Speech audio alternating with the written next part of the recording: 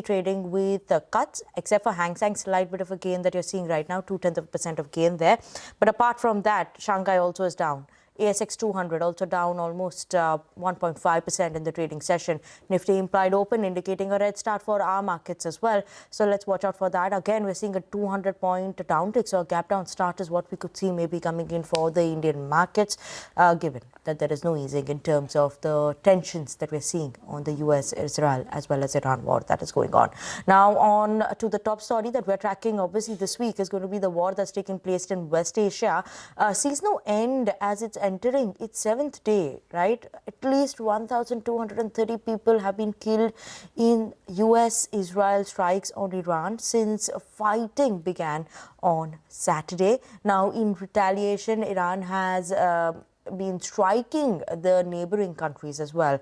In the latest slew of attacks on the other Gulf regions, a fire broke out at the unit of Bahrain's Papco Energy's refinery after a missile struck it. Now, but officials say that the blaze has been contained and no injuries have been reported and refinery operations are continuing so far.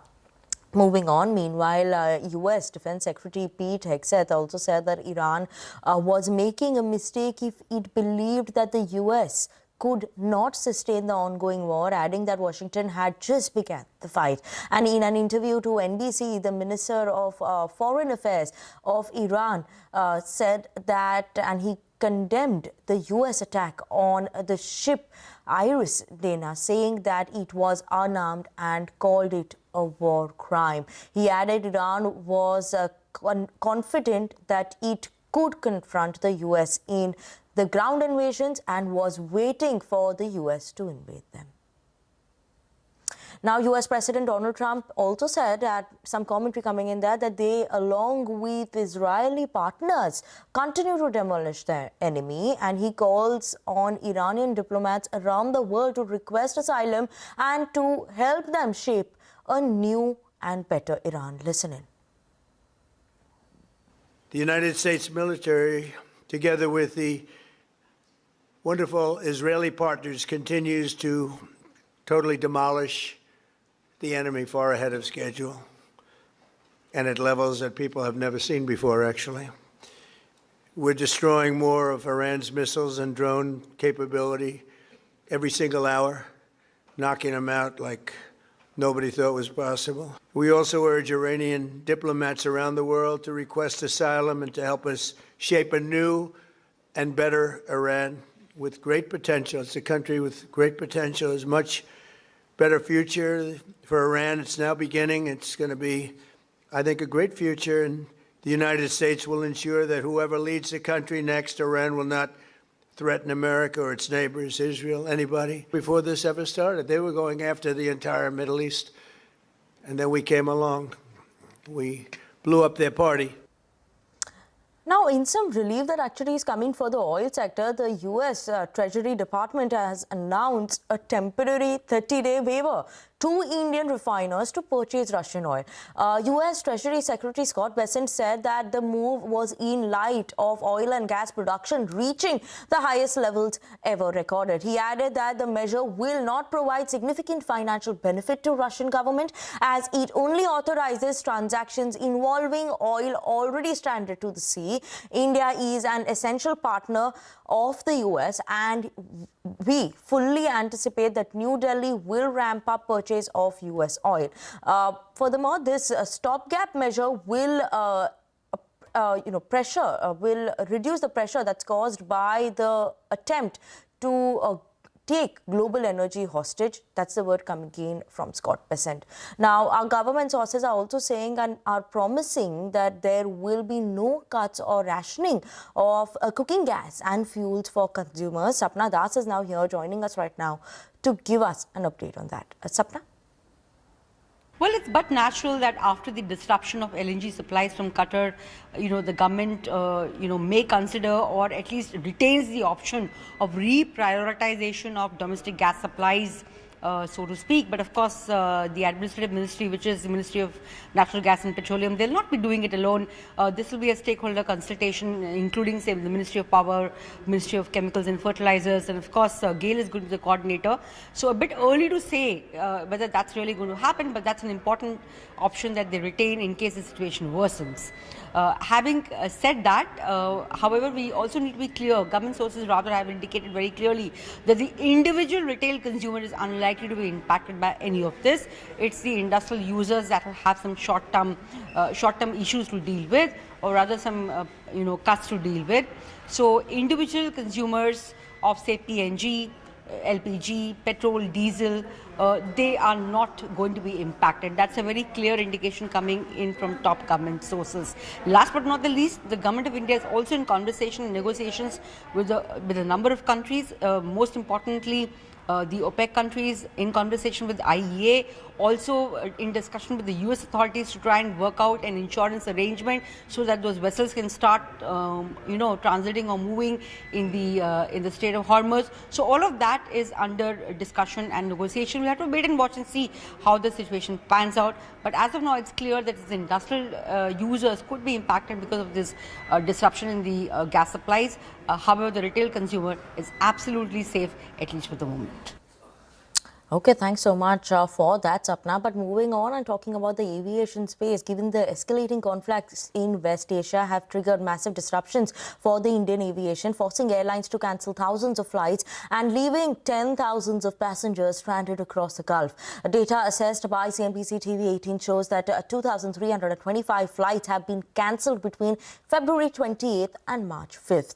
Of the total cancellations, Indian Airlines account to around 1,770 flights, while foreign carriers have cancelled 555 flights during the same period. This disruption has affected nearly 2.93 lakh passengers, with aviation sources indicating that around 16,000 travelers remain stranded across airports in the Gulf region. And among Indian airlines, Indigo has borne the brunt of the disruption cancellations as well.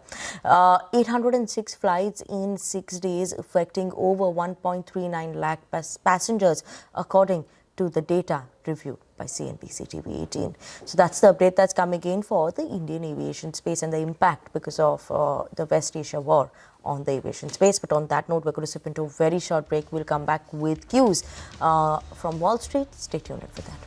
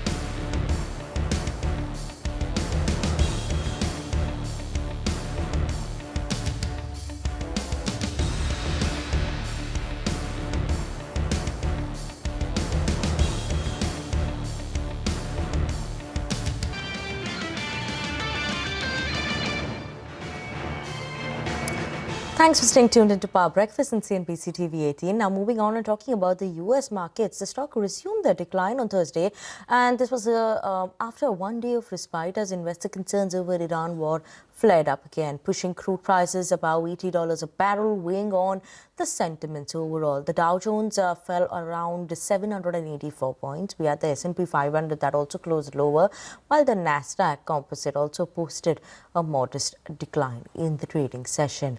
Now, that was the update in terms of the US markets. We have a lot of action that's come in overnight as well on the global front. How is that going to be impacting our Indian markets? We have a team of research, as always, to set you up for trade, tell you which are the important stocks to watch out for, as well as cues in the world of F&O. But first up, let's go across to Vivek, who's joining us now to tell us the important cues that we should be keeping an eye out on today. Vivek, good morning. While all of us are dressed in blue, we want at least no change coming in the markets, which seems like red again today. That's right. While we bleed blue, markets are bleeding red, especially when you're looking at the GIFT Nifty indicating a very sharp gap down start for our own markets today. Like you mentioned, you did see a brief recovery on Wednesday, but yesterday the risk of sentiment prevailed once again. All US indices, most of the European markets too shut quite deeply in the red. Now, along with that, you did see a very sharp spike as far as crude oil prices were concerned overnight. When you talk about Brent, it went up almost 5% to $85.4 a barrel. WTI now over $80 a barrel, and that will be a key monitorable, especially as far as the Indian equity market is concerned. Now, along with that, yesterday you did see gold prices go ahead and make a comeback of sorts, and along with that, you did see the dollar easing as well. Talking about the Indian markets, while they managed to go ahead and snap a 3-day losing streak, the frontline indices yesterday gained over 1%. But what this masks is that you did see significant volatility, especially in the last hour of the session, especially on conflicting reports regarding offering of peace regarding from the Iranian foreign minister. That is something that led to heightened volatility, especially in the last hour or so. Key to watch out for today, Asian markets are extremely mixed up. China has gone ahead and lowered its growth rate. That's something that's weighing in on the China markets as well. GIFT Nifty indicating a sharp gap down, like we mentioned. Okay, yes, GIFT Nifty is indicating a sharp gap down as of now. But from when we started the show, seems like it's seen a bit of a recovery. It was down almost 250 points. Now it's 183 points down. Nonetheless, still a gap down start. Thanks so much for that, Vivek. But now we have Ria also joining us to take us through which are the important stocks to watch out for in the trading session. Good morning, Ria. Well, good morning. Let's start off with Reliance, IOCL, BPCL as well as HPCL, all of which will be in focus after the US Treasury has eased oil sanctions on Russian oil, allowing Indian refineries to buy millions of barrels of Russian crude on floating storage until early April. Fractal Analytics will also be in focus today on the back of its Q3 numbers. Good quarter this time around, with revenue seeing an increase of roughly 21% on a year-on-year basis and a 7% uptick sequentially as well. Adjusted EBITDA margins have been largely stable at 17.8% this time around. Dr. Reddy's will also remain in focus today. The unit in Andhra Pradesh has received an EIR from the US FDA with voluntary action indicated. Keep an eye on Tata Elxsi as well. They have launched a multi-agentic solution to accelerate automotive software development lifecycle for OEMs. Sami Hotels is going to buy around 70% stake in Rare India, which is an aggregator firm with 60 luxury hotels on its platform for an amount of rupees 47 crores. Mazagon Dock will also remain in focus. The company has issued a clarification with respect to reports of the P75 order, which is worth roughly around 1 lakh crores. The company has confirmed that negotiations with the government have been completed and that the proposal has been taken up for approval by the authorities. Lastly, DCX Systems can also remain in focus today. They have received an order worth roughly 68 crores from HAL for the manufacture and supply of custom-made antenna and power supplies for airborne applications. Okay, Ria, thank you so much for that. We'll keep an eye out on those stocks. But what are we keeping an eye out on in the world of F&O? Let's go across to Sudarshan for that. Good morning, Sudarshan. Good morning, Vinny. So we are in our blues thanks to the close win that India has registered in the semi-final clash. Now all the eyes would be on Ahmedabad, March 8, when the final match happens. But talking about our market, while GIFT Nifty is indicating a sharp cut, at least in the opening, we might open around 24,600. But if you go by the data, I won't be surprised if there is a recovery in the market. And why I'm saying so: first, about the crude, US has eased Russian imports. That might help crude to stabilize around current levels, or we might see a fall. Second, over the last 48 hours, rupee has stabilized around 91.60.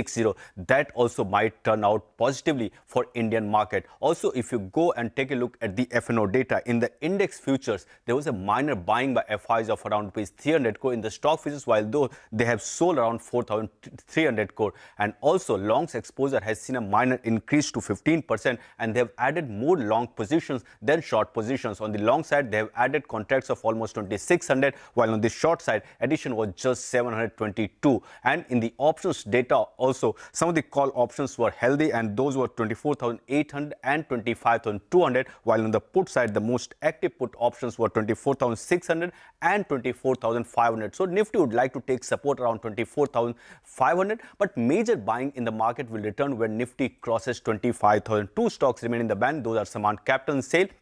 Some of the stocks I'll keep an eye where we have been seeing fresh longs, and those are Blue Star. Even Voltas has been seeing fresh longs.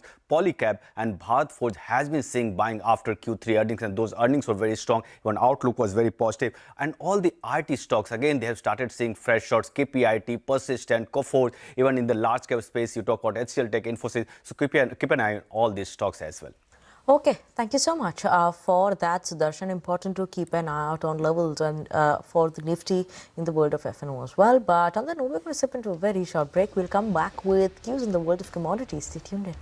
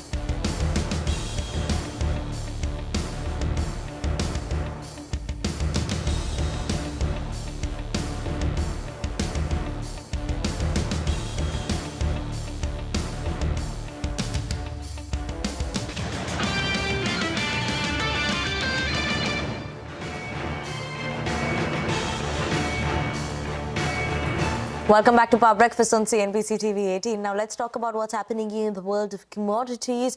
We have some update that's coming from the US Department front as well in terms of oil. Let's go across to Manisha for giving us the latest update there. Good morning, Manisha. Morning, and thank you for that. Well, yes, we've seen nearly a couple of percentage points decline in case of crude oil prices. For the week, though, it is still trading 18% on the higher side. Well, this is about various statements that seem to be coming in from the U.S. President, where one, he has allowed India to buy Russian oil, which is already in transit. And second, there also is a conversation that perhaps the U.S. Treasury may be allowed to trade in the futures market therein. So that means they would be shorting it, and that is something that the street will watch out for. That's about the crude oil prices. But when you look at gold markets, well, we have seen gold headed for a first weekly decline in the last 5 weeks. It's not just gold. If you look at the silver prices, they are down by nearly 15% as well in the last 1 week itself. So while there is pressure in precious metals and base metals, it is the crude oil prices which are still headed very, very strong. Thanks so much for that, Manisha. But now getting you the latest update from the world of tech in our new offering, AI Pulse. Rachna joining in with us as always to take us through all the latest update there. Good morning, Rachna. Good morning. The biggest flashpoint in AI right now is unfolding between the US military and one of America's leading AI companies, Anthropic. The US Department of War has officially designated Anthropic as a supply chain risk. This is the first time a US technology company has been given publicly that label. This is a classification that's usually used for foreign entities considered security threats. In a blog post, Anthropic said it received a formal letter confirming the designation and that the action is not legally sound. The company says it will challenge the decision in court. Now, according to Anthropic, discussions with the department had been productive until recently, but broke down after it refused to remove safeguards that block mass surveillance of Americans and the use of fully autonomous weapons without human oversight. That's the point that Dario Amodei has been reiterating time and again. This is also something that he had told CNBC TV 18. But the timing of all this is important because a day after reports of resuming talk with the Pentagon, Anthropic CEO in the same blog post has now apologized for his internal memo that went viral yesterday, where he called OpenAI for doing a similar deal with the department full of straight-up lies. Now, the supply chain risk designation means defense contractors may now have to certify that they are not using Anthropic's models in work related to the Pentagon. At the same time, Microsoft has said its customers can still access Anthropic's Claude models through its platforms. The US is also looking at tighter control over the hardware powering artificial intelligence. According to Reuters, the government is now exploring new export controls on advanced AI chips, potentially requiring approval to ship chips outside the United States. Draft rules could require licenses even for smaller installations and could allow US officials to inspect large deployments of AI chips abroad. The proposal would give Washington greater oversight of where advanced AI computing power is being built around the world. In the corporate world, the cost of building this AI infrastructure is also rising. Oracle is planning thousands of job cuts as it ramps up spending on AI data centers, according to Bloomberg. The company faces large capital expenditure requirements to expand its AI cloud infrastructure, and some roles are expected to shrink as automation increases. And in Washington, the legal fight over social media ownership is continuing. US President Donald Trump and Attorney General Pam Bondi have now been sued over the approval of TikTok's US restructuring by its Chinese parent, ByteDance. The plaintiffs argue that the deal does not fully sever the platform from Chinese control, which they say could violate a 2024 US law requiring divestment. The case could force the ownership structure of the platform to be revisited. That's all from now. Okay, thank you so much for that, Rachna. But as we wrap up today's edition of Power Breakfast, leaving you with some visuals for cricket fans as India reached the T20 World Cup finals after beating England by just 7 runs. The defending champions will now face New Zealand in the finals of the T20 World Cup.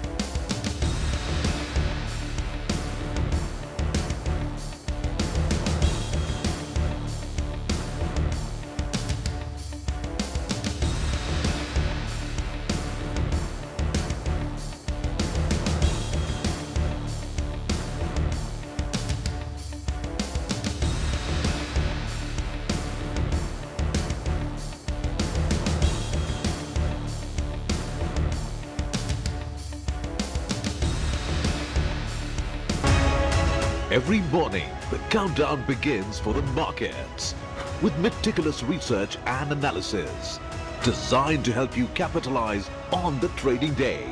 Beaming live from the CNBC TV 18 Motilal Oswal studio.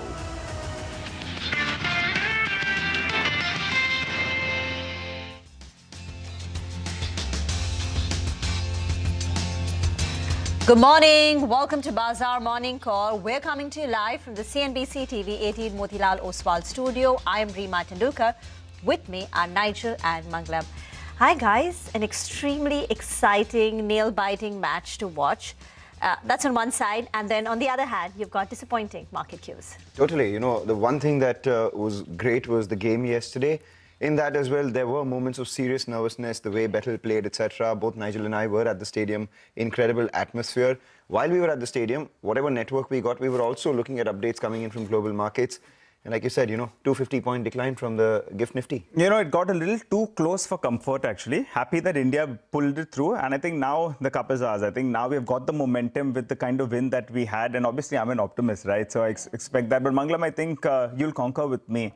You know, when Team India was down, when we had a phase when, in fact, it looked like the English are fighting back, that's when the crowd, the Wankhede crowd comes in there. And that's the 12th man on the pitch. The cheering, you know, the Team India, India, India.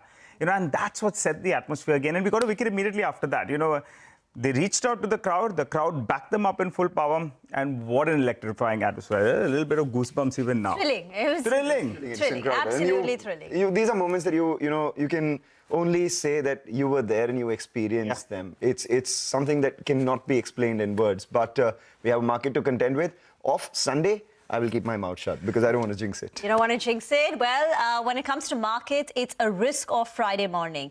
Dow slumped 800 points, ended 1.6% lower. The S&P 500 closing about 0.6% down, while the Nasdaq Composite was lower by 0.3%. Markets were down, oil prices up. Brent crude made an intraday high of 86.3, against per barrel.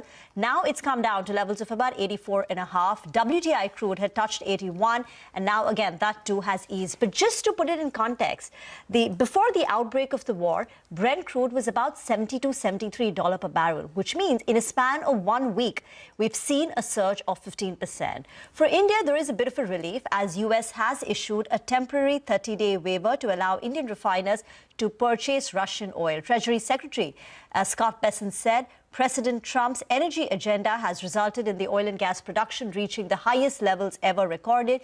To enable oil to keep flowing into the global markets, the Treasury Department is issuing a temporary 30-day waiver to allow Indian refiners to purchase Russian oil. That tweet will also come up, and we'll talk more about it. No new direct Trump posts on Truth Social or X, but statements from Donald Trump via telephone interviews to Reuters, Axios or White House events, where he said the need to be personally involved in selecting Iran's new leader. The Sun is most likely to be the successor, but the outcome is unacceptable to the U.S., asking Iranian diplomats and the IRGC, the Iranian Revolutionary Guard, to defect and seek asylum. But that said, the war continues to drag on. Today would be day 7, and the U.S. Central Command has said over 200 Iranian targets have been hit in the last 72 hours. You know, yesterday in the markets, there was a brief excitement. In the last hour, we had a 300-point surge in the markets on hopes of de-escalation, but the latest statements seem to suggest no truce or thaw. The Iranian Foreign Minister, Abbas Araghchi, said to NBC News, "We're not seeking a ceasefire from U.S. and Israel. Do not see any reason why we should negotiate." And he went on to say that if the U.S. military invades Iran, ground forces, it will be a big disaster for them. For the Indian markets broadly, yesterday we did see a relief rally. So after 3 days of heavy selling, yesterday the Nifty closed up with a gain of about 285 points. But despite that, the Nifty, the benchmark index, is down 1.6% so far this week. The mid-cap index and small-cap index down 2.3%. Banks have been struggling. The Nifty banking index down 2.5%.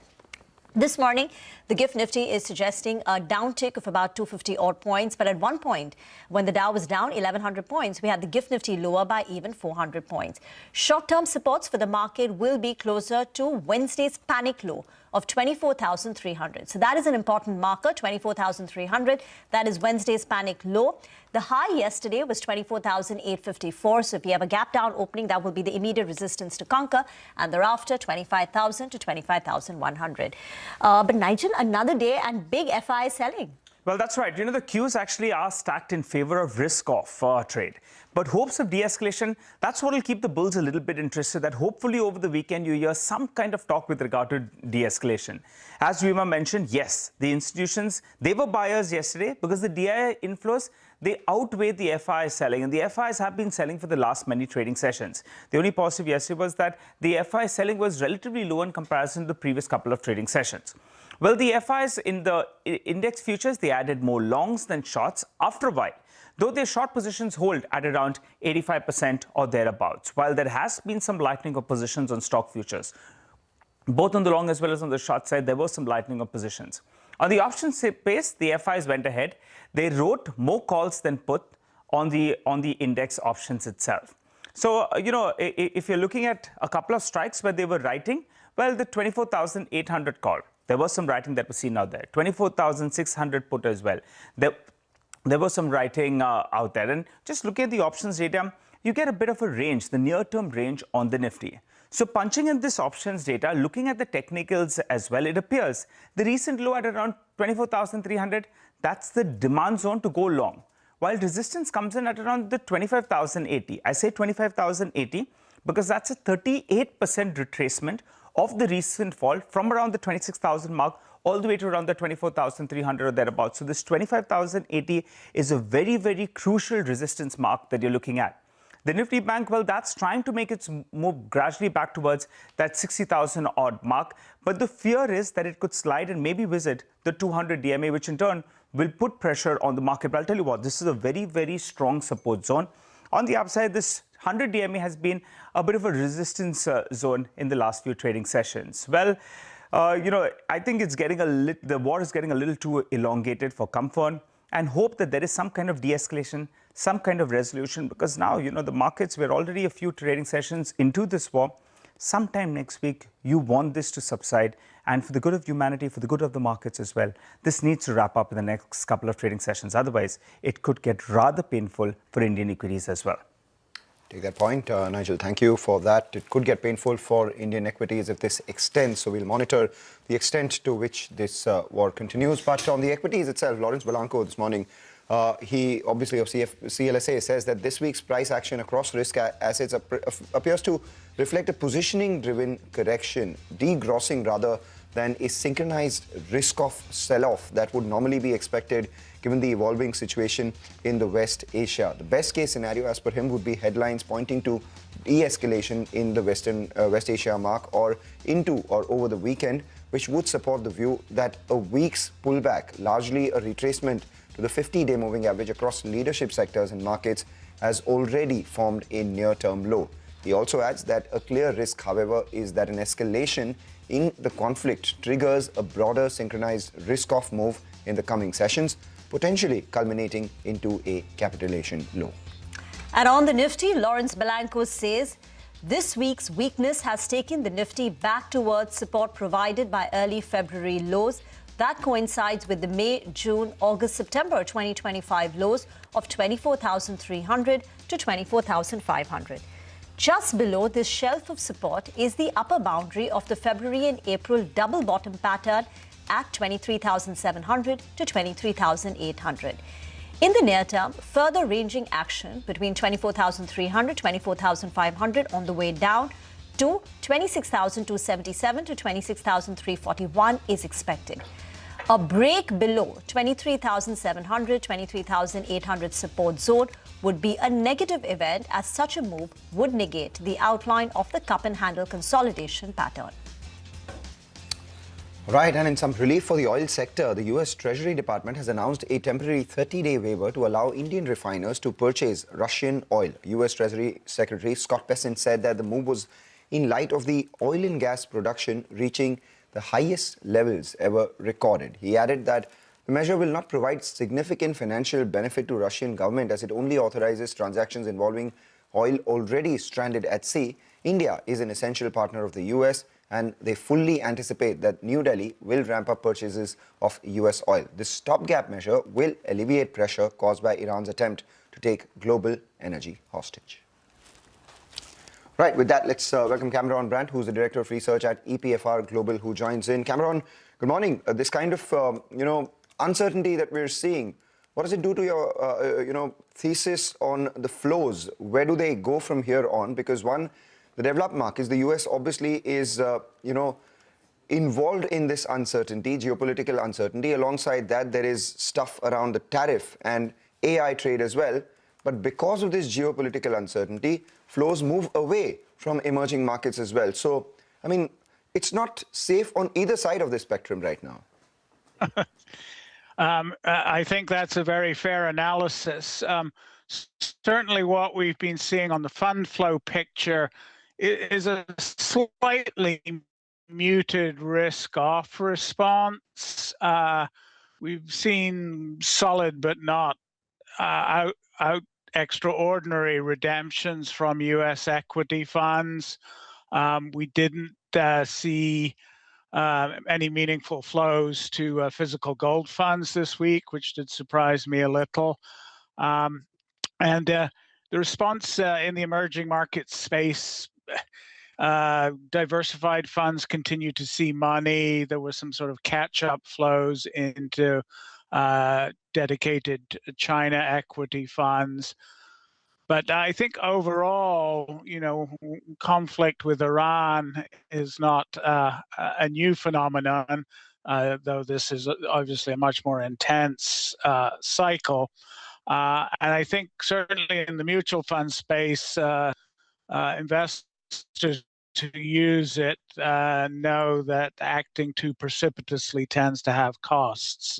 If you overreact, you get to repent at leisure as markets rebound.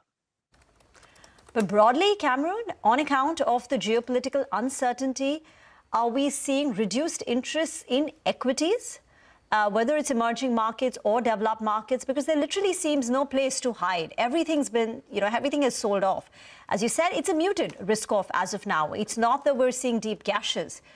But generally, in terms of equity flows, what have we seen from the beginning of the war?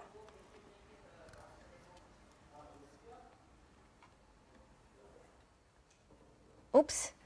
Okay, we'll try and reconnect with Cameron to get a sense of whether we have seen generally a risk aversion towards equities. So unless someone's a compulsive, long-only investor who has to stay invested in equities, other than that, what else is happening? Because, otherwise, are investors still interested in equity markets? That remains the big question. That's the picture on Wall Street overnight. Let's also tell our viewers in the meanwhile the interactions that we've lined up on the show. So first up, 8:35, we'll bring you a conversation with the management of HUL on their India opportunity. 9 a.m.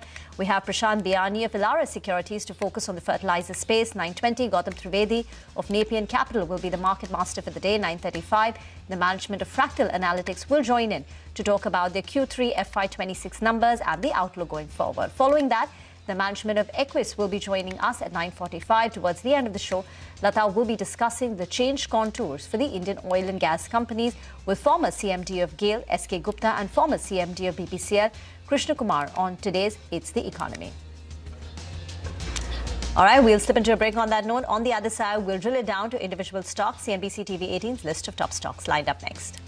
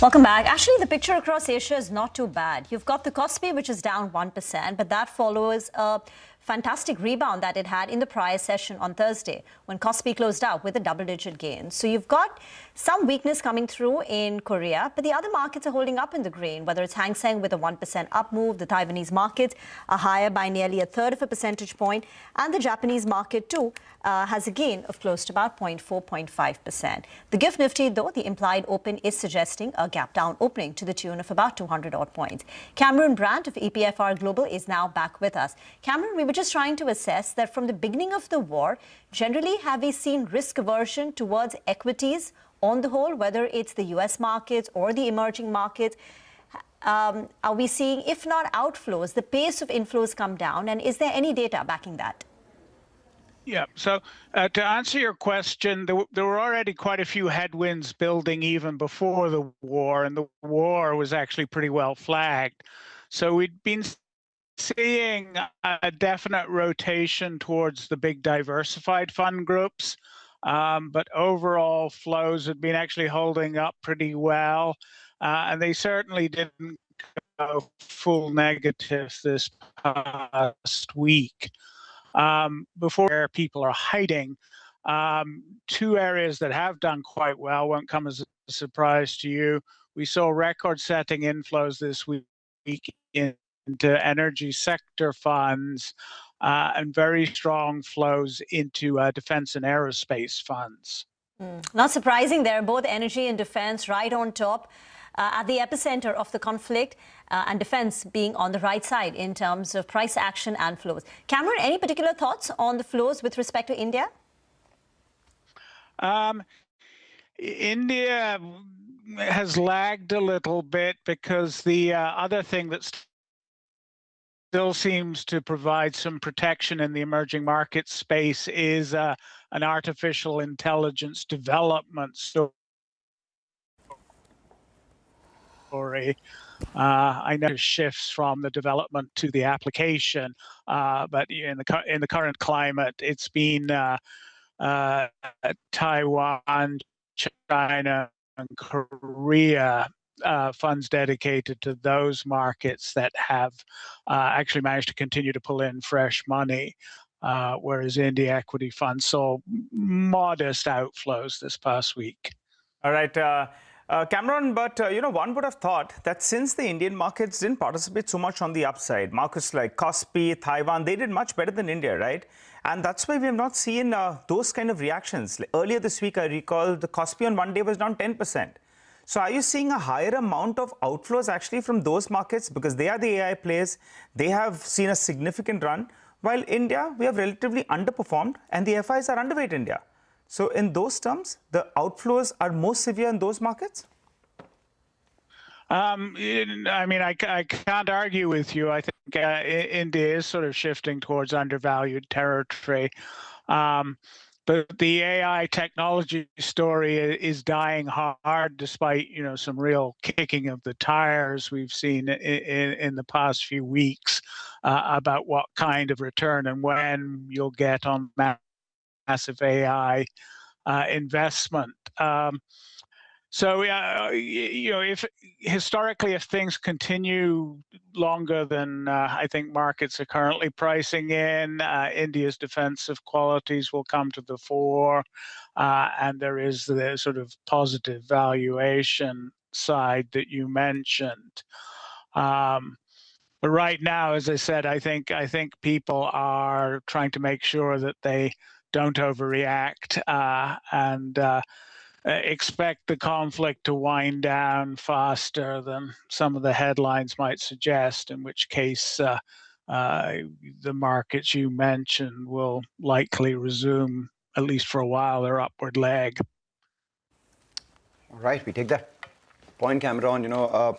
Hope to have had a conversation on a better line, but we take your point on the flows, and we'll obviously continue this conversation as we move along in the days to come as well. But for now, we thank you. And let's talk about all the stocks and sectors that would be in focus today. Research team, as always, with us at this hour for CNBC TV 18's top stocks for the day. Let's start with the refiners. That will be the big story of the day, given the 30-day waiver that has come in. Sonal joins in. Sonal, good morning.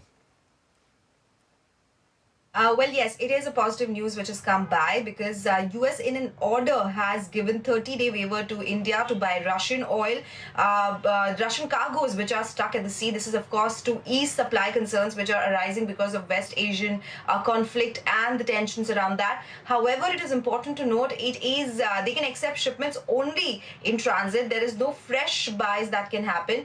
So we do not know the quantity, but nevertheless, this will bring in more supply to India, and that is a positive news. So the refiners like Reliance Industries, the other oil marketing companies, they will be in focus today. Thank you very much for that. Fractal Analytics, this was one of the recent IPOs. They're coming out with their Q3 numbers. That's December quarter ending. It's overall a good quarter. The company's top line went up by 21% year-on-year, 7% on a quarter-on-quarter basis. Q3 revenues stood at 854 crore rupees. Adjusted EBITDA, adjusted for the ESOP expenses, etc., came in at 17.8%, expanding by 40 basis points year-on-year. Gross margins for the company are at 47%. R&D spending is about 6.8% of the overall revenue, and profits have crossed the 100 crore quarterly mark for the first time ever. Profits showing a jump of about 9% on a year-on-year basis, sharper jump seen on a quarter-on-quarter basis. So on the whole, it's a good quarter.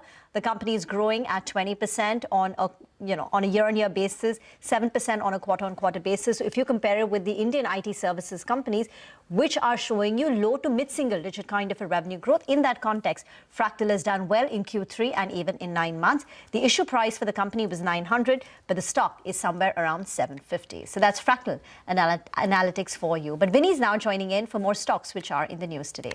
Hi, good morning. So first up, I'll start with Dr. Reddy. Some positive news coming in here. The company has received an EIR, that's an establishment inspection report, with a voluntary action indicated for its manufacturing facility in Srikakulam. This is a formulation facility for the company. Now, obviously, this is a bit of a positive news. Why? Because this means that there is no concern or major concerns that have come in this report, and the overhang that was there of this inspection going on, that goes away from the stock. So Dr. Reddy's right now will be in focus today. We're expecting some bit of a green if the market favors overall the situation. Tata Elxsi, that's another one that we'll keep an eye on. The company has announced the launch of Dev Studio AI, which is an automotive multi-agentic solution, which is mainly to provide, will be provided for OEMs, system suppliers, as well as semiconductor companies. Some positive news there as well. And Sami Hotels, that's another one. The board has approved an acquisition of 70% stake in Rare India, which is an entry into high margin leisure side segment as well. And this is going to be via an asset light model. Interesting to watch out for that as well. Thank you very much for that. Over to Manisha for more on crude sensitives.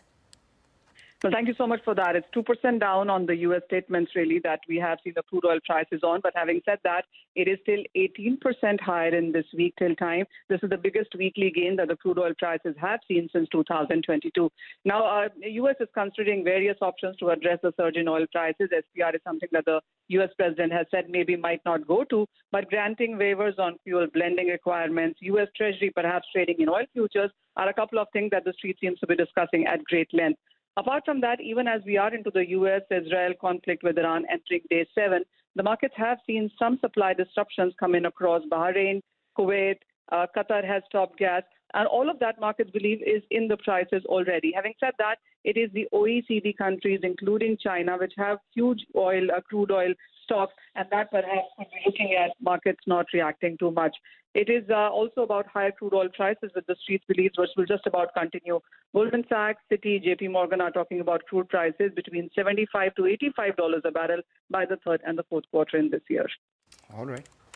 Take that point. Thanks a lot, Manisha, for that. Let's give a quick recap of all the top stocks that we're tracking. Stocks with positive news flow. We have Reliance, IOC, BPCL, HPCL, ONGC, Oil India on the back of that relief that has come in. Fractal Analytics on their numbers. Dr. Reddy's, Tata Elxsi and Sami Hotels. While today, despite the market, no stock which is, in focus on account of negative news flow. Though, let's see how they all open. With that, we take a short break, come back on the other side, an exclusive conversation with the management of HUL on the India opportunity and more.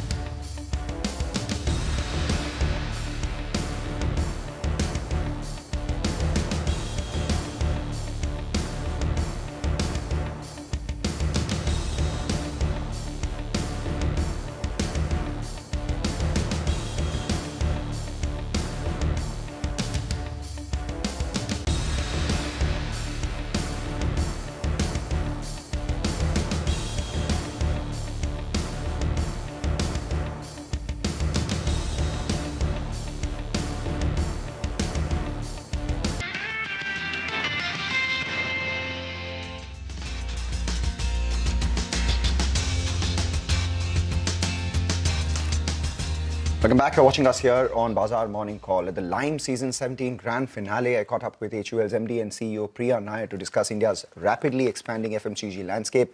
More importantly, her outlook on the country's consumption story for the next 10 years and how HUL stands to grow in that. We can't do any story of HUL without doing a story of India, because India and HUL is strongly linked. So I think, firstly, India stands at an incredible position in the world. With our GDP growth that we are seeing as a country, we are very well poised in a world which is increasingly looking more challenged. I think India is a bright spot. So I think that's the first thing that we must remember. And in that context, the transformation of India will reflect in the transformation of HUL and consumer goods.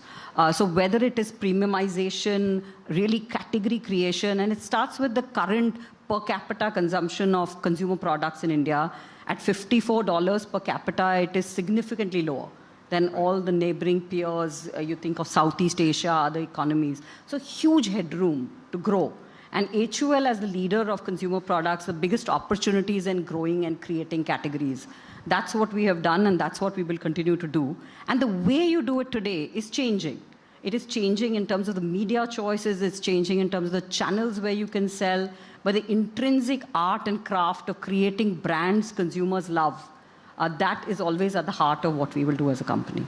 Where do you see India as right now? Is it at the cusp of consumption boom from here on, largely because a lot of things that the government has done over the last 12 months or so, the street believes that maybe going forward, they will bear some fruit.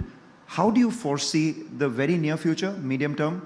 Yeah, let me talk medium term, and I think it's very important in the context of India to talk medium to long term. Yeah. I think, whether it is the GDP growth of the country, whether it's the demographic dividend of the country, remember that India now has, almost 400 million young Gen Z consumers. They're changing the way India consumes, what India consumes, how they consume. So there are different segmentation variables, whether it's the per capita income shift that's taking place in the country. All of these, when they come together, or it's the way you can discover brands today, both because of the digital acceleration in the country or the channels where you can buy, India is more ready than ever before. And I think that's the exciting moment that we find ourselves in. We are living longer. We want to live better. So no matter how you look at it, India is transforming. And, we have to be positive that we can indeed make the most of this change and this moment that and finally India has that moment to really see the demographic dividend and the overall consumption change. And internally, how would you say HUL is transforming to benefit from the transformation of India? So, Mangalam, I've been very public about the 4 things that I'm talking about. The first is that, we see an opportunity to have a more segmented approach to India. HUL is a company which is not a single brand company within a category. We're a multi-brand company. And the power of HUL lies in the incredible reach from the top of the pyramid to the bottom of the pyramid with our brands that we have. So, you can reach consumers not just at the top of the pyramid, but also at the bottom of the pyramid because of the range of brands we have. But we're segmenting much more our go-to-market models for each of the ends of the pyramid of the country. We're bringing in much more capability, whether it is in the way we do marketing or in terms of distribution and sales, to segment much more the population and the geographic dividend that the country will have. So that's the first part of what it is. The second is, and I sort of reference this, which is we are making our brands much more contemporary and modern. It's absolutely clear, right? All the young people in the audience today, in the way they see, process, and actually look at brands is very different today. And it's a very exciting place to be. How they consume, what they're looking for, and really opportunities to make our brands more modern, more contemporary, and we're working towards that. And of course, continuing all the good work in terms of our cost base, the scale that we enjoy, that is work we will continue. When you said that a customer chooses every day from her wallet, could this also be because the brand is present at places where the customer goes, and the distribution, physical distribution, how big a moat is that, and how long does that stay at a time when quick commerce is something which is fairly prevalent as well? No, I think absolutely. Listen, firstly, it's a very exciting omni-channel market in India. But the one thing I want to say is every channel in India grows. And that's the incredible thing about being in India and being a part of the Indian economy, is whether you're in, depending on the consumer and the income strata to which you're talking, you need to have strength in every different channel environment. So absolutely, quick commerce is a very exciting, and developing channel in the country, and it forms a big part of the delta growth today. But that does not mean that general trade does not grow. So every part of the different omni-channel environment of India is growing. And what, according to you, is the next billion-dollar category? So, listen, firstly, HUL operates as a diversified conglomerate, as you know well, Mangalam, in the country. I would say to you, we've made our point of view clear, right? That, listen, we see the overall space of beauty, personal care, and wellness as the big driver of delta growth for us as a business. And that's the area we will double down. Okay, all right. Well, let's welcome Bino, the head of research at Elara Securities, who joins us on the show. Hi, Bino. Good morning. Good to see you. When, geopolitical tensions continue, hopefully we hear about some de-escalation. Since you heard the chat that Mangalam had with the HUL management, what's your view on the stock? One of the biggest underperformers in the last 5 years. But we have seen this in the past, and once it gets going, it could very well, catch up in no time. However, this time the triggers are missing. Your take on the stock? So for last few years, people have been waiting to see some spurt of growth coming from the HUL company and their portfolio. We have seen a significant consumer spend pickup in select categories, especially more on the discretionary side, in select retail, in airlines, hotels, even on automobiles, etc. But the traditional FMCG, which people refer to when they talk about consumption, is yet to show a significant jump in growth. Part of this could be, like the CEO explained, the wallet share has moved away from traditional FMCG to new age brands, new ways of spending, new life experiences, etc. So HUL rightly is now trying to refocus their energy, their brands, etc., to address a new category of the population. And hopefully that revives some growth for the company. We have seen the multiples come down over the last few years. I do not see significant multiple derating from these levels, but upside would depend upon how they execute their new strategy and get those new brands and new vibrants into their products. Bino, hi, morning, and thanks for joining in. I was just seeing the Elara note on IT released yesterday, where you'll argue that after a 20% correction seen in the stock prices of IT companies in the last 1 year, the valuations are now compelling and you are constructive on the sector. So what are you recommending to buy, and what could be the extent of gains? Is this going to be a tactical bounce because growth is going to be limited? Maybe we see a valuation pickup because the pendulum has swung too much on one side, but meaningful returns could be difficult in the absence of good growth? So any discussion on the IT is right now a discussion on how the artificial intelligence scenario will play out globally. There are differing views on the same among people. Our view is that artificial intelligence does not mean the end of IT industry. We believe that there will be a lot of new services that come up that can be tapped into by the Indian IT companies to create a new wave of growth.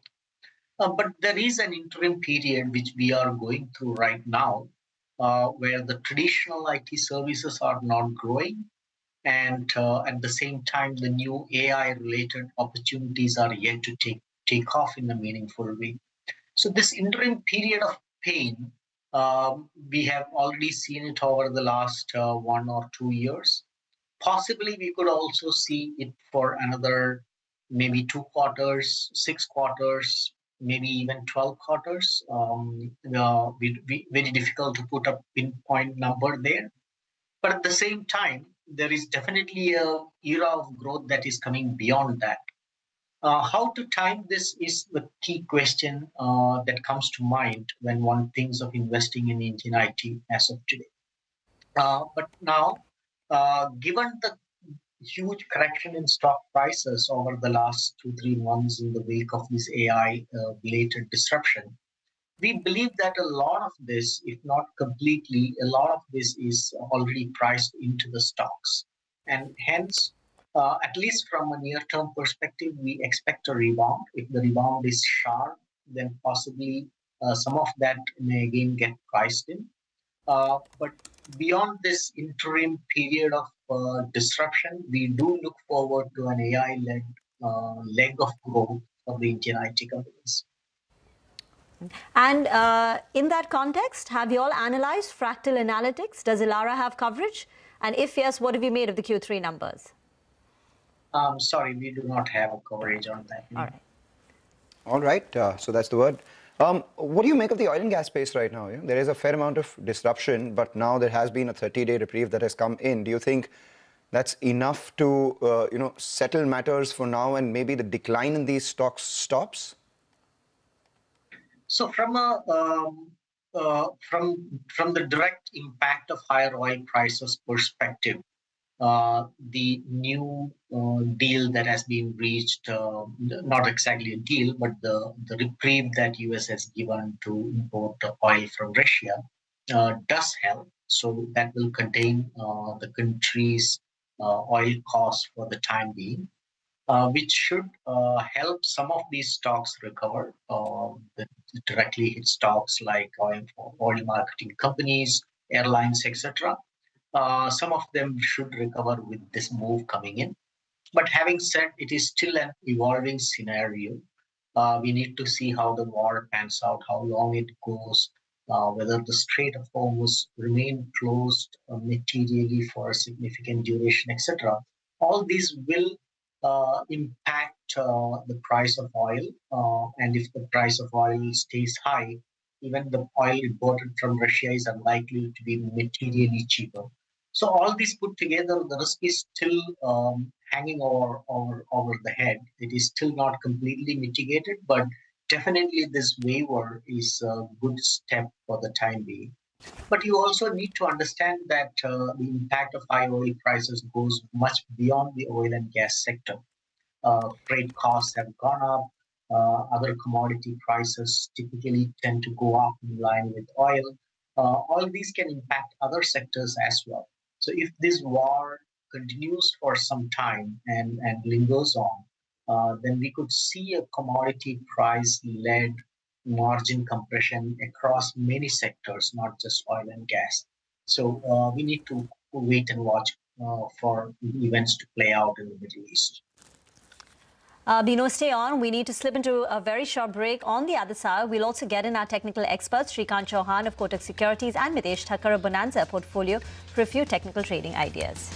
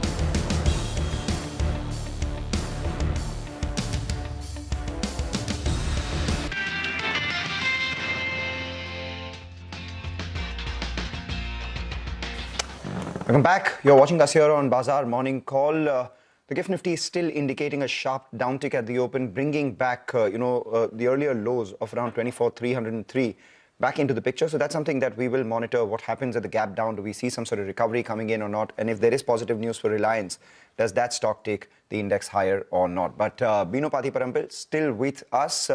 Bino, in the pharmaceutical space, the big talking point right now is the semaglutide opportunity. Do you think there is a play in India because of that, or maybe everything is discovered and the opportunity has been sized up and in the price right now? Semaglutide opportunity opens up in various markets globally starting this month. India is one of them, probably some other big markets like Turkey, Brazil, etc., and possibly Canada as well. Indian companies have a play in almost all of these markets, and it's going to be a very big opportunity. Taking India specifically, our internal estimate is that this could be $1 billion market over the next 4 years. That is a significantly large opportunity, which we have not seen any single subspecialty in the Indian market earlier. To that extent, it can possibly take up the growth rates of the Indian pharmaceutical market as well. All of this, I don't think, are completely priced into the stocks. Some of the stocks which are front runners to gain from the semaglutide opportunity leaves still some upside on the table in our view.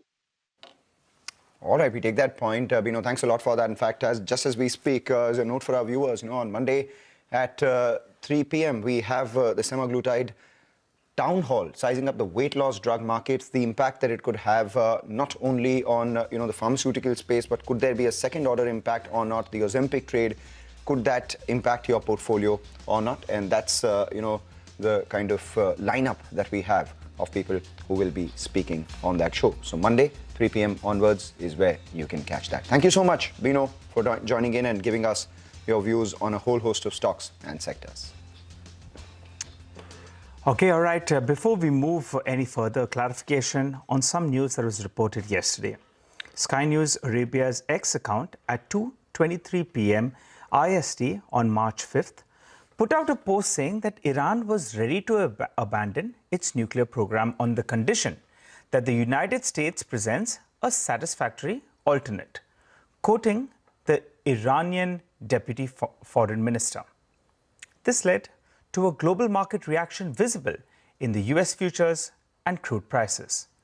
CNBC TV18 then put out the news with an attribution to Iran's Deputy Foreign Minister.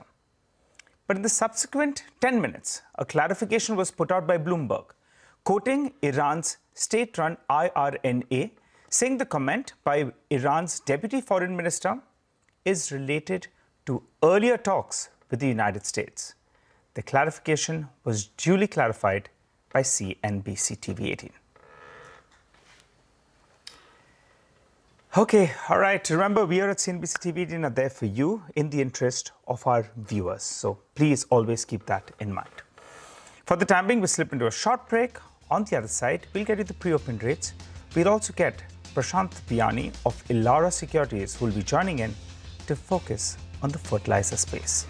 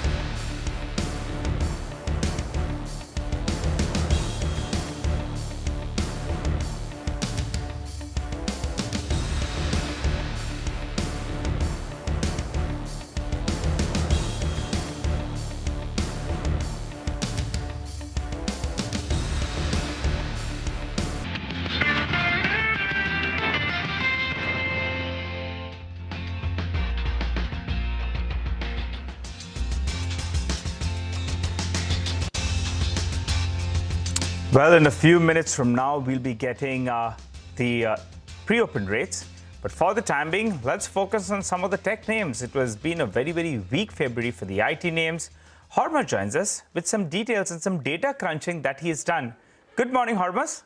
Good morning, Nigel. And it was a forgettable February indeed for all of these IT names. The IT index itself was down almost 20%, worst month for it since September of 2008. And it's the kind, and almost every IT stock fell in double digits in the month gone by. You look at names like Coforge, that was down almost 30% in the month of February. Then look at LTI, Mindtree, Tech Mahindra, Persistent, Infosys, all of them down in excess of 20% in just 1 month. And the other constituents as well, with TCS, Emphasis, all of the others were also down anywhere between 10 to 20%. Every single constituent of the Nifty IT index was down in double digits last month. The story here is that during this period, there was a significant increase in the leverage positions for these IT names, according to the NSE MTF data, if you can check that, because if you take a look at these positions as well, starting the 1st of February, compare that to the 4th of March, for which the data is currently available from. Look at TCS at the 1st of February, the leveraged positions here stood at just over 850 crore. That number has gone up to as much as 1200 crore as of the 4th of March. Same is the case for Infosys as well. A 232 crore MTF position has gone up to as much as 900 crore as of the 4th of March. Wipro's positions have doubled as well. Persistence positions have nearly tripled. HCL Tech's positions have nearly doubled to almost 200 crore rupees as well. And interestingly, this comes at a time when the FIIs were significant sellers of IT stocks in the month of February. They dumped IT stocks worth close to 17,000 crore rupees last month, and as a result of which the combined net investment of the FIIs in this sector is at a 4-year low, and the total value of that also fell almost 22% last month to just over 4 lakh crore rupees from nearly 5.5 lakh crore at the end of January. So IT stocks were down, yes, in the month of February. What was not down though were the leveraged positions. They have seen a significant increase. In fact, TCS is now the 3rd or the 4th most leveraged stock in the MTF book as of the 4th of March. All right, we take that point. Thanks a lot for that, Hormuz. That's some data, that's some telling data. Mitesh Thakkar of Bonanza Portfolio now joins us this morning. Alongside him is Srikanth as well. So good time to get in some of the trades for today. Mitesh, yesterday there was a fair amount of volatility. Yes, there was a bit of a relief. But now it seems like this morning there would be a decline at the open itself. Do you think this is a dip that could be bought, or maybe you'd want the market to settle before taking a call? Good morning. I think I've been maintaining that we could give a bounce back, because if you look at the last 4 days of data, from 25,600 the last Thursday, we kind of went to about 24,300. And therefore a pullback was possible. I think yesterday's bounce, and I actually mentioned that till we start getting past 25,000 again, I think all the up moves will be classified as bounce back, and only closing about that 25,100 zone would suggest that the decline is over. So we are still far away from that. The medium-term charts are still negative. But given the fact that we haven't really come out of the oversold situation, it could be a choppy, narrow range for the next few days. But I think eventually there's a chance of us heading lower. So for the timing, I think today, if you open gap down, I would want to see us get closer to 24,400, which is where a support pivot is, and that's where your buying zone comes in. 2, I think I'll keep a very close watch on the Bank Nifty. Yesterday also I highlighted this Bank Nifty around 58,400, 58,350 is a very important medium-term weekly support zone. So I think we got a low of 58,393 on Wednesday. So I think around those levels, if the Bank Nifty comes, the Nifty is close to about 25,400, and we are seeing 24,400, and if we are seeing some kind of a slowdown in selling, then I think it'll be time to go. All right, and before we go across to Srikanth, we'll ask you your individual stock picks, and alongside that also tell us about Reliance, because the stock did well in yesterday's trading session. Do you think it has enough to go further higher from here? Reliance, again, if you look at the daily charts, among them around 1350, we have had 2 closing lows. Is trying to reverse, but as of now, I'm not sure that the reversal has come into effect. So I think for the timing, 1350 should be a support area, and traders should look to buy around those zones. On the upside, 14, 20, 25 will be a very difficult level for the stock to get past in the short term. So that's the area where people could exit and take profits on long positions. All right, let's welcome Srikanth as well. Srikanth, your index calls for the day? Good morning, Mangalam. Good morning, everyone. So for Nifty, it is we can say, holding above the level of 24,300, 24,500. In fact, yesterday we saw a good amount of buying traction close to 24,500 levels. But in case if we see the market is breaking that level, then again we can revisit to the levels of 24,300 and maybe more. So for the day specifically, 24,500 is going to act as trend deciding level for the market. On the higher side, 24,800, 24,850 going to act as major resistance, and on the dismissal of that only we can expect some short covering. Otherwise, we are expecting market to remain in a range, and at higher levels we are expecting some more liquidation of long positions. Okay, got it. Hi Shrikant, morning. Good to see you in. Individual stock calls? Good morning, Nigel. For the day specifically, we are of the view that we should look for adding some metal stocks. In that specifically, we like Vedanta, which was around 711, 712 yesterday. From here again, the stock can move towards the levels of 730, 745. That's the view. We should look for adding this stock at current levels with the stop loss close to 700 or below. The other stock on which we are bullish is Bharat Electronics. There I am expecting rising top, rising bottom series. So the possibility of hitting 470, 475 is much higher. And on the weaker side, Hindustan Lever looks weak. There we are expecting further more weakness. The stock can fall to the levels of maybe 2150 or 2100. So there we should look for taking some short bets in the near term. Mitesh, hi, good morning. What stocks are you going with? Hi, I think, the stocks which I have on my list are more on the sell side, couple of banking names feature after a long time. So Axis Bank is a sell with a stop at 1362 for targets of 1325. Bank of India as well, from the banking side, is on the negative side. I think, the stock can be sold with a stop at 166.5 for a target of around 157, which will be a slight kind of a pullback move. Buy on Coal India. Yesterday, the price action volume was good. So if you get it slightly lower in the morning weakness, buy with a stop at about 437, half 437.80. And look for a target of 465, while Dabur is a sell with a stop at 496.5 for targets of around 470.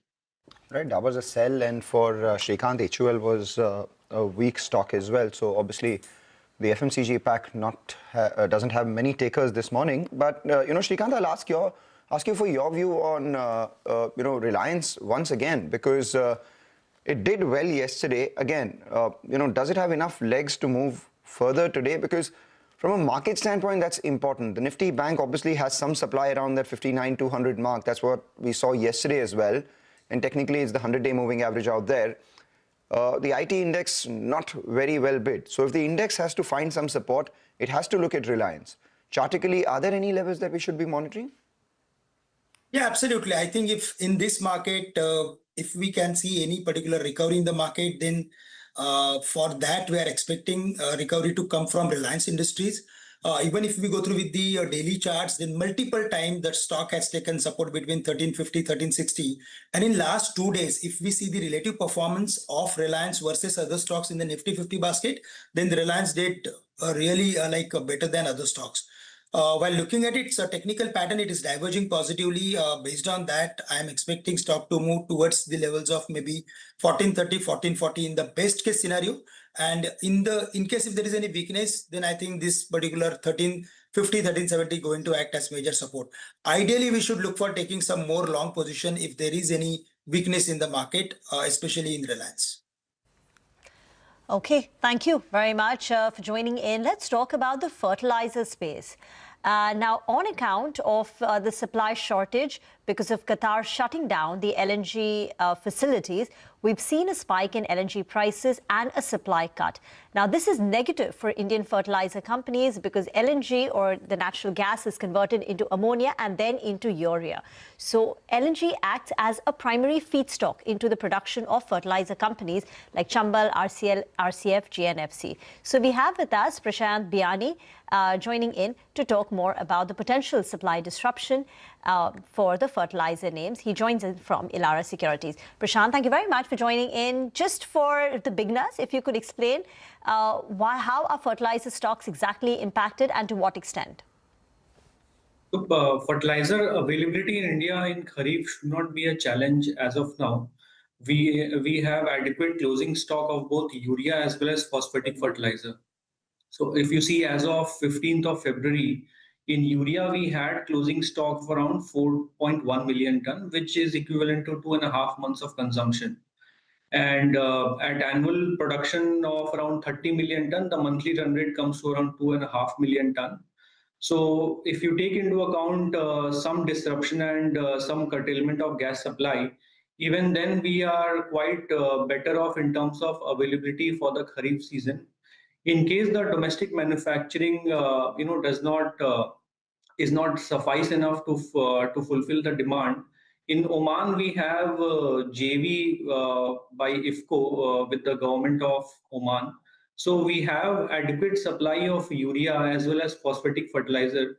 So I don't think there is any cause of worry, even if there is some curtailment of gas supply. We would be well enough in terms of availability for both urea and phosphatic fertilizer. From a lead time standpoint, Prashant, how are we? Because we're currently in March, and it's usually the first quarter, which is seasonally some of the strongest for fertilizer sales, right? So do you see any of this impacting the most strong quarter for these companies because of supply disruptions, or do you think it'll sail smoothly? It should sail smoothly, and rather, in terms of in times of these disruptions, fertilizer sales are generally, bought beforehand by farmers. So because of pre-buying, I don't see any disruption in volume. And as I told, that availability is not a concern at all as of now because of closing stock and because of decent self-dependency in urea. I don't see a challenge in terms of fertilizer availability. We should be able to sail through. There may be pockets of disruption here and there, but that would be at best because of logistical issues, not because of availability per se. If you could elaborate on the potential pockets of disruption. So every year we hear that at some places some fertilizers in shortage temporarily. So that may be because of realignment of rakes by railways. So I think it would be restricted to that. And what's your call on individual stocks in the sector? If you could enlist your top picks and the target prices. See, right now, the near-term movement is hinged upon how the situation pans out in the Middle East. But otherwise, we are structurally positive on Coromandel as well as Paradeep Phosphate. Both of them are in phosphatic fertilizer space. And I think both of them act as a very good proxy for import replacement, given both of them are doing capacity expansions over the next 2 to 4 years. So these two are my picks as far as the fertilizer stocks are concerned. Okay. So no risk of EPS downgrades, according to you? The EPS downgrade is also a function of the backward integration spread that these companies enjoy, both Coromandel and Paradeep. So for that, we have to continuously track the movement of raw material prices as well as the level at which government sets its subsidy. So I think in a month's time, when the government announces the subsidy for the next season, and once the raw material prices also stabilize, we would be able to ascertain about the profitability. As far as volume is concerned, we don't see a risk. On the EBITDA or PAT front, I think it is more hinged on the subsidy levels at which the government sets it at, and also the raw material prices. And what are the scenarios that you're building in for the same? And if you could give us the probability for what one should expect, because if this is more important, then maybe when that happens, say sometime next month, that would be an important imponderable for the sector. Given that raw material prices are higher and government also would want maximum domestic production, so I think the nutrient-based subsidy should be set higher. In terms of backward integration related profits, I think sulfur prices have been a pain point for the industry. So at best on the backward integration spread for phosphoric acid, I think that could remain flat on a YOY basis. So overall, I think H1 profit may look marginally higher or flat at best for for the phosphatic fertilizer companies. All right, take that call. Thank you so much for joining in and giving us your view on the sector topics and the impact which you believe because of this disruption in the very near term on volumes would be fairly minimal or negligible as well. Profitability and EBITDA, obviously policies over the next 1 month would be a crucial level to track. With that, we speak about some other brokerage calls that have come on today, come so far today as well. So Darshan has gone through all of them. So what are you picking out today? So we start with CLS's note on infra companies, both IRB and NCC, and recently both these companies had seen buying in the via open market by the co-founders or say founders. And so CLSA maintains the outperform call on IRB with a target price of 69 rupees per share, on NCC outperform call with a target price of rupees 234 per share, and says that insider buying is generally considered a sign of likely turnaround. And founders recently bought small stakes but sends a big message of confidence in the business. For IRB, tolling business has surprised with 11% YTD growth at India's #1 toll platform. Also, company had announced FY30 plan to become net debt and growing asset by almost 75% over next 3 years. As far as NCC is concerned, Q3 was weak, but company is expecting a pickup, and that might start in the current quarter or say Q4 FY26. That's the reason CLSA is positive on both these names. Second one is Citi has initiated coverage on Orkla India with a buy call, and target here is 750 rupees per share. It says company is a key F&B player operating across pure and blended spices and convenience packaged food. It's #1 player in Karnataka and Kerala, and also has significant presence in other southern states like Andhra Pradesh and Telangana. Some of the constructive view is underpinned by first, strong category tailwinds, second, market leadership in South India, and third, effective execution of portfolio expansion and channel diversification. UBS has initiated coverage on Pine Labs with a buy call, and target here is 250 rupees per share. It's a leading B2B payment platform across large enterprises, and enterprise-led annuity base with scalable monetization that might be positive for the company, and also affordability underpins incremental growth and margin expansion. As far as the valuation is concerned, company trades at a 45% discount to Paytm on FY28 estimate EV to EBIT, and that UBS believes that it's unjustified, seeing the growth that company has seen over the last few years, and also it's the outlook that the company has given over the next few years. Thank you very much for that. Both Pine Labs and Orkla were recent listings, and both are trading below the issue price. For Pine Labs, the issue price was, I think, 221. The stock is at 176.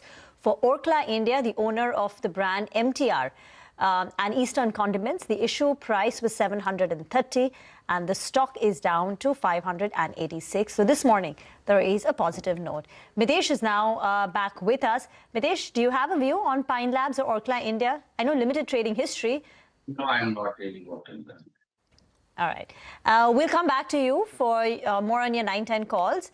But as the war in West Asia widens, data accessed by CNBC TV 18 shows that 2,325 flights have been cancelled between February 28th and 5th of March due to the West Asia airspace disruption. Madiha joins in with the details. Well, the West Asia conflict continues to cause major turbulence for aviation, and exclusive data accessed by CNBC TV 18 shows the scale of disruption is only growing.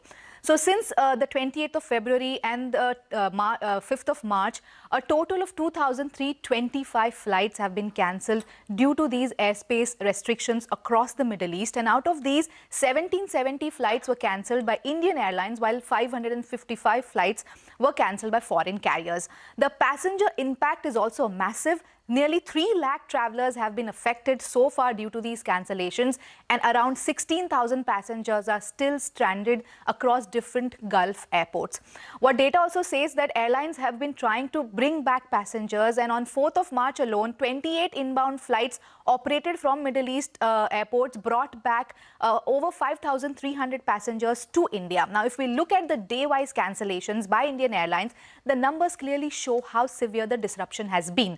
On 20th February, about 196 flights were cancelled, and that jumped to 348 cancellations on the 1st of March, 357 flights on the 2nd of March, which was the peak of the disruption, and after that 319 flights were cancelled on the 3rd of March, 269 flights on the 4th of March, and on March 5th airlines cancelled 281 flights. Now if we break this down airline wise, Indigo accounts for the highest cancellations at 806 flights in these 6 days, that followed by Air India Express with 580 cancellations, Air India with 229, SpiceJet with 123, and Akasa Air with 67 flights cancelled since the start of the disruption. And the reason this disruption is continuing is because several critical airspaces in West Asia still are either closed or operating with heavy restrictions. So Tehran, Baghdad and Damascus remain shut till the 7th of March. Tel Aviv's airspace is closed till the 9th of March, and Kuwait and Doha are operating rolling closures depending on the security situation. The UAE is partially open, Jeddah in Saudi Arabia is accepting flight diversions, and Muscat is open but with operational restrictions. So for now, airlines are still rerouting flights using these alternative routes, cancelling services and reviewing alternate air corridors, which means the disruption to travel between India and the Gulf and even Europe could continue in the coming days. Right, Madhya, thanks a lot for that. So the disruption continues. A heart only goes out to, all those stranded passengers who would be rushing to go home or, go to the plans that they had earlier made. We'll obviously, in moments from now, probably get Mitesh and Shrikant back for the 9-10 calls. But as we do that and as we await market opening, here's a quick recap of all the top stocks that we covered earlier this morning. We obviously have Reliance Industries, IOC, BPCL, HPCL, ONGC, Oil India, because of the 30-day waiver that has come in from the US to import Russian oil. So there could be some supply pressures easing, and that could be a positive for them. Fractal Analytics on their first set of results post-listing. Stocks up around 2.5%, a little closer to 3% in pre-open. Dr. Reddy's is the other stock that we're tracking. Sami Hotels made an acquisition. That's a stock that we're tracking along with Tata Elxsi as well. But for now, less than a minute to go for opening, about 25 seconds, Rima. The pre-open has settled about 109 points lower. Not as bad as what the GIFT Nifty would indicate. Indeed, the GIFT Nifty was suggesting a cut of about 200, 250 points, but Asia itself is also largely positive. Yuan seeing a big sell-off, a broad-based sell-off across the Asian market situation. Yesterday, we had a relief rally after 3 days of selling. Yesterday, the Nifty bounced back nearly 300 points. The bell has gone and there is a gap down opening to begin trade with. The Nifty opens at 24,620. That's a cut of about 150 points at open. It's down 0.6.7% for the benchmark indices. So the Nifty has a gap down opening, and it now takes the weekly loss on the Nifty to in excess of about 2%. Mid-cap, small caps also selling off relatively, though, a little not as bad. The mid-cap index is down close to about 0.25%, and the advanced decline ratio is about 3:4. 3 stocks advancing for 4 stocks declining.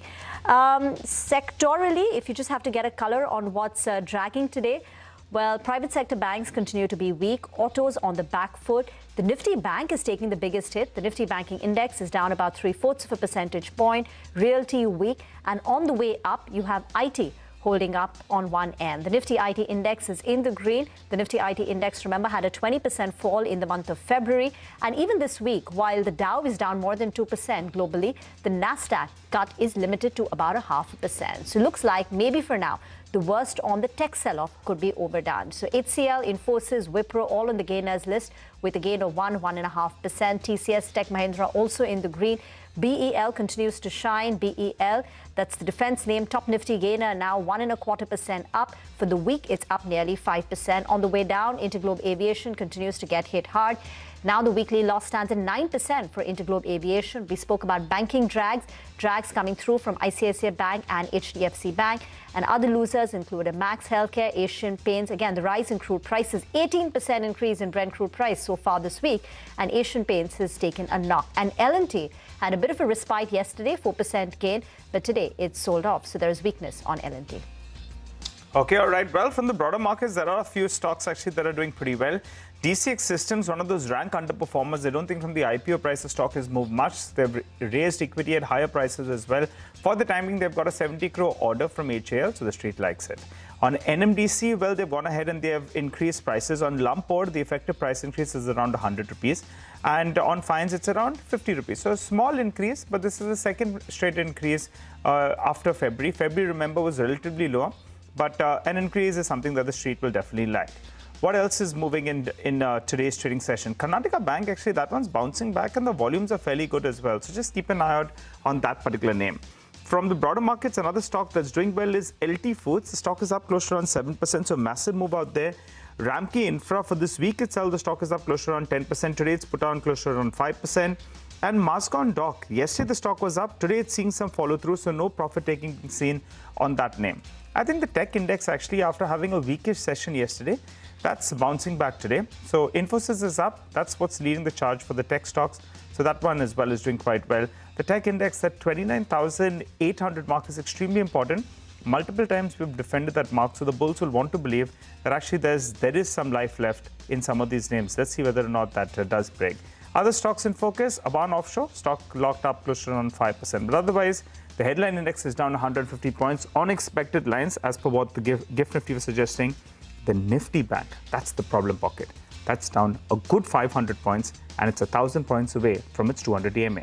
Take that point, Nigel. You know, the Nifty Bank is under pressure, and that's what's keeping the Nifty under pressure, and an otherwise decent performance coming in from the other two heavyweights. So the Nifty IT index is up around 1%. We have Reliance as well, which is open fairly higher, about 0.2% in terms of gains. And the broader market actually is a lot better than what, the frontline indices would reflect. In fact, the mid-cap index is now virtually about to break into the green. It's curtailed its cuts from the open, and as compared to the frontline index, the mid-cap index is falling a lot lesser as well.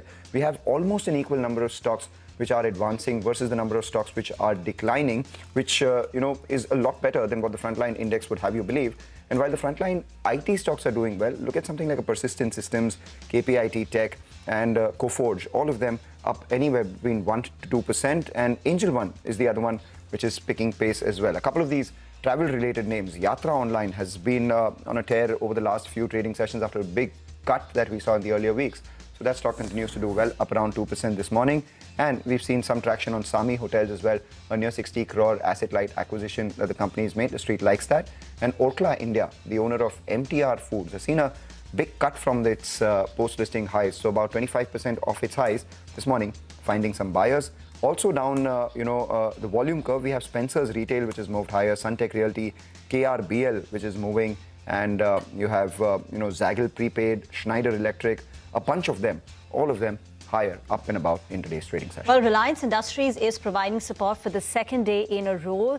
The 30-day waiver given by the U.S. government to India to buy Russian oil cargo stuck at sea is helping. Reliance Industries has now crossed the 1400 mark yesterday. The stock was up to 3% and it's seeing upward momentum today as well, aided by this potential news. It's a stopgap arrangement, but it does help the oil refining companies, Reliance Industries, and even the other oil marketing companies, though you aren't seeing a positive reaction in IOC, BPCL and HPCL, because the rise in crude prices is also simultaneously affecting the marketing margins of these companies. So that's the reason why those companies, IOC, HPCL, BPCL, are flat, but Reliance Industries continues to see buying, and that is providing some support. So some breather coming through, at least on the oil and gas picture. Gautam Trivedi, co-founder Napian Capital, is now joining in. Gautam, you want to share your thoughts about this entire conflict, the Middle East tensions, because India has a fairly high exposure on Middle East in terms of remittances, crude, all that is documented. But given the way sentiment was and now this news, what have you made of where we are right now and where we're headed? It's unfortunate that what's happened in the Middle East, in terms of timing, because if you look at the fact that for the first time in maybe about 18 months, we had a net positive FII flow into India, over $2.4 billion for the month of February. That was the third highest among emerging markets in that specific month. We had a host of positive news flow as well. We had the India-EU deal. We had the US trade deal announcement, which obviously included the immediate lifting of the additional 25% tariff. We had better than expected third quarter results. So, things were going in the right direction until this happened. And of course, now that, we've seen money leaving the US, a lot of, funds are now global emerging market funds, as we call them, GEM funds, are seeing pretty significant inflows. In fact, the figure that I have as of last Friday is a is as much as $54 billion of money coming into emerging markets. But unfortunately, I guess India is not necessarily going to be a beneficiary of that, given what's happening in the Middle East and our dependence on imported oil. All right. Hi, Gautam. Good to see you, Ben. Looking great this morning. Well, hopefully the markets as well pick up for the remainder of this year. Gautam, you're a stock picker, and these kind of opportunities actually provide a good entry opportunity. You buy the stock of your choice at the valuation of your stock, your price, and obviously that would mean at the price of your choice as well. Give us a couple of names that, y'all have gradually been building a position into, or you'll have built onto a position you'll already had. Because, the first part of March is normally weak. That's a seasonality that plays out. Now you have the geopolitical issue. So stocks are seeing a sharper drop down in the last few days. If you could name a few. Yeah, I have to be careful about naming stocks, but I would talk about sectors specifically. Again, people who actually want to look at stocks, you can run screens. The top 1,000 companies have seen about 670, 680 companies that have fallen 20% or more from their respective 52-week highs. So obviously, there's a lot of good companies in there that are potentially ripe for picking. However, having said all of that, I still don't think now is necessarily the right time to start buying, only because we just don't know how long this was going to go on for. Again, I think we need to always, before looking at getting and dipping back into the market, look at the absolute flows that are coming into India as well as on the domestic side. So if I were to just go back for a minute to the figure I mentioned, $54 billion of money coming in to global emerging market funds, and I'm reading some of these numbers off my screen here, and you've seen dollar returns this year alone. I'm talking of in the last 2 months and 5 days. Korea's up 54%, Taiwan's up 25%, Brazil's up 21%, Turkey's up 24%, South Africa, Mexico 18 to 17%. We're down on these are all dollar denominated returns for the year. We're down 4%. So I think the market does understand that the impact of the Middle East crisis is pretty significant. And don't forget, the price of oil, i.e. Brent, is up 35% year to date. And it's not just the move in the last 1 week since the war broke out. It's, we were at $60 at the start of the year, and we're now at 84.5. So I think a lot of this is getting priced in, and the market, of course, has to be cautious. Investors need to be cautious about deploying more money at this point. But answering your question, I think there are opportunities emerging within the EMS space. I looked at some of the hotel names. One particular hotel that we've been tracking for a while, which we missed, but we like. It's come off significantly. And then I think a way to play the GCC space, again, I think some of these co-working companies have got beaten down 20 to 25% since their listing or since the last 12 months. We like that space. And anything to do with data centers. And I mean, not just, there aren't too many pure data center plays, but the overall data center ecosystem throws up a lot of opportunities. And again, power being central to data centers. So we like those themes. All right, we take that point. I would be curious to know more about the hotel stock that you've been tracking for a very long time, and now that's come off. But be that as it may, you seem to have brought about a sense of cheer, at least in the broader market right now, because as we speak, the advanced decline comes up for you. The Nifty mid-cap index has made a stellar recovery from the lows. It's now higher by about 0.5%, and we have nearly 2 stocks advancing for every stock which is declining. And this number has moved swiftly in favor of advances in the last 15 minutes or so itself. And, while it's more of the same, Mazagon Dock up 4%, the mid-cap IT stocks doing well, Solar Industries, Bharat Dynamics doing well. We have a couple of these financials which have come back in, the up move as well. So IREDA is one that comes up for you. We're seeing some traction in JSW Energy. And in the frontline end of things, Shriram Finance is one which has recovered sharply from the lows. Gautam, while you did say that there are a lot of stocks which have corrected and they are providing entry opportunities, though you are, cautious of deploying a lot of capital right now, the other school of thought is that during times of crisis, companies and stocks that display resilience are actually the ones that stay even more resilient when there is no crisis as well. So in the defense space, in, any of those beneficiaries from the war and the prices of that, say maybe the aluminum space, etc. as well, Do you think there are plays here which can be carried on beyond this initial disruption? The answer is yes. I think on the defense side, we've stayed away only because valuations have been really excessive. But on the metals front, we don't invest in commodities as a rule. But having said that, I think for the wider audience, metals would be interesting, whether it's copper, whether it's aluminum, maybe even gold and silver at these levels. So the answer is yes, there are other opportunities within the market that, besides the ones that I've listed. And what would they be? And what would they be, Gautam? Some ancillaries?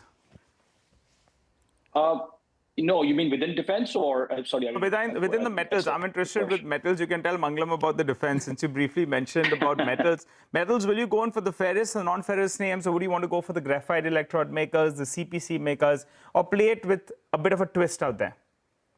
I think the fact that we now have such huge inflows within the gold and silver, specifically gold ETFs, you saw the number of last month, 24,000 crores, almost matching the number that came into the equity mutual fund in terms of absolute net flow. So I think there are products available to play gold in India, besides, of course, trying to play it on the MCX in terms of futures. But my view is that I would stick to the ferrous and non-ferrous. That's the limited understanding that I do have of commodities. Outside of that, ancillary units, I'm not very comfortable or don't know enough about. From your friends in the mutual fund industry, are you getting a sense about disenchantment towards equities because we've not gotten returns? We keep hearing headlines which appear to be negative. Generally, has there been a moderation in the pace of equity inflows? I'm not talking about redemptions, but the pace of inflows slowing down. And is that a headwind that you foresee for 2026? Rima, I'm glad you brought that up because the market has been propped up over the past about 18 to 24 months on domestic fund flow. And last year was a record $88 billion.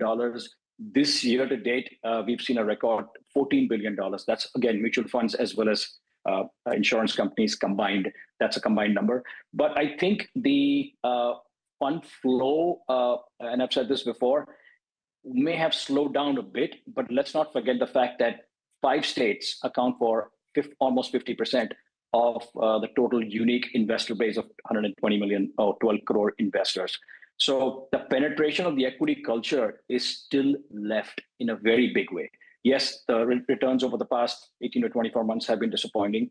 Are we seeing big redemptions? I think there is a redemption a number which I don't have with me, but you've seen 31,000 crores of net flows in February. However, the net number, if I do the math, it's about 24 or 25 now. So I assume that the redemption is about 6,000 or 7,000 crores.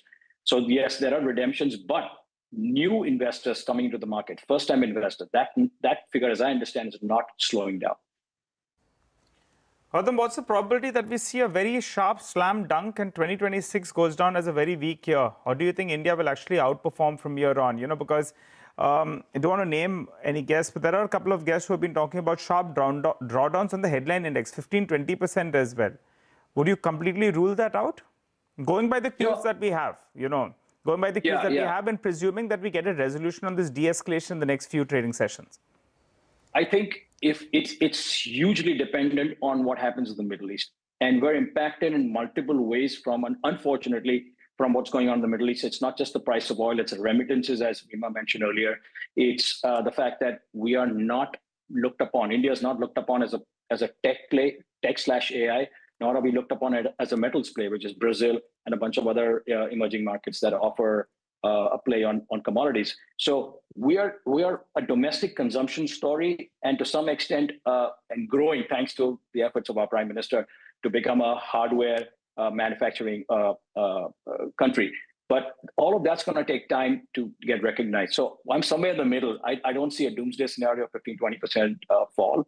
The key thing for foreign investors to come back is the rupee has to stop falling. If the rupee doesn't stop falling, I don't see money coming back into this country. And let's not forget one thing. Let's not blame only the FIs for the situation we're in right now, because if at all they're selling the large caps, but the mid and small caps are being sold by us Indians. All right. Just a final question before we let you go. Since you said that, we're a domestic consumption story, I'd like to know your thoughts on what are the plays out here? Because the staples not growing, valuations are high. The sectors, the discretionaries which are growing, the valuations are out of whack. So growth has to genuinely, match what the street is expecting. And then the other part of the economy, which India was always the story, which is the services exports or the IT services space, that is impacted by artificial intelligence. So no AI play, no major commodities play as compared to, say, Brazil, if one was looking at a global portfolio. Domestic consumption, you're not left with a lot of options which are, either growing or attractive valuations. And the IT space, which has this sort of disruption coming in. Here's the thing. I think IT, again, I don't want to, sound too optimistic, but could potentially be the underdog only because it's fallen as much as it has. The last 1 year, 3 years, and 5 years, huge underperformance. Year to date, TCS, Infosys, most of these big IT stocks are down 20%. I mean, literally 2 months, the stocks are down as much as 20%. So question is, how will Indian IT reinvent itself? How will it leverage AI? How is AI going to help these companies, start a new vertical business, possibly? And if AI takes over, if they have to let go people, does that make them more efficient from a cost perspective? A lot of questions are unanswered at this point of time. I think TCS's move to invest $7 billion in a 1 gigawatt data center is a step in the right direction. But for a company with a $100 billion market cap, $7 billion spread over the next 6 to 7 years is a small baby step, but it's a positive baby step. So I think a lot needs to be chewed upon before Indian IT becomes a buy. But that, to my mind, could potentially be a contrarian story. Okay, interesting. Thank you very much for staying on. And maybe, Gautam, you want to listen in to the next conversation. We've got the management of Fractal joining in to talk about their Q3 earnings. But before that, let's just get in Morgan Stanley's view. Jonathan Garner has downgraded India to an equal weight stance. So the Indian equity stance now stands at equal weight, given the wide uncertainty around geopolitical developments and the historical negative exposure of our markets to oil supply risks. He also goes on to say, with uncertainty also still swirling around the AI disruption and absolute valuation still expensive, they believe it will take some time and potentially a peak in the tech cycle for Korea and Taiwan before international investors reposition towards India. They have removed Maruti Suzuki from their Asia Pacific ex-Japan GEM, that's Global Emerging Market portfolio, and the Asia thematic focus list. So that's the view coming in from Morgan Stanley. India is now an equal weight on account of the rising uncertainty surrounding AI and India's dependence on Middle East. Moving on now to Fractal Analytics. They reported a good set of numbers. Q3 revenues were up 21% on a year-on-year basis. Revenues up 7% quarterly.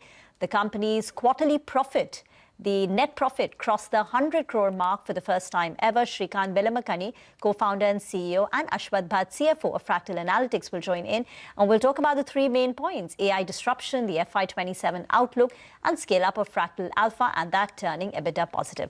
Thank you very much for joining in. Shrikant, since the last time we spoke, the disruption to enterprise AI has been mind-blowing, even from the time of the IPO listing. The question is the 21% revenue growth that we've seen in the first 9 months sustainable? Because this is lower than your own 5-year CAGR of about 25-30%. Yes, this is sustainable, and we expect to continue growing at this number or higher because we see tremendous acceleration with AI progress. For example, every AI system has to match and exceed human performance on that task in a consistent, reliable, and a predictable way. And today, most AI systems are not accurate enough. And as AI progresses, this becomes much more addressable, which means that the number of places where AI can be applied dramatically increases. That expands the total market opportunity for Fractal. And Fractal's moat is that we can understand the ontology of the data inside companies. We know how to understand that data, what's going on in their business, what problems they're solving. This is data that models don't see. So we train models inside the company's own data and build these systems that match and exceed human performance. And therefore, we see a tremendous path to future growth. I get that you all are specialists with contextual knowledge, and the LLMs, though powerful, are still broadly generalists if we have to simplify it. But the fear is, with the pace of innovation, maybe those generalists tomorrow will be specialists, and then they will eat into your own business.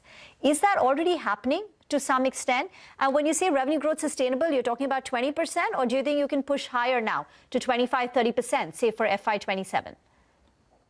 One metric I'd like to propose to you is that you should imagine what happens if OpenAI releases the new model or Claude comes up with a new model.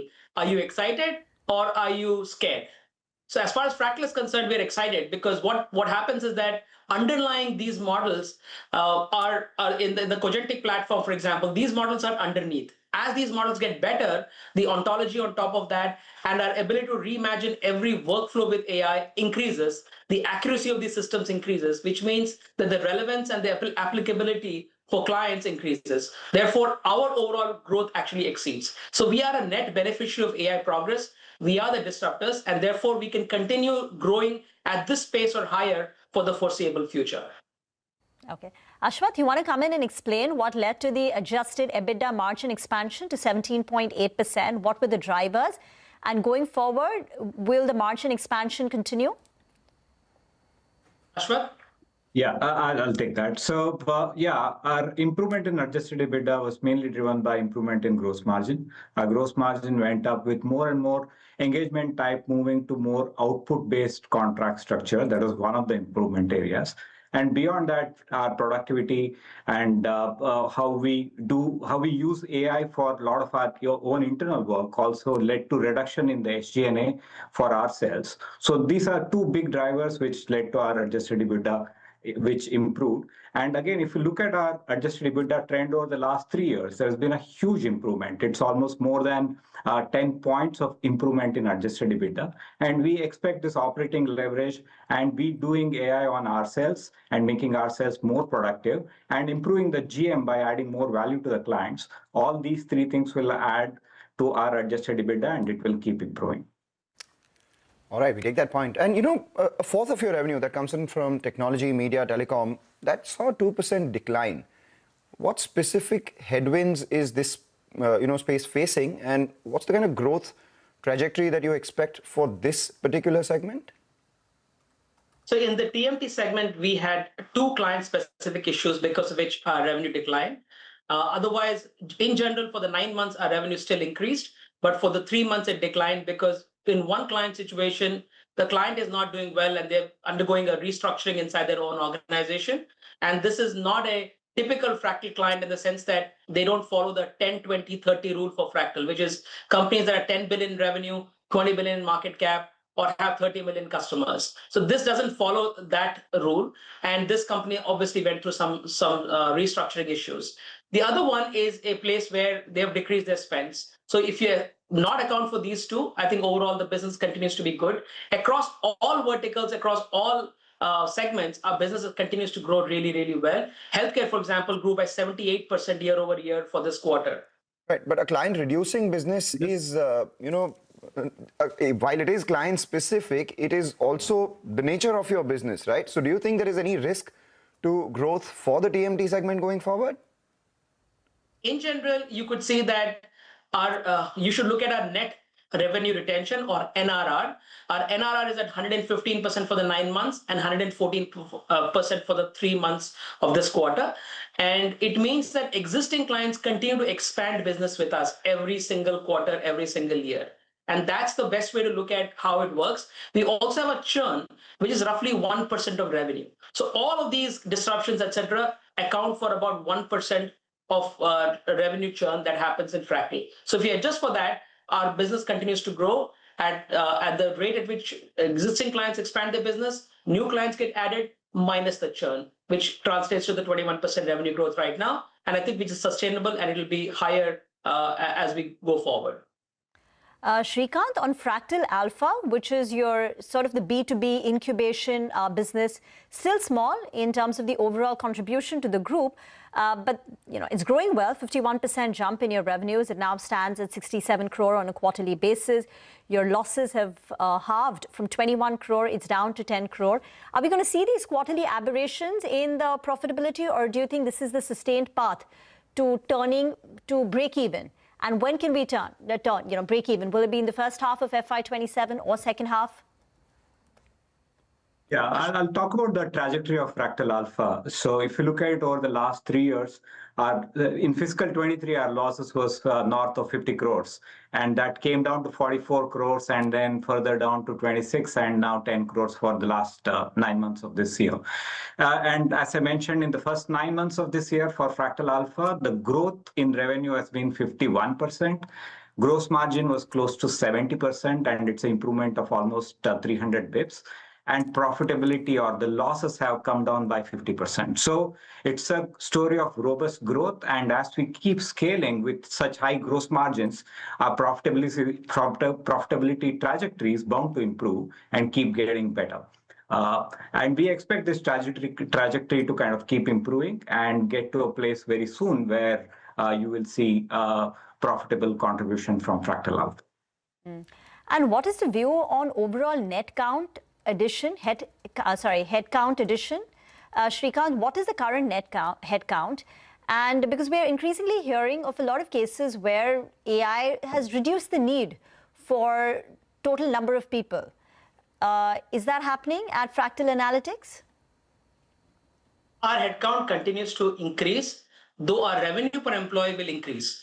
As we expand and AI takes a larger share of the work across various items, you will see that machines will do more of the job and humans will do some less of the job. Therefore, our revenue per employee is a number that you should track. Our revenues will increase, our employees will increase, but revenue per employee will also increase, which means that the share of machines taking the load increases as a fraction of our revenue. And what is the view on R&D spending? It stands at 6.8% of the overall revenues. In the immediate term, near term, what will that spending look like? So R&D investments for Fractal is a very important part of the way we are building the business. The reason we are so credible as an AI firm is because of the incredible work we are doing. These spends are directed either at the Fractal.ai business, which helps us in expanding our gross margins. And for example, we launched something called as Pi Evolve. It's a machine learning agent that automatically builds machine learning models. It will dramatically improve our accuracy, improve our productivity, and therefore accelerate our overall growth and profitability in the Fractal.ai segment. The second place where we're using AI R&D is in the products area, our Cogentic platform. And here, we're not trying to build a competing model for OpenAI. We use the OpenAI platform, build the ontological layer, which is based on the data inside companies, and then on top of that, build agentic workflows to reimagine every business process in that company, which is a great mode. As AI progresses, our models get better, our platform gets better. So that's second. So we expect that as we grow as a company, a fraction of the revenue that is spent on AI R&D is not going to decrease, it's actually going to increase. This we think is a true differentiator for Fractal, and we'll continue to invest behind AI R&D. Well, the stock is doing well today. It's up nearly 4.5% post the numbers. In the next 6 months, do you see the need to deploy the 800 crore plus cash on your books? Shwet? Yeah. So we closed the year with 800 crores, and that was before the IPO. So we obviously have more cash right now, and so that gives us the optionalities for us to do the right capital allocation to drive future growth. So one of the reasons for use of proceeds that when we raised around 1,000 crores of primary was to repayment of debt. So that we're going to do pretty much soon. And the R&D investment, which was the biggest use of proceeds for us, that is continuing. So, and also our cash generation itself from the business has been very robust too. So all the engines are in play or at play. And we see this gives us a lot more optionalities to see what's the best course of action for us to allocate this capital. Thank you, gentlemen, for joining in. That's the word coming in from Fractal Analytics. Very confident that the revenue growth rate that they've seen of 20% in the first 9 months of the year will continue, or perhaps it even gets better, and the stock is up nearly 5%. Well, here is an important programming note as we slip into a break. Weight loss drugs are in vogue with rapid adoption across markets. But for investors, are weight loss drugs an attractive portfolio bet? Tune in to CNBC TV 18 on 9th of March, 3 p.m. onwards to catch the big players in the weight loss drug industry on one platform, discussing the opportunity lying ahead.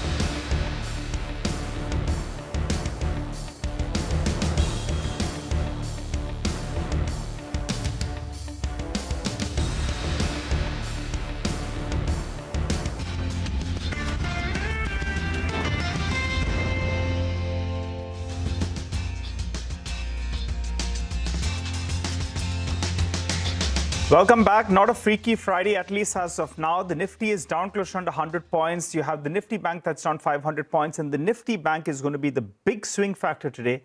If the Nifty can recover, well, the Nifty Bank will have to cut its losses from around 500 points. The good news is number of stocks advancing, way more than the number of stocks declining. Your portfolio will be feeling a little bit better because the mid-cap index is outperforming. That said, let's go across to the management of ICICI. That's the next management on the show. The precision component manufacturer recently entered into defense tech manufacturing by investing a small amount for a 33% stake in Anshna Aerospace and Defense. To discuss this, we have Mr. Arvind, the chairman and CEO of the company. Hi, Mr. Arvind. Good to see you in, sir. I recall when you listed, we had a couple of chats, and you were sounding quite optimistic about business. And one notable aspect is that, a high proportion of your business comes in from exports. For the time being, just running our viewers through the three focal points we're looking at: the defense segment, what's the outlook, recent JV, growth opportunities out there, and most importantly, the impact of the geopolitical crisis on exports. So let's get to the third point, sir, first. What kind of impact have you seen on your business? Because I think 99% of your business is exports, right? Have you seen some kind of logistical issues? Have been some cancellations from your customers? Give us a broad feedback. Yeah, thank you. Good morning. The challenge is obviously we're 100%, almost 100% exports business, and aerospace side, it's predominantly material is planned for quite a long time. 3 to 4 months material is there, and for us, the advantage is the ecosystem what we built, where our suppliers are very close within 500 meters of within the zone. That helps us in terms of incoming material perspective. Obviously, the exports predominantly are air shipped, and we do see some disruptions right now because of the flight cancellations.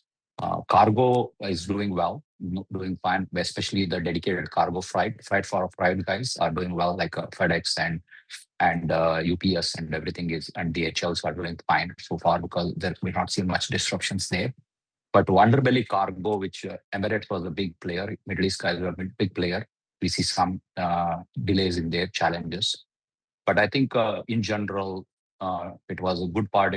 This happened towards the end of the month where most of the cargoes were shipped for a month-end requirements. Typically, it surged towards a month-end. And initial periods is predominantly, it takes a couple of weeks before this ramp-up happens again. And we see this, to stabilize itself. And we have an option to shift from the underbelly to the dedicated cargo freights. That should help and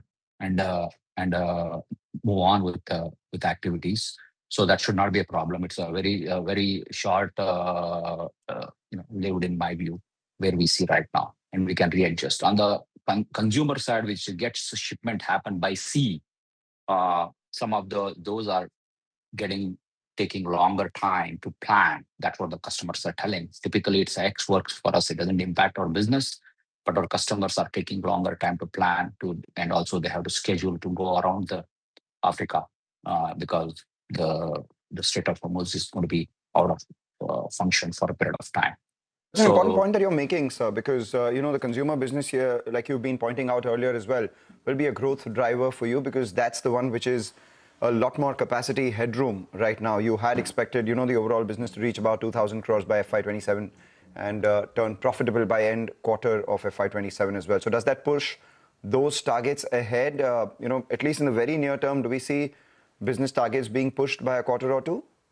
No, not really, because consumer actually within the consumer electronics is being driven heavily for our growth, and that is not being affected by this one because that gets supplied within the Asian region, and that's not getting impacted at all, and that gets airlifted.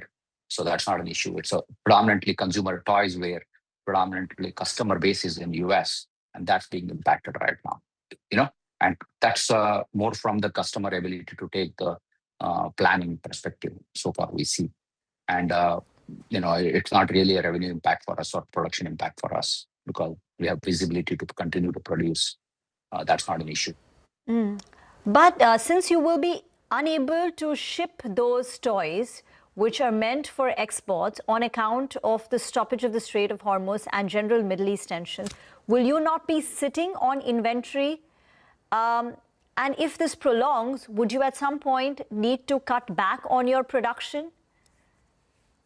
I don't think so, because customer orders have not just because it takes typically several months for this to impact. If this is going to continue, there has to be other routes found, and there are routes in the past also. We have had these Red Sea issues. We had, all these issues. Customers have worked around it and keep up good hope. Around the African Horn, they will take that route to go to US. So then, who pays for the incremental cost of passage? If the shipments need to be rerouted, there is a cost associated with it. Who bears it? It's customers, because it's ex-works. For all our shipment is ex-works. So my job is done as soon as it leaves my factory. Right. As they load it. So no impact for you, none whatsoever as things stand right now. No cancellation. Yeah. It's just a delay which customers are working through. We have seen this before. That's what my point is. And we had issues in Panama Canal blockage, Red Sea blockages. We've seen through this. Got it. So that's about the current geopolitical issue and export-oriented businesses navigating through multiple hurdles, so to say. But let's speak about the acquisition. Investing 10 crore for about a third of Anjana Aerospace and Defense. What does this do to the capabilities? What's the incremental revenue potential likely to be here? And what's the kind of timeline that we're looking at in terms of revenue recognition? Yeah, if you really look at it, Aegis is predominantly in precision components manufacturing, and we have been very clear, and majority of our aerospace activities, commercial aerospace. And on the defense side, we were very clear we wanted to make sure that we enter at a system level. And this was an opportunity for us to partner with Axel and Aegis Defense to form this greenfield joint venture and do focus on the UAVs. And you are seeing this in this war, how effective the UAVs have been to create pain and also the impact perspective. And India is very much interested in developing these various UAVs. And we believe there is an opportunity for us to bring the right technology partners globally and develop this, and will be the operating partner where manufacturing will happen. So it's a bit of a longer play. And we are seeding this, and as we speak, the entity is getting formed, and the TOTs are being there, and we are bidding for some of the contracts with India Defense. Right. And by when does revenue start getting accumulated, and when do you get orders? Yeah, we should start seeing in 27. FY27 start seeing some orders, and 28 level we should be able to start seeing some revenues coming in, trickling in, somewhere around 100 crore level to start with. Okay, 100 crore in FY28 or FY27? Yeah. Late 27, 28. Got that. So broadly, what are the projections for FY27, Arvind, in terms of a top-line growth, and then between the two segments that you operate? I mean, if you really look at it, we have grown last year, Q3, we grew about 38% year on year on the aerospace side, and over 150% on the consumer side. And overall business grew over 50%, and we continue to see that kind of a momentum, 50% kind of a growth rate guidance, and 30% in aerospace growth happening in the near term. And our order book has been about $800 million in aerospace itself. And consumer customers have been very clear with respect to take the capacity of what we can deliver. Right. Okay, so 50% revenue growth should continue. And in particularly aerospace, you're a tier 1 supplier to HAL. What are you doing to deepen that relation? What is the pipeline from HAL looking like? How you can participate in more orders? Yeah, we have been, HAL, we've been working with them on the LCA. If you see our vertical integrated capability, especially forging, machining side of it, and we are working with them to do more of that activity. Today, we do certain, pylon components for the HAL LCA, which is a fairly decent order, what we had received earlier last year. And we're executing that right now. And we just delivered the first set of those pylons, as per the plan.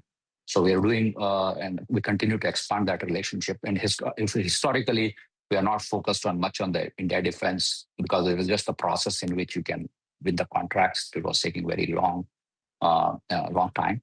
And the customers have, especially the HAL has improved that process in doing it faster, because they have a commitment to deliver LCAs to the India defense, pretty steep fashion. And we believe we can be a good partner for them. And they recognize that. All right, take that point. Thanks a lot for joining in. Always a pleasure speaking with you, Arvind. One wonders what the impact on working capital could be, given the sort of disruption. You are anyway at over 120 days, and you said that it will remain in this range. Do you see any downside or any extension of working capital by say 10 to 12 days? Would that be fair to say? It's look, if it goes on for more than 5 months, so we need to start stocking more. Got it. That's what I would say. That's the point comes down to. We have to place order more and more contingency planning. As I said, our ecosystem, our suppliers hold the material for our behalf most of the time. So it's not really a direct impact to us. We do more just in time with those people. Take that point. Okay, with that, we'll move on. Let's welcome Saumil Mehta of Mirae Asset Sharekhan for a quick technical check on the market. We've seen recovery from the lows, but it hasn't been a formidable recovery. In fact, any sort of up move on the frontline index is being sold into right now. The Nifty is back below that 24,650 sort of mark. So it's off highs, but off lows as well. The mid-cap index is the one which is holding up with gains of almost 1/3%. That too is off the highs. Saumil, your quick check on the market and any stock that has excited you so far? Good morning to everyone. We are just playing for a bounce at this point of time. We've seen a good bounce here. In some stocks, there are good rallies as well. Defense and pharma looking great. For Nifty, the trend is down because we are making low tops, low bottom formations on the weekly, monthly charts. So now the trend is down. However, on the daily charts, we've seen a good recovery. And the targets in the very short term would be 25,000 just for the bounce. I'll be looking for this downtrend in the higher time frame to continue for a target of 23,900, 23,500 levels. In the very short term, the support sectors would be pharma and defense. So these are the two sectors I'm looking forward for. Banking, I'll stay away for a little while and just play for a bounce. The two stocks which I've chosen here is, first one is PFC. PFC has just broken out of a small consolidation, taken support at 200 daily moving average. Great setup for a medium-term outlook, a positional setup. And the stop loss would be 397 for a target of 460. The second one I've chosen is from the Pharma Pack. Pharma Pack is looking great here as well. Biocon is the stock I've chosen. Biocon has taken support at some averages and the short-term averages, and a small consolidation has also broken on the upside. Momentum indicators have fresh given us a buy signal. So the stop loss would be 380 and target would be 415. Thank you very much for now. Joining in, all the gains are concentrated in defense and railway names. So DCX System, Jupiter Wagons, Ircon 9% higher, Mazgao 7.5%. Bharat Dynamics 6.5%, RVNL 5%, IRFC, IREDA, IRDA up 3.5%. Paris Defense, another big mover, big volume, stock is up nearly 4%. So big gains seen in defense and railways as a segment today. Get into a break. On the other side, Manisha Gupta will join in to talk commodities. Stay tuned.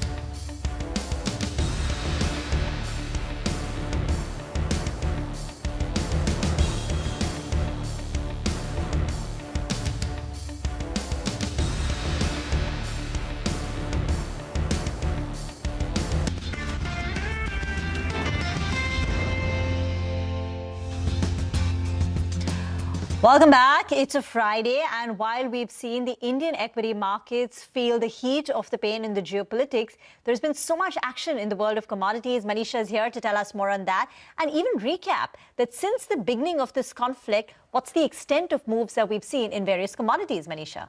Oh, well, absolutely. Crude oil prices, of course, are headed for a strong week, 18% up for that one. But when you look at the metal prices, that is where the pain really seems to be coming in. The knee-jerk reaction for many of these metals was on the higher side. But by the time we are closing this week, there has been immense profit taking across board there. So take a look at the gold prices, 2.5% decline onto that one. Silver is down 10% for this week till time. We did see $98 an ounce as well, but it's trading at 84 at this point in time. Copper prices also are down 3%. You have zinc, which is trailing by 2% for this week right now. And that pretty much is the case for other PGMs as well. So when you look at platinum, palladium, we are down by nearly 8 to 9% for those metals there.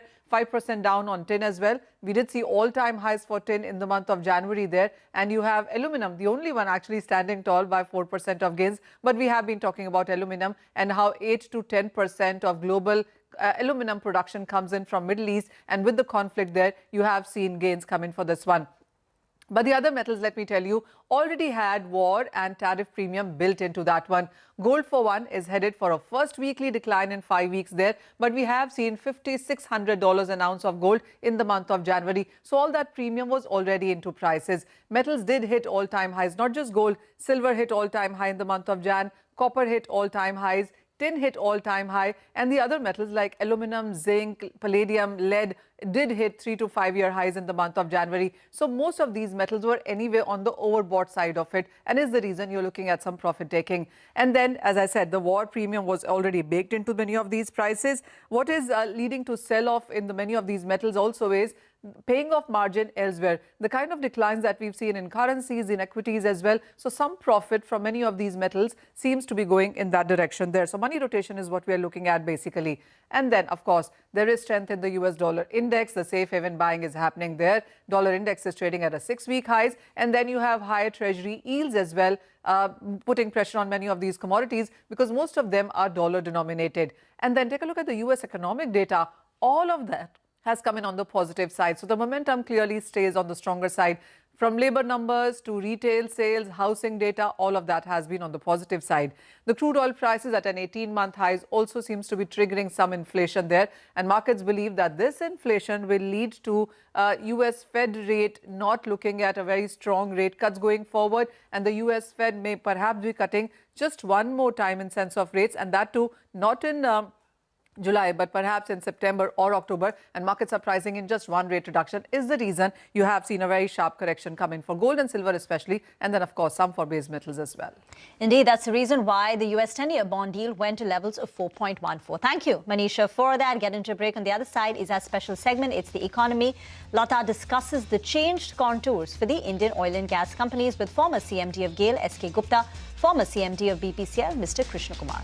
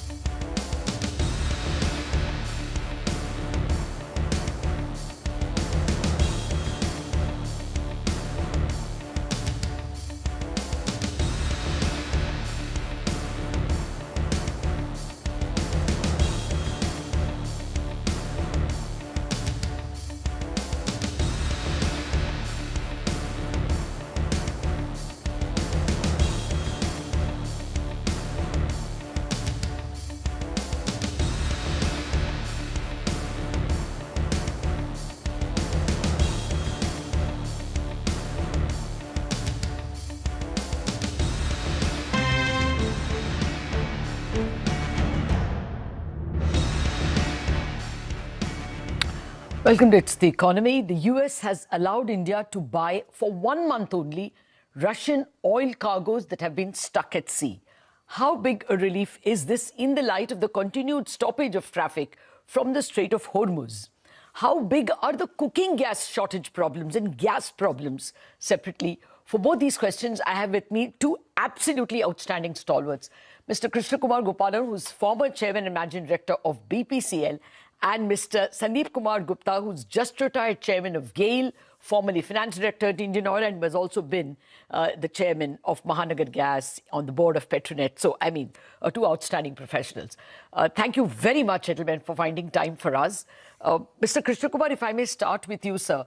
This, since you must have bought many a cargo in your time at BPCL, what are people telling you in terms of how much cargo is stranded at sea in terms of the volume that we can buy in 1 month?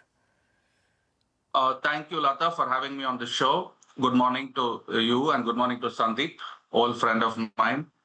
From what I understand from sources in the market, and there should be a caveat very clearly, this is not very 100% reliable, but whatever is floating in the market, there are about 130 million barrels of oil floating in the seas, including 20 in the Arabian Sea. About 45 to 50 million barrels are within 2 weeks of coming to us, okay? But reliably, of all of this, we may get about 20 million barrels by March end. So it depends on the transit time of minimum of 20 days from Russia. It depends on where it is, in which part of the sea it is. Okay. So it will be about 20 million we can expect by March if we get it for a good price. Okay. Otherwise, Now, overall, including this, I mean, you would know normally how much India stocks crude. If you include this, what we buy in from Russia, how many months are we safe, Mr. Krishna Kumar? We'll be safe clearly for, because the summer months are coming, the demand will be high. So we'll be safe for 2 months for sure. Okay, we won't be having any problem for 2 months. Okay. Mr. Gupta, now the problem that has not been attended to, gas. Can you tell us first, how much can we manage cooking gas? Yeah, yeah, and I believe you are talking about natural gas, which goes as piped natural gas to the houses. Yes. So good morning to you and good morning viewers and good morning, Mr. Krishna Kumar. So as far as natural gas is concerned, the present consumption in India is about 190 million standard cubic meters per day. And of that, though 50% is imported, but from the affected countries through which the gas from those destinations flows through Strait of Hormuz, that is approximately less than 1/3 of the total India consumption, say about at 60 million standard cubic meters per day. So I believe that that kind of shortage, if that happens for a continued period, can be managed very well by cutting the non-essential consumption centers, which include industries, namely refineries, petrochemicals, and other industries, and also by say rationing to industrial and commercial segments of the city gas distribution consumption centers, which are the primary drivers of natural gas consumption. So I see no problem, even if the natural gas supplies from Middle East are, say, constrained for a longer time, because we will be able to manage the essential supplies. Okay. So what are the other sources we can tap for gas, Mr. Gupta? If the Middle East is, let us assume, affected for a longish period, because people tell us that even if Qatar gas was to start, it takes a long time for the gas to be again loaded, again reach destinations. So, therefore, what are the other sources that are available to tap?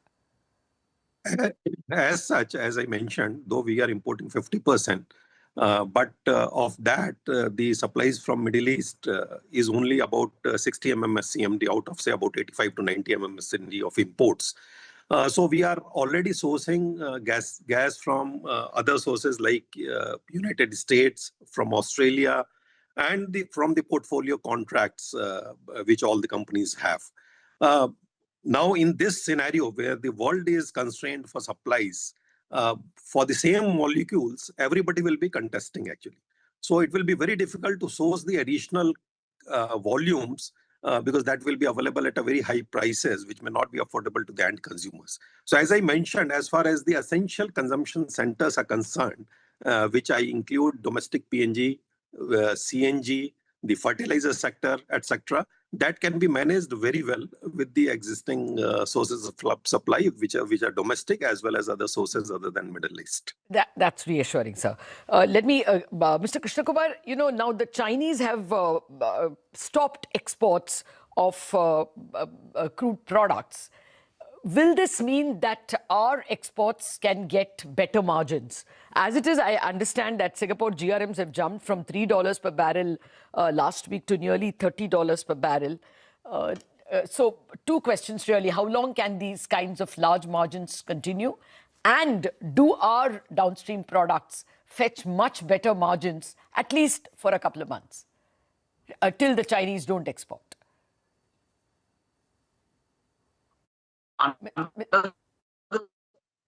Mr. Krishna Kumar. So I think we are having you on a bad line. I'll just come back to you. Let me try the same question with Mr. Gupta, and we'll come back to you in a minute. Mr. Gupta, same question to you. Do our downstream products fetch better margins now? Because the Chinese are not exporting. You are talking about exports? Yes. No, where is the question of exporting the products when we are constrained for the crude supplies? Okay. So I think... domestically, will the margins be better then? The margins definitely will be better, but then there is no question of exporting the products when there is a shortage in the country. So we also should be stopping exports, you think? Pardon? We also should be stopping exports, you think? Yes, we should. Yeah, definitely. Okay. What about the Singapore GRMs? Like I said, they have jumped from $3 per barrel to $30 per barrel. Does that mean that oil companies have, some kind of a windfall coming their way? No, that windfall will come only when the pump prices are revised. So I think in this kind of situation, I think there will not be any immediate need to revise the pump prices. The government of India has a stated policy of not interfering with the pricing of petroleum products. But I believe the oil companies have been very responsible and have maintained the prices at a particular level for very long.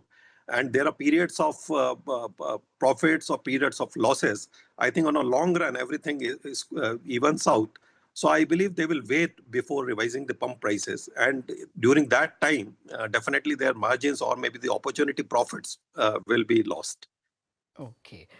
Now let me come to how India should look at its LNG policy itself. Should we have an active policy of diversification? Do we already have one? What would you advise the government at this juncture? Yeah, we already have well-diversified sources of supply. In fact, this is, Lata, this is totally unprecedented in the history. The Hormuz was never closed, even during wars. So this particular closure is really totally unexpected. While we have sources from US, from Australia, from other parts of the world, but yes, majority of the gas comes from Middle East. And definitely this calls for diversifying the sources of supply from the current levels.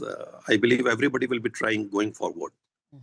And while the government does not interfere in that, but the companies like GAIL India Limited or the oil marketing companies which are into the natural gas business will definitely scout for newer sources of natural gas. And as you are aware, going forward, there are going to be very many sources of natural gas going forward. But that will take some time, maybe a couple of years. Okay. I think we have Mr. Krishna Kumar back. Mr. Krishna Kumar, if you are in BPCL right now managing the affairs, how do you see the fortunes of oil companies? Are they going to go through very difficult next 2 months, or is it going to be actually better because margins may actually improve? We cannot say for sure how it will be, but there will be pressure on the margins. but because the pump prices are controlled, so whatever you do, you can only go to an extent. So I think there will be pressure on the margins going forward. But India's, as a country, the interest of the consumers remain on top. There are cycles in which where we will make our margins. So at this time of the year, when there is pressure all around, I think there will be pressure on margins. You know, the entire East Asia is going to be impacted by this kind of a problem. What is your sense, Mr. Krishna Kumar? Do you think that the combined might of a global problem will ensure that this blockade remains for a short period? What is your best guess? The countries in Asia, Japan, China, Korea, and India together is a big block of buying customer. So there will be subtle pressures from the back end where they will be trying to ease the conflict. And I think maybe in a week's time or 10 days' time, the conflicts will ease. And like the Ukraine war, which has happened for the last 4 years, our margins and availability will improve. And I think conditions will definitely improve maybe in a month's time. And there will be pressure, and definitely there will be pressure from China and Korea and Japan to ease the war. Mr. Gupta, you know, the US itself has said that at a certain time, they are going to escort ships as well as, you know, provide insurance from that IDFC, International Development Finance Corporation. Iran also has said that they are only against ships bearing flags of US, Israel, and European countries, and that they are not against shipping by Indian flag carriers. But do you think that amounts to anything, the US or the Iranian guarantees? Do you think anybody will have the courage to ship through the Strait of Hormuz? Very difficult to predict, Lata. While US has said that, but people taking chances of, say, plying the tankers against this threat, though there is an insurance backed by US, seems to be very distant. So in all probability, the best solution would be the cease of war, some kind of negotiated cessation of war. Otherwise, things look little different because the war is escalating by every day. Yes. So that looks a very distant possibility to me. Okay, we will have to leave it at that. Mr. Krishna Kumar and Mr. Gupta, thank you very much for two very big reassurances that we have got from this conversation. One, that with the purchase of the stuck Russian oil, India's ability to service itself extends to now at least 2 months, and that cooking gas is not a problem, as Mr. Gupta points out, that we will be able to manage with other sources. Only 1/3 of our needs are dependent on supplies coming from the Strait of Hormuz. That's a relief. But before I conclude, there's just one more relief that I would look for, and that will be if on Sunday we get some relief from Finn Allen and Tim Seifert. Those are the people I'm really worried about on Sunday. Otherwise, we will hopefully be able to celebrate more on Monday. Thank you very much for joining us on It's the Economy. After a break, it's time for Chartbusters.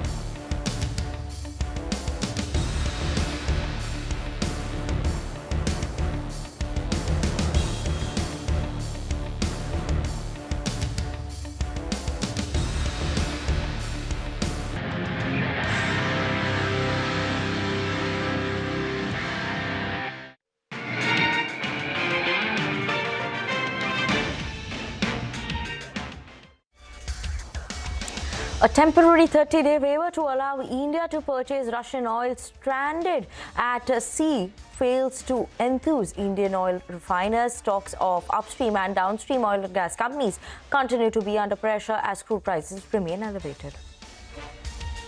Brokerages UBS and JP Morgan issue caution on Indigo's earning potential as crude prices spike and air travel is disrupted on the back of the war in West Asia.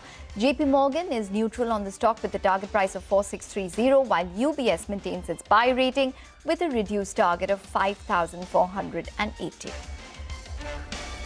Mascot surges nearly 10% as it says that it has completed negotiations and is awaiting approval for its 99,000 crore rupee submarine project. Now, this is the second day that we're seeing the stock run up in the trading session, up 18% in 2 days.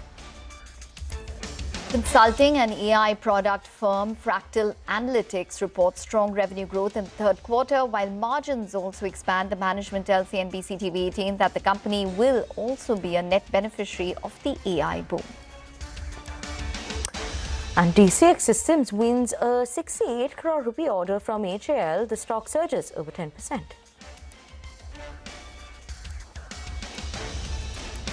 Hello and welcome. You're watching Chartbusters live from the CNBC TV 18 Motilal Oswal studio. I'm Ekta Batra and with me is Vinny Motiwala. Well, it's turning out to be a session where it's definitely volatile for the markets at this point in time. So we have the Nifty, which is down around 133 odd points, but the broader markets are just about holding their head above the water with a gain of around 0.2%. On a week-to-date basis, not looking great for the markets. We have the Nifty as well as the mid-cap index, which has dropped around 2 odd percent. For today, the advanced decline ratio, however, holding up on the advances side. So let's see whether that sustains. Around 2,200 stocks advancing to around 1,400 stocks declining on the Bombay Stock Exchange. Hi, Vin. Hi, Ekta. Good morning. So while obviously that's the headline indices, important to watch out for advanced decline ratio, but some of the names that are buzzing or moving around in the broader end of the market, let's pull up the shipbuilders names, right? We have Mascot, Garden Reach Shipbuilders, Cochin Shipyard, all of them are buzzing in trade. Last few trading sessions also, they have moved up in the trading session. While today, railway stocks seems like they are making a bit of a comeback. So, Jupiter Wagons, Ircon International, we have Titagarh Rail, all these railway names also, RVNL, Railtel, all of them are managing to hold on to gains. So that's some individual names that are moving around in the trading session as well. But on that note, let's welcome Manish Hatiramani of Deen Dayal Investments for a technical check on the market. Manish, good morning. Thank you so much for joining on the show as always. In terms of levels that we should keep an eye out on for the Nifty, what is going to be the key now? Obviously, geopolitical uncertainty is the main reason that we see this volatility coming in. But 24,600 around that mark today is what the Nifty is at. Good morning, Vinny, Ekta, and all our viewers. Thank you so much for having me on the show. Well, 24,300, like we have mentioned before also on the show, is a very strong support for the Nifty. We have bounced from there after the recent fall. We need to really watch this level very closely, as a break of this level on a closing basis can result in the index falling another 400 odd points, anywhere between 23,950 to 24,000. If we have to bounce from here. On the upside, we have a resistance around the 25,300 level. Okay. All right. Manish, welcome to the show. Just wanted to start by asking you about these frontline stocks today. So Reliance is, top of its game today. It's the top gainer on the Nifty. It's up around 2 odd percent. But then we have stocks such as ICICI Bank, which has lost around 4 odd percent this week. It's lost around 2% today, along with the likes of Axis. So if you had to choose between, say, the banking space and maybe a couple of these gainers on the Nifty, what would your strategy be and why? It's a coincidence. In fact, Reliance Industries is one of the buy calls which I've got for today. So I'll answer the question first on that. Reliance is a buy for a target of 1460, stop loss of 1370. This stock has closed past its resistance level of 1360 with good volumes.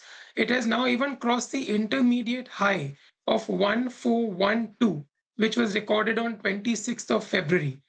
The other buy call is on NTPC, which is for a target of 392, stop loss of 370. Similar situation like Reliance, where the resistance of 377 was crossed on good volumes. And this morning, we even crossed the intermediate high of 385.20. Coming to the question of ICICI Bank, well, that's because Bank Nifty seems to be under some pressure, as 58,600 to 58,700 is a level of support, and we are currently trading below that. If we close below these levels, we can crack down another 1,000 points to 57,400. Okay, surely we'll keep an eye out on ICICI Bank and that level over there as well. Manish, your thoughts on the railway names right now? Today seems like they're making a bit of a comeback, but anything that you've looked at in terms of charts, whether Jupiter Wagons or Ircon International, anything in the space? Jupiter Wagons, in fact, I was looking at it this morning, and some of the other names too. We do have a lot of volumes from a daily chart perspective also. There is an outburst, but it's too soon to really comment on a trend. The trend continues to remain down. This might be just like a knee-jerk reaction on the upside. We will need to evaluate it over the next few days. Okay. Surely you will be evaluating it. And anything in terms of the IT pack that you're looking at right now? So I did see some bounce happening on Infosys this morning, but it has really gone sideways. We really need to see a couple of days of closing and then evaluate for the upside. Okay. All right. Manish, any view on Interglobe Aviation? That stock is under pressure today. Brokerages are a bit cautious on it. It's lost around 8% this week and, 12% of its market cap on a year-to-date basis. How would you approach Interglobe? Interglobe on the chart, Ekta, is a one-way down. Any kind of bounce up is only going to be looked at from a shorting perspective. However, since the fall has already been so deep, we really don't have an immediate entry on the short side either. Okay. Manish, thank you so much for joining us this morning and giving us your view in terms of the market as well as individual stock names. But on that note, we're going to shift to a special segment where we will get you ideas of profit from Money Control Pro. Varsha Bang of moneycontrol.com joins us now to talk to us about the stock that she's been tracking closely. Varsha, are you looking at Saregama India? We like Saregama India, one of the oldest and fastest evolving music IP companies.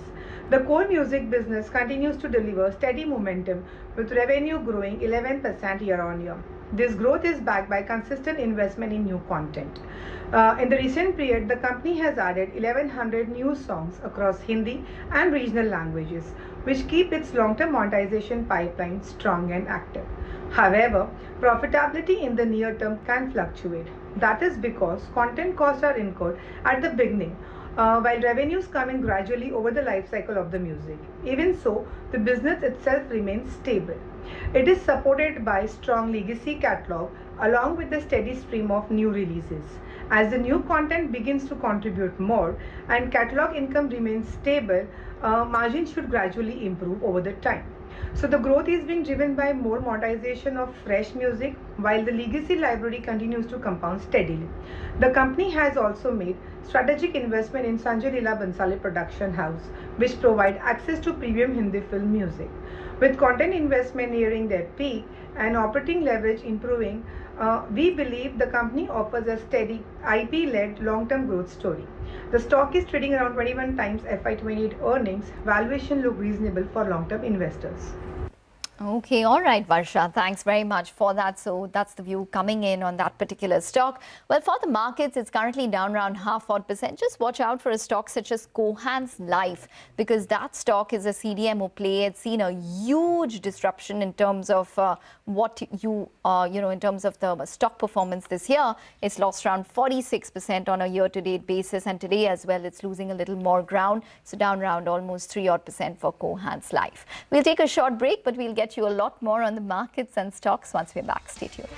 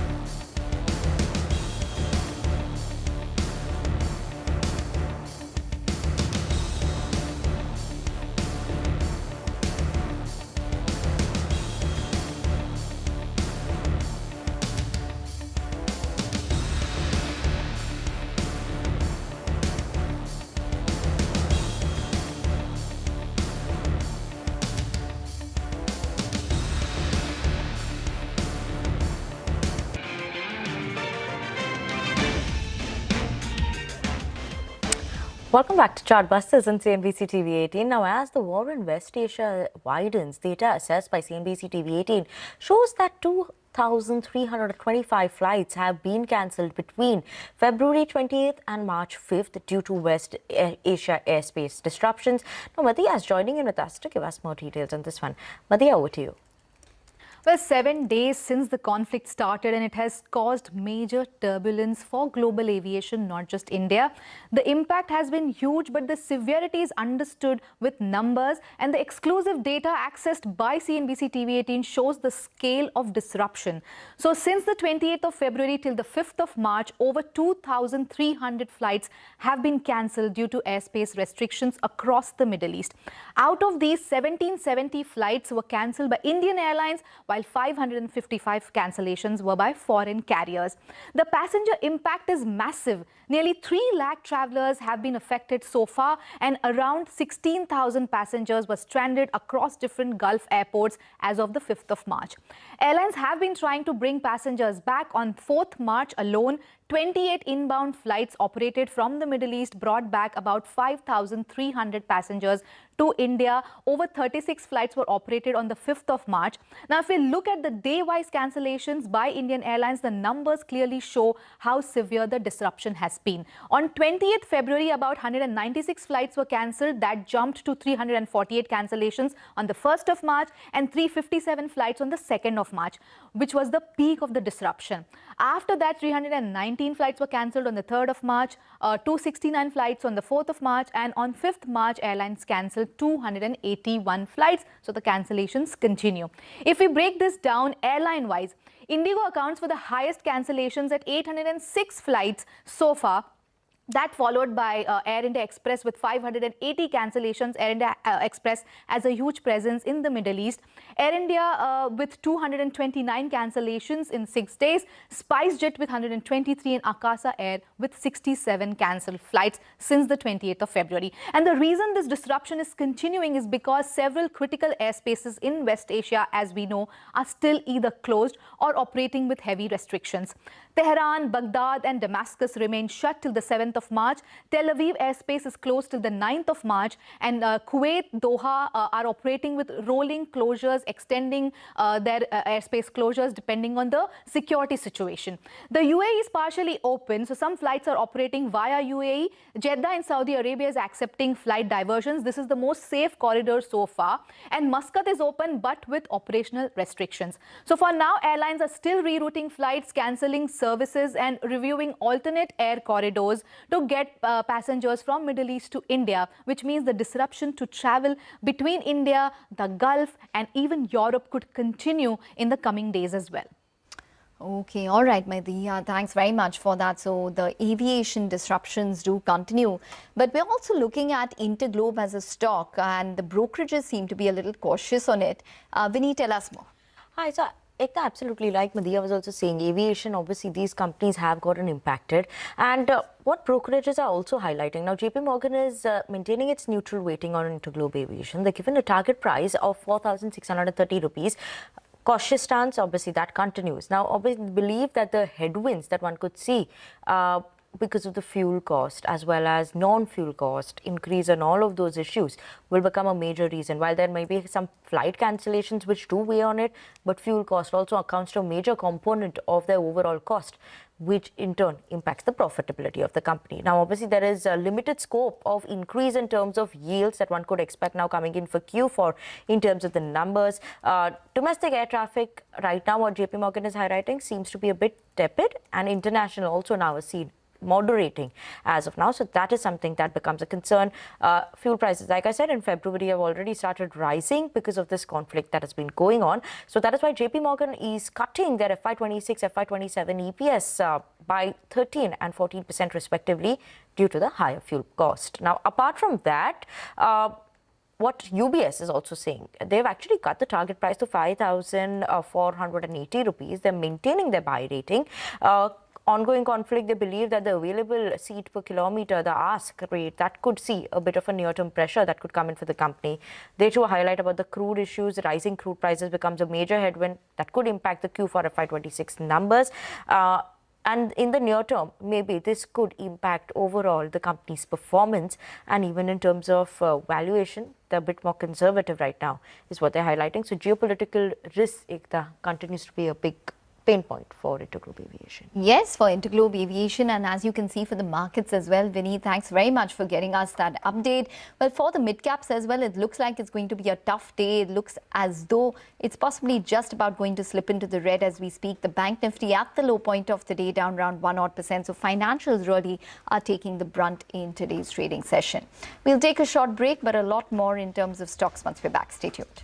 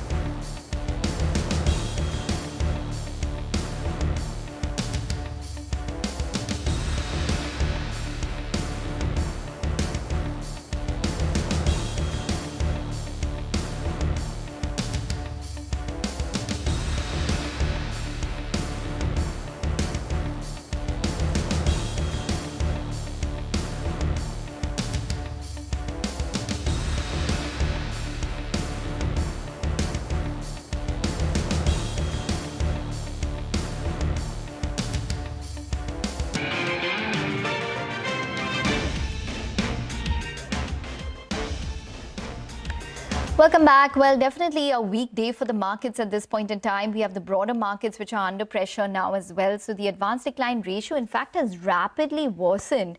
So we have the advances which have reduced significantly as compared to the declines which have climbed. So maybe that graph should come up for you, and you'll probably see a little bit of a crisscross taking place. As you can see on your screen, there are more stocks which are now possibly going to decline as compared to advance. So there is this fresh wave of selling which is taking place for the markets. The Nifty at around 24,600 odd. We have the broader markets, the mid caps which have now slipped into the red, and the Bank Nifty, which is under pressure, down around 1.1%. But within this entire space, there is some amount of green spots which you can find. So, for example, Fractal Analytics is holding well post its Q3 numbers, so that stock is up around 7%. But the other stocks in focus are defense-related plays such as Mazgon Docks and DCX Systems, which are in fact surging on order-related news. So what is this news? Ria is here to tell us more. Ria. Well, yeah, starting off with Mazgon Dock first, the stock is up over 7% today after yesterday's 9% move. And the company has issued a clarification with respect to the reports yesterday regarding the 1 lakh crore P75I submarine order. The company has said that the negotiations with the government have been completed and the proposal has been taken up for approval by the authorities. And this is in line with what the company has said earlier as well after the end of Q2. And the company had also earlier highlighted that the P75I submarine order is likely to come in by the end of this financial year, which will increase its current order book by 5 times. The order book at the end of Q3 was roughly 24,000 crores. In terms of DCX Systems, that is also up roughly 14% today after receiving an order worth roughly 68 crores from HAL for the manufacture and supply of custom-made antenna and power supplies for airborne applications. And the order book of the company at the end of Q3 stood at roughly 2,600 crores. Now, the stock has performed well today. Even in the last 1 month, it is up roughly 21%, but down 20% for the year. And even since its listing in November 2022, the stock is still down 35%. Okay, thank you so much for that, Ria. But Fractal Analytics, like Ekta was mentioning, right, the stock is buzzing in trade. They reported a good set of numbers in Q3, and we actually managed to catch up with the management of the company. So listen into what they had to say in terms of the quarter gone by outlook as well as Q4 outlook for the company.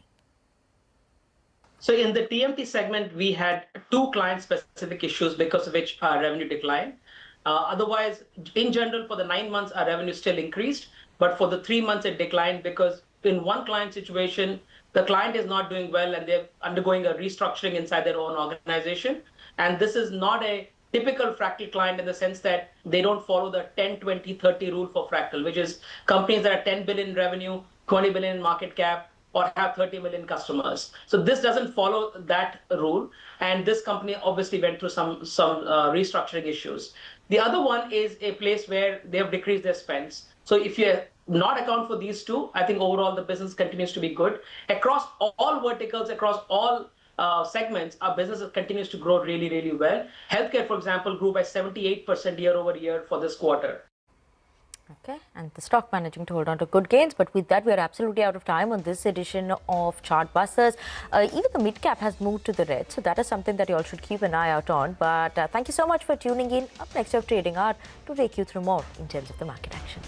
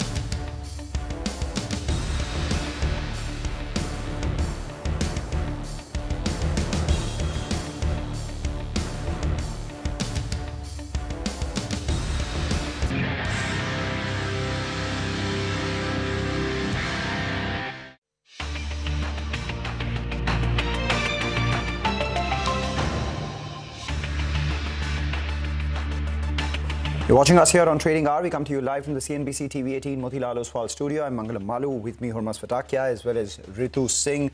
We join on a day when the Nifty is lower today, but the broader markets are feeling a lot better than what the frontline index would have you believe. The frontline index is buoyed lower by the Nifty Bank, though there is some recovery that we're seeing in the IT pack, and also Reliance is holding one end of the market up. In the broader markets, yes, as we speak, there are more decliners than advances.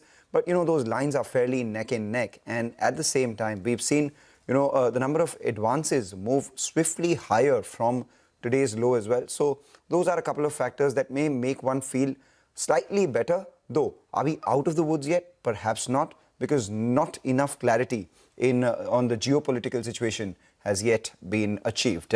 Ritu. Yes, Mangalam, in fact, as we speak, even in the broader markets, we're starting to see some red. Mid-cap index is now actually down by about 13 points. So we'll have to see, how this plays out. But it's been a yo-yo market. Volatility continues. But as of now, markets very much in the red, and the advanced decline ratio firmly in favor of declines. Hormas. Indeed, and it is Reliance that is keeping the market afloat, at least as of now. And that's how the week has been more often than not. Reliance keeping to 2.5% higher. It's been there around the highest point of the day. So 24,600 is now the key level now for the Nifty. It is trying to defend that as we speak. So that is one. Of course, the banks dragging the markets lower. Of course, there are pockets that are doing well. Defense as a pocket continues to do well. DCX Systems is up around 11%. Mazagon Dock is set for its best week in 9 months. So defense is one pocket. Railways is another pocket that has done well. So all in all, there are pockets of opportunity, or there are pockets that are doing well in what has otherwise been a fairly down day for the markets, Mangalam. Take that point, Hormas. Thanks a lot for, pointing out all those buzzing stocks. We'll obviously talk about that in just a bit. But let's talk about the equity market itself and how they're positioned from an expert viewpoint. Lawrence Blanco of CLSA says that this week's price action across risk assets appears to reflect a positioning-driven correction rather than a synchronized risk-off or a sell-off that would normally be expected given the evolving situation in the West Asia. The best-case scenario, as per him, would be headlines pointing to de-escalation in West Asia into or over the weekend, which would support the view that this week's pullback, largely a retracement to the 50-day moving average across leadership sectors and markets, has already formed a near-term low. He adds that the clear risk, however, is that an escalation in the conflict triggers a broader synchronized risk-off move in the coming sessions, potentially culminating into a capitulation low. And on the Nifty, Lawrence Blanco says this week's weakness has taken the Nifty back towards the support that was provided by the early February lows that coincides with the May, June, August and September 2025 lows of 24,300 to 24,500. Now, just below the shelf of support is the upper boundary of the February and the April double bottom pattern at the 23,700 to 23,800 area. Now, in the near term, further ranging action between 24,300 and 24,500 and 26,277 and 26,341 is expected. Clearly, a break below the 23,700 to 23,800 support zone will be a negative event, as such a move would negate the outline of the cup and handle consolidation pattern.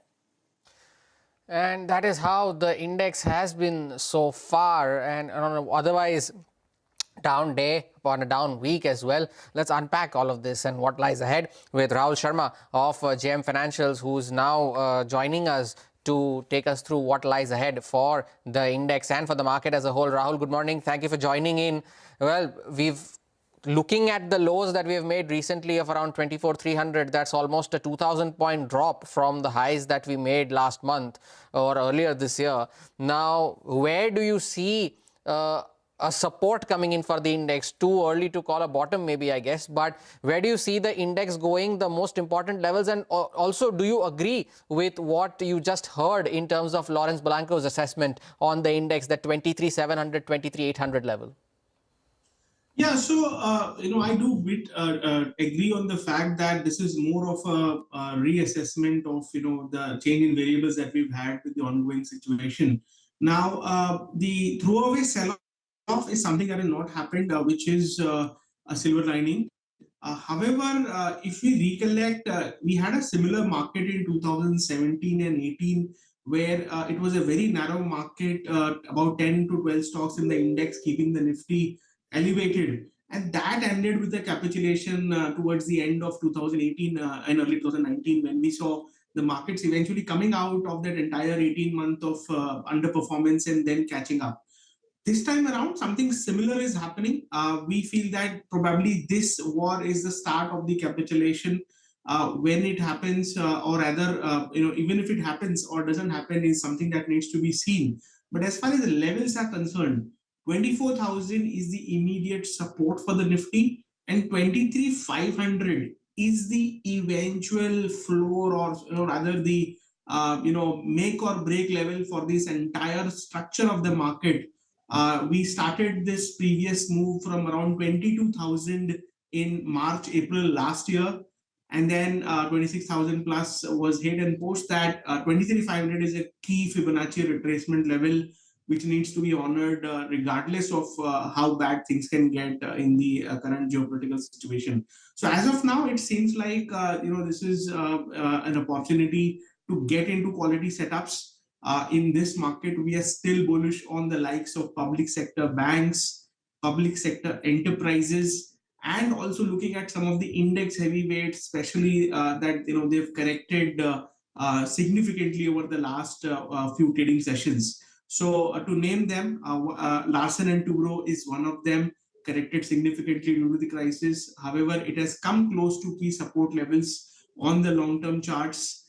We have State Bank of India from the PSU banking pack, which another 4 to 5% correction from these levels goes into a strong value zone on the technical charts. And then we have Titan on the consumption side, which has not even moved in a significant way. So these are some of the names that we like.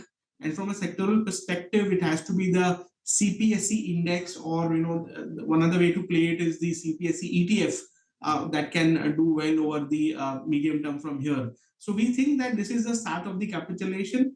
If it happens, it is good for the long-term structure of the market, and eventually, we will form a base for the next round of bull run that may start from here.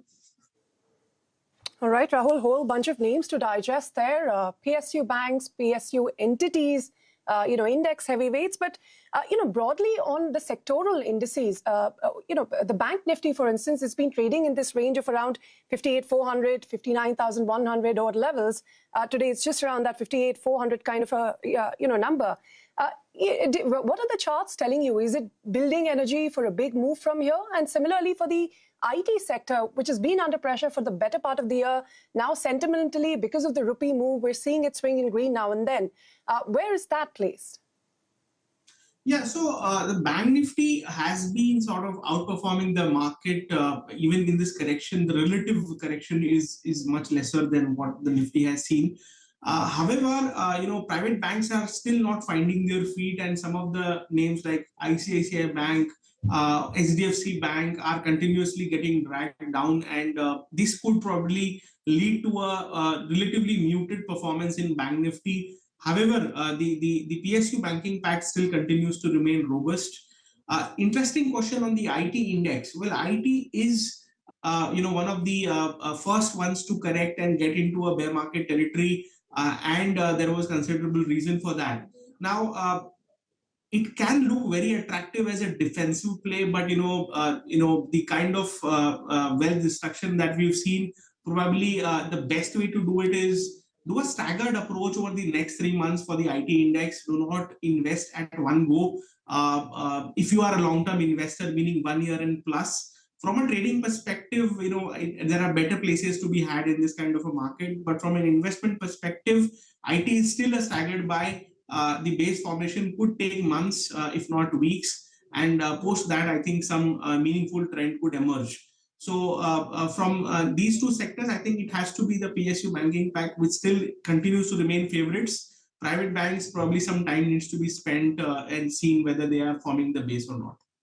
Interesting comments coming in out there, Rahul. Wish we had a longer conversation, but maybe we'll reserve that for another time. For now, private banks, not particularly out of the woods. You like PSU banks, and IT is a staggered buy. That's a trend that we will monitor as we go ahead from here as well. But for now, you do believe that maybe, you know, the 24,300, 24,400 could be an important support zone for the frontline index. We'll take a short break, come back, focus on the bond market action with Manisha Gupta on the other side.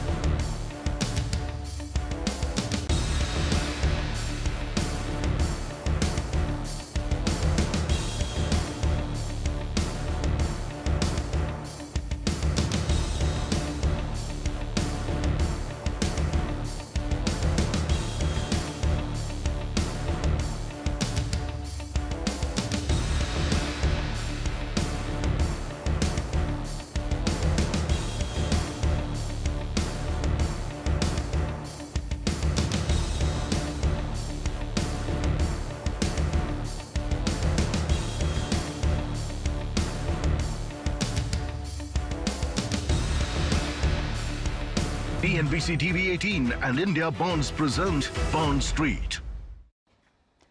Welcome to Bond Street, and today we have a very special guest joining us here right in studios, Maninder Cheema. She's ED at SEBI. Ms. Cheema, hi, thank you so much for joining in. Appreciate you coming to CNBC TV 18 studios. Thank you. Traditionally, we do understand that it all has been about equities, and awareness about bonds is somehow lagged. But would you say that seems to be changing, especially when you look at the data in last 12 to 18 months? Yes, there is definitely an uptick in people trading in bonds. The numbers have gone up significantly. Retail seems to be coming in fairly large numbers over the last 1 year or so. And would you say it is the OBP regime that really accelerated this growth in the markets? Yes, OBPPs have played a significant part in reaching out to retail investors, and they are the ones who have contributed to the uptick in the number of trades in corporate bonds, especially on the smaller ticket size. So after SEBI reduced the minimum lot size to 10,000 and OBPPs have come in, and this put together has brought in a lot of retail investors. As is the case with various other asset classes as well, what risks or checkpoints would you say that investors should keep in mind when it comes to investing in bond platforms as well? So, there is a standard disclaimer which comes with various equity classes. There is one with equities, there is one with mutual funds. For bonds, we want to emphasize that you have credit risk, you have interest rate risk, you have default risk. Investors are guided about the risk mainly by the credit rating of the bond, but they also need to be aware of interest rate movement, the directional movement of interest rates, because that affects the price of the bonds. Investors need to be mindful that they will get higher returns in a lower rated bond. So as the risk of the bond increases in terms of possibility of default, they will get a higher return. If they want risk-free bonds, higher rated bonds, then they will get a lower rate of return. Sure. Once investors are aware of this very basic understanding of the link between rating and price, they will be able to make better informed decisions on what they are getting into and when they are investing in bonds, and they would not look at merely the high rate of return and then feel let down in case they are unable to recover their principal a few years down the line. Oh, absolutely. Ma'am, we do understand that SEBI has been doing outreach programs. There has been a lot of conversation in budget and outside from various ministries and regulators about bonds. What would you say are various reforms that still need to be put into, aligned in, weaved in perhaps in the near future to expand the bond market growth? So I'll step back a little and say that SEBI has taken a few steps, significant steps. The first of it was the electronic bond platform, which moved the issuance of bonds onto the electronic platforms. Here I want to just bring in one fact that bonds remains a largely institutional market, and the maximum issuance as on date is largely by financial sector issuers. The fundraising activity is much faster when they do the private placement route. So the electronic bond platform helps them to raise funds very fast by issuing to less than 200 investors. One of the reforms which SEBI brought was we've reduced the ticket size for a minimum face value for bonds from 1 lakh to 10,000. Whoever is opting for 10,000 face value is required to appoint a merchant banker. Having done that, these bonds can then be sold onward to the retail investors. And this is the model which has been followed by a lot of OBPPs. They buy, the larger investors are buying bonds through the primary issuance and then downselling it to retail investors through the bond platforms. So the second reform which SEBI brought in was the RFQ, which enabled subsequently the OBPPs to come in. Going forward, it is easy to bring an issue, it is easy to bring an issuer to the market and then offer those bonds to retail investors through OBPPs. But liquidity remains a challenge. There was a proposal in the budget to have a scheme for enhancing market making to bring in liquidity. That's something which we are working on. Let's see how it goes. Ma'am, how would you look at consumer protection there, safeguarding, ensuring that OBPs work well? Is SEBI also looking in that direction? Yes. So primarily, SEBI is a disclosure-based regulator. So our first effort is to have complete transparency on what are the products, whether the bonds which are offered by a bond platform have sufficient disclosures, there is rating available, there is information on standardized information available on the bond platform about the rating, about yield to maturity, and the continuous disclosures by the bond issuers. CNBC TV 18 and India Bonds present Bond Street.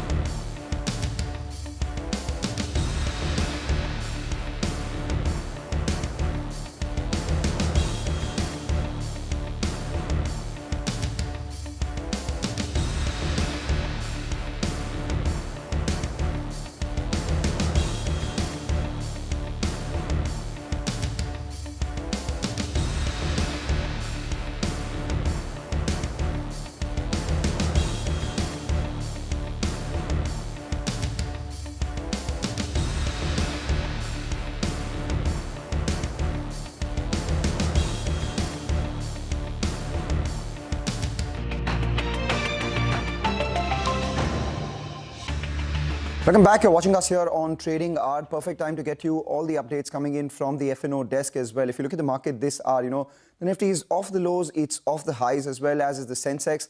The important part is the mid-cap index. It's not falling as much, but it's marginally lower as well. Now look at the index components. Even as the Nifty is, down about 0.2%, down 160 points, what are the components which are taking it lower? On the one hand, you have the Nifty Bank, which is down almost 1.1%. On the other hand, you have the IT index, which is higher. It's supporting the frontline index, but that too is off the highs. In the morning, it was up above 1%, and now it's down to about 0.2% in terms of gains, though it is still protecting the downside. Reliance is the other stock which is holding one end of the index up. So let's see how that goes. So if you look at the contribution chart, the Nifty is down 160 points, but Reliance is supporting it by 50 points. So had it not been for Reliance, the Nifty would have been down by over 200 points. If you look at the advanced decline ratio as well, they've been crissing and crossing, but nothing really that worries the long-term or, the portfolio investor, largely because they're neck and neck still. The advances are 1,300 as against declines of 1,500. Remember, the earlier parts of the week, we had 2,500 stocks declining for every 500 stocks which were advancing, and that stayed on for most of the week, including Wednesday. So it was just yesterday where we saw that turn, and today as well, it is neck and neck, which is not particularly bad. The only fly in the ointment right now is that the Reliance stock, after having moved higher, is facing resistance at the 20-day moving average at 1421. Yesterday as well, it did not cross that. Today, let's see whether it has enough momentum to cross past the 20-day moving average and build above that. And the second part is the Nifty Bank, which is flitting between the 100 and the 200-day moving average. It's, about 700 points below the 100-day moving average, and it's about 700 points above the 200-day moving average. So the direction of that will be extremely crucial to track. But 24,600, it's an important mark. Why do I say that? Because, 24,600 put writers, fairly active. They were active in yesterday's session as well. Yesterday, the premium was close to 240 rupees. Now it's around 200 rupees. And, the street still believes that around 24,300 to 24,400, which was the lows that we saw on Feb 1 budget day, as well as earlier this week, the panic low that we hit is an important area for the Nifty to find support at. But at higher levels, there is a vehement amount of selling as well. That's something that we can see with the writing that we've seen at 24,650 and 24,700 calls as well. Amidst all of this, there are a bunch of stocks which are making the news or, moving around over this week. Mazagon Dock is one of them. A lot of long positions being added on that, 7% higher. And we have a couple of these mid-cap IT names doing well. So Persistent Systems is finding some short covering after having underperformed lately. And IRFC is another stock which is higher, with shorts unwinding their position. So the question is, where do we go from here? The street is positioning itself for a 23,400 to 23,800 sort of 24,400 to 24,800 sort of range. The important part going into the weekend, can we expect some sort of de-escalation coming in? And then, the markets will move the way they do on Monday itself.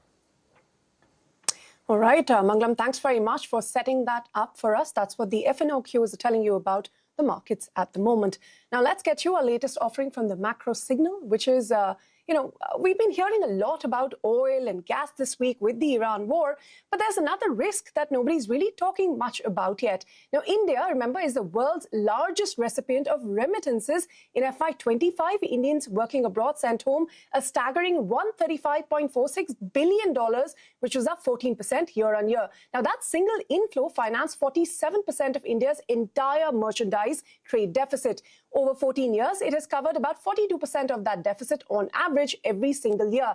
The Gulf, that accounts for 38% of it, which is roughly translating to about $51 billion on an annual basis. So that scale speaks for itself. India's remittance inflow is nearly double that of Mexico's. It is more than China and the Philippines combined.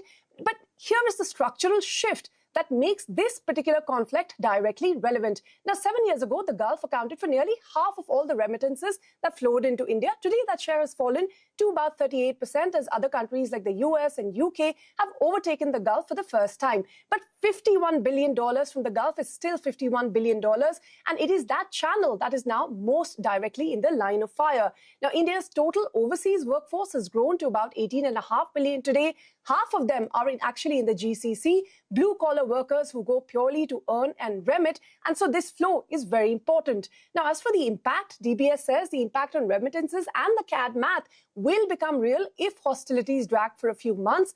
Bank of Baroda links these remittances directly to Gulf employment oil stoppages will reduce pay, slowdown will follow.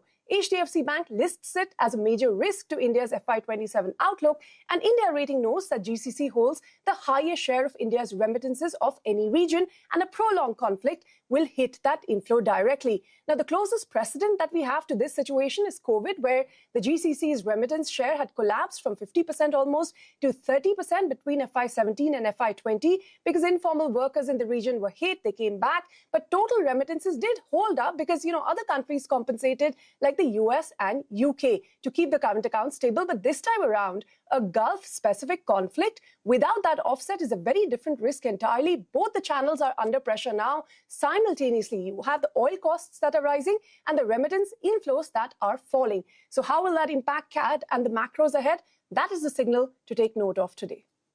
And we'll keep an eye out on all of these signals. Ritu, thank you for summarizing that for us. Still fighting to hold 24,600 is the index, 165 points lower as we go into this short break. Continue our conversation on the markets on the other side with Jyotivardhan Jaipuria.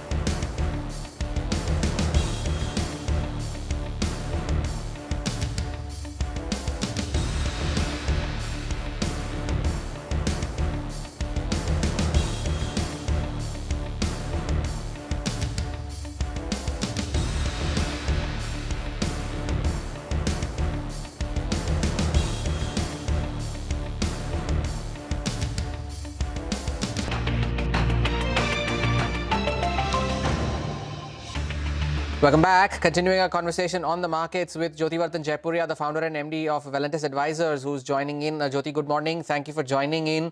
The kind of moves that you have had on the market over the last 2 weeks, do you believe that someone who has a 1 or 2 year investment horizon, is it a good time to put money to work right now? Or would you rather wait for more clarity, not catch a falling knife, buy it 500 points higher, but buy it when there is more clarity? Yeah, so almost see, between the two options, there's always a middle option, which is start putting some money in. If we go back into history of wars and we've done that sort of analysis, so the average drawdown when war happens is roughly 7%. And, typically what you found is on an average a month later, which is probably 20, 25 trading sessions later, the market goes back to the pre-war levels. So to that extent, obviously here, nobody knows ever the timing of the war. But at some point, the impact on the market starts to come down. So these are all like opportunities which are opportunities to buy really. The reason I said don't put all your money in one day but stagger it out is obviously, in this war, India is directly affected because of oil prices. And, more than oil, I'm more worried about gas, frankly, if you ask me, than oil. So, that is one thing which we'll have to grapple with. But otherwise, the lesson is the same from all wars in history that there's generally been buying opportunities. The market beyond a point shrugs it off. Though the wars continues, like if we go back to the last one, Russia-Ukraine war is still continuing, but the market is not getting impacted by it. The market has, factored that in and moved beyond the wars. Right. So, Jyoti, let's look at a little more, granularity out here. You earlier were a fan of some of the chemical names where you believed that, post the tariff-related uncertainty settles, they could benefit. Yes, the uncertainty is still there, but, the amount is a lot lower than what the street would have earlier feared, even if it's, 18%. It's 10, 15, 18 as against what was earlier. So that's a positive. But then this geopolitical tension and the impact of gas could have some sort of problems around, raw material availability or some sort of second, third order effects. So what are your thoughts on that? Point number one. Secondly, you liked metals despite the volatility earlier. And now, some of these non-ferrous names are picking a lot of pace because of supply-related concerns on account of these geopolitical, issues that we're facing. So would you hold on to those bets? Would you add more? Or would you think that maybe because of the near-term spike, it's good to book out from some of these metal names? Yeah, so, Mangala, just starting with metals. So metals is something which we liked and we've seen that play out well. We continue to hold them, but at these prices, I would say not buy them. Because, just as a broader theme, there are a lot of companies or there are a lot of sectors which are benefiting because of the war scenario. But what to remember is if, there's a settlement on the war either way, Iran and US talk or, there's a settlement, some of these things can come down quickly. So on a very tactical basis, you may want to buy it. But for us, generally, we don't really do tactical trades. Mine would be, don't buy these and don't chase some of these themes. So we continue to hold the metals names. We like them. But yeah, they've had a spike and at these higher levels, I don't think one should enter here. Second is chemicals is a little more interesting because, yes, we liked it because the tariffs had come down, but they are getting hurt in two ways, just now. So one is, the raw material volatility. So raw material prices, obviously, for all the metal names are going up. And to some extent, they may not be able to pass it down in the short term. But the other thing which is happening is just the freight and the ability to ship out. Because anybody who's dependent on exports, like even to the Europe, freight costs have moved up. Insurance costs have moved up. So I think, all of them will have a poor March because, probably all of them will hold back on their sales. Even the customers will say, don't sell to us, don't send us the material now because the logistic costs have become very high. So there'll be some weakness in the November and the March numbers. And for us, it would be if, the share prices come down and they react to that, then we want to buy it because once things normalize, then the demand will pick up again. Okay, you spoke about the second order effects in your note as well. Remittance is something we were just talking about. It finances 42 to 47% of our CAT. $51 billion is a big number. How much of these secondary effects are actually priced in at the moment? And when you talk about deploying cash in this correction, any specific names you could point us to? Yeah, so, some of these are priced in. Obviously, we've seen a move in the currency. And it's not like, all of these remittances will disappear. At the moment, if you think like, where are we looking at the war? All of us are thinking this is like one short thing, which, we'll get over in weeks rather than, years. So to that extent, there'll be a temporary impact, but then, the remittances will come back because ultimately the Middle East will need to rebuild. So it's not like, it will be the end of the rebuilding phase. There will be some strain on their government balance sheets as a consequence of this war. But overall, I think it will not be such a big thing. It's more a near term. Next few weeks, we may have a struggle on the currency. Now, what do we like? So for us, very short term, I would say we are trying to avoid stuff which gets impacted by the war, either in terms of freight and logistic costs or in terms of, oil as the raw material. We still like the banking names, which, we continue to think they are very cheap and, they are largely unaffected by what is happening in the Middle East. But a lot of our focus continues to be domestic. So banking is something we like. We like some very select, names on the capital goods side. And of course, metals space. Pharmaceutical is one other area which, we continue to like at this moment. Jyoti, pleasure having you as always. Thank you so much for sparing time and joining us. Looking forward to having you more often on the show.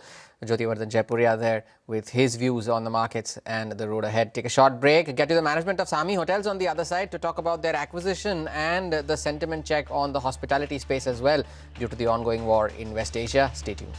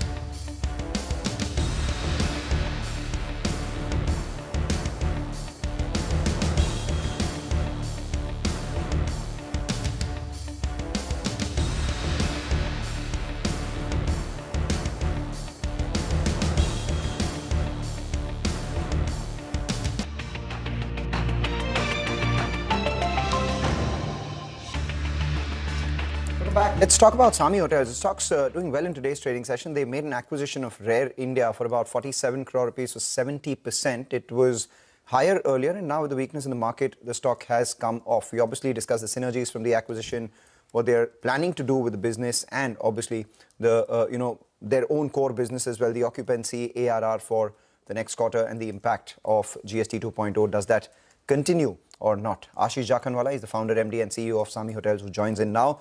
Ashish, thank you so much for joining in. You've always maintained that you're looking for underappreciated, under-owned, under-leveraged assets as a strategy, and that's something that you've done. 47 crore rupees is what you would pay for 70% stake in this business over the next 12 months. I'm looking at the numbers that the company's reported, Rare. They're doing revenues of anywhere between 2.5 to 3 crores. Then I look at your presentation, and you believe that this is a 90 to 100 crore potential business with EBITDA of almost 31 to 40 crore. So in a sense, you're getting it almost at one-time EBITDA. Can you explain to me how that happens? Because what is their current model? How do they get to 90 to 100 crores from 2.5 to 3 crores that they're doing right now? Will that require more investment from you? And what's the timeline here? Thank you for having me. So you're absolutely right. Our core competence is to buy assets, in this case, an operating company, which is underappreciated. Now, I know numerically saying that something you're buying for 47 crores can potentially give you an EBITDA of 35, 40 crores annually looks a little too ambitious. But let's not forget the fact in our traditional historical asset-heavy businesses, we are today sitting on dozens of hotels which are at an accounting ROCE of 30%, 25 to 30%. So when you go asset light and have a very attractive entry price for 1,000 rooms, 23-year legacy, a footprint which is across 15 states, Bhutan, Nepal, and have the ability to bridge it together with a global distribution platform. So if we make that sort of a ROCE in asset-heavy businesses, if we don't hit the 70 to 80% in an asset-light model, then our whole turnaround approach may be questioned, to be honest with you. Now, this transition, as bullish as it may sound, is actually not that difficult because currently this portfolio has legacy. It has incredible partners that it supports, the platform and a presence. All it needs is a very strong distribution backbone. And the moment we help Rare build that distribution backbone, this transition of the income will be a very natural flow. So how does that work? Because currently they have subscription revenue that turns into B2C revenue. I'm sure the street would have questions as well, because when you say it's a good asset, it's doing extremely well, it's got legacy, etc. Just distribution alone and your ownership alone with the 47 crore, can that take the revenue up by 25 times? Is there a fundamental shift in the way this business will be done once it's acquired by you? Absolutely. So Mangalam, what we're going to do is we're going to leverage the power of the scale that they have built over the last 23 years and plug it in with new technology, which is the outcome of the investment we are making in the platform. And then also the affiliation with Marriott, where now all of these hotels, or most of these hotels, as they opt in, will be sold on Marriott.com as part of the outdoor collection by Marriott Bonvoy. One thing we've learned in hotel business is distribution is the king. So the moment you're able to put these really iconic, very rare, unique assets across India, Nepal, and Bhutan on a platform as powerful as Marriott.com with Bonvoy, you would see the production of direct consumer business expanding. And that's the simple bet we are making here, that as we plug it into that distribution model, the B2C income will expand, which currently is zero, actually, if you ask me. So what we are taking is we're taking a legacy platform, not income, and plugging it into a model which will start generating income, really. No different to buying an asset last 2 years back in Bangalore, which was doing an EBITDA of 4 or 5 crores. We paid 200 crores for that, could have looked expensive. But as we renovate, improve the inventory, that hotel, that portfolio, that asset should do 90, 100 crores. So it's a very similar story where you take something which is an inherent value and do certain actions to discover that entire inherent value in this. By when does that happen, Ashish? And if you could also tell us, if you required 70, when do you do the remaining 30 and at what valuation as well? So first of all, I think the transition will be in a 3-step process. The first is the integration of majority of the existing portfolio partners so that they can be visible and distributed through Marriott.com. I think that process should take about 12 months because it's about putting tech, integrating to M.com and all of that. In parallel, I think the portfolio scale will continue to grow. We are seeing a very healthy pipeline. Although this platform and the founder are extremely careful about what comes on board, and which is what we like about it. But in spite of that, we think the portfolio should grow to about 100 hotels in the next couple of quarters. And by the time we fully realize both the platform scale and the productivity on B2C, which is what takes us to about 100 crore top line, I think we should give ourselves about 36 odd months for that. Number one. Number two, I think you asked us about... Yeah, go on, Ashish. You were talking about 70 to 100. So no, we are starting from 70. There is a certain mechanism for us to go up to 90%. The existing founder and team will continue to own 9 to 10% for all times. But actually in the short term, they continue to own about 30% of the business. And we will sit together in future if we need to see if there is more ownership required. But I think we're very happy with the current 70%. It allows us to have a meaningful position to partner with a team which is absolutely incredible, help them build value in Rare. And I think the position that we are sitting on in the investment could be a pretty non-brainer. Ashish, I just simply wanted to clarify the whole attraction of this Rare deal. Is it the Marriott Memorandum of Understanding, and an MOU at the end of the day is still just intent? Is there a risk that doesn't convert? How relevant is the deal still for you then? And also in terms of, secondly, in terms of debt, net debt is at 1450 crores. With the kind of investments you will have to make, what is the target to pare this down? So first, you're absolutely right. We have an MOU with Marriott. At this point of time, we expect to sign definitive agreements in the next few weeks.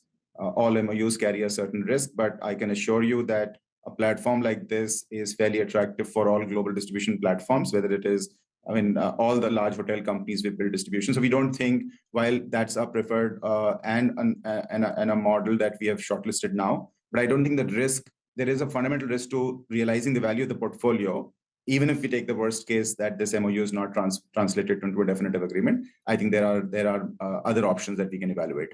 So that's one. And two, in terms of leverage, this deal has zero impact on our balance sheet, because even the 45 crore investment we are making is over a 12-month period, really. So honestly, this doesn't move the needle in terms of cash utilization and net debt to EBITDA. Overall, we sit at about 3 times net debt to EBITDA. As of today, all of our capital expenditure, which is largely funded towards taking this company from 1,100 crore top line to a 3,000 crore top line, is being funded through our internal accrual. So we'll maintain a fairly healthy balance sheet in the near term around 3 times. And in the medium to long term, we have an intent to take it closer to 2.5 times. Really. Take that point, Ashish. Thank you so much for joining in. This sets us up for the investor call that you will have later in this evening, and obviously a lot more clarity emerging from there as well. Short but effective conversation. Congratulations on this deal. We take a short break, come back, and more on the markets on the other side.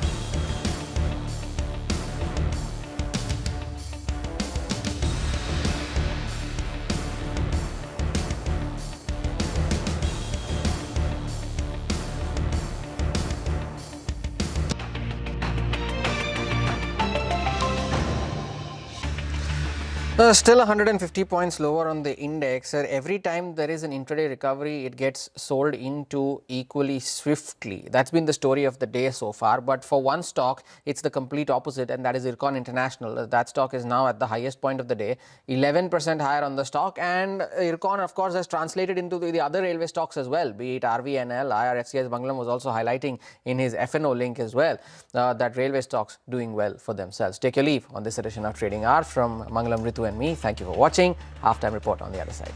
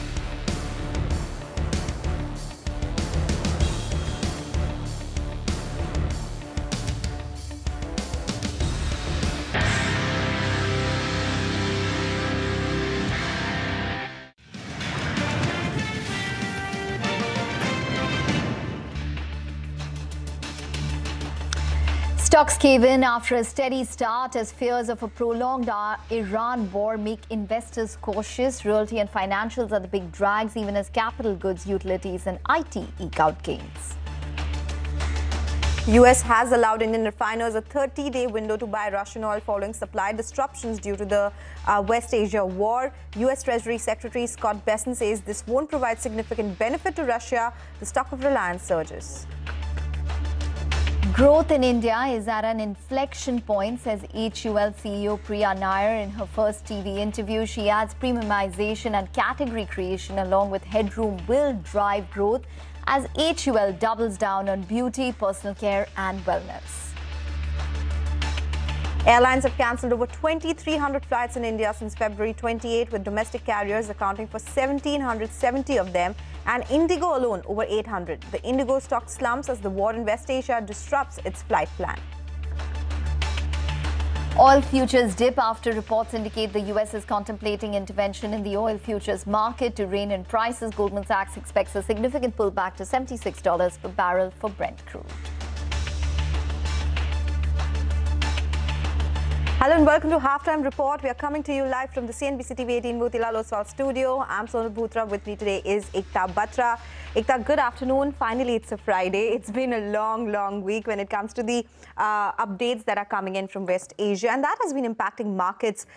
We did see some recovery yesterday, but that has been sold into today as well. The high of the day today was 25,700, but we've come off around 100 points from those levels as well. It's been quite choppy since the start of the trading session, and we do have the metals index which continues to do well after that stellar rally that came in yesterday from this particular sector. CPSE is doing well, so is the energy index. However, it continues to be a dull day overall. Mid-caps are outperforming the benchmarks, absolutely flat as we speak. But this week so far, extremely topsy-turvy, but ending with major cuts, Ekta. Hi, Sonal. Yes, absolutely. You know, on a week-to-date basis, the Nifty is probably going to go home with losses of around 2% The mid-cap index also in terms of cuts is currently at around 2% at current reckoning. So let's see whether there's any kind of respite which comes through. What also stands out is what we are seeing in the financials today, because there is a clear underperformance which is taking place in terms of the entire financial basket. So if you look at it, the bank Nifty is currently down around 1.2%. And if you look at it on a week-to-date basis, the bank Nifty is lost around 3.66%. So let's see whether there's any kind of buying which comes in at lower levels. But this is a space that I would definitely watch out for in the future trading sessions as well. But let's apprise you of what we have on the show today. We'll put the spotlight on how the market has fared this week amidst the West Asia conflict and bring you the top market opinions and take the conversation forward with Axis Capital's Raman Johar. We will also bring you a discussion around Linde India's minority shareholders rejecting 417 crores of related party transaction with Praxair, and in our commodity corner segment, Manisha will be in conversation with ETO's Jonathan Barrett. So stay tuned for that conversation as well. Okay, Morgan Stanley's Jonathan Garner says they moved to an equal weight stance in Indian equities versus Asia emerging markets, given the wide uncertainty around geopolitical developments and the historical negative exposure of the market to oil supply risks. With uncertainty also still swirling around AI disruption and absolute valuation still expensive, we expect it will take some time and potentially a peak in the tech cycle for Korea and Taiwan. Before international investors reposition towards India, they remove Maruti Suzuki from Asia Pac ex-Japan, emerging markets and Asia thematic focus list. Okay, so that's the word which is coming in from Morgan Stanley. They are now equal weight in terms of their India stance at this point in time. But we do have a market which is live and vibrant at this point in time, a little bit on the downside. But we do have a lot of the stocks which are buzzing around in trade today. Vivek is here to tell us more about all of these stocks. Vivek, over to you. Well, thank you so much. Again, a very volatile trading session after the brief respite you saw yesterday. Today, again, selling pressure seen at higher levels. In terms of individual stock sectors that we are tracking, well, you can't look beyond Fractal Analytics. Very good set of numbers, and along with that, management commentary too quite positive, high by over 5%. Well, select stocks yesterday that saw a bit of cooling off was the entire aluminium pack. Today, most of these names have rebounded, especially in the last hour or so. Nalco, Vedanta, Hindalco, after gap down opening, all of them have seen an up move. Also, remember, look out for pipe companies, names like Astral as well as Supreme Industries. Reports indicate indicate that there's been an uptick as far as the PVC spread is concerned, as well at the day's highest point even as we speak. The entire railway pack reports indicating that there could be a merger of two large railway PSUs. On the back of that, most of the railway names like Jupiter Wagons, Ircon, Titagar, all of them higher quite significantly on good volumes. And the theme, especially as far as shipbuilding and defense, most of the names continue their stellar rally. Have a look at Mazagon Dock, high another 6% post the 10% rally. Saw yesterday Garden Reach, Emtratech, Bharat Dynamics, all of them very strong in the session today. On the other hand, quite a few laggards as well. Coal financials, remember, they've cooled off quite a bit from the recent peak. That particular trend continues today. Manapur and Munpur both seeing a bit of profit booking. Banks under pressure. Analysts are pointing out that there could be some pressure as far as the wholesale funding is concerned. Back of that, most of the banks today, ICICI Bank, Axis Bank, HDFC, all of them among the top or key drags today. Cohance Life Sciences, this particular name, again, one of the top laggards as far as the NSE 500 index is concerned on high volumes. And lastly, Tejas Network, it's seen a stellar rally, but today about a profit booking, down almost 3.5% today. Okay, all right, Vivek, thanks very much for that. So those are all the buzzing stocks in trade today. We need to take a short break, but as we do that, an important programming note as we slip into that break. Weight loss drugs are in vogue with the rapid adoption across markets, but for investors, are weight loss drugs an attractive portfolio bet? Tune in to CNBC TV 18 on the 9th of March, 3 p.m. onwards to catch the big players in the weight loss drug industry on one platform, discussing the opportunity lying ahead.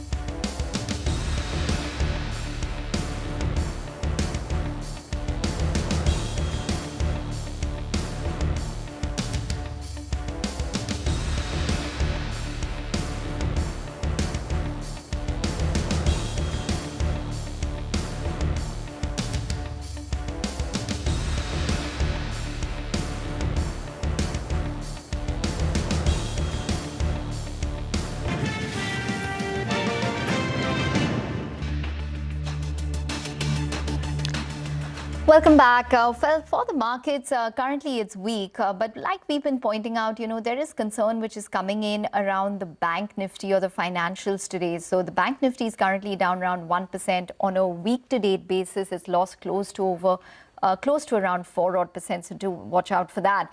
But separately, if you just look at the valuation picture for the banks, it will tell you a story about, a divergent trend which is taking place with a couple of these frontline banks. So, for example, State Bank of India, if you look at it on an FY26 price to book value, it has risen as compared to the start of the year. ICICI Bank has been similar at around 3 times. Axis Bank has also been similar at around 2.1, 2.2 times. But we have HDFC Bank as well as Kotak Mahindra Bank, which has shed a little bit in terms of valuations as compared to the start of the year. So that's the picture that you have currently in terms of the private as well as the large bank valuations at this point in time.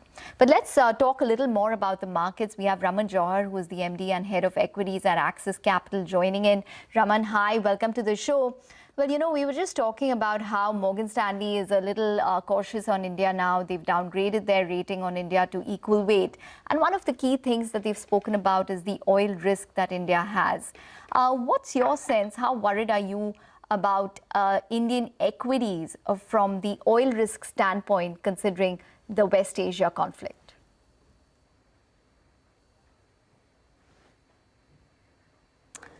Okay, I think we're just going to get back to Raman in just a bit, but we lost that connection right there.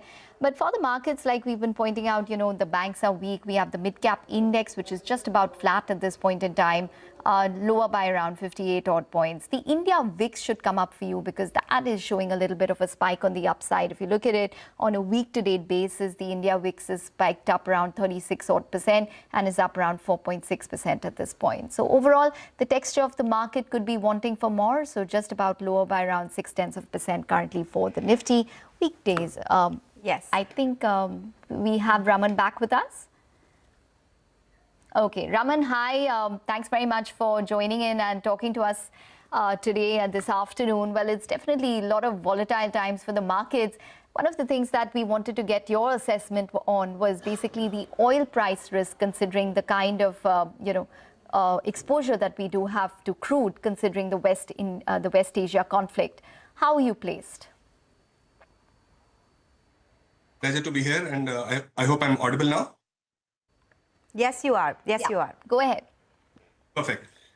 So yeah, it seems that markets have been moving in India, especially from one problem to the other. And before we could solve the FPI outflow issue, there is AI that hits us. Before that gets solved, there is this energy price hike that is hitting us.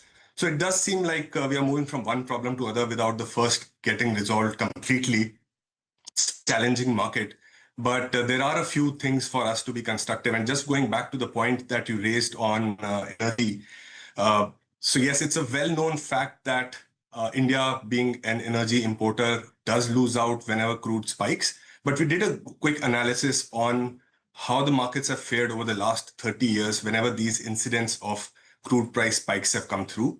And more often than not, we have seen that the 1 month and 3 month performance of the market from this event has been positive. So yes, there is always this short-term turbulence that comes through, but this is mostly followed by an uptick in the market. This is especially true if crude prices largely remain under the $9,500 kind of a ballpark. So long as the prices remain in that range, I would be too worried because markets have this tendency and ability to price it out in the future and discount a lot of the pain which will come through early on. So I think a lot of that could be in the price already. So, Raman, which are some of the sectors where you have become constructive? You said you're getting incrementally constructive. Which are the pockets that you would like to nibble on right now? Or maybe you will wait a little bit more to see some valuation comfort? So there are a few segments of the market that clearly warrant an exploration right now itself. And these are more inward-looking sectors. I think financials will be a top overweight for us to look at right now, especially private banks. We are seeing that the numbers which are coming through have been incrementally very positive. So the recent most fortnightly data suggests that credit growth is almost 13.5% now. And this is topped up with an environment where the credit spread has also been expanding. I think there was about a 40 basis point month-on-month increment there as well. So it does seem like there is an era of good growth coupled with strong NIMs, which is coming through. And that should really support lenders in general and private banks in particular. So that will be the top pick. The other couple of sectors where we are fairly bullish are autos, where CV seems to be well in the middle of a cycle which should continue for a while. And in passenger vehicles, we continue to see, even till last year, for example, the trend of premiumization was fairly robust. And this has only gathered further pace after the GST cuts have come through. So that remains another sector which should do well. And lastly, let me also top it up with real estate, where again, data on residential has been fairly solid. The new launches are seeing absorptions which are anywhere between 400 to 600 to 800 basis points better. We are seeing inventory remaining fairly benign and stable. And there are a few pockets within the various markets which are also seeing price increases now. So that is one sector which has come off a lot and again becomes a little bit interesting here. Okay. Raman, well, one of the pain points for obviously the Indian equities has been the FII outflows. If you just look at the past 5 trading sessions, there's an outflow of around 26,000 crores. What is your sense in terms of where we would go when it comes to FII flows, and what do you think is possibly going to turn the needle for us sustainably? Sure. So in the short term, I think till the time markets and investors have a handle, flows will be volatile. And we are coming from, the backdrop here is an unprecedented 5-year period where FIs have not been putting in any money on an aggregate over these 5 years. So, even during the worst of times, the GFC, or be it even around demonetization or COVID, never have we seen a 5-year prolonged period where FIs money has not come in. So on that low base, one of the things that can turn things around is earnings. So that will remain to be the biggest factor going forward. We've been getting incrementally positive on the earnings momentum. In fact, if you look at the data over the last 3-4 months, the spate of earnings cut that we were seeing before that seems to have stalled. We were hoping to start seeing some incremental earning upgrades by now. That's not really happened as much. I think February was just like a 0.1% increment, so not much. But we are hopeful that this will turn around. And this ties in well with our macro view as well. So going forward in FY27, we expect 7.5% real growth. But this will also be a period where some CPI inflation will also start kicking in. And one of the things which has been lacking in the Indian economy has been the growth in nominal GDP. We think that this deflator with CPI picking up will aid this now. And we'll have an environment where real GDP remains strong and the nominal GDP is rising much faster. And these, again, if you look at the historical data, these are times when we do see earnings catch up or earning upgrades coming up very fast. In fact, this happens across all market caps, but it happens a lot faster for small and mid caps. So we are hopeful that as the year rolls on, EPS upgrades will start coming in and that will trigger FII buying. Take that point, Raman. A lot more questions, but we are completely out of time today. Thank you so much for joining us with your thoughts on the markets and specific sectors that you are getting incrementally bullish on. That's the word coming in from Axis Capital. Time for a break. Up next, Mangalam will focus on the F&O action at midday. Stay tuned.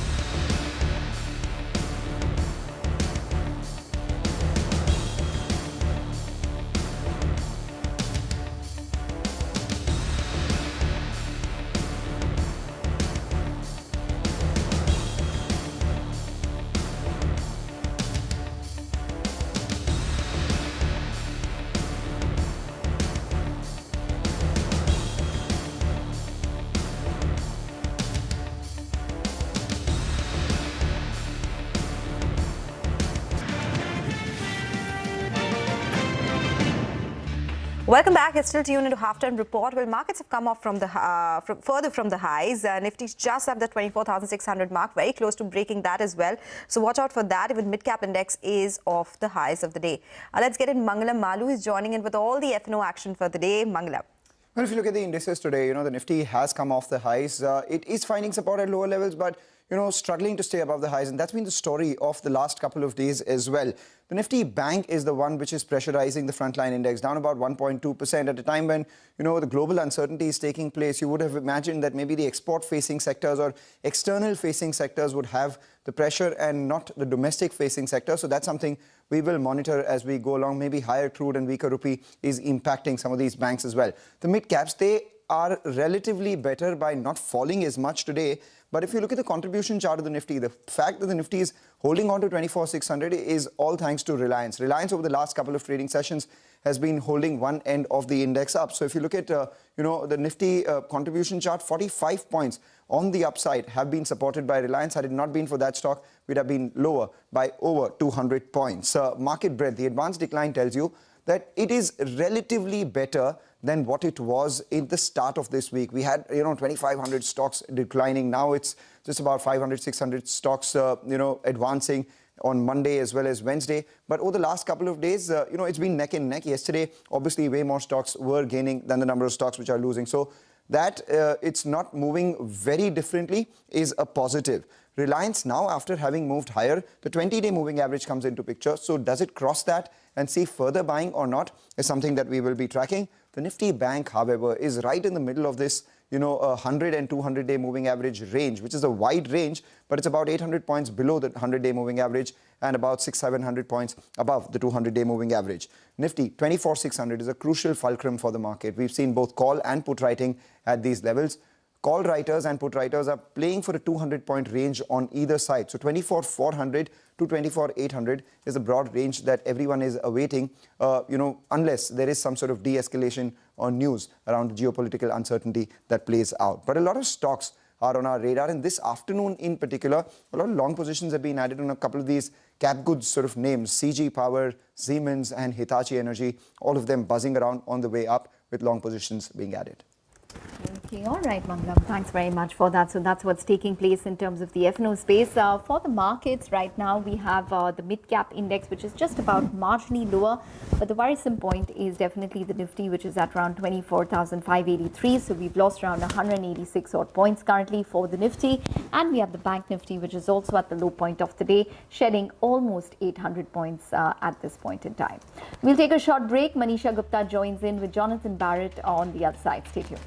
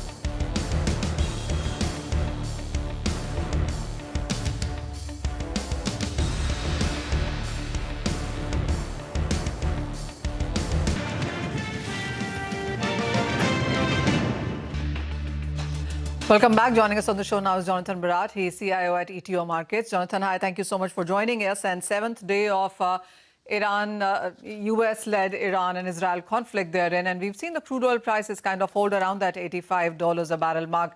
What are you reading into the markets right now? What all has been factored in? And from here on, what is it that you'll watch out for? Manisha, good morning. Look, obviously there's, with the, I guess the US and Israel entering into more phases of the war, it all becomes a little bit more uncertain as to how this will play out in some of the commodity markets. But I do get a sense that we're still looking down the scope of inflationary pressures. Tonight's data is going to be super important for that.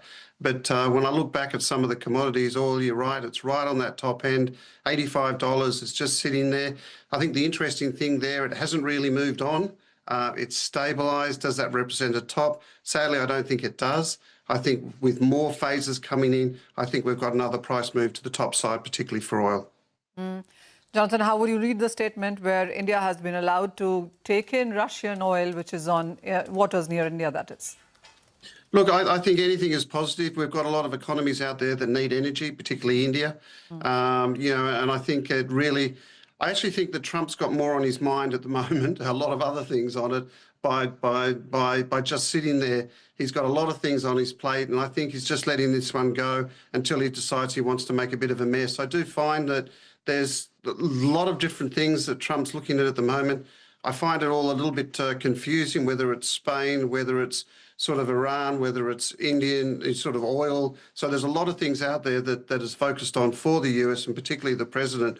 So I actually think it's always a good thing. One thing the president did say was he didn't want to stop oil going through to the markets.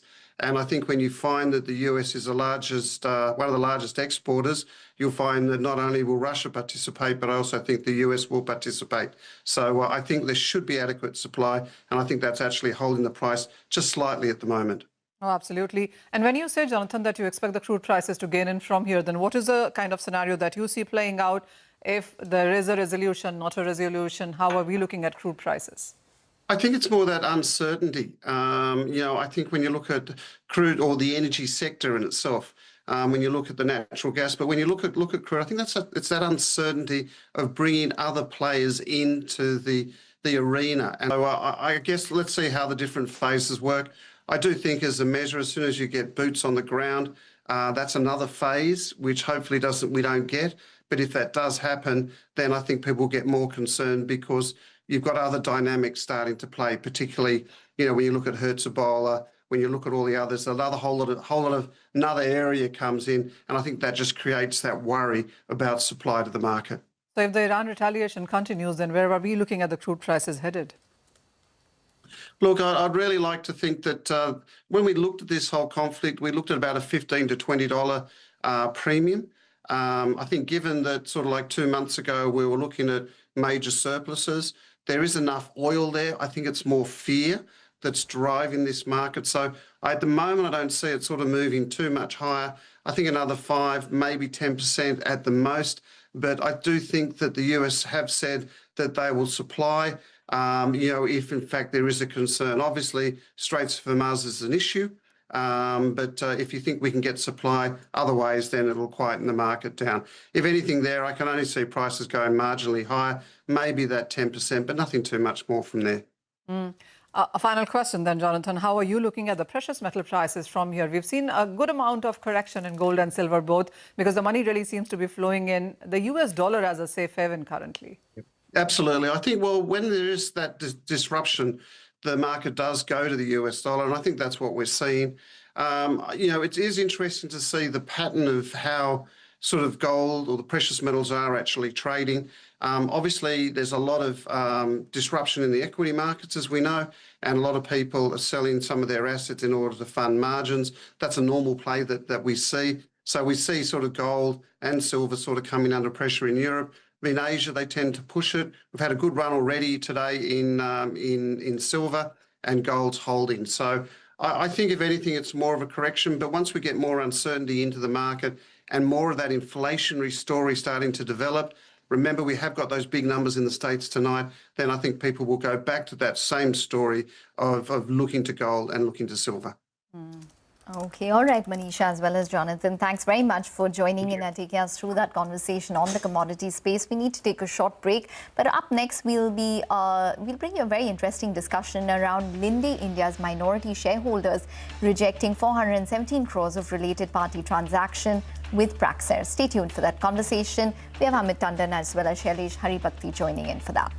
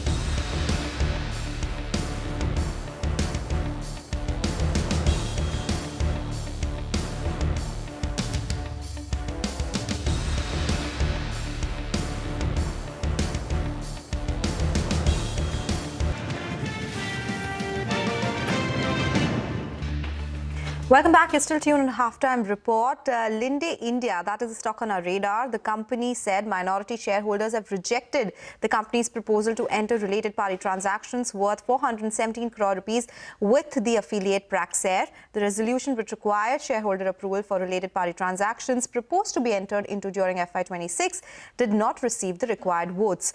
To discuss more on this, we are joined by Shailesh Haribhakti, Chairman Shailesh Haribhakti Associates, and Amit Tandon, who is the MD, Institutional Investor Investor Advisory Services. Gentlemen, good afternoon. Thank you so much for joining in. Amit, let me come to you first up, because this has been an ongoing battle since the time Global Linde merged with Praxair, and there have been questions from the minority shareholders about any transaction which is taking place between these two. Around 89% of minority shareholders have actually voted against this related party transaction. Is this a significant enough signal from minority shareholders to the management of Linde India? What is the next course of action now? No, thanks a lot. This is kind of pretty interesting on a number of counts. The first is, we have to remember, this isn't about blocking the company from undertaking its day-to-day operations. It's much more about preserving minority shareholder value. And this is what it's aimed at. And this is a discussion which has been going on since 2018 or 19, about 8 years ago, when globally Linde and Praxair merged. Now, there's another very interesting aspect about this whole transaction, which is that over the last 3-4 years, the institutional shareholders have kind of steadily reduced their shareholding. And it's the retail investors who've kind of pumped up their shareholding. So if you look at the shareholding today, 75% is held by the parent entity, and about 16% is there with retail investors. And you go back a couple of years on the cap table, you had shareholders like Kotak, Nippon India, who were significant shareholders. They still continue to hold equity. It's a little bit down. So it at one level is representing or reflective of the fact that retail investors have kind of pushed back on this resolution. If we were to look at this resolution itself, it's kind of pretty straightforward. There are two entities within the same group. One is 75% owned and the other is 100% owned. And the idea is to, have buy and sell transactions between Linde and Praxair, which is the global entity. And shareholders have kind of said that, look, there are some pending issues which have been going on since 2021, when a resolution was defeated. The company and the management disregarded it. Went ahead and continued to do transactions. This was challenged by SEBI. It's now in the, it was upheld by the SAT. It's now in the Supreme Court. And you kind of are still kind of coming with some new transactions, not giving clarity in terms of what's happened in the past. And there are some related issues, of course, which I'm happy to talk about if we have time to do that. But it kind of, to my mind, it kind of raises a very important point. It's that once you're listed, you have a responsibility, as the board has the responsibility, not just to the parent entity, but to treat all shareholders the same way. Okay, all right. That point is taken. And, Amit would love to discuss what the situation is for Linde India as compared to other MNCs, and many of them do run structures like this. But Mr. Haribhakti, before that, what is the option that Linde India now has going forward? I will not dance around the situation at all. I will say straight that Linde should have, in the very beginning, merged Praxair and Linde, as they have done globally. There's no other way in which the minority interest can be protected. I think Linde India has, unfortunately, antagonized its minority shareholders, has not won with its customers, have lost a very major customer, and have been spending tons of money on fighting with the minority interest. Almost 350 crores have been spent simply on this battle, which should be ended logically, simply by proposing that these two companies should merge, just as globally they have merged. That would be a full restitution for all economic interests in Linde. I'm quite surprised that they will now, I don't know what further proposals they can make, but to my mind, the only real option and the real way forward is a merger. Okay. So coming back to this, Mr. Haribhakti, when you say they should merge at an India level as well, we do have a hearing which is pending with the Supreme Court. And if it is ruled in favor of shareholders, which has been the case so far, do you think that is the next course of action for Linde India? What happens to the global merger? Does that stay? And do you think that would also mean no more related party transactions with Praxair from the listed Indian company's perspective? Yes, I mean, if the minority shareholders have disapproved of the related party transaction, they cannot be entered into. It is as simple as that. That's the law of the country.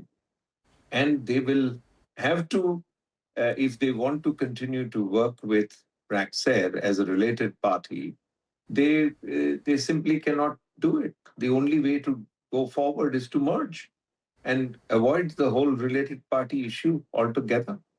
That seems to me to be the only sensible way out. Amit, what is SEBI's stance on this whole situation? Look, it's quite interesting when the when the resolution was kind of approved, SEBI did ask them in terms of why was it approved, saying that, look, it's not meeting the material, it's kind of crossing the materiality threshold. They took an interpretation that it's each individual transaction and not the collective or the aggregate transactions which need to cross the materiality threshold. And at that time, SEBI kind of looked at, who are the independent directors on the board, which are the other boards they are on, and how have they interpreted related party transactions. And they kind of concluded that, look, there's a difference in how companies are interpreting related party transactions. So SEBI, of course, has been kind of agitating against the whole thing. There is a further twist. Now, since they did not merge the two entities and decided to keep them operating as separate entities, they kind of was an MOU which was signed between Praxair and Linde India, where they kind of geographically divided up India. And they said that, look, if there's East India, Northern India, Western India, excluding industrial bulk gases, would be looked after by Linde India, and South and East would be serviced by Praxair. And again, SEBI kind of asked the question that, look, if you've reached this arrangement, then have you compensated Linde India and the shareholders of Linde India, because you've kind of decided that they're frozen out of certain markets? And again, the company chose not to kind of address that issue. So this again is something which is there. Look, it's very important for us to remember what is it that the shareholders are saying. They're saying that, look, this is a high growth area. There are certain gases which, HYCO, green gases, etc., which in the past, Linde India said that they have the capability and the technology to manufacture. After the global merger, they've now suddenly turned around and said that, look, this technology is present only with Praxair globally, not present with Linde India. And therefore, if there is an opportunity, then it will be addressed by Praxair globally, not by the Indian entity. So where are the new opportunities? Who's going to be addressing them? Where is the capital allocation going to happen? Where are the future profits? Who's going to get a larger stream of the future profits?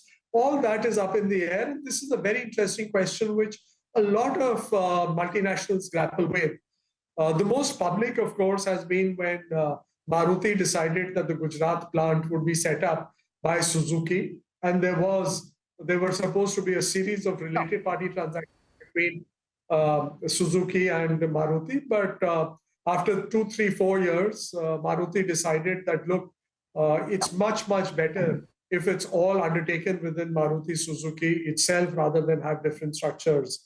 And that is the way forward. You can't have different entities addressing different parts of the market, because that's what the parent entity wants. It's a compact which you have with your shareholders once you've chosen to list in the market.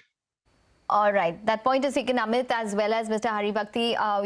We're going to have to wrap up on the show at this point in time. But thank you very much for bringing us that perspective with regards to Linde India. It'll be interesting to see. It is definitely a developing story in terms of what the way forward would be now. We need to take a short break, but a lot more on the markets once we're back. Stay tuned.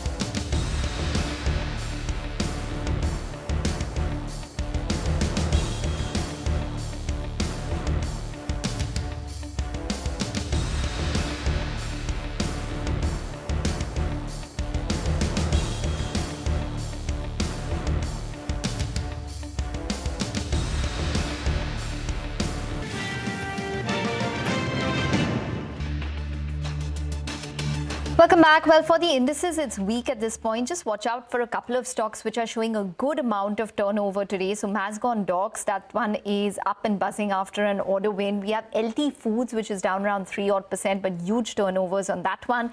And we even have Jupiter Wagons, which is spiked up around 15% in today's trading session. So do watch out for Jupiter Wagons. Reliance also showing good amount of turnover in today's trading session, one of the top gainers on the Nifty. Well, on that note, we need to wrap up on the show. Thanks for watching. We'll get you more on the markets on the other side with Business Lunch.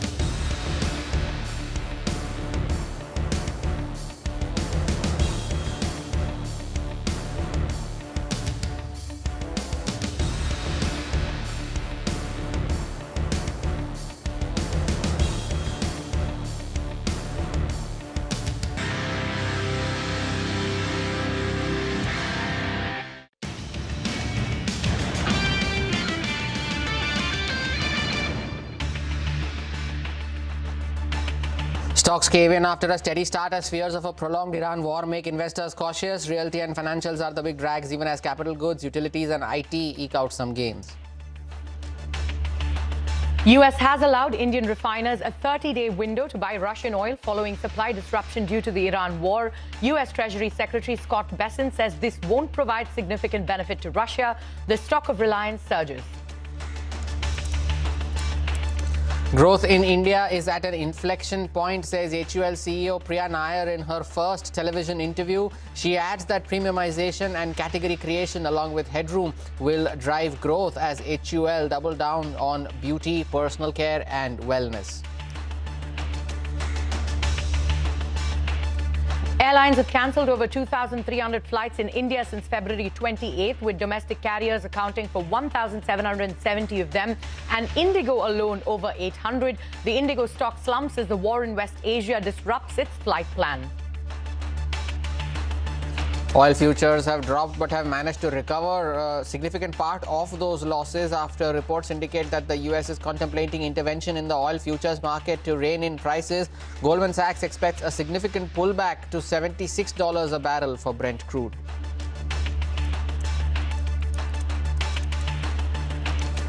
Good afternoon, you're with us here on Business Lunch. We are coming to you live from the CNBC TV 18 Motilal Oswal studios. I'm Hormuz Fatakia. With me as always, Arundhati Raman. And Arundhati, good afternoon. Good afternoon, Hormaz. It's red across the screen, right? There's no place to hide in the markets, but the mid-cap index managing to hold on better than the blue chips, but banks putting the pressure.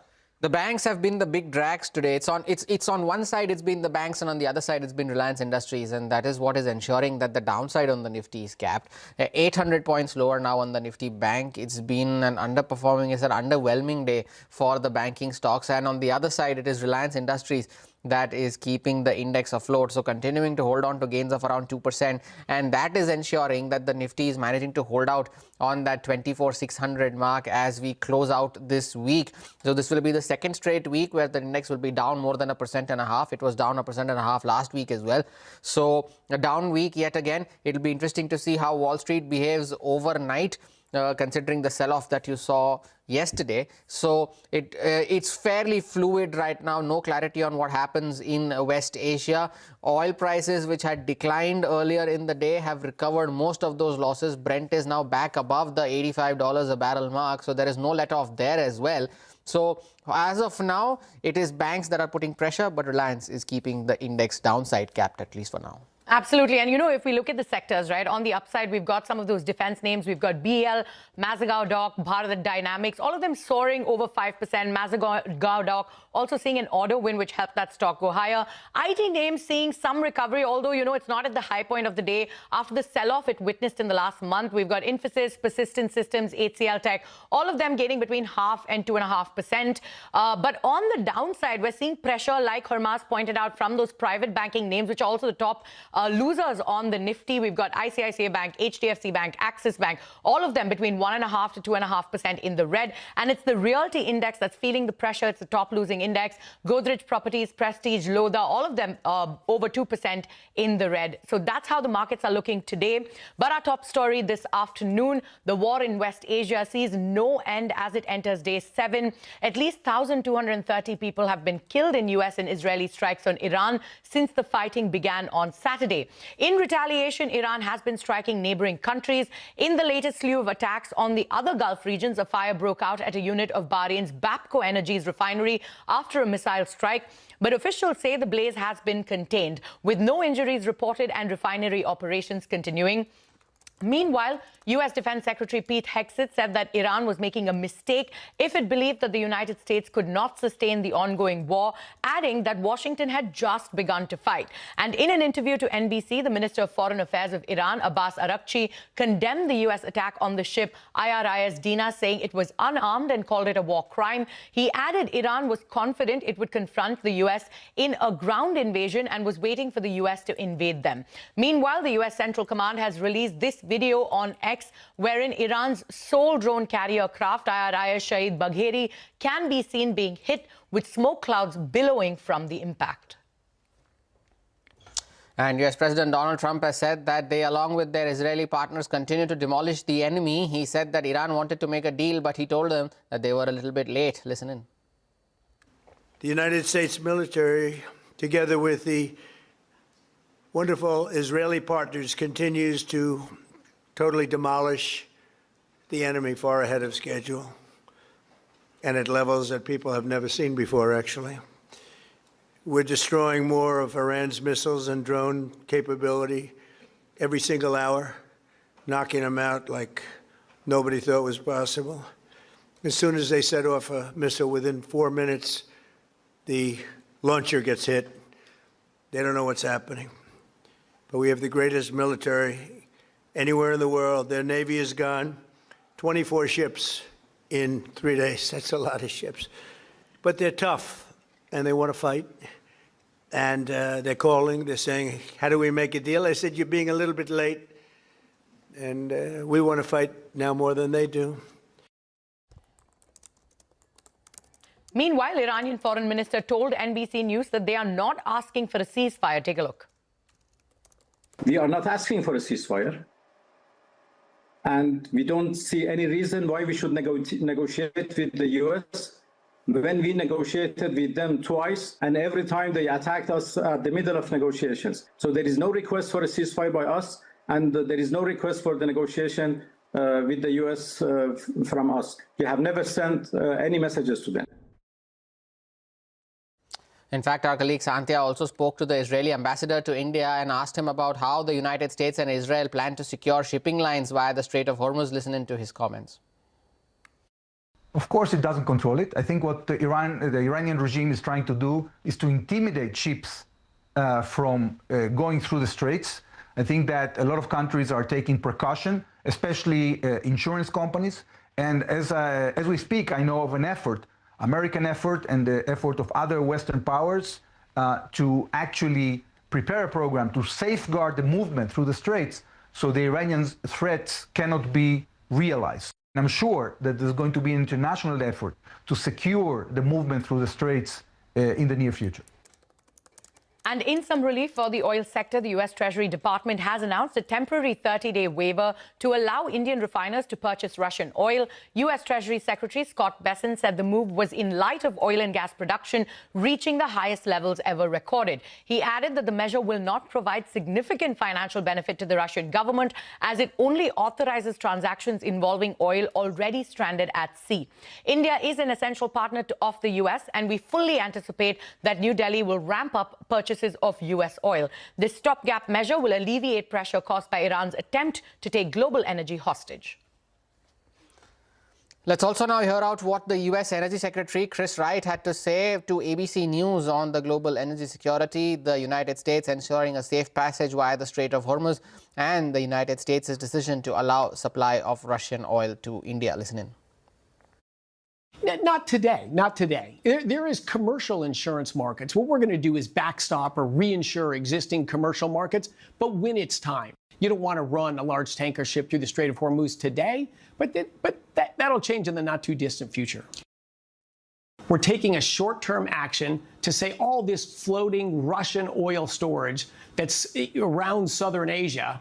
We've reached out to our friends in India and said, buy that oil, bring it into your refineries. That pulls stored oil immediately into Indian refineries and releases the pressure on other refineries around the world. So we have a number of measures like that are short-term and temporary. This is no change in policy towards Russia. This is a very brief change in policy just to keep oil prices down a little bit better than we could otherwise. Now, Sri Lanka has begun offloading 208 crew members from a second Iranian vessel near its waters. The second Iranian ship was diverted from the Colombo port to the Trincomalee port to avoid risks to commercial shipping. Sri Lankan naval teams are transferring officers and sailors ashore, with a small group staying on board to navigate the vessel to Trincomalee. Now, these developments come after a US submarine strike sank an Iranian warship off the coast of Sri Lanka the day before, killing 87 sailors. Sri Lanka's president also said that Colombo is staying neutral but putting humanity first. An important programming note as we slip into a short break: weight loss drugs are in vogue with rapid adoption across markets. But for investors, are weight loss drugs an attractive portfolio bet? Tune in to CNBC TV 18 on the 9th of March, 3 p.m. onwards, to catch the big players in the weight loss drug industry on one platform, discussing the opportunity lying ahead.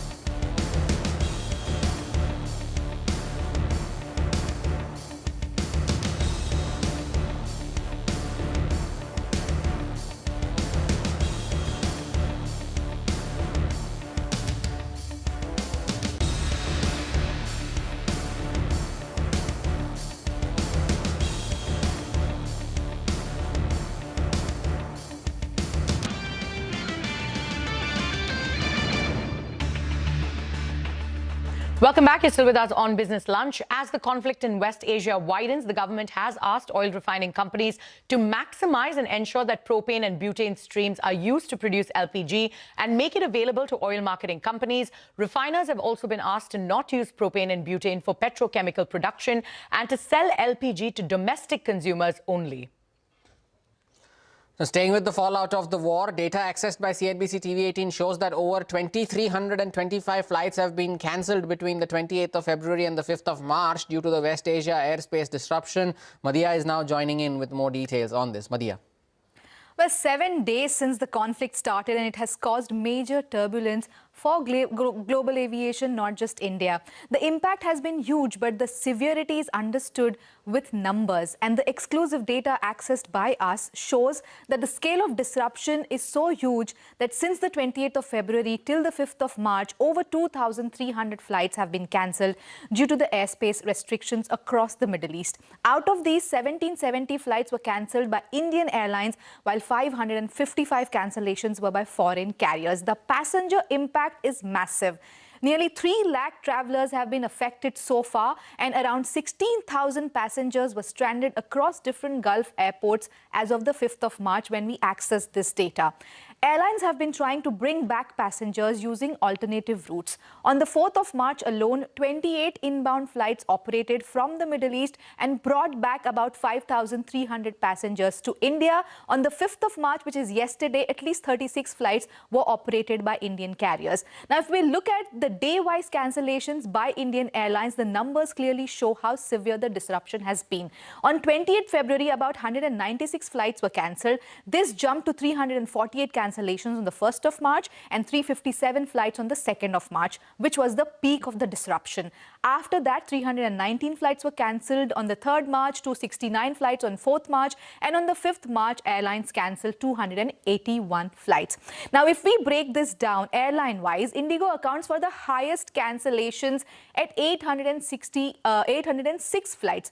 That's followed by Air India Express with 580 flight cancellations, Air India with 229, SpiceJet with 123, and Akasa Air with 67 cancelled flights so far. And the reason this disruption is continuing is because several critical airspaces in West Asia are still either closed or operating with heavy restrictions. So Tehran, Baghdad and Damascus remain shut till the 7th March. Tel Aviv's airspace is closed till 9th March. And Kuwait, Doha are operating rolling closures depending on the security situation. The UAE is partially open. Jeddah is expecting flight diversions, and Muscat is open but with operational restrictions. So for now, airlines are still rerouting flights, cancelling services and reviewing alternate air corridors, which means the disruption to travel between India and the Gulf and even Europe could continue in the coming days. All right, Madhya, many thanks for taking us through those details. But moving on, at the grand finale of the 17th season of LIME, CNBC TV18's Mangalam Malu caught up with HUL's MD and CEO Priya Nair to discuss the company's trajectory in the near future. Take a look. We see an opportunity to have a more segmented approach to India. HUL is a company which is not a single brand company within a category. We're a multi-brand company. And the power of HUL lies in the incredible reach from the top of the pyramid to the bottom of the pyramid with our brands that we have. So, you can reach consumers not just at the top of the pyramid, but also at the bottom of the pyramid because of the range of brands we have. But we're segmenting much more our go-to-market models for each of the ends of the pyramid of the country. We're bringing in much more capability, whether it is in the way we do marketing or in terms of distribution and sales, to segment much more the population and the geographic dividend that the country will have. We see the overall space of beauty, personal care, and wellness as the big driver of delta growth for us as a business, and that's the area we will double down. Take a short break for now. More news and updates follow on the other side. Stay tuned.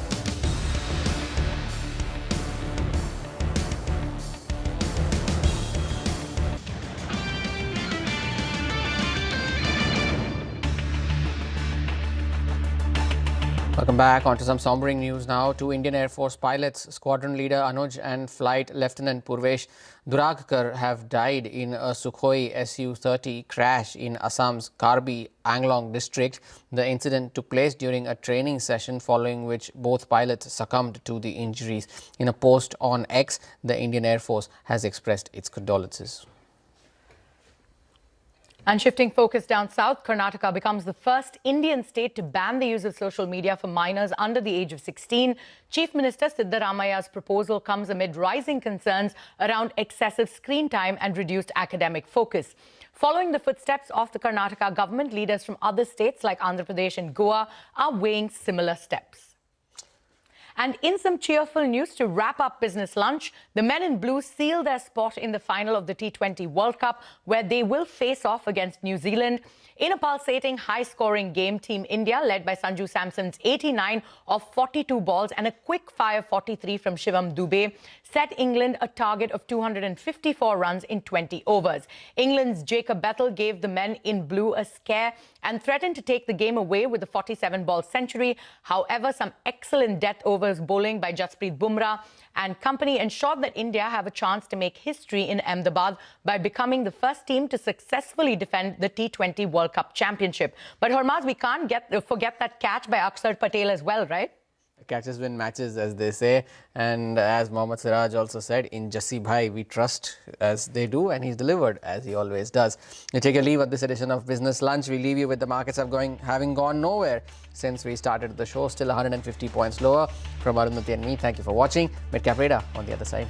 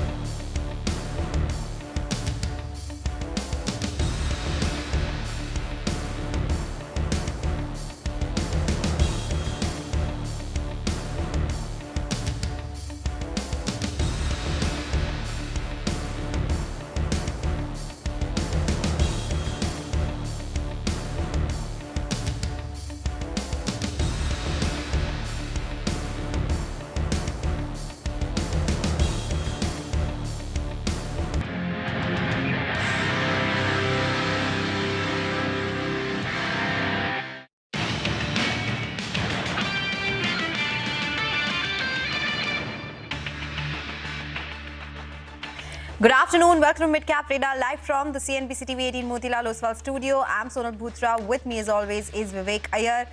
It's a down day again and we are at that 24,600 mark. We have not gone below that, but off the high point of the day, which was 24,700 today. Mid-caps are outperforming though, and Nifty Metals and IT, that is keeping the market afloat. That's right. Good afternoon, Sonal. Volatile trading session and a lot to discuss on the show, especially with regards to some important outcomes coming in from the Karnataka budget. So let's start off with the top headlines. No sign of Friday cheer on Dalal Street. Nifty skids and falls to sub 24,600 levels. Action on broader market indices mixed. Metals and IT hold ground, selling accentuated in financials. Branded hotel ownership and asset management platform Sami Hotels will acquire a 70% stake in Rare India for 47.39 crore rupees. The management tells CNBC TV 18 that they plan to grow the existing Rare Hotels business from 2.5 crore rupees to 90 to 100 crore rupees in revenues. Consulting and AI product firm Fractal Analytics reports strong revenue growth in the third quarter while margin also expands. The management tells CNBC TV 18 that the company will also be a net beneficiary of the AI boom. Okay, all right, those are the top headlines that we are tracking. As we said, it's been quite range bound since the start of the trading session. We started steady, but we fell from the highs of the day. But there are a couple of stocks in the broader markets which are buzzing in trade. Jupiter Wagons, for instance, is up 15%. We have DCX Systems is the other stock which is up around 14%. Ircon is up around 10.5%. A lot of these shipbuilding stocks are doing really well. Mazagon Dock, you have GRSE, Garden Reach Shipbuilders. So these stocks are on our radar, have been buzzing off late. Reliance Industries is the other one which is up around 5.5%. And a lot of these defense stocks also continue to be on our radar. Bharat Dynamics, for instance, is up around 5%. We do have Paras Defense as well, which is higher in trade. So yes, mid-caps are outperforming the benchmarks. And there are a couple of stocks, though the headline advance decline ratio, it's absolutely flat. Absolutely flat. And like you mentioned, the defense team continues to play very well. Names like BDL, names like Bharat Electronics, HAL, most of these names that have seen a bit of a stellar rally are doing quite well. Even some of the smaller names like DCX Systems, all of these names actually going ahead and outperforming in today's trading session. Now, what's not doing so well? Look at names like the mid-cap IT names like KPIT Tech. That particular stock continues to languish in the session. Another stock that's seen quite a bit of selling pressure emerge is the Ashok Leyland. That particular stock too has cooled off near the day's lowest points. Bharti Airtel, another stock that opened very strong in the session, but that particular stock too has now fallen to the day's lowest points. A couple of other names on the radar, both of the wind turbine manufacturing companies, Inox as well as Suzlon, have seen significant selling pressure. Inox Wind today at a fresh low as well. But moving on, an important development, Karnataka government introduces the alcohol in beverage excise duty structure. Mangalam joins in with more details. It's an extremely important development that has taken place at the Karnataka budget today. Two things for the alcobev industry. The budget has introduced an alcohol in beverage excise duty structure. So what this basically means is starting April 2026, taxes on alcohol would be levied basis on alcohol content rather than alcohol volume. Now, what does this mean? Currently, if you go ahead and buy any sort of alcohol, the taxes are levied on the content or, on the quantum of the alcohol and not the content of the alcohol. So basically, beer would be a lot more expensive because, it was a 1 liter bottle that you were buying. It would be taxed at par with, say, whiskey, which was, again, a 1 liter bottle. But the alcohol content in beer was a lot lower than that of whiskey, and that put the beer industry at a bit of a disadvantage. The transition obviously will be phased over the next 3 to 4 years to avoid market disruption. So it's a step in the right direction and progressive. That's exactly what United Breweries told CNBC TV 18 as well. We've also got a flash note that is coming from Nuvama's Abneesh Roy. He says that they maintain their buy on United Spirits, United Breweries and allied vendors because Karnataka is one of the most important states for the country for alcobev consumption. IMFL, 15% of the country's volumes are accounted for by Karnataka. This deregulation, which is the second announcement that is coming, is also positive because the existing 16 price slabs will now be halved to 8 slabs, which means that there could be a lot more freedom for alcohol companies to go ahead and change their prices as against getting it changed by the government itself. The government also looking to tap into alco beer tourism, and distilleries and breweries will be allowed to host tasting sessions and sell products directly to tourists on their premises. Basically, what this means is a slightly more favorable approach made to this industry by the government, and the stocks are reacting positively. United Breweries higher, Allied Blenders higher, United Spirits, the only F&O stock in the sector, is higher by about 6.5–7% as well. Hey, all right. Thank you so much, Mangnam, for explaining this change that has come by. An important one at that, as Mangnam mentioned, it's a positive for the industry. Let's understand more on this and welcome Vinod Giri, who is the Director General of Brewers Association of India. Mr. Giri, good afternoon. Thank you so much for joining in. If you can give us some stats first, how much does Karnataka account for in beer industry's overall consumption, and how significant is this move? Well, yeah, Karnataka is one of the most important markets, and it's nearly, you can say, about 12% of the national beer volumes are accounted for by Karnataka. And more than just the share of volume, it's also historically been seen as the beer capital of the country. And we have 10 operating breweries in the state, which is the highest for any state in the country. So for the beer industry, the stakes in Karnataka are very high. It's also always seen as one of the more progressive states in terms of regulations. And so any development in Karnataka is of great importance to the industry. Well, Mr. Giri, thank you so much for your initial take. Also what we want to understand is how does this particular development impact the beer market versus other spirits, other alcohol, other forms of alcohol. Now, and the reason we're asking this is we want to understand the impact that will happen due to volume and not based on alcohol content. So does the beer industry stand to gain more?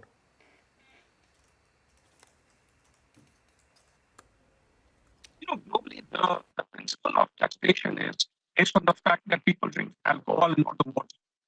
That's a fundamental principle. So most of the countries in the world, and all OECD countries, and a majority of South American and various countries, that we have with you currently. We'll have to hold on. We'll try reconnecting with you, but that is an important commentary coming in that Karnataka is currently 12% of the total beer volumes in the country, and Karnataka generally is more progressive in terms of policy, and any development in Karnataka is positive for alco bev space in the country, and the stocks are surging on the back of this positive news flow that has come by. We'll do one thing. We'll slip into a short break. When we come back, we'll try to connect on that line again and get you more on what's happening with the markets and stock specific action.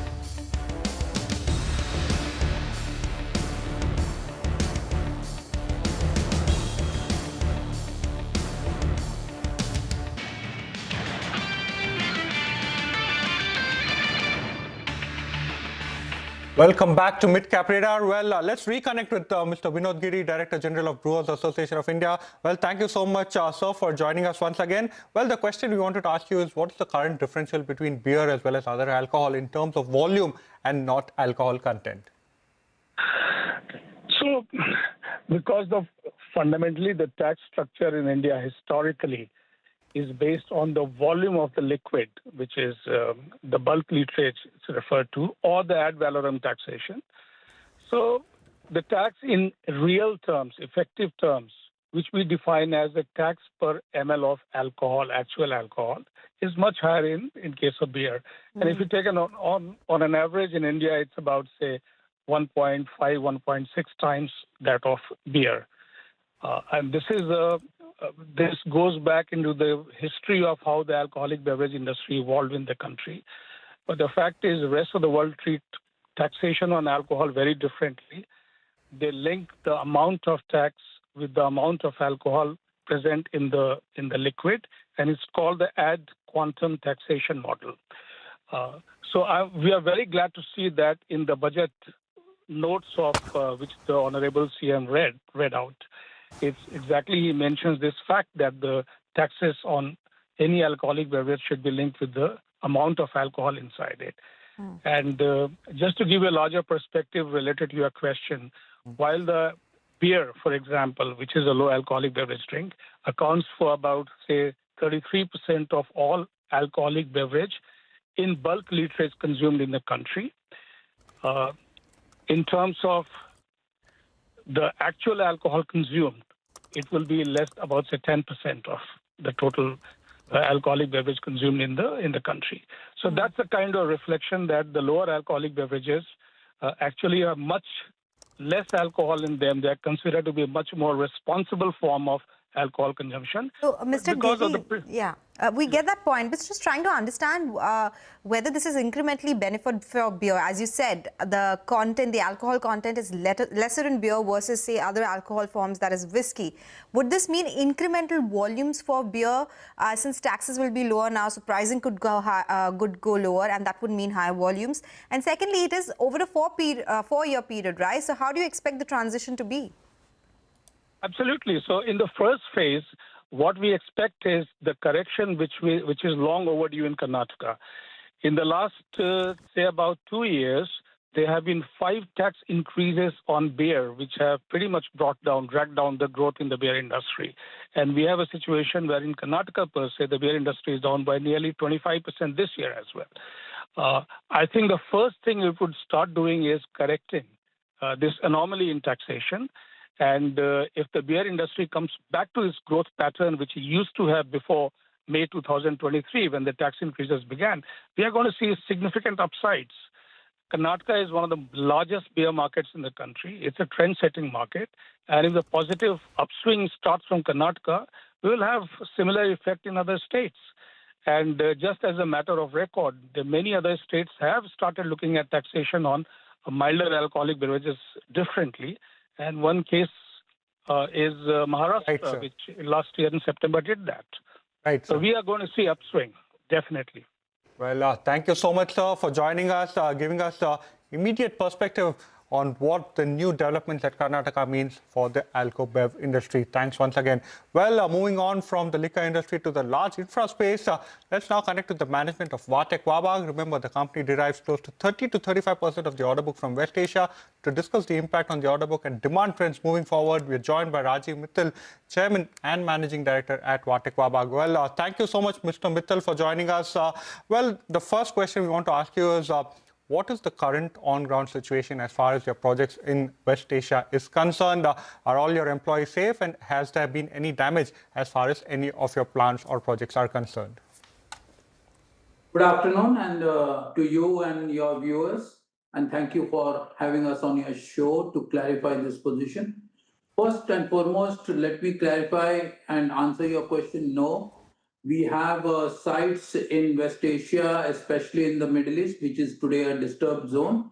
There is no disturbance at all at any of our sites. As you know, we are specializing in treatment plants which are technology oriented. So we are confined to a particular site and we don't do cross country like pipeline work, canal work and all such work. We are at a very confined site and these sites are far, far away from US base. So there's been no damage to any of our plants which are under construction or which are under operation and maintenance. Okay, take that point, Mr. Mittal. So there has been no issue so far with the activities of these sites that you have in West Asia. Just confirming, your exposure to West Asia is around 30 to 35%. The facilities that you have there in terms of order book, how much is it? It's about 25% at the moment. We have a pipeline, a solid pipeline, where we have a preferential position of another 10%. But as of now, which is in our order book, is close to 25%. Okay, so the current order book is 25% and you're favorably placed in another 10% of orders. Understood that. Now, the other thing we want to understand is, especially as in Q3, one of the large projects that was in Saudi, you said that you expect that particular project to hit commercialization soon. In that particular project, will we see some delay? Is there a pause as far as activity there is concerned? And would you need to take some sort of a hit? Not at all. As I said, we are in a water business.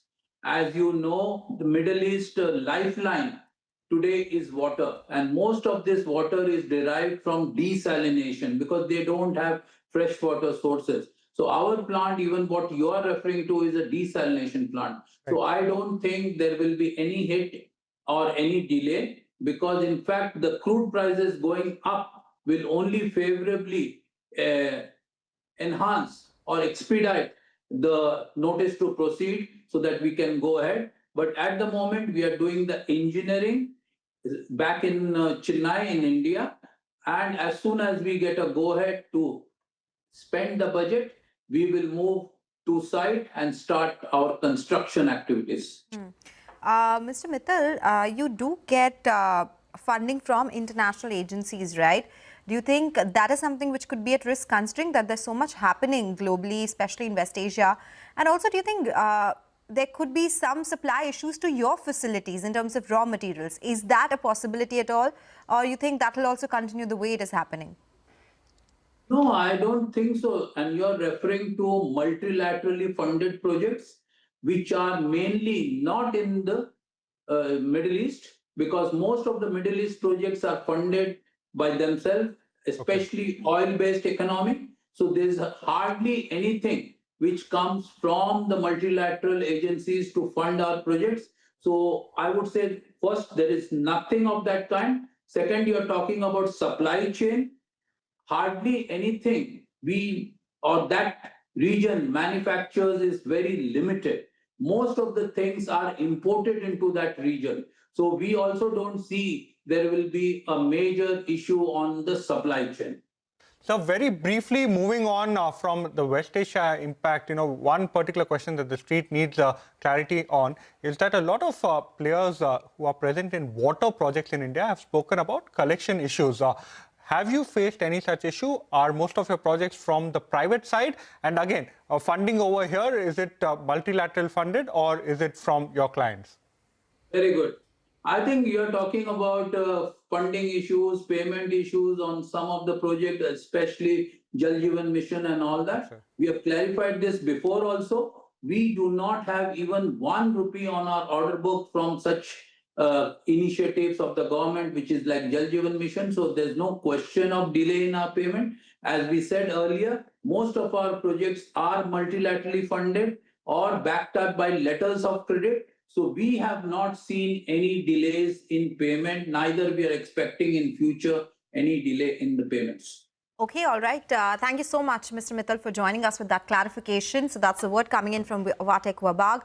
They do not have any issues in their facilities at West Asia and the business continues as is. Slip into a short break. When we come back, we'll get to more on the markets and stock-specific action on the other side.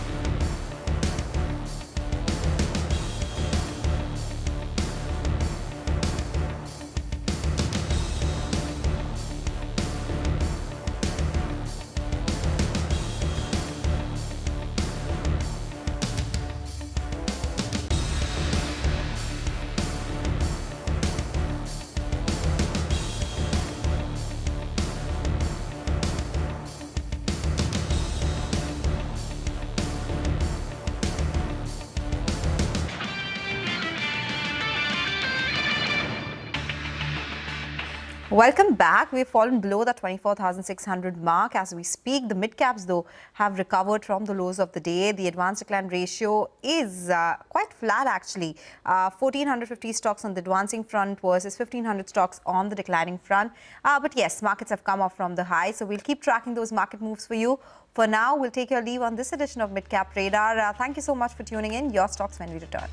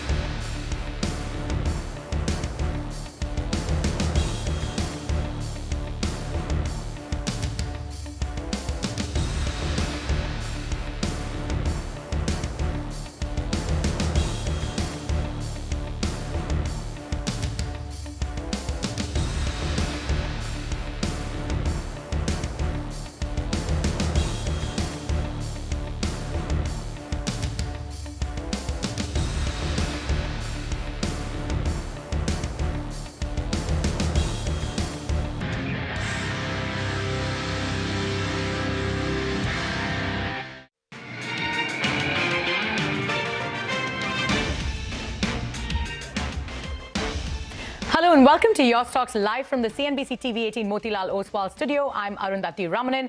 Good afternoon, guys. Let's take a look at how the markets are faring right now. They're extending losses. Sensex nearly 1% lower. Nifty also nearly 1% lower. It's about 211 points in the red.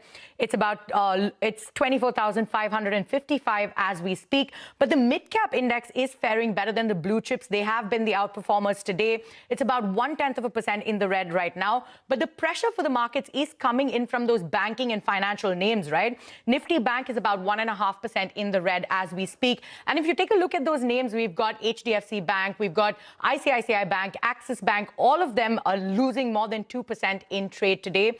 But on the upside, we've got a few names that are holding the markets higher. We've got Reliance that's doing well. It's about 2% in the green. We've also got some of those IT names that are seeing some recovery in trade today. We've got Infosys, we've got Wipro, Persistent Systems, all of them in the green, and some of those, defense stock names as well that are doing well. BEL, Bharat Dynamics, and Mazagaon Dock, which is about 5% in the green after a big order win. So that's how the markets are faring today. But let's go to our guests now. Joining us today are independent market expert Shaina Mukaddam and Vaishali Parekh, the Vice President Technical Research, Prabhudas Leeladhar, to answer all of your stock queries. So let's just get straight to it. Ladies, thank you for joining us on the show today. Chetan writes to us from Mumbai, and he's holding 1,000 shares of Gujarat Industries Power at 205 rupees. He's clearly making a loss on that stock, and he wants to know if he should continue to hold or sell. Shaina, let me come to you first. What do you make of the stock right now? Is it a good bet to hold in the long term? Well, at least for now, I would say it is better to exit from the stock. A couple of reasons. One is, it is heavily dependent, at least for gas-powered power plants, it is heavily dependent on gas. And I think with the ongoing crisis in the Middle East, the prices have gone. So this could affect their profitability performance, at least in the near term. And I would suggest that it is better to exit now and review it, relook at it a couple of months down the line.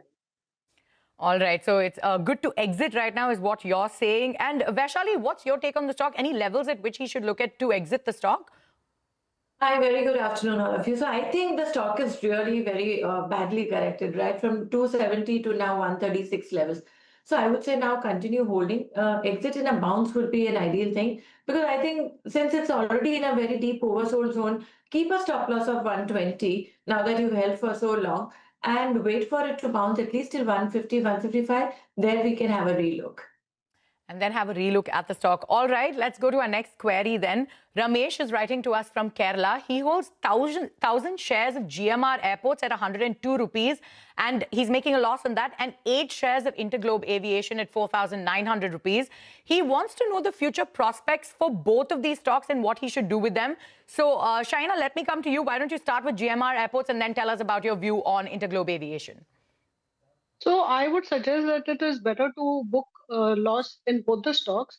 GMR Airport is showing very strong performance. At least we saw the third quarter, full 9 months, very strong performance, both in terms of top line and earnings. But I think the growth or the support to the performance was basically on passenger, the growth in passenger numbers on the airport. Now, the trends were already lower in the 9 months, but they have improved their operational performance in terms of the margins. But at the same time, given again, now let me repeat what is happening in the Middle East. The fourth quarter is likely to take the impact of further worsening of the passenger travel. So I would suggest that one can book your book as of now. The stock would consolidate for a long time, so it's better to get out of it as of now. Book your losses, and same goes with actually Interglobe. There, of course, it's been very badly impacted by a number of factors. We've seen that impacting like some of the government policies, also actually which has affected their flights, number of flights that it took off.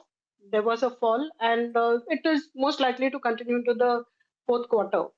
So I think numbers for the full year are likely to be impacted. So I would say also, the crude oil prices have gone up. So it will, in my view, also remain for the next maybe couple of months. We are now talking of importing from Russia, but all these things will take a bit more time to show on the crude oil prices. So it is better to exit both for now, and you can always review it in first quarter, second quarter of next year. So you would suggest booking his losses on both of these stocks. But Vaishali, if I can come to you, what's your view on GMR Airports and Interglobe Aviation? And as Shaina pointed out, right, we've got these West Asia tensions. We've got that operational issue that had happened with Interglobe Aviation. So at this point, what's your view on the stock and any levels to watch? So as far as Interglobe Aviation is concerned, yes, I do agree. The trend is down and we've seen a gap down opening. And of course, because of various geopolitical issues also, we are going to see some more corrective move coming in. So I won't be surprised the stock going towards 3,800, 3,500 levels. That's a level I'm looking at. So if he wants to re-enter, that could be a level to watch for. But for now, it's an exit. And as far as GMR Airport is concerned, I think the stock is also showing some exhaustion, though the trend is not yet damaged. I mean, I would say keep a stop loss of 92 and hold, because if we see some revival, this can once again go to 100, 102. So with a stop loss of 92, I would say hold for now. All right, so hold GMR Airports for now. But let's go to our next query. Renji writes to us from Mumbai. He holds 500 shares of Rainbow Children's Medicare at 800 rupees, and he's making a profit on that stock, and 600 shares of Yatharth Hospital at 422 rupees. And he wants to know the long-term outlook on both of these stocks. So he's making a profit on both of these stocks. Shaina, what's your take on these stocks? And, what's the view on the sector as well? I have a very positive view on the overall sector. If you see both these stocks that he's holding, it has of course given him profits, but at the same time, I think the growth over the next 1, 2, 3 years, long-term performance is likely to be very strong, and valuations are slightly expensive. I would say that one can continue to hold for the long term. Now, in terms of valuation, both these hospitals, Rainbow as well as Yatharth, they're similar in terms of bed size. They both have around 2,300 beds, plus minus, some maybe 1,500 beds. And in terms of, even if you look at pure valuations like EV to turnover, EV to EBITDA, they're similar in valuation, which is not which slightly, here also I wouldn't say it's cheap, but I would say if you look at it 1, 2, 3 years down the line, long term, they will be pretty attractive. So I would say continue to hold. So you would say continue to hold, and you are positive on this sector. So Vaishali, what's your view? So I think, in fact, even now I see a lot of upside. So I think if the stock has gone down for him, can average out even more at Rainbow Medical. Also stocks like Kim's. These are all the stocks that can do well in times to come. So I would say hold, or you can add more at every dip. Hold and add more is the view coming in from you. Our next query is coming in from Pushkar, who writes to us from Noida. He holds 120 shares of Phoenix Mills at 1,580 rupees. He's making a profit on this, and he wants to know if he should continue to hold or sell at current levels. So Shaina, what's your view on the stock, and should he continue to hold the stock? I would say it is better to switch at current levels, because in my view, valuations are quite expensive. If you compare the EV with the turnover, it's about almost 10 times, maybe slightly lower, but it's pretty expensive. And in the very long term, we could review it maybe a couple of quarters down the line when valuations start looking a bit more interesting. But I would say that long term, it should do reasonably well. It's just the valuations that I have an issue with. They have expanded recently from Mumbai market, where they had the strongest in the Mumbai market, to various markets in the north. So I would say, and also, if you see the mix that they have between old malls, new, and between mature malls and commercial, I would say commercial development. So they are doing more and more in terms of commercial development. They've got some good acquisitions that they have made in terms of, plots for commercial development, especially in the north. So I would say as of now, you switch, and then you can relook at it after a couple of months, because prospects remain strong. So prospects remain strong, but he can switch at current levels. Vaishali, at current levels, what's your view? Should he book his profits or continue to hold? I would say continue to hold, keep a stop loss. And I think right now it's at 1,610, so 1,550 should be the stop loss level. But I think there can be a bounce coming towards 1,800, 1,850. That would be the level to watch, because I think it's done with its corrective move. All right. On that note, we are going to slip into a short break, but an important programming note as we do. Weight loss drugs are in vogue with rapid adoption across markets. But for investors, are weight loss drugs an attractive portfolio bet? Tune in to CNBC TV 18 on the 9th of March, 3 p.m. onwards, to catch the big players in the weight loss drug industry on one platform, discussing the opportunity laying ahead.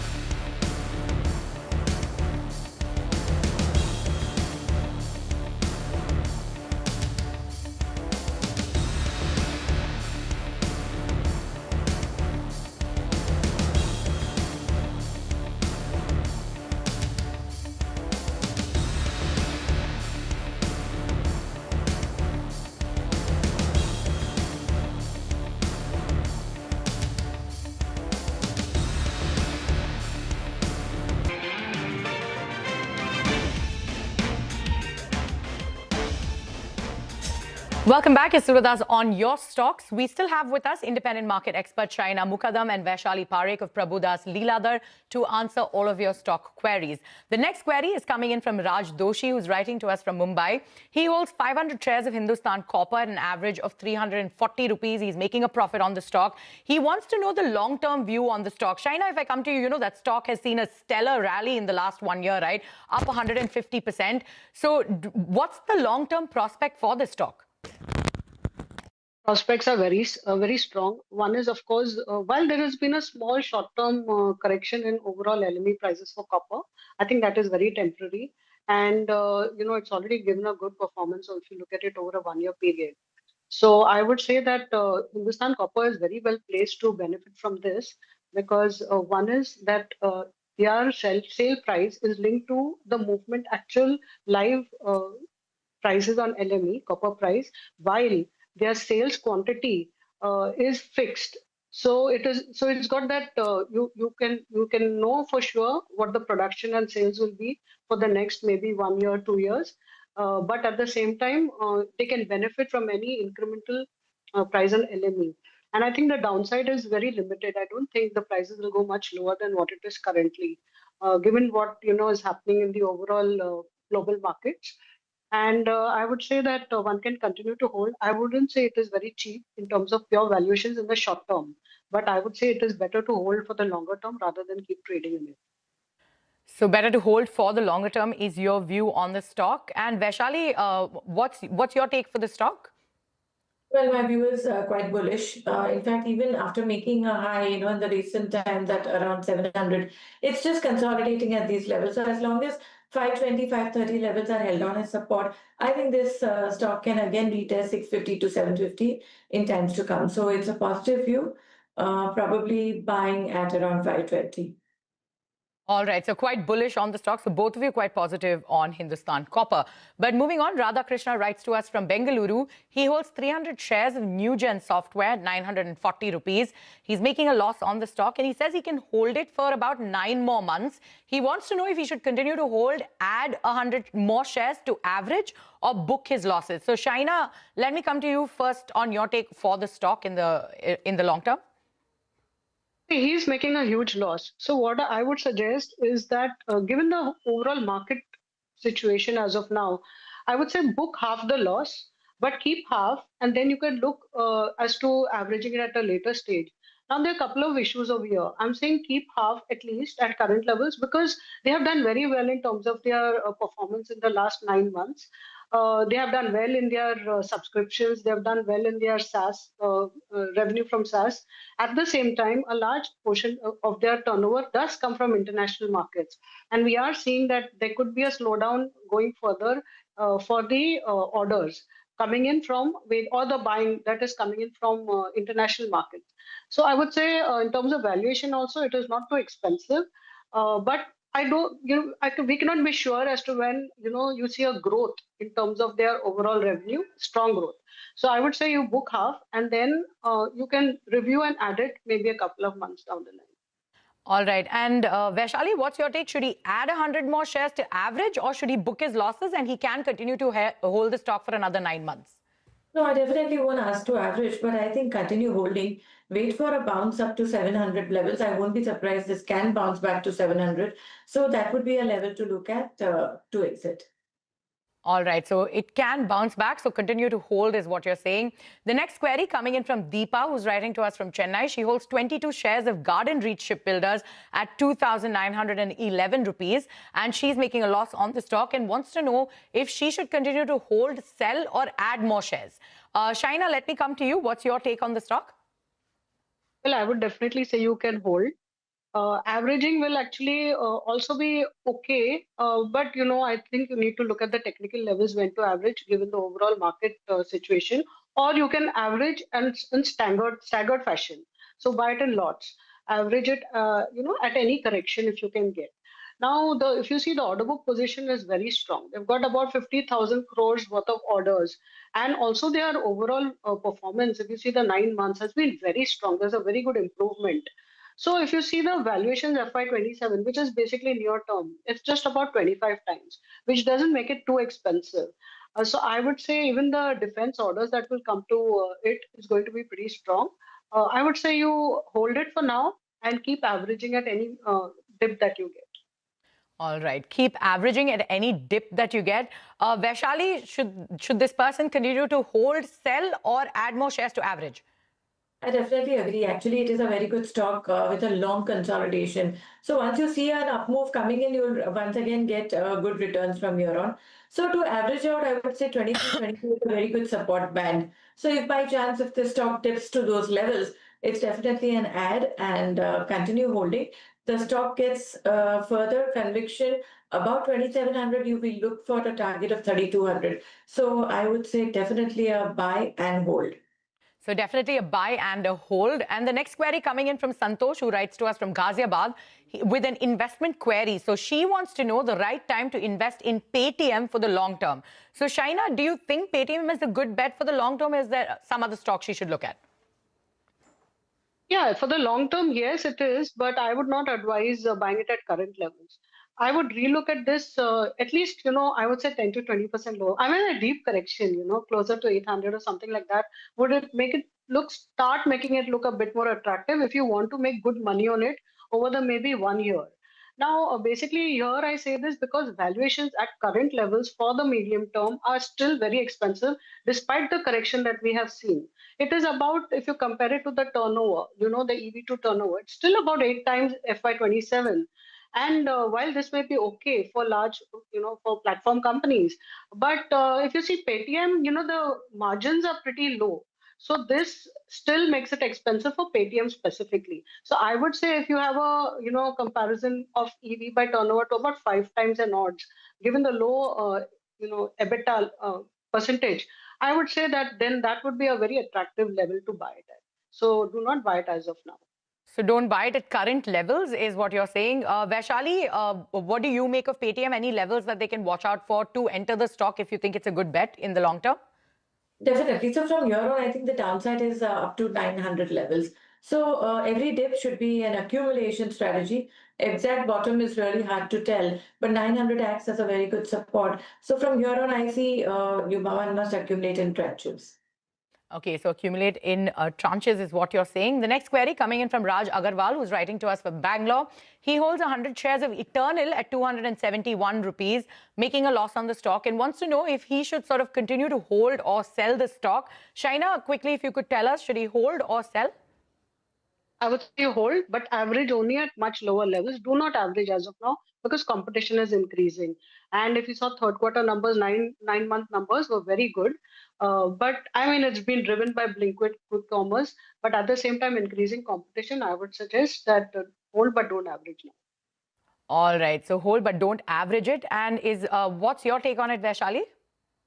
So I would say yes, the trend is pretty low, so it can go towards 200. So I would suggest continue holding. So continue holding is what you're saying. All right, Shaina and Vaishali, thank you so much for being here with us on the show and answering all of our viewers' queries. So we're seeing a minor recovery in the market with the mid-cap index now in the green. Sensex and Nifty about 0.5% in the red, a little over 0.5% in the red. But with that, it is that's all we have on the show for you. But do remember to email us your queries and we will address them with our experts. Stay tuned for Closing Bell that will take you through the last hour of all of the trading action.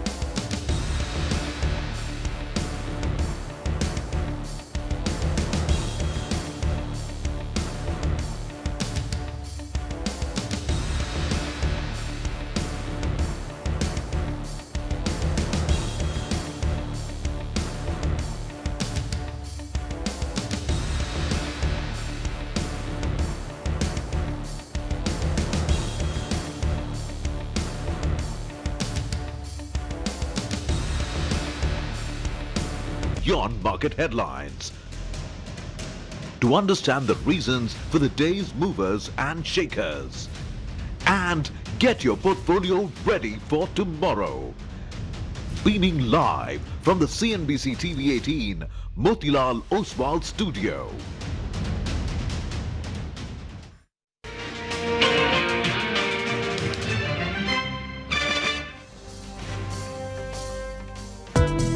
Nifty implied open indicating a red start for our markets as well. The United States will ensure that whoever leads the country next, Iran, will not threaten America. This morning, the GIFT Nifty is suggesting a downtick of about 250 odd points. Transformation of India will reflect in the transformation of HUL and consumer goods. An exclusive data accessed by CNBC TV 18 shows the scale of disruption is only growing. There is a gap down opening to begin trade with. The Nifty opens at 24,620. I still don't think now is necessarily the right time to start buying. Expect to continue growing at this number or higher because we see tremendous acceleration with AI progress. We expect this operating leverage and we doing AI on ourselves and making ourselves more productive. JP Morgan is maintaining its neutral weighting on Interglobe Aviation. They're given a target price of 4,630 rupees. The company has said that the negotiations with the government have been completed and the proposal has been taken up for approval by the authorities. 23,500 is a key Fibonacci retracement level which needs to be honored. I think with more phases coming in, I think we've got another price move to the top side, particularly for oil. As we said, it's been quite range bound since the start of the trading session.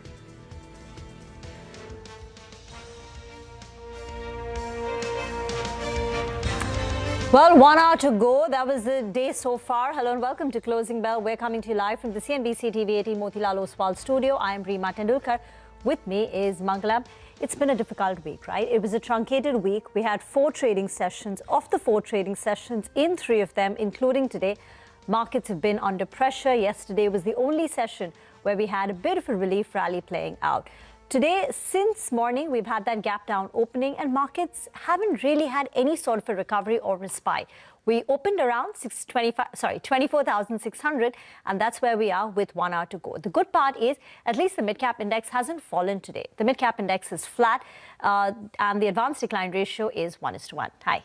Hi, Reema. You know, there are 2 ways to look at the market right now as we move towards the end of this week. The first couple of days of this week, which included the holy break as well, so Monday and Wednesday if you must, where there was a fair amount of panic, a lot of selling, and on a daily basis you had way more stocks declining than the number of stocks advancing. You know, it was that Nifty was down between 300 to 400 points on those 2 days each. Those 2 days each, exactly, right? And yesterday there was that relief rally that came by. Obviously, you know, it's not sustaining at higher levels, but today as well, while we're down about 170 points, we're a fair distance away from, you know, the low that we hit, the panic low that we hit on Wednesday morning as well, which was 24,303. So let's see, 305. Let's see where it goes from here on. All depends on the weekend. You know, lovers of India would want just one thing. From a stock market standpoint, some sort of de-escalation coming in on the weekend, and there'll be a gap up on Monday if that was to happen. And the second part is obviously as we move towards, you know, the finals of the T20 World Cup, you'd want India to win as well. So a double bonanza for everyone who's watching the channel would obviously be de-escalation over the weekend and the India win. Let's see how that goes. So after that up move that we saw in the mid-cap index yesterday, today as well, the fact that it's not falling as much tells you that maybe we have a bottom in place. The question is whether we, you know, go higher from here on or not. Okay, Europe for now is trading in the green, so that's positive. The CAC, DAX and the FTSE roughly higher by nearly about 0.5%. And even the picture across Asia wasn't too bad. Korea closed flat. Hang Seng was up over 1%. Let's tell you what we've lined up on Closing Bell. 1 hour to go. Stocks succumb to selling pressure. The Nifty extends losses to hover around 24,600. The broader market is lackluster following early outperformance. Financials, realty are the top sectoral drags today. India's aviation sector takes a knock as war-led disruptions escalate flight cancellations. Brokerage release cautious takes on Interglobe Aviation on the back of ATF fuel rise. Details coming up on the show. Mazgaon Docks is resilient in an otherwise weak market. P-75 submarine order negotiations are near finalization, say the company. Meanwhile, DCX System bags an order worth 68 crore rupees from HAL.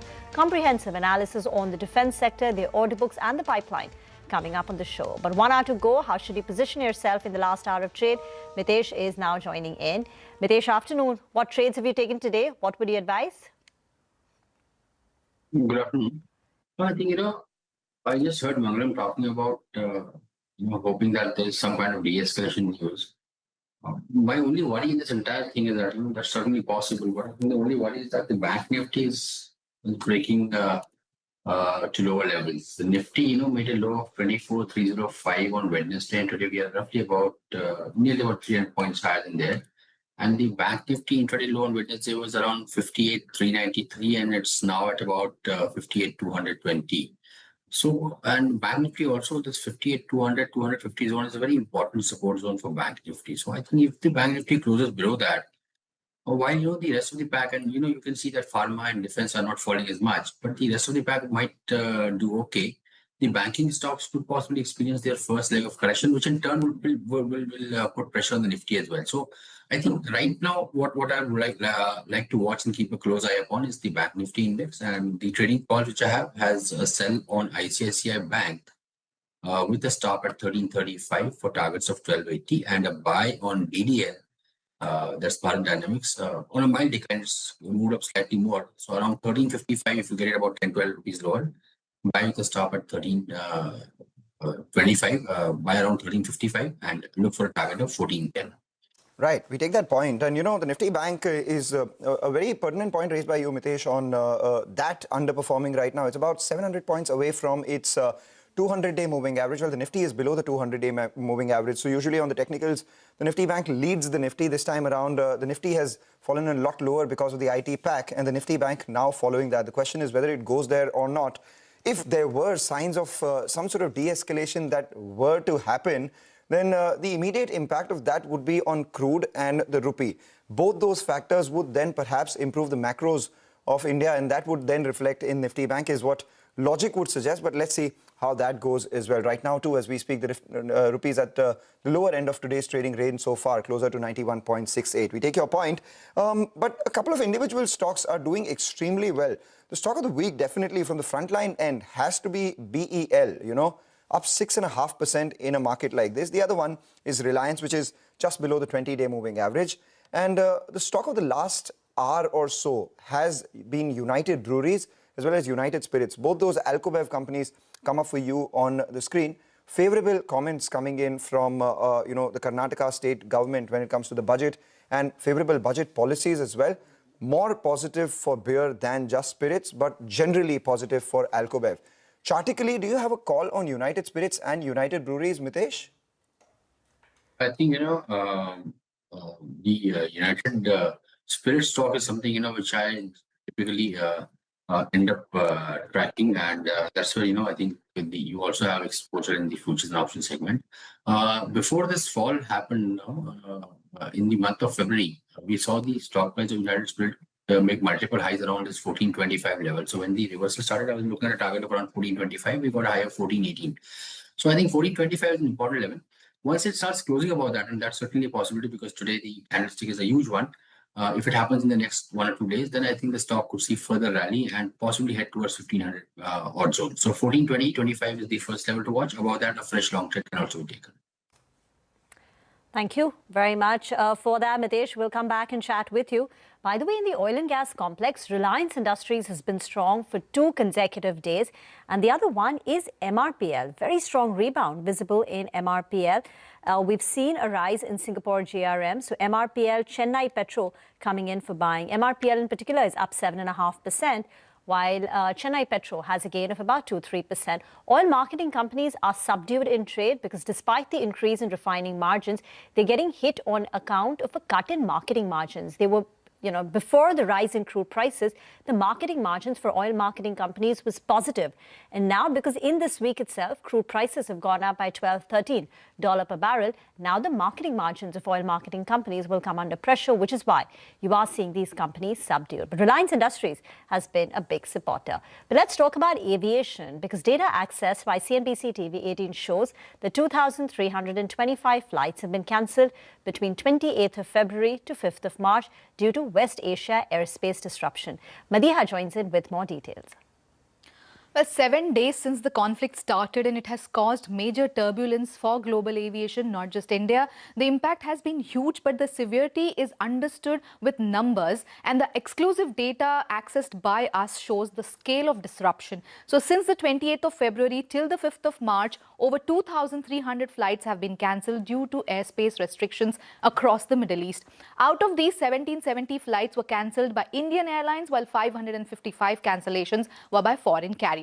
The passenger impact is also massive. Nearly 3 lakh travellers have been affected so far, and around 16,000 passengers were stranded across different Gulf airports as of the 5th of March when we access this data. Airlines have been trying to bring passengers back. On 4th March alone, 28 inbound flights operated from the Middle East brought back about 5,300 passengers to India. Now, if we look at the day-wise cancellations by Indian Airlines, the numbers clearly show how severe the disruption has been. On 28th February, about 196 flights were cancelled. This jumped to 348 cancellations on the 1st of March and 357 flights on the 2nd of March, which was the peak of the disruption. After that, 319 flights were cancelled on the 3rd March, 269 on 4th March, and on the 5th March, airlines cancelled 281 flights. If we break this down airline-wise, Indigo accounts for the highest cancellations at 806 flights, that followed by Air India Express with 580 cancellations, Air India with 229, SpiceJet with 123, and Akasa Air with 67 cancelled flights between 20th February and the 5th of March. And the reason this disruption is continuing is because several critical airspaces in West Asia are still either closed or operating with heavy restrictions. So Tehran, Baghdad and Damascus remain shut till the 7th of March. Tel Aviv's airspace is closed till the 9th of March, and Kuwait and Doha are operating rolling closures depending on the security situation. So their airspace also remains closed. The UAE is partially open. Jeddah is accepting flight diversions, and Muscat is open but with operational restrictions. So for now, airlines are still rerouting flights, cancelling services and reviewing alternate air corridors to bring stranded passengers back to India, which means the disruption to travel between India, the Gulf and even Europe could continue in the coming days. Take that point, Madhya. Thanks a lot for that. We also have, Vinny joining in with what brokerages are making of this development and the impact it could have on Interglobe Aviations. Another, weak stock all of this week has lost a fair amount. Vinny. Right, so Interglobe Aviation obviously has continued to be under pressure since we have seen the West Asia war intensify. Now we have brokerages that have written on this as well. JP Morgan, they're maintaining their neutral rating. They've cut the target price to 4,630 rupees per share.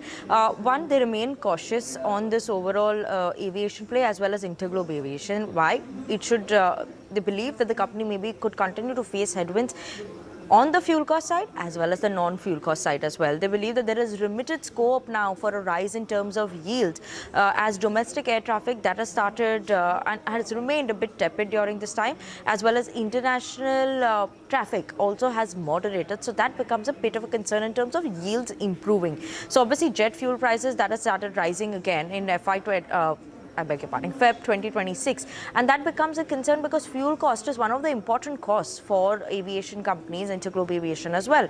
And other than that, rupee, that also, if it continues to weaken, that also becomes a problem for them. So obviously these are some of the issues they've highlighted. So they're cutting their FY26, FY27 EPS by 13 and 14% to account for higher fuel costs, and they expect oil prices to moderate in FY28, leading to a modest EPS cut to 4% or 4% as well. So that's what JP Morgan is saying. Now UBS has also written a note. They're maintaining their buy, but they've cut the target price to 5,480 rupees. Ongoing conflict obviously something they believe will weigh on the ask rate for the company in the near term. Crude prices a concern again. They have also highlighted, and they expect the headwinds to begin impacting the earnings in Q4 FY26 itself. So that will become a bit of a problem in terms of valuations. Though they said that long-term, Interglobe Aviation, the story for that remains intact, but short-term, maybe we could see some pain. All right, Vinny, thanks a lot for that. Rahul Chadha, founder and CIO, Shikhara Investments, joins us now on the show as well. Rahul, Interglobe Aviation, I mean, travel and tourism was a sector that everyone loved, but Interglobe Aviation, ever since the disruption that took place in, the early part of December, since then the stock has corrected about, 30% from the highs. Do you think it had run up too ahead of what the opportunity was, or maybe now the street is becoming more aware of the downsides or possible disruptions in this space and not just the opportunities? Yeah, no, I think longer term, the space has huge potential. Again, it's hugely underpenetrated compared to elsewhere in the region or global kind of benchmarks, etc. You're absolutely right. Last 3-4 years, the stock was almost a 5 to 6 bagger, and which is where some pullback was warranted. What we've seen is last 6 months, bit of a disruptions also play out. We had the India-Pakistan skirmish. Then there was a bit of a softness in kind of travel demand, etc. We are looking at a strong base for Q1 of this year on back of the Kumbh festival last year, etc. But I think one would be looking to buy the space here. These names have corrected 30-40%, whether it's Exigo, Make My Trip, Interglobe. I think for some of these names, market was worried about the fear from agentic AI and the disruption from AI. I think somewhere those fears are unfounded. These companies are good competitive companies. They have a moat in terms of, again, the infrastructure they have, etc. So I think at these levels, risk reward remains favorable for these names. And our view on the Middle East conflict also is things should subside or significantly ease in the coming weeks. All right, Rahul, thanks a lot for that. There's a view coming in on Interglobe Aviation. You do think that it is, you're constructive on this space, and this dip may be an opportunity to go ahead and sip into that. But speaking about sips, you have the Karnataka government, which has introduced the alcohol in beverage excise duty structure. What this basically means is that it's, it's a very disruptive and an important structure that has been announced. Why is that? Because so far in India, alcohol across all states has been taxed on the volume of alcohol that you buy and not the proportion of alcohol that there is in that. So basically, if you're going to buy a bottle of whiskey or a bottle of beer, whatever be the amount, 650 ml or 1 liter, etc., the tax will be on that and not the quantum of alcohol it contains. And that was always a negative for the beer companies, largely because a 1 liter bottle of beer would have, say, 5 to 10% of alcohol, depending on the alcohol that beer has, versus, say, spirits, which would have over 30, 40, some even 60% of alcohol. So, on a per unit basis, beer was a lot more unaffordable than the other spirits. And the government then has, perhaps basis the way the companies have projected themselves, etc., decided that this alcohol will be, taxed on the alcohol content as against the total volume. And to support itself and smoothen the transition, they've given about 3 to 4 years for this change to happen. And Karnataka is important, accounts for nearly 15% of the country's IMFL volumes. And we had spoken to UBL about this before as well. And as soon as this news came, the company told us that it's definitely a step in the right direction and fairly progressive, though we still await more details on the slabs, etc., how that plays out. While it's a definite positive for the beer industry, the overall stance is also a positive for the alco-bev industry. Why is that? Because, they have announced reducing slabs, pricing slabs from 16 to 8 as well. There are deregulations which are taking place, so the state won't direct prices for beyond those 8 slabs. So companies have the freedom to price the alcohol the way they do, the entire alco-bev space. They're also looking to tap into alco-beer tourism.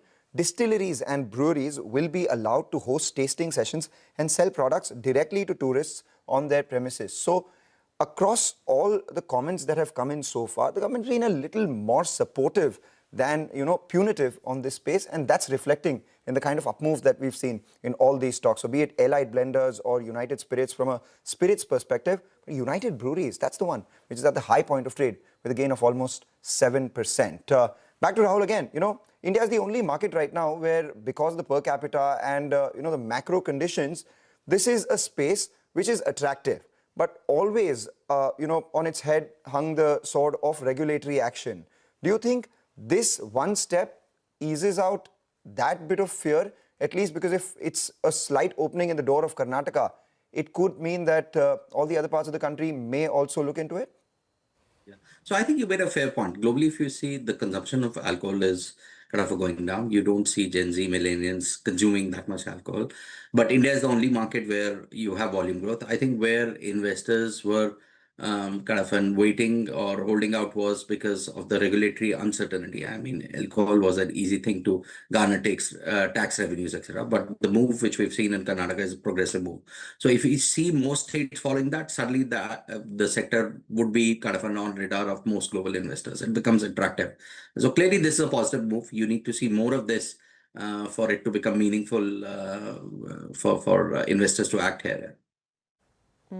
Rahul, hi, afternoon. This is Reema here. You think once the Middle East uncertainty, those clouds lift, Indian markets will do well? Because we've gone through a period of underperformance for the last 15 months.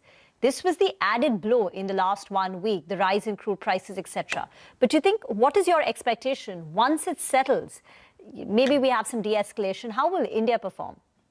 I think what is also weighing for Indian market sentiment is this impact from AI disruption. Normally, if you look at rest of the region is kind of a flat to marginally down. But for Indian markets, if you look at domestic cyclicals, they're particularly weak today.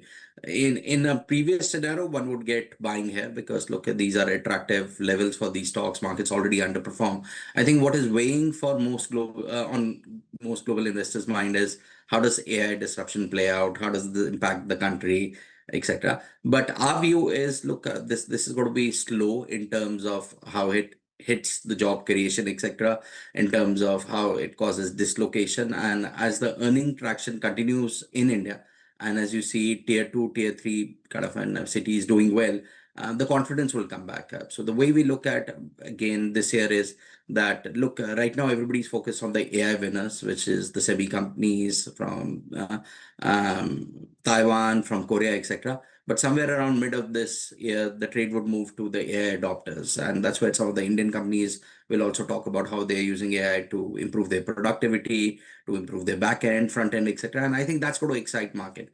Underlying numbers are not weak. I mean, from October onwards, there is a pickup in the economy. But I think it's the sentiment, it is the fear of this AI dislocation, which is dominating everything. Near term, maybe crude moving from what, $65, $70 to about 85. But we believe that move is temporary. That should ease in next 3 to 4 weeks. I think it's more of how the economy kind of faces up to this challenge of AI disruption, which is on mind of most global investors. And to be fair, there were parts of India where valuations were expensive. And now that this disruption is on the card, there's also a reality check coming for some of these small mid caps. So what would you look to buy?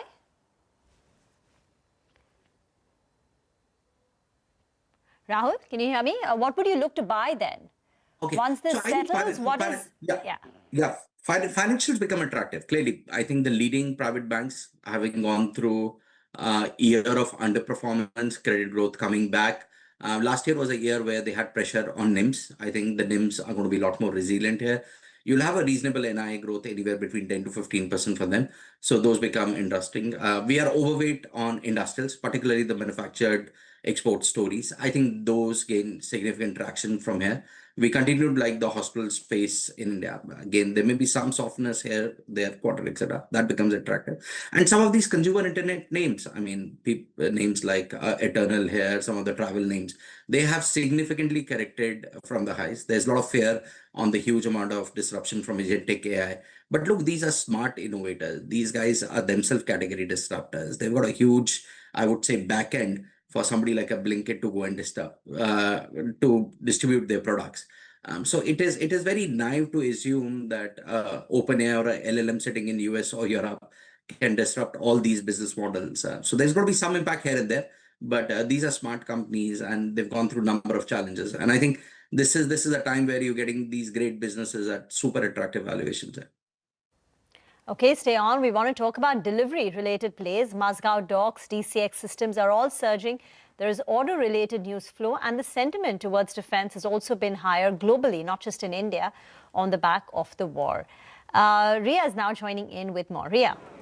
Well, yes, today the defense index has been buzzing. It is up over 3% today, and since the start of the conflict in West Asia, the index is up almost 5%. Now, in terms of the big movers today, of course, we have Mazagon Dock first up. It is up over 6% today. This is after yesterday's 9% move, and after reports about the 1 lakh crore P75I submarine order, the company has issued a clarification saying that the negotiations with the government have been completed, and now the proposal has been taken up by the authority for further approval. And once this order comes in for them, the order book could go up by over 5 times, so that will be a big positive for the company. DCX Systems is also up over 11% today after winning an order worth roughly 68 crores from HAL for the manufacture and supply of custom-made antenna and power supplies for airborne applications. The company stands at a very healthy order book of 2,600 crores, and just in the last 1 month, the stock is up around 20%, although it is down 21% for this year and down 35% since its listing in November of 2022. Apart from this, a lot of other defense stocks are also buzzing in today's trade. Bharat Dynamics, MTA Tech, Garden Reach, Data Patterns, Mazagon Dock, even Centum Electronics, all of these are up anywhere between 6 to 7%. And even Paris Defense, Apollo Micro, Cochin Ship, Midhani, all up around 4% each.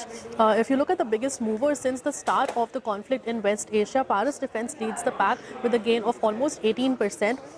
Even others like Data Patterns, Mazagon Dock and Solar Industries are up anywhere between 11 to 13% each, and all of these other stocks on your screen are also up anywhere between 2 to 8%. Right, Riya, thanks a lot for that. Rahul, you did speak about some of these stocks which were impacted by war but could have been better attractive levels right now for you to enter. What do you make of these defense stocks? They've been doing extremely well through the war and even better thereafter. Though they have corrected a bit from their highs, they're still a distance away. But the last month or so, it's been a big move, and which is only accelerated right now. Yeah, I think this is a space which is going to do well for the coming years. Like, we own some of the Korean defense names in our portfolios. And if you look at the stocks which we have in terms of the artillery stocks globally, or these interceptor missiles, all these reports which are coming out, those stocks are almost at a critical level in terms of the ammunition, etc. So that whole rebuilding, that whole restocking, for India particularly, this whole indigenization of defense spends is a multi-year theme. So at times you will see valuations looking almost preposterous for some of these Indian names, and it's hard for us to reconcile and buy these names. But the theme is a multi-year theme. So if you get pullbacks, again, these names got to be 3 to 4% of the portfolio. So I would say pretty much like how we treat precious metals, you need to have at least 3 to 4% of your portfolio in defense stocks. I think our challenge with some of the Indian defense names is hard to find valuations which are comfortable. We are finding better value in some of the Korean defense names here. And also, they are very long gestation orders, so there is a lot of volatility and lumpiness in the execution also. But thank you very much, Rahul, for joining in. We will slip into a break. On the other side, Tushar Pradhan of Hexagon Partners will join in to talk about markets and more. Stay tuned.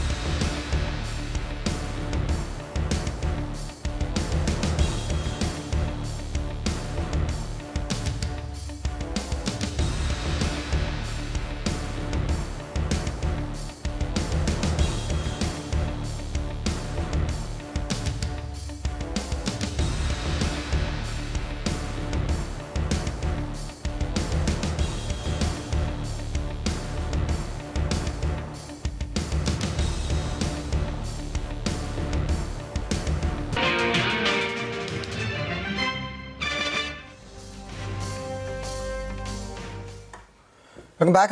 A bunch of stocks which are buzzing around right now. You can add Hindustan Aeronautics to that list, which is now flown to the high point of trade with a gain of almost 3.5%. One of those underperformers in the defense space, but now is picking some up in terms of moves as well. But speaking about some of those top movers in the market, Hormaz as always joins in with that list. Hormaz. It's a forgettable week for the markets, but for some stocks, it's been a fairly good day. Ircon International being one of them, and the entire railway space has been buzzing today. If the small cap index, the top gainers have belonged to the railway space, be it Jupiter Wagons, be it Ircon, still 10% higher. The company's issued a clarification as well with regards to news of its merger. The biggest single day gain since June of last year, the second straight day of gains for the stock, and yesterday the stock had snapped a 7-day losing streak in yesterday's session. Today's volumes are the highest in over 2 months. 5 crore shares have been traded now on Ircon in today's session. The 20-day average is only 16 lakh shares, and only 12% of those shares are marked for delivery for Ircon, at least as of now. And the underperformance has been such that even after this 10% move today, the stock is still down 60% from its July 2024 peak, which was at 350 rupees. Defense as a theme has done well all through the week. Solar Industries is one such name. It is the second best performer on the defense index this time around. It's gained every single session in this truncated week. 6 out of the last 7 sessions have been positive for the stock. The best week for the stock since July of 2024. So it's a double-digit gain for the week for Solar Industries. Volumes for the week are the highest since May of last year. Today's session, we've had 3.5 lakh shares that have been traded. The 20-day average is just over a lakh, and close to a third of those shares are marked for delivery. And over the last 12 months, the stock has done fairly well for itself, gaining around 65% during this period. And lastly, United Spirits, the news flow driven name over the last couple of hours. At one point, the stock was up 7.5, so recovered around 8.5% from the lows of the day in just 60 minutes. It snapped a 5-day losing streak last year in yesterday's session. On the F&O side, the premiums on the 1400 call option have gone up. The open interest edition also has been the highest on this one. The volumes today are the highest since the 31st of October last year. Close to 33 lakh shares have been traded today on United Spirits, the 20-day average being just around 3.5 lakh shares, and close to 40% of those shares are marked for delivery. The stock recovering from the lows is still down around about 16% from its 52-week high levels. No, Hormaz, we'll just come to you, but the ferocity with which the market is selling off, just as you were talking about these buzzing stocks, the Nifty Bank actually broke below that 58,000 mark now, 57,943. It's down 1,100 points, and that's had a bearing on the Nifty as well. The Nifty is below the 24,500 mark. Just when we started the show, in fact, just before Hormaz was speaking as well, the Nifty was holding around 24,600. So that big gash has come just about, in a quick succession of 2 to 3 minutes, and that has had a bearing on the mid-cap end of things as well. The mid-cap index wasn't falling as much when we started the show. Now the mid-cap index is down 0.2%, and the story of the day would be, or the last few minutes would be reflected best if you pull up the crisscross lines. When we started the show, those lines were firmly interlocked with an equal number of stocks advancing and declining. Right now, we have 1,700 stocks which are in the red for about 1,200 stocks which are in the green. So the street definitely not taking any long positions into the weekend for fear of uncertainty. We don't know what happens from here on right now, but the Nifty Bank is now closing in on that 200-day moving average of 57,500 thereabouts. So it's been a big cut that we're seeing. The Nifty down 300 points. So it's the last 30 minutes of trade on a Friday which have, the bears come up once again and say, okay, we won't let the bulls take any positions home. Well, yesterday was the bulls on top in the last 1 hour of trade. And today it's the bears taking control completely. Tushar Pradhan, Director Hexagon Partners, is now joining in for our segment Alpha Managers. Thank you very much, Tushar, for joining in. So at Hexagon Partners, how have you all read the impact of the war on India? Hard to say how long it's going to last.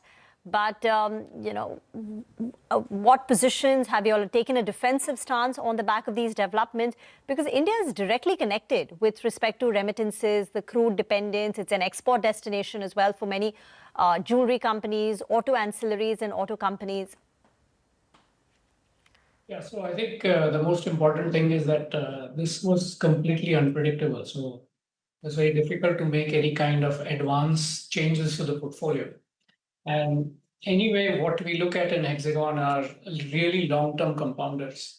So in that sense, all these events which can cause tremendous amount of volatility in the short run do not necessarily change our long-term approach to portfolio construction, which is essentially looking for companies which are long-term profit compounders. Now, as you mentioned, some of these companies are directly related, fundamentally related to the actions in the Hormuz Strait, or the fact that they're exporters and all linked, in the global economy in that sense. I just want to remind all of us that, COVID was a period where everything was interlinked. Almost the entire world came to a standstill when it came to production. And then it got its reflection on the stock market, which was down almost 39% in a matter of 3 months. However, what you have to remember is that the long-term nature of companies do allow for any of such things to happen and impact price in short.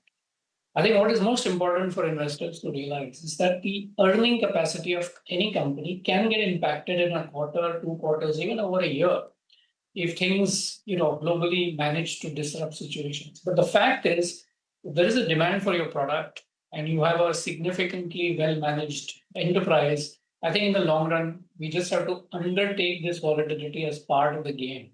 I don't think there's anything definitive about the stock prices at any point of time. And that's the approach that we've taken, that we haven't changed our portfolios too much at all. Right, you haven't changed your portfolios much. You did say that, these are opportunities to build long-term compounding portfolios because of the volatility. Is there anything that you guys were looking at, perhaps gave a pass on due to valuations, which is now swimming into your ken? Because we're seeing disruption, value dislocation in a lot of these sectors and themes. No, that's a very good point, Mangalam. I think one of the things that I'd like to bring to the discussion is what we were worried about.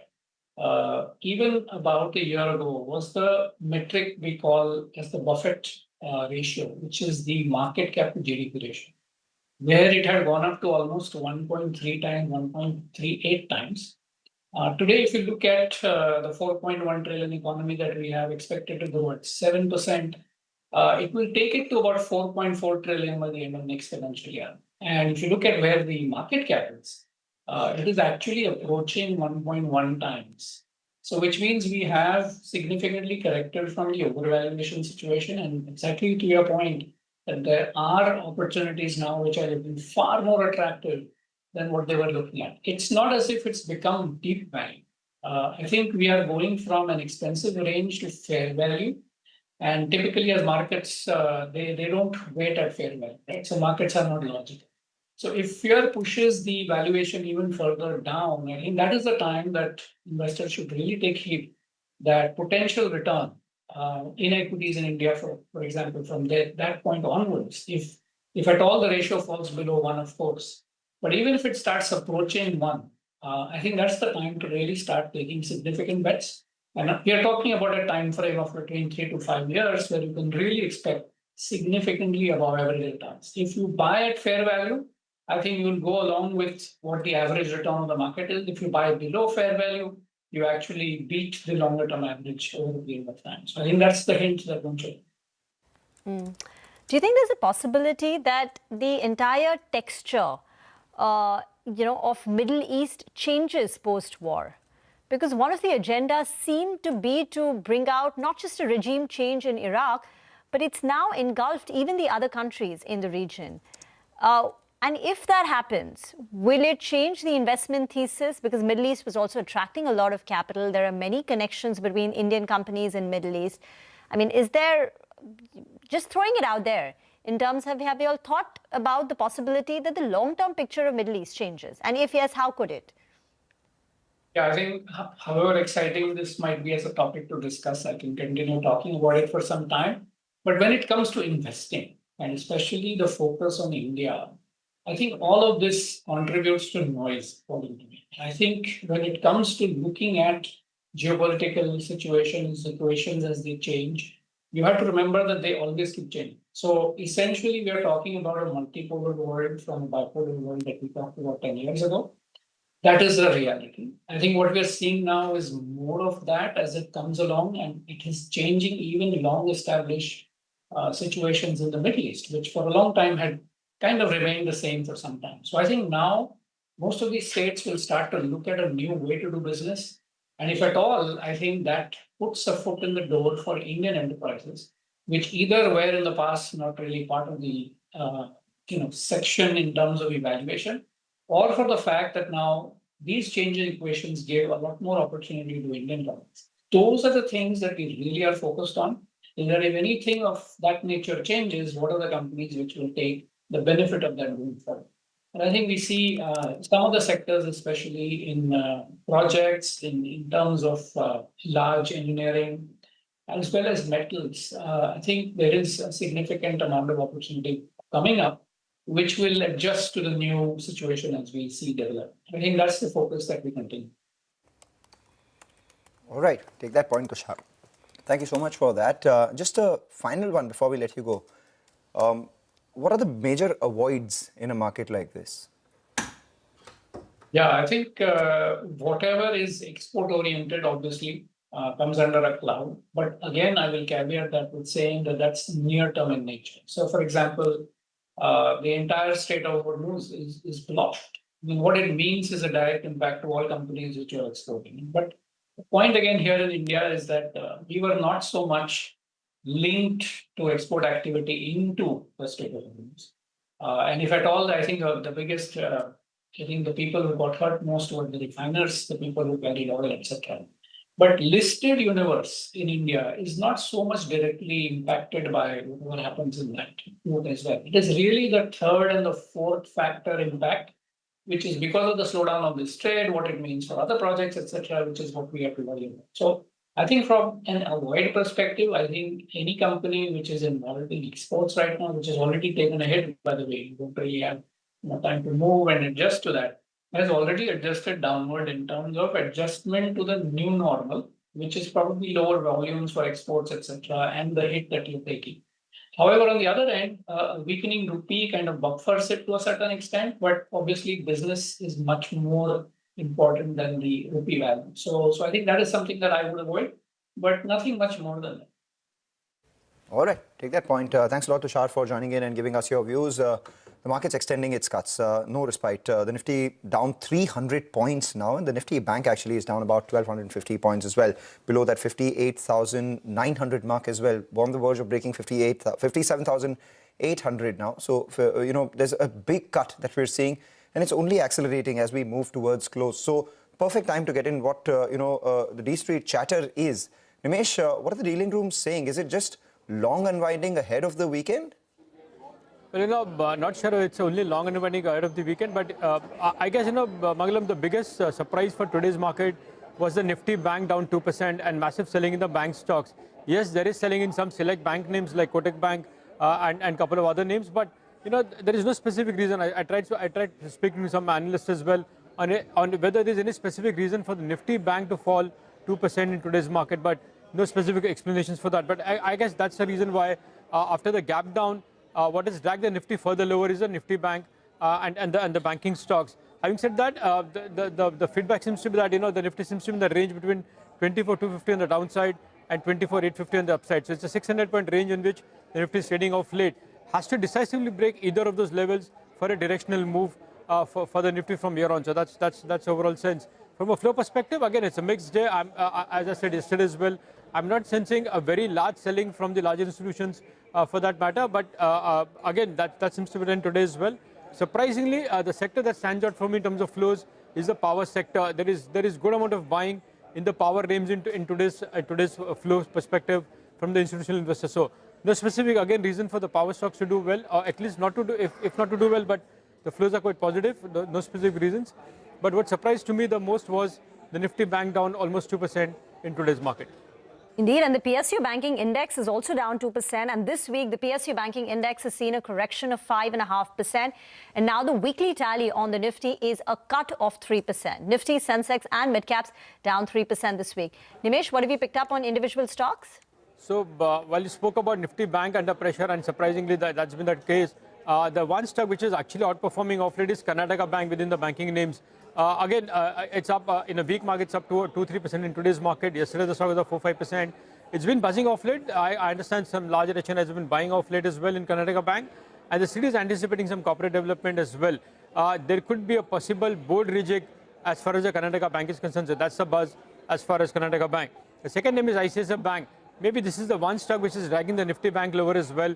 The stock is down more than 3%. There were multiple blocks in the morning trade, but my sense is that in those blocks, that was the last selling from a leading FI. So they've completely sold out in ICICI Bank. That's the buzz as far as flows are concerned. The third name is JNXL. It's been consolidating in a narrow range, but maybe in the weeks to come, you might see a very large block. Nearly 10% equity is likely to change hands in JNXL very soon. And the last is Kirloskar Oil. This is one stock in the cash market which is actually hitting fresh highs, almost at 50-week high now. And even at these levels, today there was very strong buying interest from larger FIs. So expect high delivery volumes, and looks like this is backed by FI buying in Kirloskar Oils. Thank you very much for that. So many mid-caps are now collapsing. Jindal Drilling 10% down, LT Foods 9.5%. Raymond Realty has sold off 6.25% down. Vedant Fashion 6%. Tejas Networks, which started rallying last week after winning that order. Then there was a data center news. But Tejas Networks seeing pressure today. That's down nearly 5-6%. Wakefit Innovation 5.5%. MediAssist, Gaudium IVF, one of the recent listings, small company, stock lower by 5%. Sugar names like Dwarikesh Dhampur under pressure. Godrej Properties, year-to-date loss now stands at close to about 17-18%. So mid-caps are selling off rapidly on pretty large volumes. But the problem is the Nifty Bank, which is now down 1,300 points, 2.2% gone on the Nifty Banking Index. Get into a break. On the other side, we'll get you a few BTST calls. Stay tuned.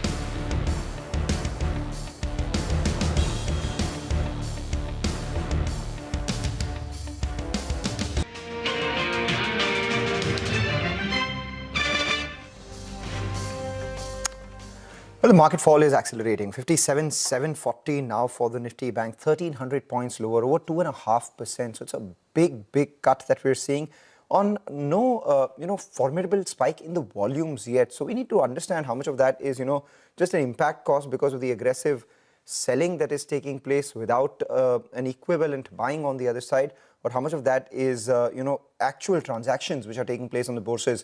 We'll know that only once we have, data that comes by post-market close this evening. But the real-time tick-by-tick data from a volume standpoint, I suppose Mitesh would have on his charts. Mitesh, you did say that the fall on the Nifty Bank looks scary. It is turning out to be that right now. Very close to the 200-day moving average, just about 200 points away. 1,300 points it's fallen. 1,500 points would take it to 200-day moving average. Where do you think it goes from here? And is it largely on higher volumes, or is it just the impact effect? Yeah, I think, one, Mangalam, I'll avoid the technicals and the impact side, but the volume and the impact side. But, what is important is that the volume is slightly lower than yesterday, but the Bank Nifty hadn't corrected at all. Last few declines, I think the Bank Nifty managed to always bounce back from these levels of around 58,200. And with every passing week, the indicators were turning negative because very clearly, I think, the upside wasn't happening as well. So the momentum, the force was declining, which means that this, decline was possibly on the cards. You rightly highlighted the very important 200 average mark, which is 57,500. That should be the first target. And we have a mild gap around 57,000. And then, important weekly level at about 56,500 or so. So I think these are the levels which I'm watching. There's some more downside left, and I would not say that the decline will get arrested over there. Yes, you might get a bounce back from those levels, but I think this is a chart which is showing slightly medium-term reversal. So I think eventually we might even look at lower levels, but in the near term, these are my targets. Okay, the contribution chart tells you the story of the day. Draggers, 1,287 points, all of them. No single Nifty Bank stock which is in the green right now. In fact, all of them stacked up on just one side itself. But your buy today, reverse on Monday call would be what? Would it be BTST, STBT? How do you play it? Given that over the weekend anything can happen, just look at the prices. Yeah, so I think, very clearly, and you have news flow to contend with, which can be, a statement which came like yesterday. So I think it's a very tricky market, but given the fact that most of these stocks are breaking down, I think we should still be trading on the negative side. So IndusInd Bank, we just talk about the banking names. IndusInd Bank has broken the key support levels on 2-hour, 3-hour charts. So I think, keep a stop at about 925, take a target for about 9 for Monday. And defense stocks are doing well. We had BDL as the call earlier. BL can be a simple BTST with a stop at about 464 half, 465 and a target of 478 to 480. Thank you, Mitesh. In case we don't speak again, you have a lovely weekend, and let's hope for the best on the war and the World Cup. Moving on to Linde India, they have said that minority shareholders have rejected the company's proposal to enter into related party transactions worth 417 crore rupees with an affiliate, Praxair. Sonal joins in with the details. Well, it has been ongoing for years now, this merger with Praxair that Linde Global Company did. And since then, there has been an indication that minority shareholders are not happy with it. They do not like, or they say that these transactions with Praxair are not done at arm's length and are favoring Praxair. And that's why in the recent shareholders meet, it was rejected, the 417 crore transaction with Praxair. Around 89% shareholders voted against it. Only 10% were in favor.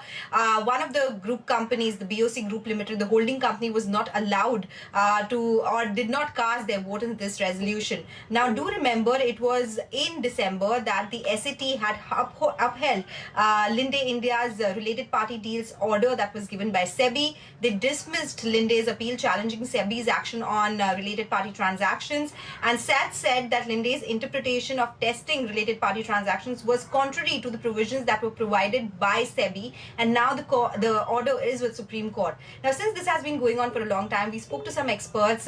Shailendra Haribhakti was of the opinion that the only way to solve this issue of related party transactions is to merge Indian Linde entity with Praxair so that that problem of related party transaction goes away. And Anand Tandon of IIAS said that now shareholders have become more active. They will ask about future profit shares. They will ask about capital allocation and other aspects of business as well.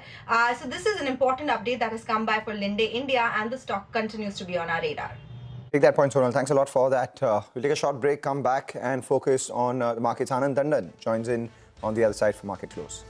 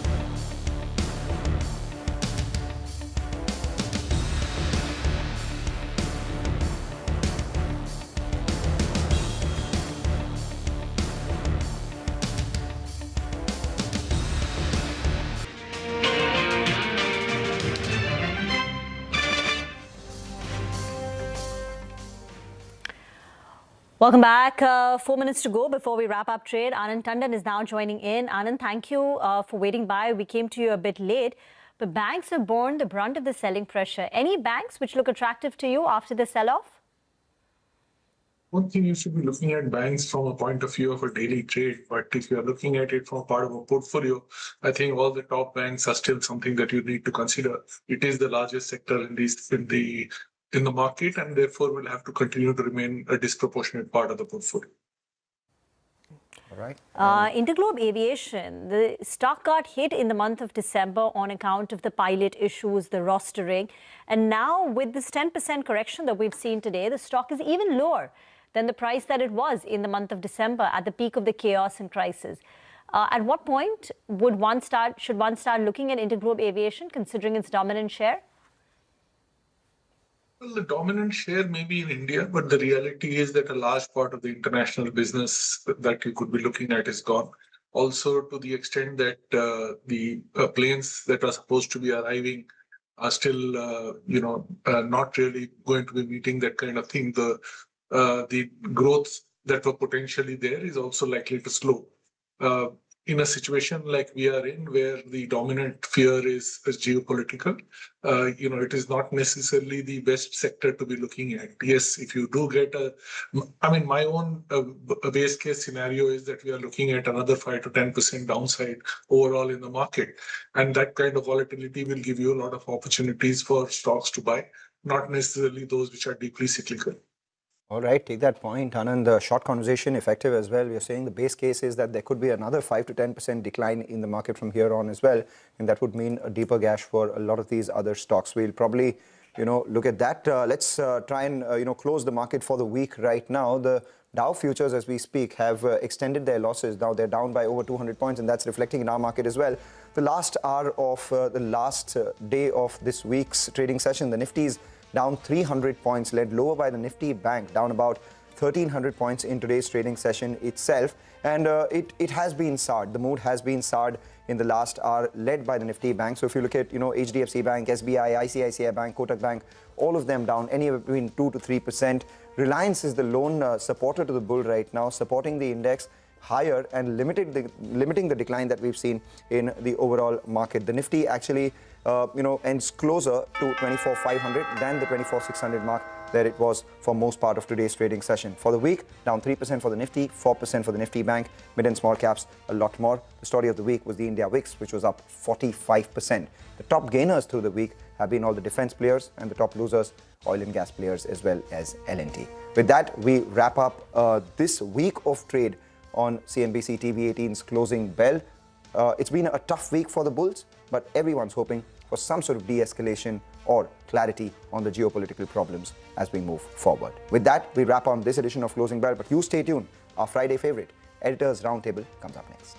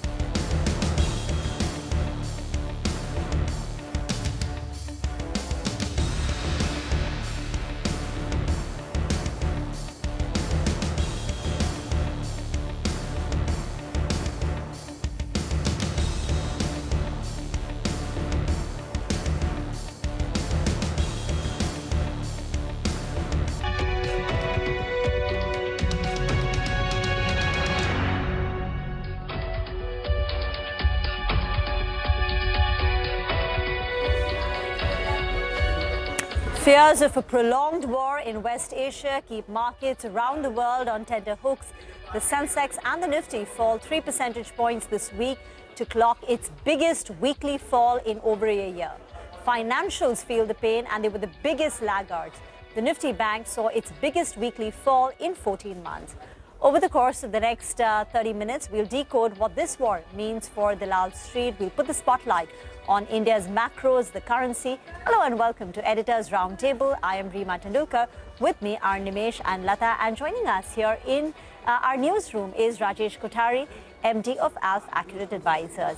Hi guys, it was a short week, but an extremely challenging week. You know, out of the 4 trading days, in 3 of them we closed in the red. In Friday, there was this late sell-off which dragged the markets down, and indices ending the week with about a 3% cut. And everyone thought at the start of the week that maybe this is going to be a short, it won't be a prolonged conflict. There'll be buying which emerges because of past history, but nothing of that played out. Oh, absolutely. So I think the only good news this week was that we are in the finals of the T20 World Cup. So I think that's the only positive. Otherwise, it's been a challenging week. And as you rightly pointed out, right? I mean, nobody thought this will prolong for more than few days. And now it's getting dragged and dragged. So I guess that's what there was one more positive. Tuesday markets were off, you know.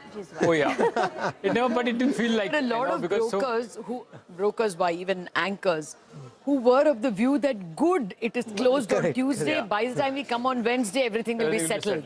I mean, we were as optimistic as that. Yeah, at least less damage, one lesser day of a damage. Yeah, but it came with double force on Wednesday. And this time, all the macros are in trouble. Oh, yeah, I mean, you are going to have a problem. We were very happy that we have growth higher than expected. You know, GDP after GDP.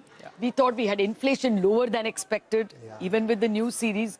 Now, all those go for a toss. Growth is going to be lower than expected and inflation is going to be more than expected because of this unexpected supply shock that we will face. Yeah, and I remember at the start of the week, Jeffries had put out a note saying India's dependence on Middle East is very high. It's 17% of India's exports, 55%, it provides 55% of India's crude oil and 38% of worker remittances. So the fact that it, prolongs, and this week we've seen crude prices go up 18%. It was at $72, $73. Now it touched $85, $86 per barrel. So all that, Lata, is really hurting the macros. Oh, yes. I think until now, I used to always ask experts like you the question, India's GDP is doing very well. Why are earnings, not catching up? I can understand for 1 quarter, 2 quarters, 6 quarters, 7 quarters, Nifty in single digits. When growth is at 8% used to be my question. Now that boast has come under a bit of a cloud. For all the reasons that you said, our dependence on the Middle East. So this is exactly what I asked Ramdev yesterday, that he's been a big advocate of that the earnings will pick up and he's expecting 14, 15, 16% earnings for next year. And with this kind of macro backdrop and the crude going higher, is that going to challenge the earnings backdrop overall? And he expects that maybe it'll trouble the earnings as well, because a lot of the earnings will get impacted, especially the OMCs and all those guys, Reliance and everybody. So Rajesh, your thoughts? What's your take? I think it has been about 7 days of the war. It is not prolonged war, It is still short war, correct? Correct. So, and we hope that, and I think this time the fight is against the might. So outcome by and large, everybody knows, correct? The only thing is, what is the duration? Will it be 1 week? Will it be 3 weeks? Will it be 4 weeks? And he has given official statement of 4 weeks, am I right? But the important thing is that if you look at the third quarter numbers, because after the noise finally, come back to data point. What is the data point suggesting? And I was looking at the entire third quarter numbers. You look at consumer, you look at capex, you look at credit. So you look at consumer.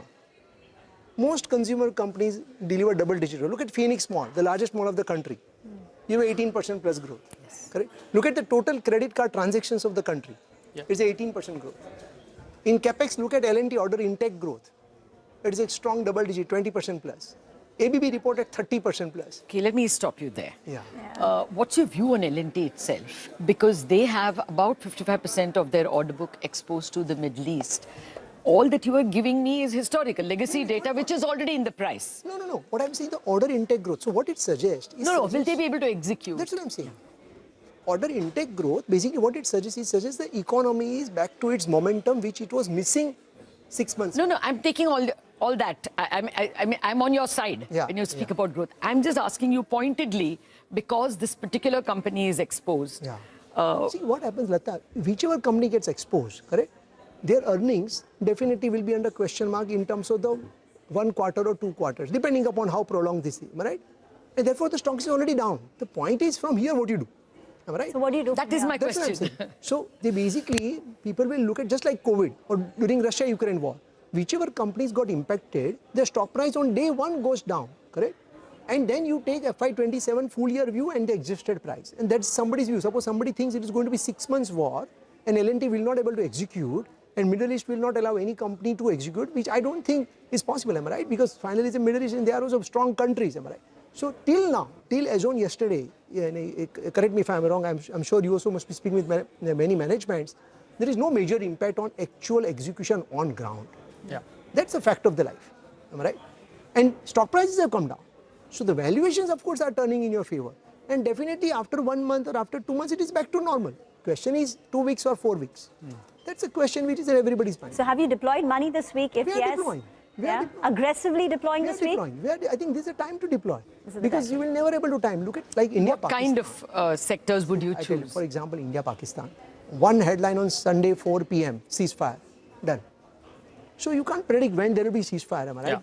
So important is 3 sectors. What we like is auto is one sector which will do extremely well. Of course, crude oil is a risk and that's why you are seeing some correction. But in my view, the actual petrol diesel price will not go up. OMC will take the hit. So anyway, we don't buy OMC. So auto will do well. Banking and finance, some right now inflation worry because of again of crude oil. If it comes under correction, it is a strong buy decline because credit growth, and I'm sure, I mean, you are expert, the credit growth is back to 13% compared to 8.5%. So that is good, and asset quality anyway is best, correct. And the third, capital goods, selectively, companies which are reporting very strong order intake, these are the strong sectors. And last but not least, the hospitals. They have nothing to do with this war. Hospitals will continue to do well, right? So these are pure strong India stories. And these are less impacted because of these macros. Who knows how the macros will turn out, but it will be much lesser impact. Hospitals are not even affected by AI disruption also. They are not affected by even AI disruption. Even your auto is not going to be disturbed by AI. In fact, they are beneficiaries of AI. Yeah, they would actually be more perhaps productive. Because their cost will come down. I was speaking with one of the chairman of the bank, and he said because of AI, our cost to income ratio, you should not surprise if it reduces by 200 bips over next 2 years. Over what, 2 years? Yeah, which is big because directly it goes to your ROE and ROA, and which we are not even right now. Entire AI is AI losers. But AI beneficiaries, the banking, the few consumer companies, few large cap goods companies, we are not even factoring that. Yeah. We were chatting with one of the managements and they said that, while there are productivity gains, etc., as you pointed out, the cost of compute is also very high. So that is something that you have to keep a check on. Absolutely. So you may not realize the entire benefit of it. See what happens, that will go into CapEx. And CapEx gets spread out over 5 years, 10 years cycle. So it is a 0.001% impact on depreciation. But your employee cost reducing directly hits your P&L, it improves your P&L, so your ROE goes up. So autos, banks, capital goods, hospitals, these are the 4. Consumer discretionary will do well, extremely well. Premiumization will keep doing well. I mean, and all these are fast frequency data indicators. I could see this yesterday when I went for the match. I mean, it didn't look like, markets are struggling so much or there is a job loss or 40,000-50,000 people, a lot of the big guys coming in fancy cars. People are spending on food, people are spending on tickets. I mean, the tickets are not that cheap, right? I mean, some of the tickets were like for 20,000, 30,000, 50,000 tickets. So, and people are spending. Not everybody gets a complimentary ticket, right? So, I mean, 40,000-50,000 people are spending one night, 4 hours for a match and spending so much of money. I mean, it doesn't look like...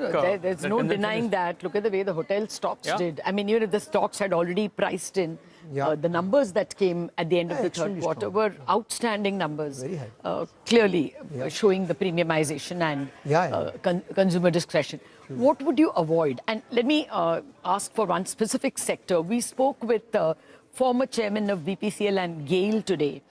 And the big question was, even if now crude is kind of made available because of Russian oil being available to us, what happens to cooking gas? And their reply was that we are only dependent for about 1/3 of our gas requirements, natural gas, from the West.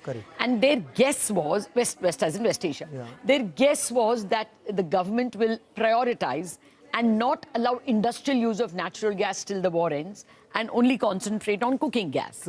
So can there be any sectors to avoid because there may be a gas shortage? So I think the impact you will see across sectors, particularly depending upon which region you are. For example, Gujarat, Morbi, tile sector already getting impacted. Now, if the impact is for 5 days or 1 month, that somebody's, I leave it to somebody's judgment depending upon the war, am I right? But these are the sectors which are heavy cash consumers. Probably these are the companies rather than sectors which you need to avoid. Means you can't say, I will not buy consumer because somebody is going to hit you on tiles. So then probably you can avoid maybe the tiles sector because short term might be a little bit challenging. But so generally we do not prefer OMC companies. And anyway, rising crude oil is not good for OMC companies. And of course the AI fear. So that is the sector which one needs to little bit underweight. So that would be what, IT? Entire IT, and unfortunately the platforms got impacted in a very big way. Not only IT. There are so many good platform companies in India across the sub-segments. That also got rogered in last 1 month. You would pick some of them? Very selectively, extremely selectively, because what is happening, the intelligence, just intelligence and intellectual will not help. When you look at the entire sector. So we spoke with one of the AI expert last month, one of the top 3 companies in the world. And they said that only somebody's intellectual, that cannot be the barrier because now AI is doing that job. So you need to be more backward integrated. That you need to actually own the customer. Just providing good software front will not help. So in platforms, there are only 2, 3, 4 companies which are actually very strong, who owns the customer. They provide actually the package, just not the fancy just not one plug-in software. Yes, it is just not marketplace. Just marketplace may get disrupted. That's true. So, interesting. Very interesting insights, Rajesh. But Lata, the rupee, with the fall in the markets, the rupee is also in a free fall. Well, this year and maybe February to now, the rupee is an outperformer. The other currencies have fallen more. But of course, you have to look at it over a range, and the rupee is in trouble. This week itself, it was saved only by tons of dollars sold by the Reserve Bank. Numbers, of course, this is all chatter. You'll never be able to get the correct number till the final numbers come in the RBI bulletin. 5 billion a day, is the amount that Reserve Bank is believed to have sold across. I mean, they don't sell it in the spot, NDF market, as well as futures, that is sell by swaps. All those put together, that is the massive amount of, selling they've done. But I just want to point out some data on why we should be, what are the numbers that we should be worried about. The balance of currencies in the country is made up of current account flows and capital account flows. Now, current account, we normally have a deficit because as a country, we import more than we export. Of course, the deficit has been declining because we are exporting services. As well, we have remittances coming from abroad. But even then, we are a current account deficit, but capital flows were positive. Now, the table is running by, Rajesh, you cannot see it, but for the viewers, and the table will show you that balance of payments, current plus capital, has started to turn negative. And for the first time, 2 quarters in a row, that is the quarter ending September and quarter ending December, we had negative balance of payments, which means capital flows were not enough to manage the current account deficit. And this is likely to be the 3rd quarter. 3 quarters in a row, we have not faced in a long time. 2 years in a row, we have not faced negative balance of payments in a long time. So this is something to be worried about. And, the FPI flows are also something we are showing on. And all of you know those numbers by heart. Again, there have been 2 consecutive years of FPI outflows. And that is a weight. This was the state of the currency. And I have done these explanations so many times up until February end. And into this, we are now adding a very big negative. We were already in a negative BOP, and now you're adding a serious current account deficit factor, which is higher price of oil. Now, whether you and I don't pay at the pump or someone else in India is paying, Absolutely. the OMC or whoever. So India as a whole will have a bigger trade deficit, a bigger current account deficit, a bigger balance of payments deficit. So the rupee is not showing a very pretty picture. It's not round the corner that things are going to improve. In fact, you will tell us better. When will the FPIs come back? You tell us. I think I always believe that अगर आपका flower में सुगंध रहेगी तो मधुमक्खी आएगी. So if your corporate earnings growth picks up, the investors will come. Be it local, be it FPI, be it hedge fund, somebody will come. So if you look at the Nifty earnings growth, which was 5%, FY25 will become 9% in FY26. Third quarter, if you look at the BSE 500, earnings growth is already 13%. So we are back to double-digit earnings growth in third quarter already. Next year, the Nifty earnings growth is going to be 15 to 17% as per conservative estimate. Because the banking sector, which has reported zero growth because of 6 months transition net interest margin, that will basically contribute to the much higher growth in FY27. So BSE 500, excluding banking, excluding metal, aggregate all, in all respects, the third quarter has been already double-digit. And that's what I'm saying. The fast frequency data indicators are showing very strong positive momentum. Of course, you have this macro headwind is there against you, but otherwise all data points are, I mean, this for after a very long time, we are seeing all macro positive data. So your bet would be that FPI flow should resume? FPI flow should be resumed because the, the other countries also will start becoming more expensive. Particularly China, particularly Korea, the Taiwan, where the flows went last 18 months, that also there'll be, So let me flip it in another way and ask you, are you worried about the domestic flows? Because that was the leg which was helping the markets to float, right? And for the last 18 months, the returns are negative. There's a bit of frustration now that, my money is not making money for me. But it did show up in the Jan numbers, no? It's still not showing up. The problem is that will it show up? Financial and is there something that is picking up? See, I think investors have understood that any buy is always a good opportunity. Any decline is a good opportunity to buy. That's worked in the past, but it's been almost 2 years now that there is zero return. Ultimately on a greed and fear pendulum. When others are fearful, you have to be a little bit greedy. What are we right now? Are we in a very fear phase that one should be greedy? I think we are at fearful phase. Because 9 out of 10 people are not talking about equity. They all talk about gold, silver, China. Exactly. People are floating global funds from India. So time to buy is time to buy. I think it's time to buy. One can do staggered approach. One can say spread it over next 30, 60 days. One can say I will wait for full certainty. But yesterday when I was speaking with one of the large family office, he said in Gujarati line, that Sara Bhav and Sara Samachar Sathe na aave. Correct. The good news and good price never come together. Yeah, absolutely. So it is up to you. You want good news, then you have to pay price for it. If you want good price... Actually, that's a great sentence on which to take a break. Indeed, we'll slip into a very short break. We'll come back and continue the conversation on Editor's Roundtable. Don't go anywhere.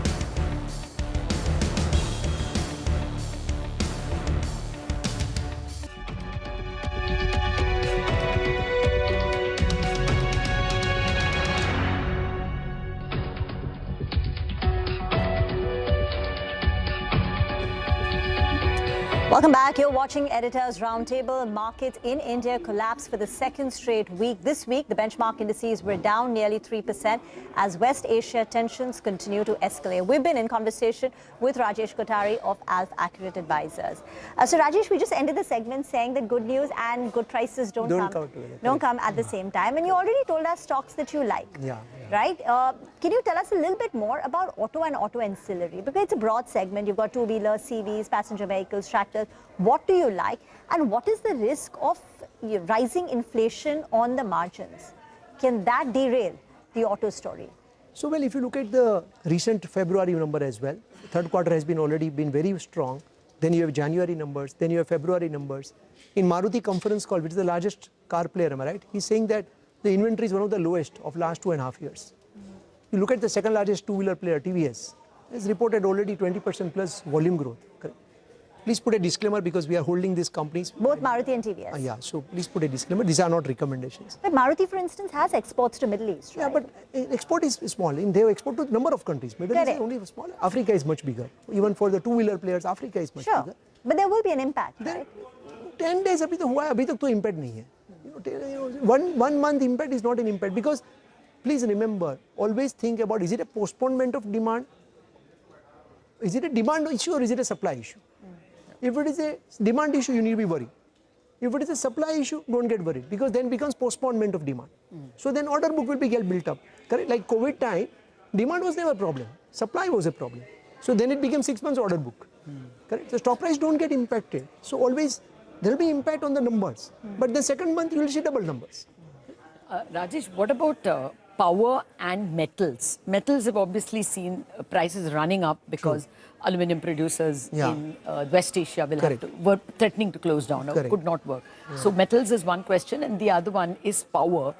I mean, there is a fuel problem, so coal is now becoming again precious. Global coal prices have gone up. Any thoughts on companies like Tata Power or Coal India? So what is happening is globally, there is a thought process that because of the hardcore infrastructure needs to be put up, there will be more requirement of metals and that may lead to the higher metal prices and therefore in turn it will lead to the better stock prices. That's basically the view globally because metals are finally global companies. When it comes to the power side, the power demand, because summer is likely to be a little bit hotter than what, as per the IMD they're talking about El Nino. Correct. So there is expectation that the power demand also will be a little bit better compared to what the initial estimates are. So then you need to look at the company-wise, the merchant power, so where are your bets? Which part of the power side? Right now we do not have any large exposure to power sector because these are temporary periods, 2 months, 3 months effect. We always believe to But you own, I guess, the transmission businesses. One of those few of the transmission we prefer the product businesses. The T&D plays, and the companies like, correct. So those have nothing much to do with the power and coal India and all that stuff because they are actually much more bigger hyperscaler play, the data center play, the metro capex play. So they are immune to this, both sides, good and bad. They are much more structural story for 3, 4, 5 years. The one thing in the broader markets, you spoke about the broader market earnings been quite strong in Q3. In that sense, what are going to buy in the broader market names? If you can identify a few sectors or a few companies that you like, you've been tracking and it's just fallen because of this war-related issues. So I think strong stocks have not fallen much despite this macro war issue. So auto ancillaries, if you look at it, there is not much significant decline in auto ancillary, but there is a strong buy declines. I think few NBFCs that can become a very strong play. Consumer discretionaries, hospitals, specialty capital goods companies, one or two specialty chemical company which goes into the data center cooling agents. So these are within niche business. So I think more bottom up probably will work in FY27. Top down the sectors will do well, and then bottom up you need to do the individual sub-segmentation. What are your preferences? I mean, I'm asking you sectorally, but you can tell me stock-wise. Private sector banks, public sector banks, NBFCs. How would you, which is your best preferred? So I think the commercial vehicle financiers will do extremely well. And the growth will be very high because CV cycle is just turning up, so which is good. If you look at the private sector banks, 1 or 2 private sector banks will do well, not everybody. 1 or 2 PSU banks will do also extremely well because they have the best of the ratios in their favor. And there, if you look at the capital adequacy ratio, as well as CASA, as well as loan to lending CD ratio, they are also favorable. Whereas for private sector banks, they will limit on the CD ratio. So that is actually putting incremental pressure about how much you want to grow. That becomes a little bit capped. So NBFCs, I think, will do also well. CV within that will do better, and few private sector and few PSU. But you need to be selective within, each of that bucket.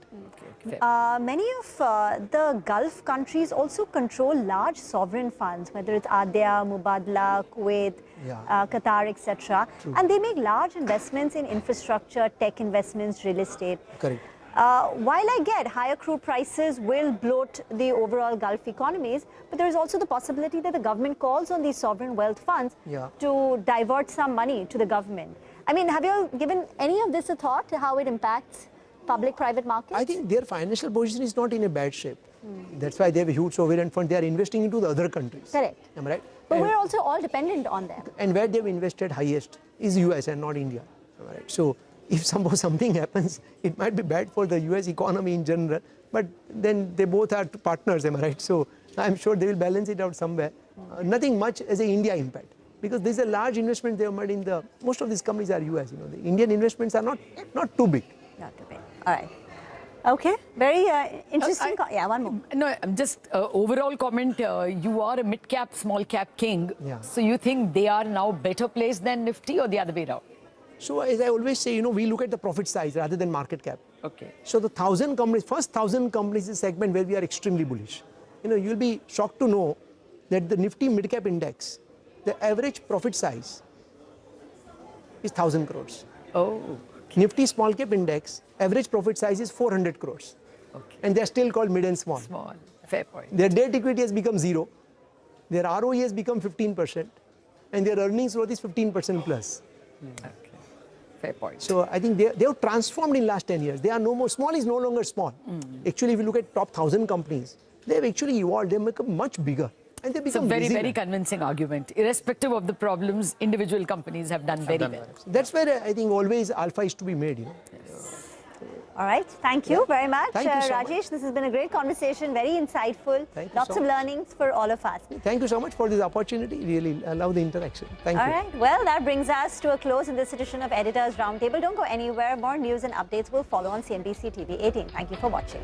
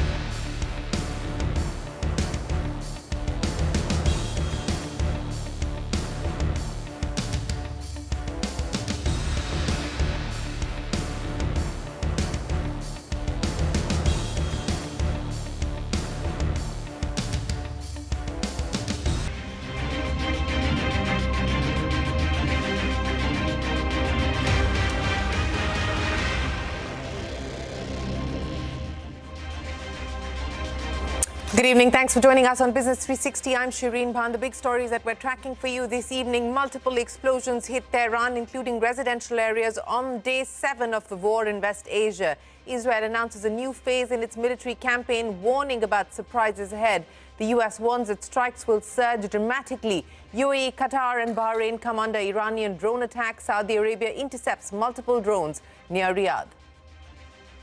The US issues a 30-day waiver for Indian refiners to buy Russian oil amid supply disruptions in West Asia. US Energy Secretary calls it a temporary measure and says there is no change in its policy towards Russia. Crude oil prices continue to rally even as the US government considers an intervention in the futures market to blunt the rising prices. US Energy Secretary promises physical security for ships in the not-too-distant future. Qatar's energy minister warns all Gulf nations could be forced to stop energy exports within weeks.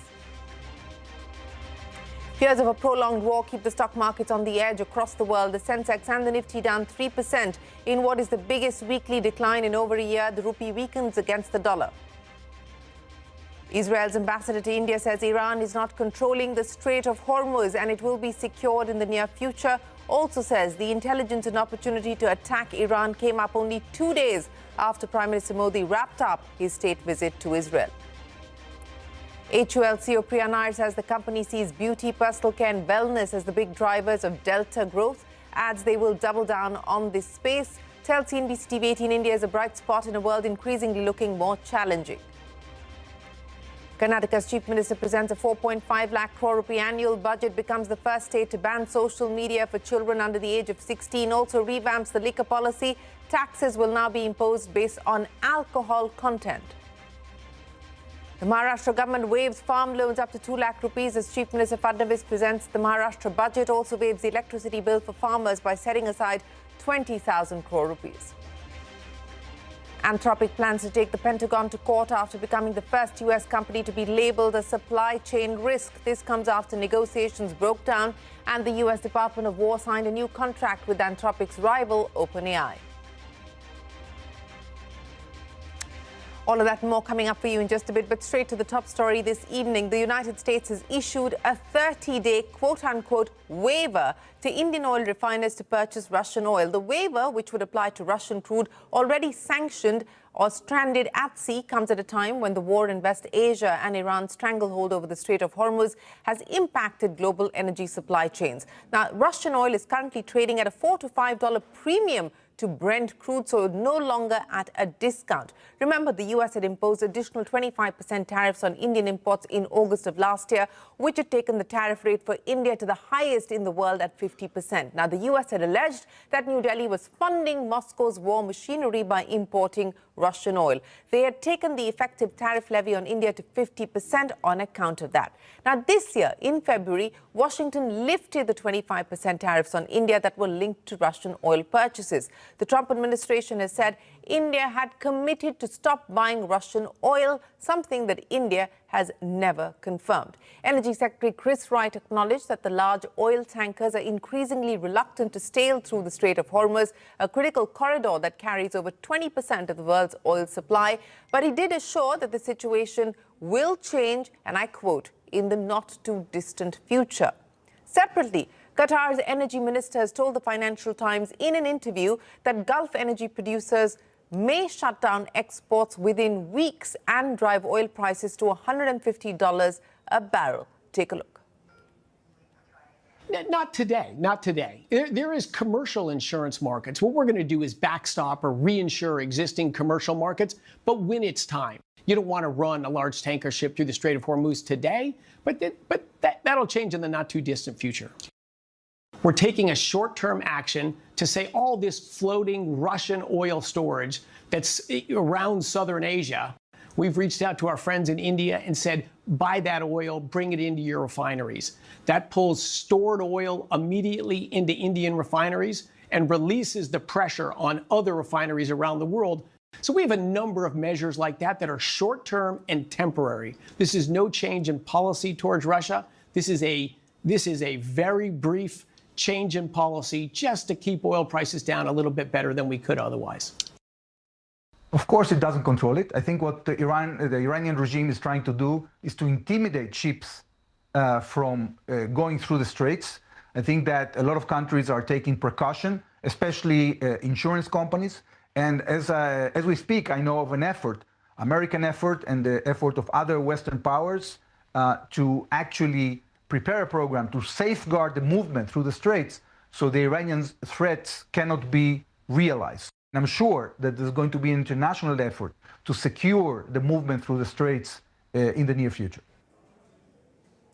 Well, when will the Strait of Hormuz reopen or normalize for trade is the big question. Remember, we heard from President Trump, you just heard from the U.S. Energy Secretary as well, that they could look at providing security. President Trump has spoken of insurance cover as well, but yet to hear the details on how all of this will be operationalized. The Indian government, meanwhile, has actioned a plan B to ramp up production of cooking gas, that's LPG. Refiners will divert petchem refining capacity to produce LPG. Sapna joins us now with more details. Sapna, the bigger challenge that the government is worried about seems to be LPG, given the fact that we have over 33 crore connections that are linked directly to LPG usage. What's the government's plan B?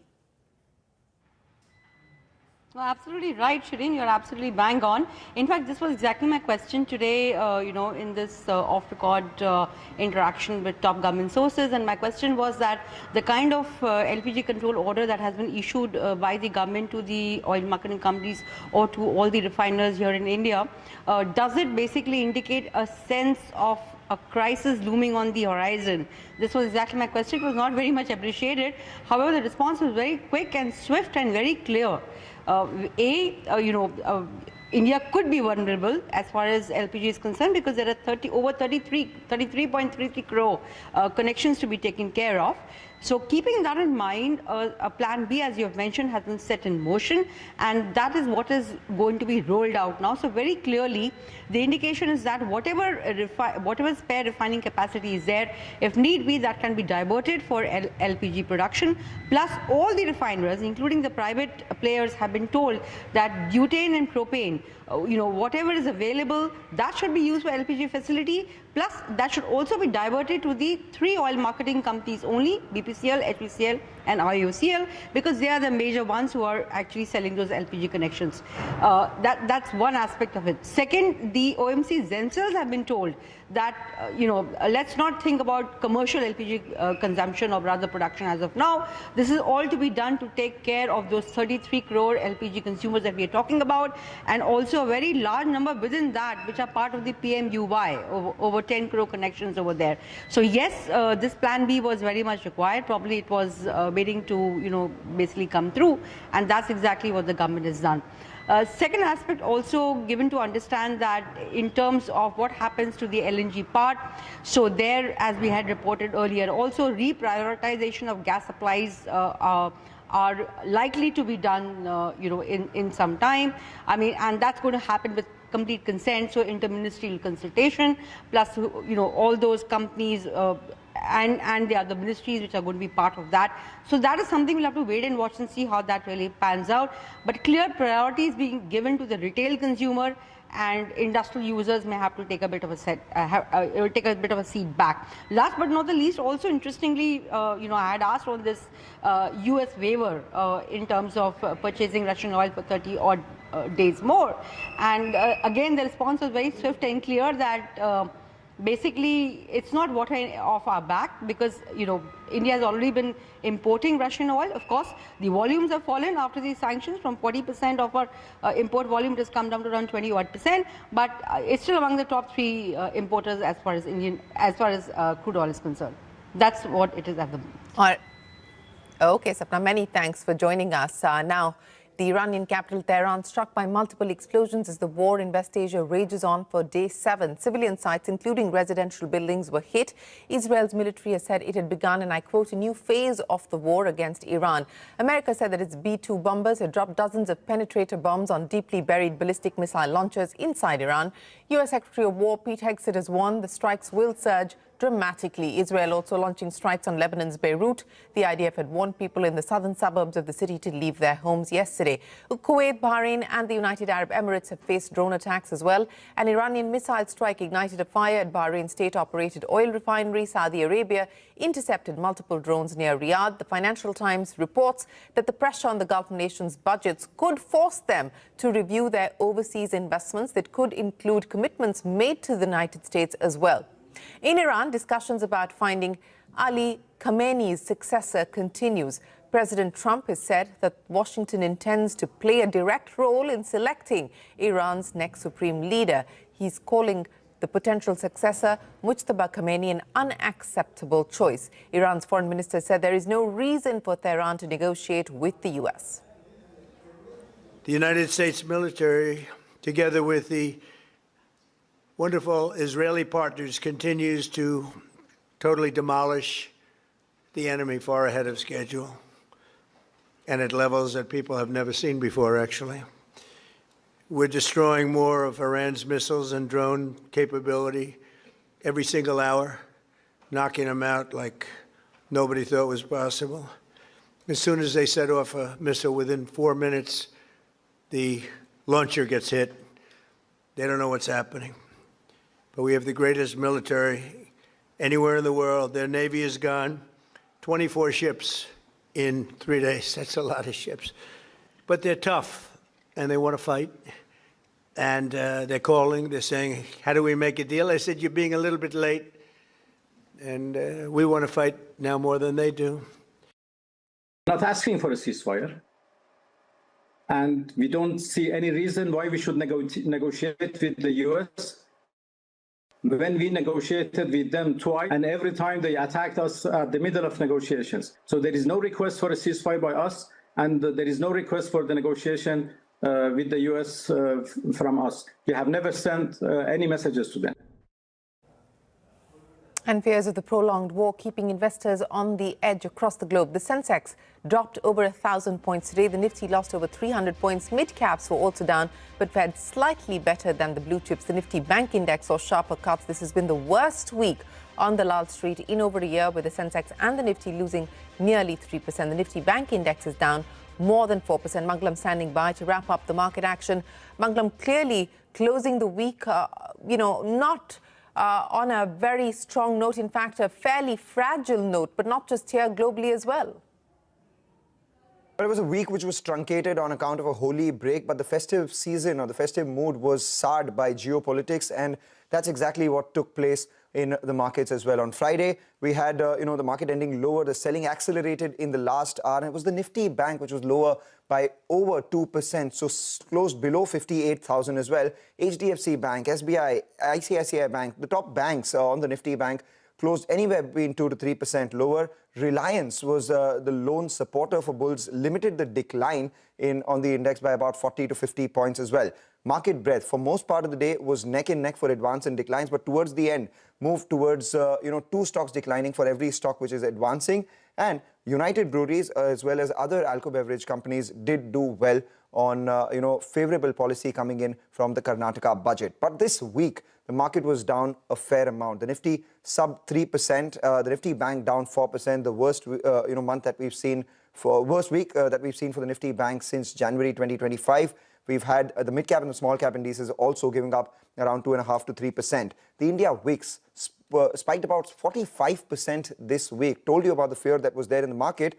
And, the top losers this week were basically the ones that lost every day because of the geopolitical uncertainty. And the top gainers were the ones that actually gained because there were supposed to be beneficiaries of this as well. So Interglobe Aviation, L&T, Tata Steel, all of them down between 7 to 9% this week. The top gainers belong to the aluminum space. Reliance was up 1%, BEL was up 5% as well. Even in the mid-cap end of things, we had oil and gas players in particular, down anywhere between 8 to 14% if you look at BPCL, IOCL or MGL as well. And the gainers belong to the defense space. So Solar Industries up 12%, Mazagon duck 11%, Bharat Dynamics up 7% as well, with Nalco being up 11% too. So now all eyes will be on what takes place in the geopolitical developments. Any sort of de-escalation is something that would provide support to bulls. Otherwise, there would be continued weakness.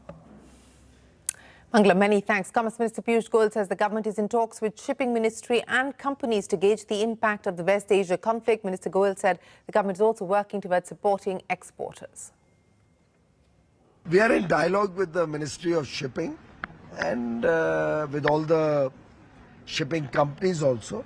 And I do hope we will find resolution to this issue also. And the prices that they are asking, the surcharges and we everything? are working with them to see how that can that burden our exporters can be supported with. But I can assure you, this government stands with our industry. Well, that is the Commerce Minister there. But up next, the CNBC TV 18 exclusive HUL CEO Priya Nair says the company sees beauty, personal care and wellness as the big driver of Delta growth. That and more when we return.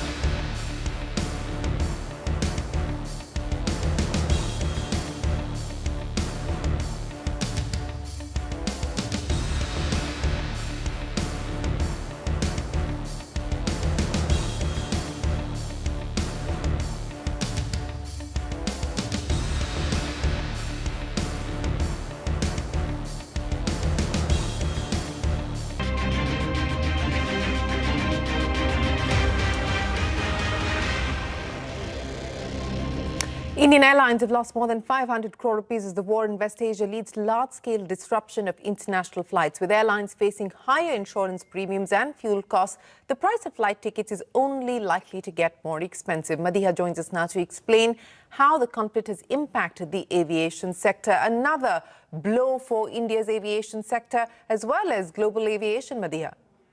Absolutely. We have been speaking to several people in the industry to understand how this West Asia conflict is impacting Indian airlines and their finances. It is not just disrupting flights, it is hitting the airline finances very hard, and passengers may soon feel that impact in their ticket prices. I'm splitting the impact in three parts here. First, let's look at the direct hit. Between 28th February and the 5th of March, Indian Airlines cancelled about 1770 flights to the Middle East due to the airspace restrictions. So industry estimates suggest that on a typical narrow-body aircraft operating to the Middle East, airlines usually carry around 160 passengers with an average ticket price of about 20,000 rupees. That means each cancelled flight roughly translates into a revenue loss of about 32 lakh rupees for airlines. So the estimated revenue impact is about 566.4 crores for 1,770 flights cancelled in that 6-day period since the 20th of February.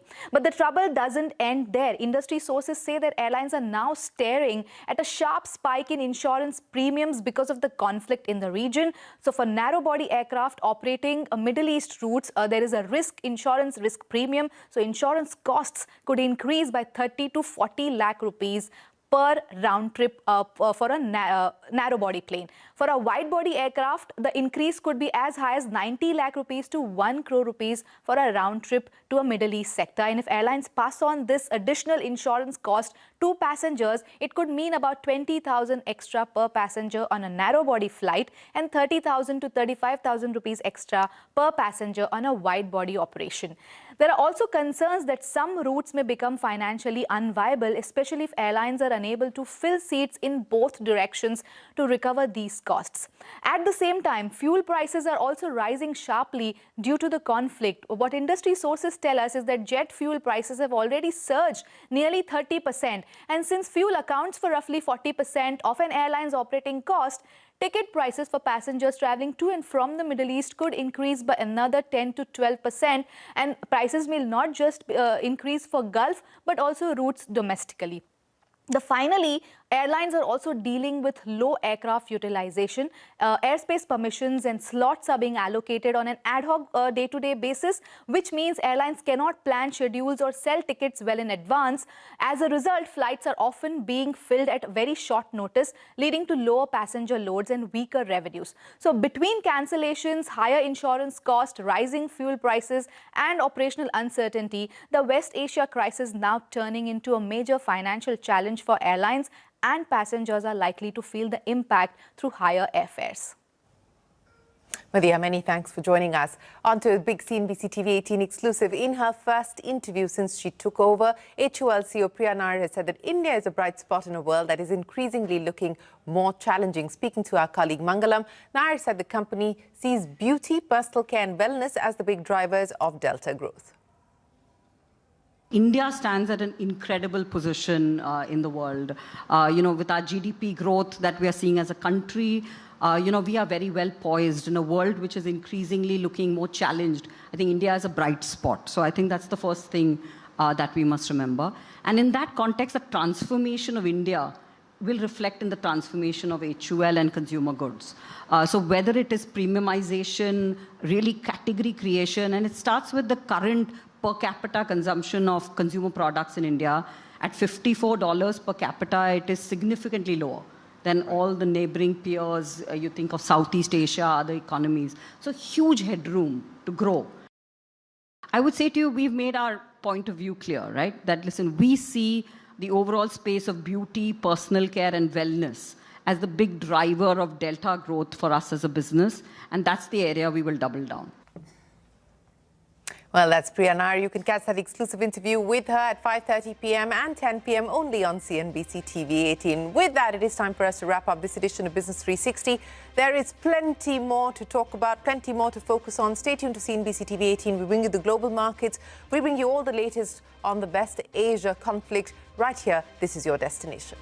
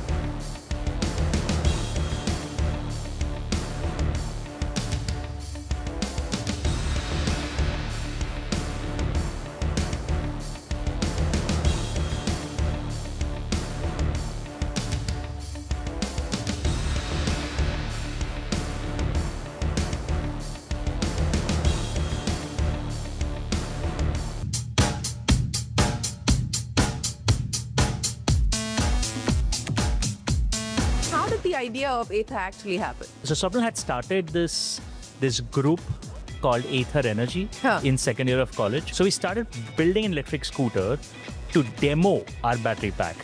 And I remember like me and Swapnil would do high-speed demonstrations on it on the campus roads, just to try and hook somebody that बहुत अच्छा scooter है, must drive करता है. Nobody cared about the battery, but people fell in love with the vehicle. The EV space in India is a graveyard of companies and largely startups that are either have wound up or are in the process of winding up. What choices did you make to avoid that? It'll be very hard to beat a Honda on quality. They literally wrote the book on it. Or a TVS on manufacturing excellence, or a Hero on scale, or a Bajaj, Hamara Bajaj, Desh Ki Dhadkan Hero. What finally clicked for us is none of them actually want to be a product-first company. They're great businesses, but nobody's trying to be a bit of an Apple girl.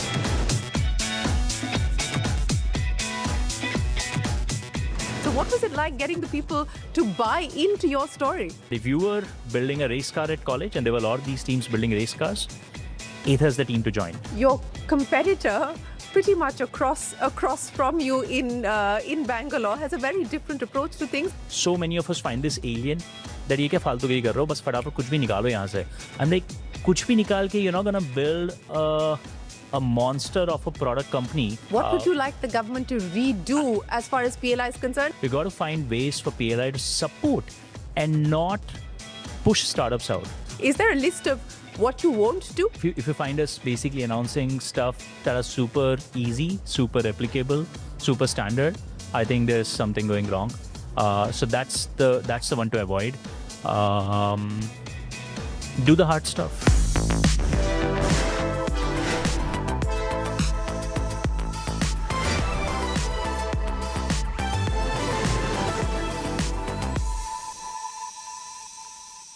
Hello and welcome to Young Turks Reloaded. I'm Shriram Finance. Well, joining me on the show today, a company that was founded in 2013 at IIT Madras, Ather Energy began with a bold decision to build a smart software-defined electric scooter in India, designed entirely from scratch in India. Today, it commands an over 19% pan-India market share in Q3 of FY26, delivered its strongest ever quarterly performance with revenues of 995.7 crores, up 53% year-on-year, and sold nearly 68,000 units in the quarter, clocking a 50% growth. Nearly 90% of its key components and 100% of its software stack are built in-house, with almost half of its workforce and close to 15% of its revenue invested in R&D. Software and non-vehicle revenues now contribute about 14% of total income, strengthening margins as the company moves closer to break even, all without PLI benefits. As Ather prepares its lower-cost EL platform and expands capacity, the larger question is, can India build globally competitive deep tech hardware champions? Joining me to talk about all of that and more is Tarun Mehta, the co-founder and CEO of Ather Energy. Tarun, it's great to have you. Thanks very much for joining us on Young Turks Reloaded. Before I talk to you about the present, I want to travel back into the past. You were very comfortable with the idea of becoming a consultant. That's what you wanted to do. You decided to take up a job at Ashok Leyland, and Ather was not part of the plan or the vision board, was it? Oh, no, it actually goes beyond that. In college, we joined an entrepreneurship club, and our understanding of what entrepreneurship is was quite bad at that point. What was the understanding? To get into an IT company, get a job in an IT company. That was it? That was it. Tried really hard to dress up my resume to sort of, get all the ticks to get that consultancy job. But I was really lucky. That it didn't happen? Didn't happen. So... You think if that had happened, you wouldn't be here today? Oh, absolute. Golden handcuffs. Yeah? No chance. No? No chance. So let's now move forward to the fact that you decided to first join Ashok Leyland. And then how did the idea of Ather actually happen? So me and Swapnil, my co-founder, so Swapnil had started this group called Ather Energy in second year of college. Okay. It had like a bunch of young students, bunch of first years and him like trying to do something. I joined them in the second year. Okay. And then very quickly everybody else left. So it was just me and Swapnil left. And we were trying. You pushed everybody out, is it? No. So the two of us are the only folks stuck with this idea and who continue to romanticize the idea of starting an energy company in India. So we want to come back to this idea, Ether.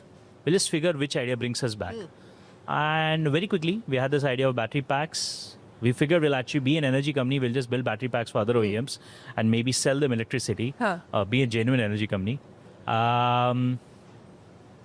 Couldn't find a single OEM who would buy the battery pack because nobody wanted to build an electric vehicle. Yeah. So we started building an electric scooter to demo our battery pack. In fact, I remember like me and Swapnil would do high-speed demonstrations on it on the campus roads, just to try and hook somebody that बहुत अच्छा scooter है, must drive करता है. Let me understand more about the technology. Nobody cared about the battery, but people fell in love with the vehicle. And that's how the mobility side of the story started. Yeah, so, and that made us realize that as much as you want to be an energy company, you actually like the idea of building a product, and building a vehicle could be a ticket to that. So we decided to do that. Getting your first employee on board, what was that like? And then building the team around the idea that you had, there must have been a lot of people who doubted the vision, which you were in the process of figuring out yourself anyway. So what was it like getting the people to buy into your story? Actually, funnily, we didn't get people in for the first several months until me and Swapnil really believed in something very deeply. But then we started getting people. Our first intern, who's still with us as head of design, came in as an intern back then. Honestly, the first maybe 100 people that we got in, not just the first 5 or 10, I'd say the first 100 people literally came in because we gave them a very we had a very simple pitch. We're going to build a vehicle. We're going to build physically a vehicle where design is going to lead the way. So we're going to first sketch this vehicle out. Yeah. And then that starts the hard engineering problem of figure out how to engineer the product inside the sketch, right? So the sketch constraints are already out there. Now figure out how to package everything within the sketch. I think that was an incredibly hard and a very exciting problem statement for a lot of young engineers. And particularly in the mechanical and the electrical side, we quickly realized that we were just becoming a magnet because automotive companies in India were not giving people this opportunity that, hey, you can come and at your age of 21, 22, 23, you'll get an opportunity to actually design something that could go into production and you'll get a salary for it. Your option was to stay in college and build a formal FSAE car, which is one of the race cars, and not obviously get paid for it, or join a big auto company where you would spend the first 10 years earning your right to, touch anything useful. We realized we were at the sweet spot where Ether became very quickly, and the word spread in the network really fast among all engineering colleges, that if you were building a race car at college, and there were a lot of these teams building race cars, Ether is the team to join. Like, they will actually pay you a salary to continue doing the same stuff post. So we got a lot of really good builders. So how many iterations of this sketch went through before you decided this is the one? We actually had 2 different phases. The sketch was a pristine sketch phase. We actually had no engineering happening at that point. That probably would have lasted us, 6-8 months. Once the sketch was frozen, and those sketches are still up there in our offices, we barely touched the sketch. We spent solid 4 years engineering the product within that sketch. 4 years may sound long, but I think those in today's environment it is. But I think those are some of the fun, the best 4 years for anybody working at Ether. And this is interesting because your competitor, pretty much across from you in Bangalore, has a very different approach to things, and very often you've been asked questions about, have you been too slow? How do you respond to that? And what has it taken to actually keep those distractions, keep that need for speed, which has become almost the sort of mantra for success, or has been perceived to be the mantra for success at bay? I think that assumption betrays a poor understanding of building physical products. Speed is built institutionally over a period of time. A keenness to just deliver something on day one, creates a very poor ability to sustain that and launch new things later. If you look at our launch trajectory, first 5 years, we had one product. In one color, by the way. Okay. 6th year, we had 2 products, 5 colors. 7th year, we had, I believe, 10 products. Today we have, I think we have 63 SKUs. Yeah, And yeah. I think we have like dozens of variants, 2 distinct product lines. We're getting ready to launch a 3rd product, which will probably double this entire volume up. Yeah. We probably have the widest product portfolio among the large e-scooter manufacturers today. This is a business where you've got to invest upfront in getting your platforms right, getting your technology right. I think we've seen far too few companies in India where somebody's trying to build a product business, somebody's trying to build a platform from scratch, which is why so many of us find this alien that ये क्या फालतूगिरी कर रहे हो, बस फटाफट कुछ भी निकालो यहाँ से. I'm like, कुछ भी निकाल के you're not gonna build a monster of a product company. Like, you want to build an engine that can keep spamming out successful products all the time. You don't want a one-hit product wonder. You don't want something that worked once, because a bunch of magicians were behind it and, disappeared. There's no ability to recreate that magic. There's no ability to sustain that magic. You want a system which for the next 30, 40, 50 years will launch something amazing every single year. We literally call this now at Ather one magical experience per year. Let's now talk about EL, because that's the next big magical idea, so to speak. Those are I'm picking up on your words. I don't know if that is the one magical experience for you in 2026 that you're hoping to create. But what do you want to do with EL? What do you want to achieve with EL in terms of scale? Because that's clearly the vision, as you pointed out. Yeah, so EL actually, at its root, EL is not very complex. EL is actually us generally taking a low-hanging fruit because it was available.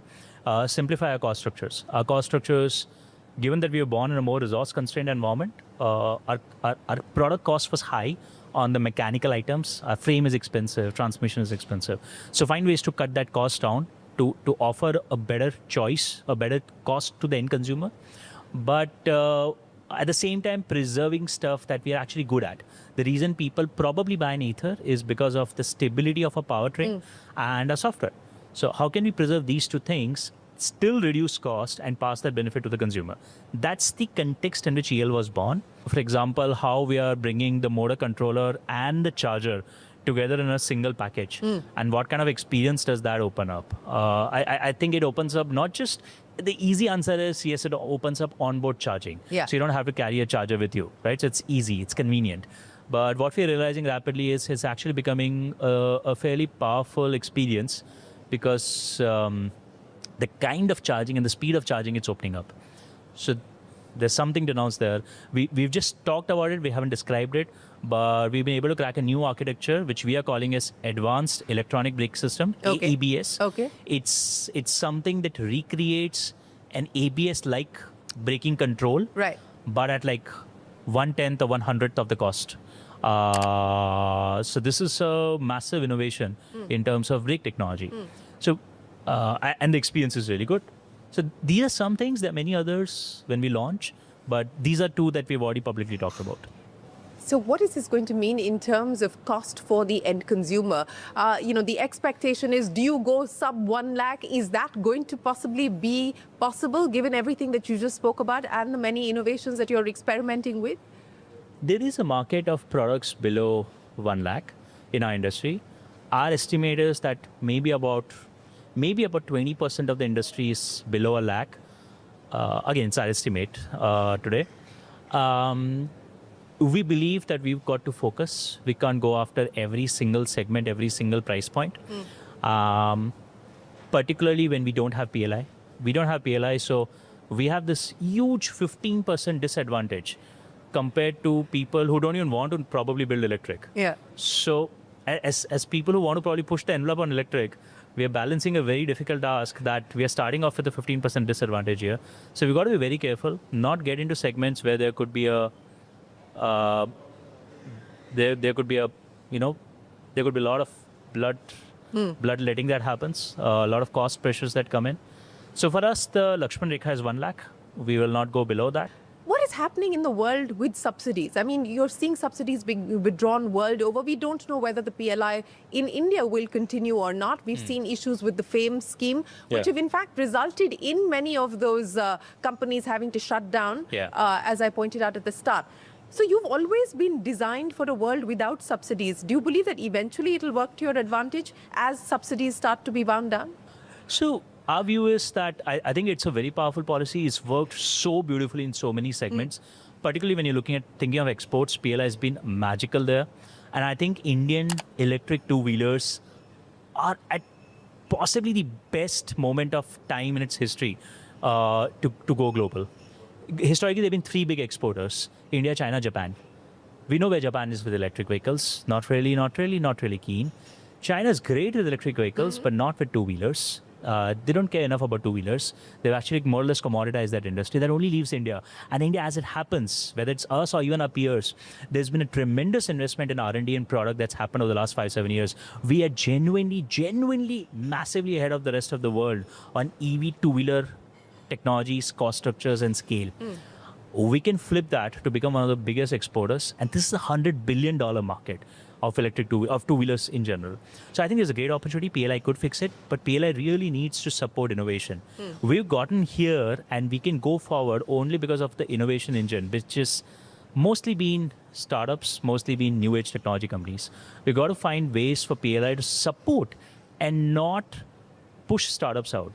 So if you push startups out, this entire train for it to run, yes, it needs the capacity and the capital of the legacy players. Yeah. But it needs the engine of startups to actually take it forward.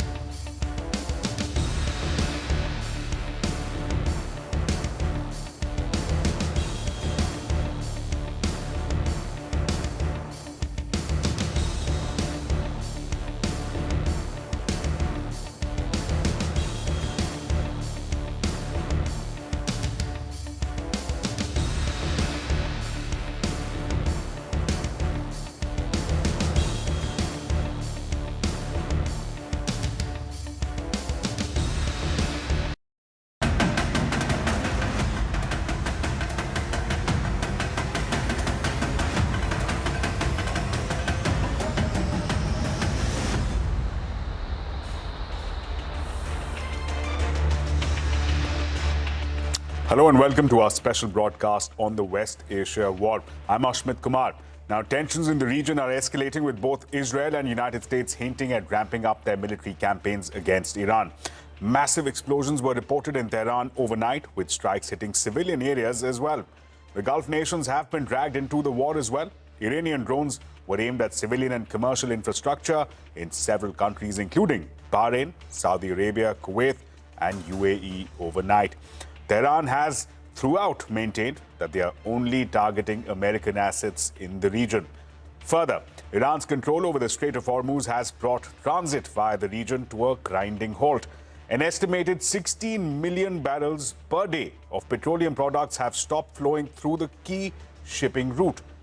Qatar's energy minister told Financial Times in an interview that Gulf energy producers may shut down exports within weeks and drive oil all the way up to $150 a barrel.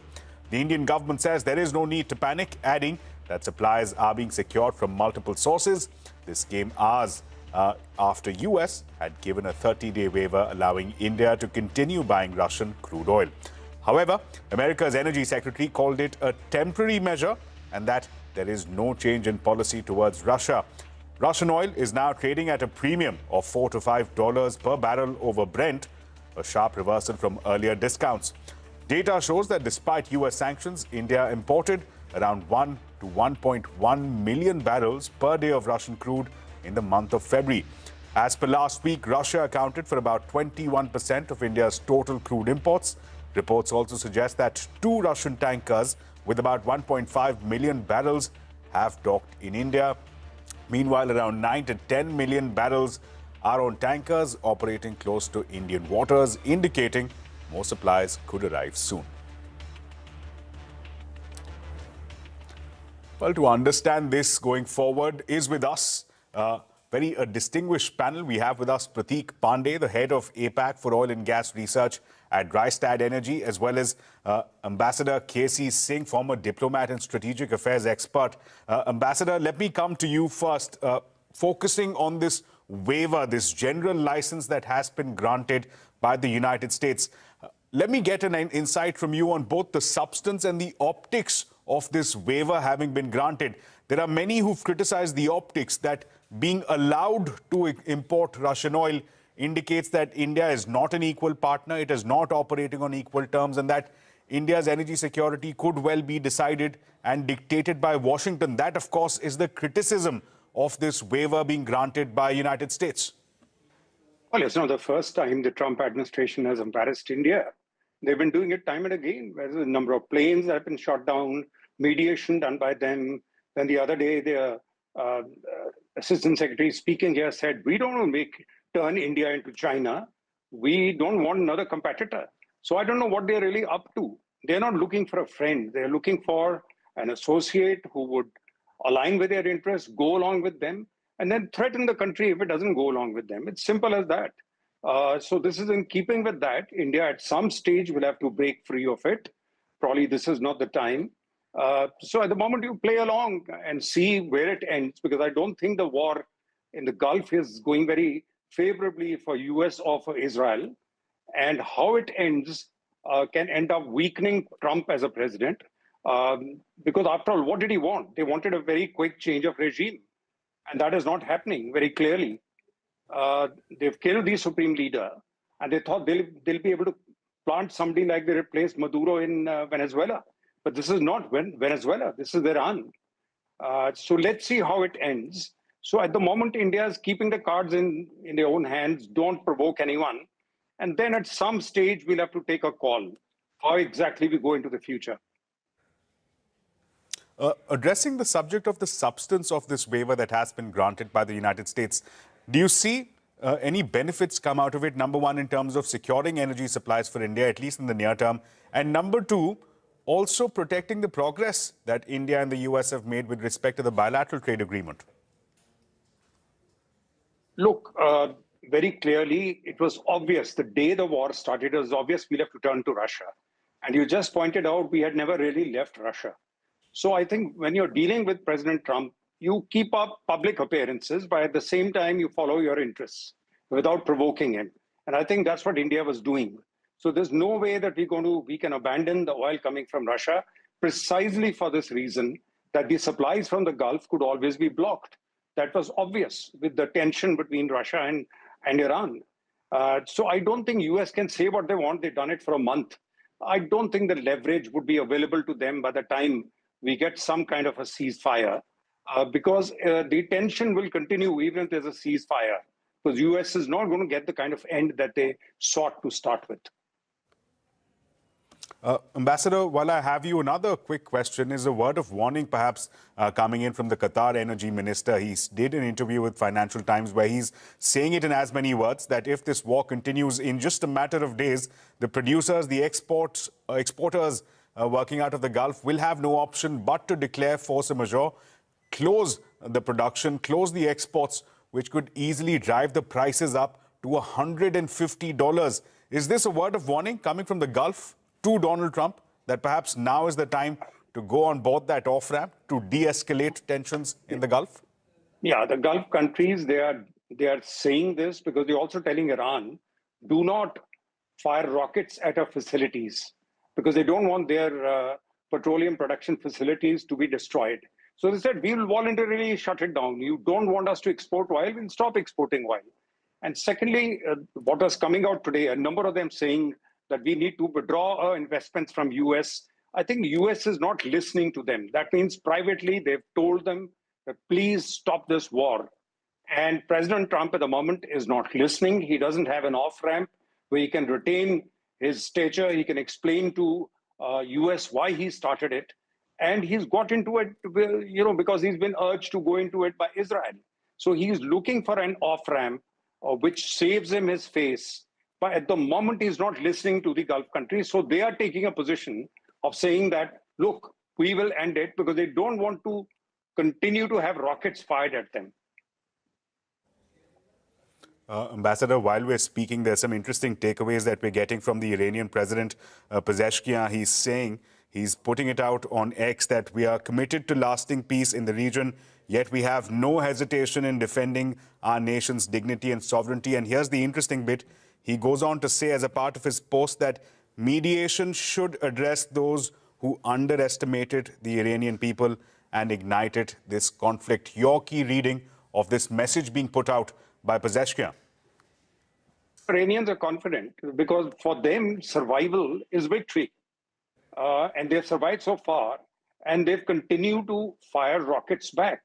And they've depleted the defense, the missile defense of Israel as well as the other countries. Even the Americans are finding it difficult now to keep firing at Iranian drones, which are worth $10,000, $20,000, missiles worth $2 or $3 or $4 million.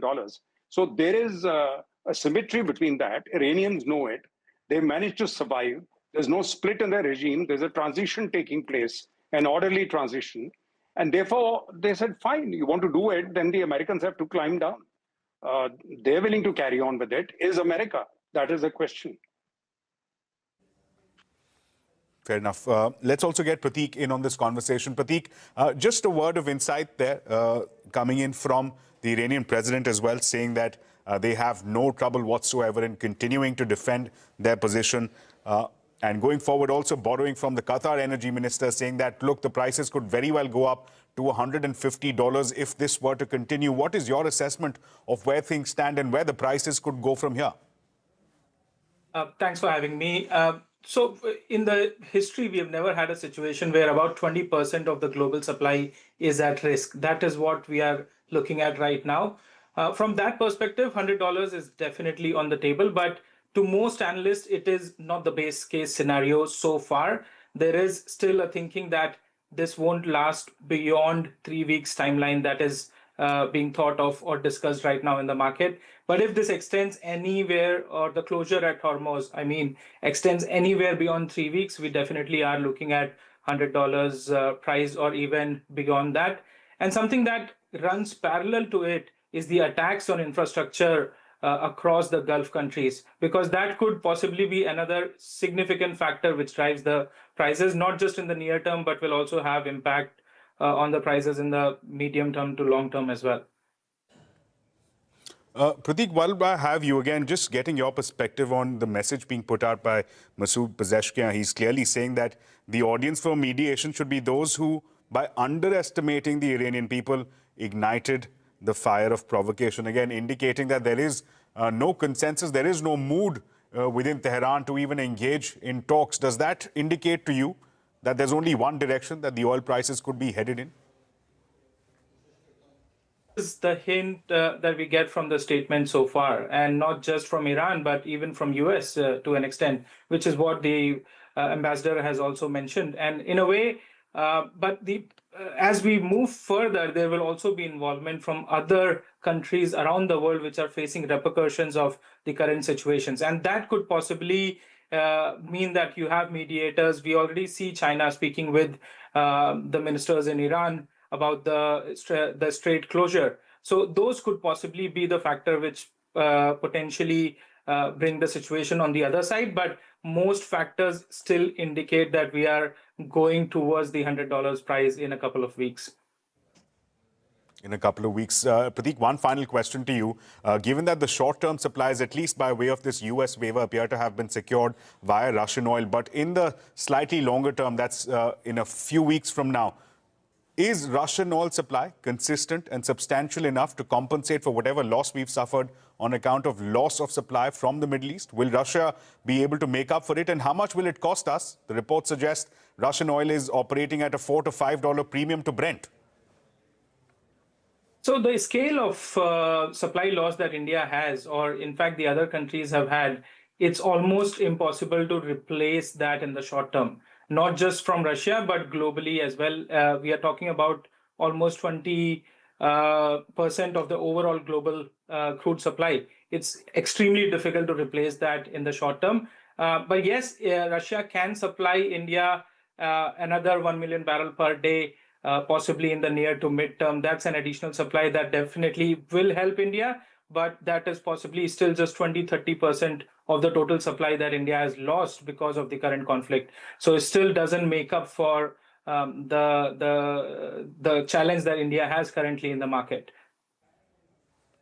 Ambassador, I'll come to you for a quick closing comment. We're running out of time, but one quick comment. There have also been reports which indicate that the sovereign wealth funds operating out of the Gulf countries are considering the pulling out of funds from the United States. This, they expect, will bring the pain back home to Washington stateside and may perhaps compel the president to de-escalate tensions in the region. Do you see that as perhaps another potential off-ramp? No, that's precisely what I was saying earlier. It's a sign that President Trump is at the moment not willing to listen to their demand, that the war should be, a ceasefire should be immediately available. That's why they brought in the financial element. And that is a kind of a threat that if you don't do it, then this will go this way. And I think that they realize that with President Trump, economic and financial matters are of greater concern than just geopolitics or security. So this will probably hit home. Right, Ambassador Singh, for joining us, as well as Prateek. Thank you so much for sharing your insights and perspective. Clearly a developing story, clearly one that has many layers to unpack. I'd like to thank both of our panelists for helping us answer some of those questions. But we'll continue our focus on West Asia. We're heading into a short break, but we'll come back with much more on the other side.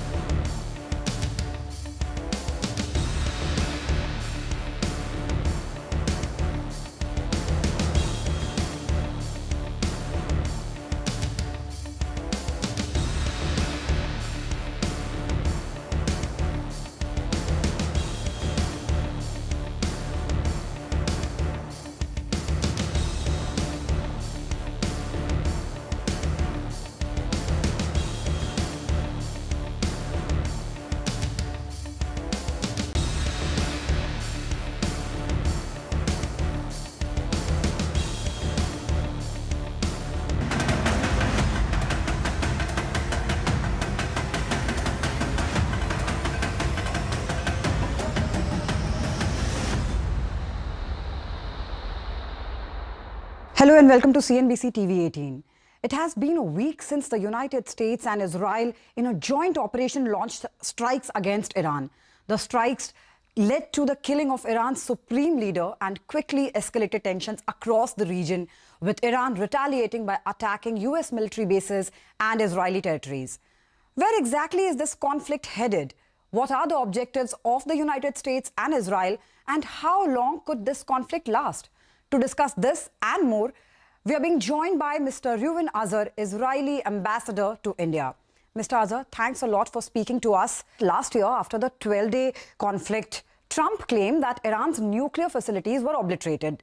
What then was the precipitation, and what was the factor behind attacking Iran again then?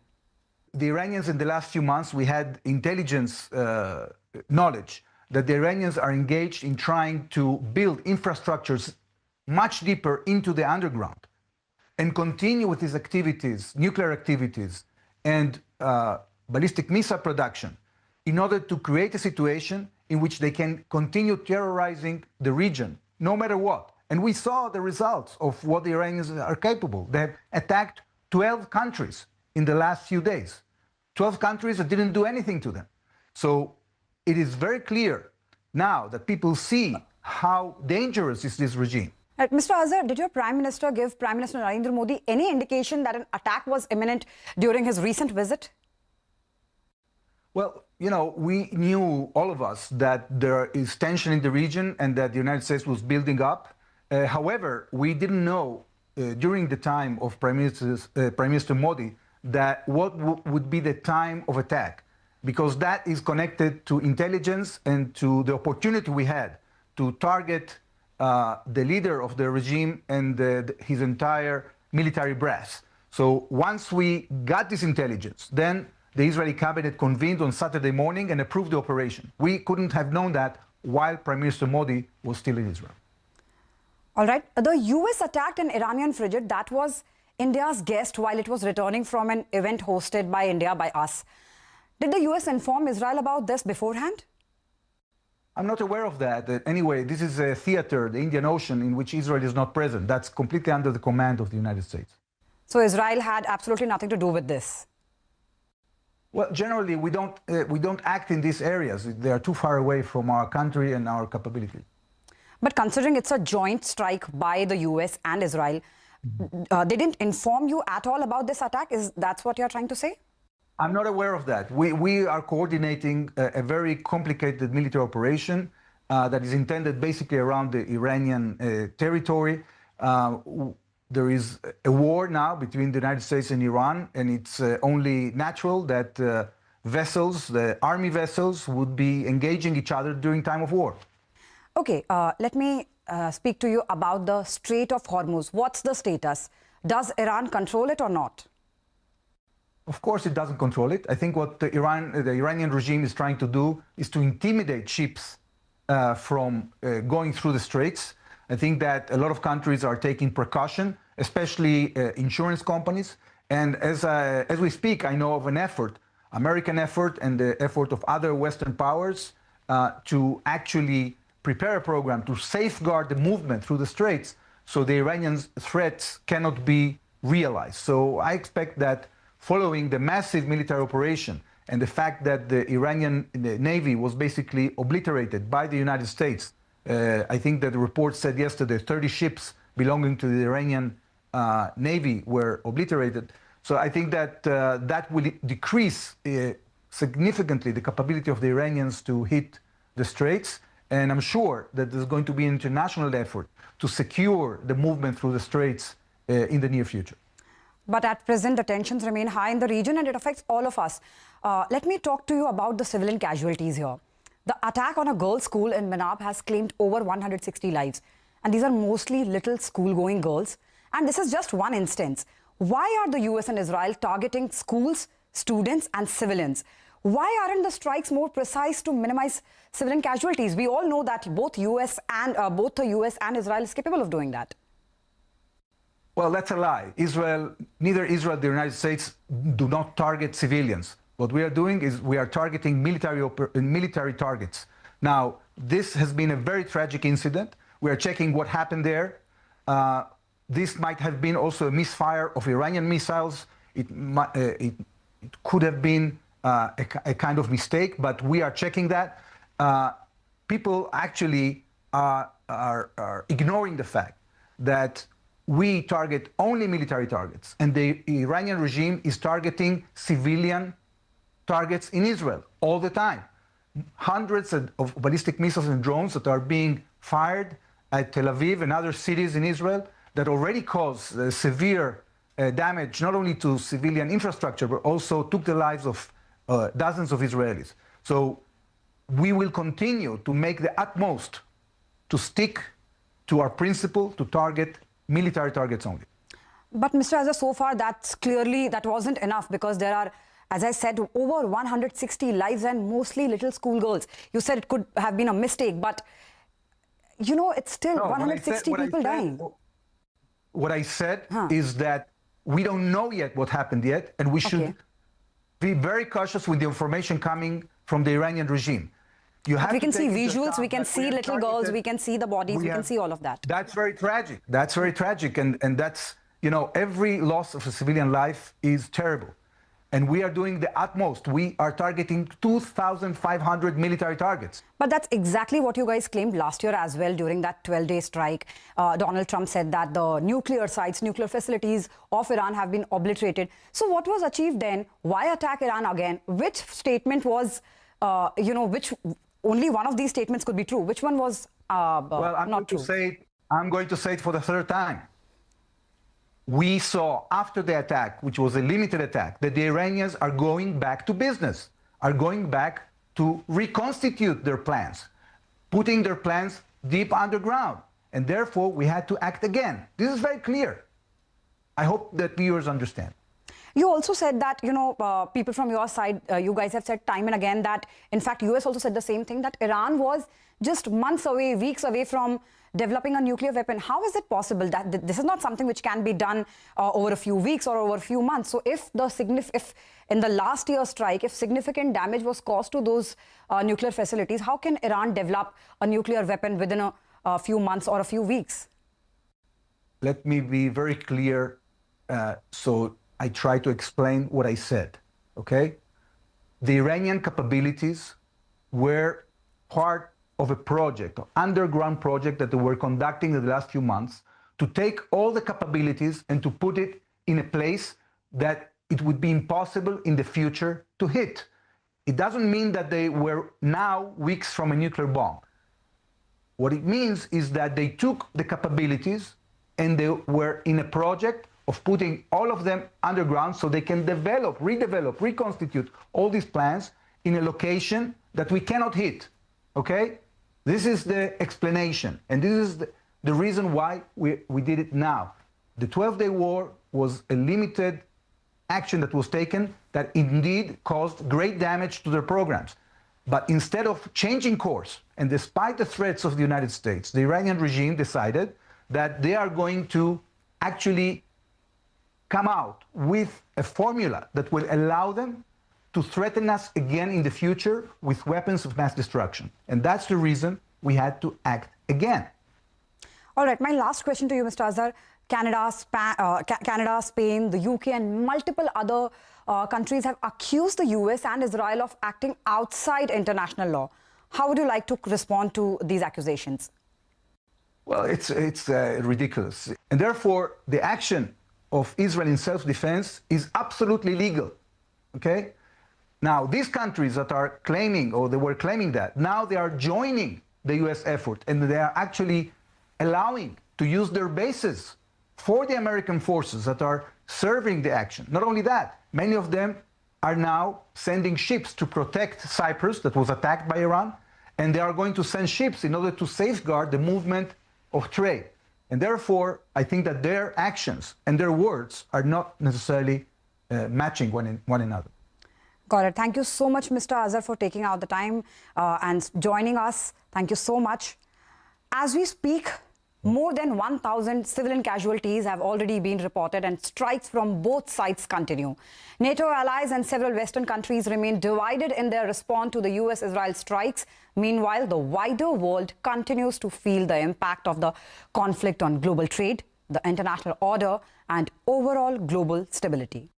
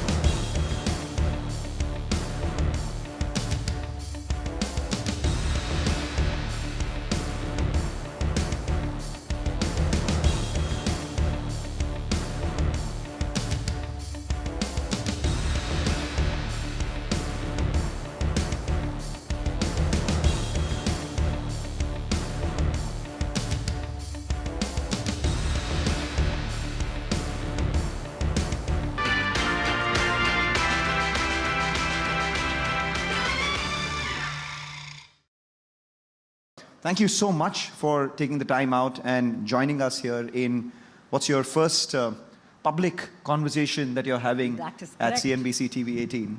You know, first up, congratulations on, leading India's biggest consumer company. And more than just the numbers, it's what matters is the number of households, the number of people that Hindustan Unilever touches.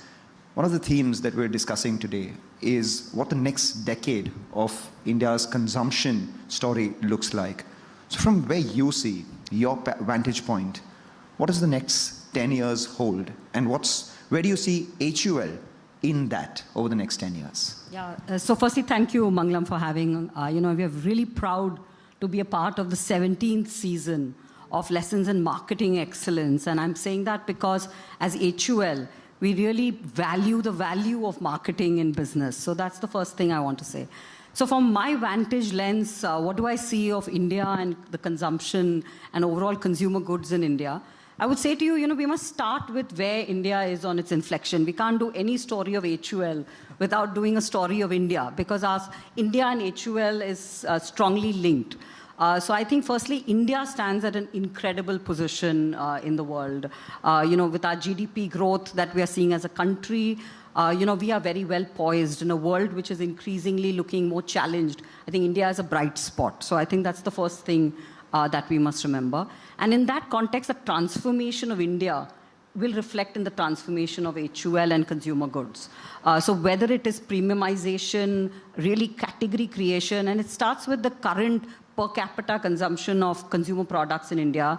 At $54 per capita, it is significantly lower than all the neighboring peers. You think of Southeast Asia, other economies. So huge headroom to grow. And HUL, as the leader of consumer products, the biggest opportunities in growing and creating categories. That's what we have done, and that's what we will continue to do. And the way you do it today is changing. It is changing in terms of the media choices. It's changing in terms of the channels where you can sell. But the intrinsic art and craft of creating brands consumers love, that is always at the heart of what we will do as a company. That's incredible. So while we talk about HUL in just a bit, let's reflect on your journey as well. Over 3 decades as a consumer sector enthusiast and then to an expert, you've been a lifer at Hindustan Unilever. If one has to look back at your journey, what, according to you, would be a few key moments that have shaped you to be the leader that you are right now?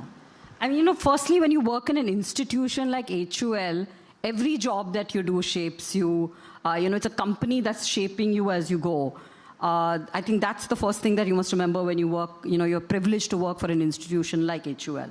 But I think when I look back, Manglam, I would say to you that the jobs, the biggest thing I could tell the young audience here today is choose jobs that really push you, test you, and make you uncomfortable.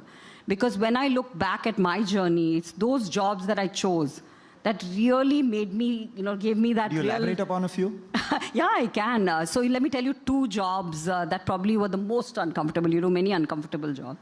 The first is, after about 15 years of being mostly in marketing, I went to sales. And I ran one of the branches of HUL. It was a sea change for me. I'd never been in sales. I was running a branch, 700 people reporting to me. It was mostly something I had no idea because I hadn't done the job. And it tests you and teaches you, besides the fact that it's an operational line leadership job, which in consumer products is absolutely, critical to understand consumer products. It is the fact that you are learning about yourself. And probably it is in these uncomfortable moments, completely different skill from the skills I had, but the incredible amount of learning and in a testing time and that years for HUL, being in line leadership made all the difference.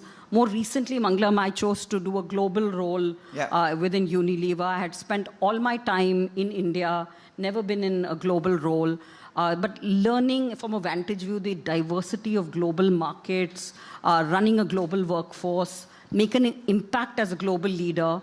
All things that, if somebody tells you it's not making you uncomfortable, when you take the job, you must have some discomfort. Because in that discomfort, it opens up curiosity to know and learn. And if you have that discomfort every day, I hope and pray for myself, I have that discomfort and I can offer to you that discomfort that you can create for yourself. Because in that, you will open up the learning possibility for yourself. Because you will start with, I need to know something more than I know today.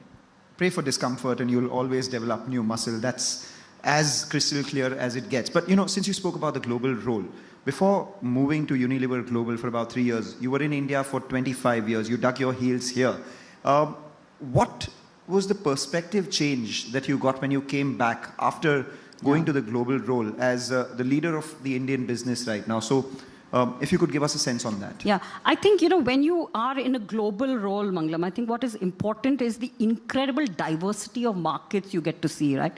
From the US at one end, a very developed, different pace of change and a rate of change, to the developing markets, to on the other side, Japan, Korea, different kind of developed markets, I think you start to appreciate the diversity of global markets, many mature markets versus, we are very privileged to be in a growing, developing market. And I think we take that privilege for granted. When you're working in very different, developed, very competitive markets, I think the privilege, you remind yourself of the privilege now having come back into India, of the incredible opportunity that India sits with in this pace and rate of change that we're going to see as growth. So probably that's my biggest reflection back. You take for granted all the incredible opportunity that we have as India. So let's bring it back to India, HUL, and the growth path of the company. You said that HUL's growth is tightly linked to the growth of India itself.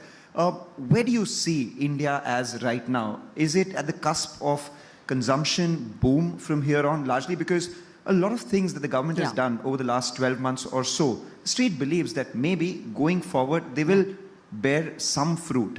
How do you foresee the very near future, medium term? Yeah, let me talk medium term, and I think it's very important in the context of India to talk medium to long term. Yeah. I think, whether it is the GDP growth of the country, whether it's the demographic dividend of the country, remember that India now has, almost 400 million young Gen Z consumers. They're changing the way India consumes, what India consumes, how they consume. So there are different segmentation variables, whether it's the per capita income shift that's taking place in the country. All of these, when they come together, or it's the way you can discover brands today, both because of the digital acceleration in the country or the channels where you can buy, India is more ready than ever before. And I think that's the exciting moment that we find ourselves in. We are living longer, we want to live better. So no matter how you look at it, India is transforming, and we have to be positive that we can indeed make the most of this change and this moment that India, and finally India has that moment to really see the demographic dividend and the overall consumption change. And internally, how would you say HUL is transforming to benefit from the transformation of India? So, Mangalam, I've been very public about the 4 things that I'm talking about. The first is that, we see an opportunity to have a more segmented approach to India. HUL is a company which is not a single brand company within a category. We're a multi-brand company. And the power of HUL lies in the incredible reach from the top of the pyramid to the bottom of the pyramid with our brands that we have. So, you can reach consumers not just at the top of the pyramid, but also at the bottom of the pyramid because of the range of brands we have. But we're segmenting much more our go-to-market models for each of the ends of the pyramid of the country. We're bringing in much more capability, whether it is in the way we do marketing or in terms of distribution and sales, to segment much more the population and the geographic dividend that the country will have. So that's the first part of what it is. The second is, and I sort of reference this, which is we are making our brands much more contemporary and modern. It's absolutely clear, right? All the young people in the audience today, in the way they see, process, and actually look at brands is very different today. And it's a very exciting place to be. How they consume, what they're looking for, and really opportunities to make our brands more modern, more contemporary, and we're working towards that. And of course, continuing all the good work in terms of our cost base, the scale that we enjoy, that is work we will continue. All right. And now, the buzz post-pandemic has been D2C. Yep. It could be direct to consumer in terms of a product. It could be direct to consumer in terms of messaging. It could be direct to consumer in any form, right? In terms of delivery as well. So you have the channel which has been disrupted. You have the product portfolio itself, which has been disrupted by virtue of new brands. And then you have obviously the medium in terms of influencers. That brings me to the question of the orange economy. How is HUL positioned itself to lead this part? Because usually it is direct to consumer, so which brings a lot of independence to influencers to speak about everything, right? So how does a large company like yours think so micro? So, I'm going to take one step back if I can, Mangalam. But, I was thinking about it earlier today. If you think about when we did marketing, when I was a brand manager, Mangalam, and we did marketing in the past, we used to call it word of mouth. Yeah, and the word of mouth then was generated by, one lady telling another lady about products she used. And, it used to be, that's the way that word spread. Today, that is monetized.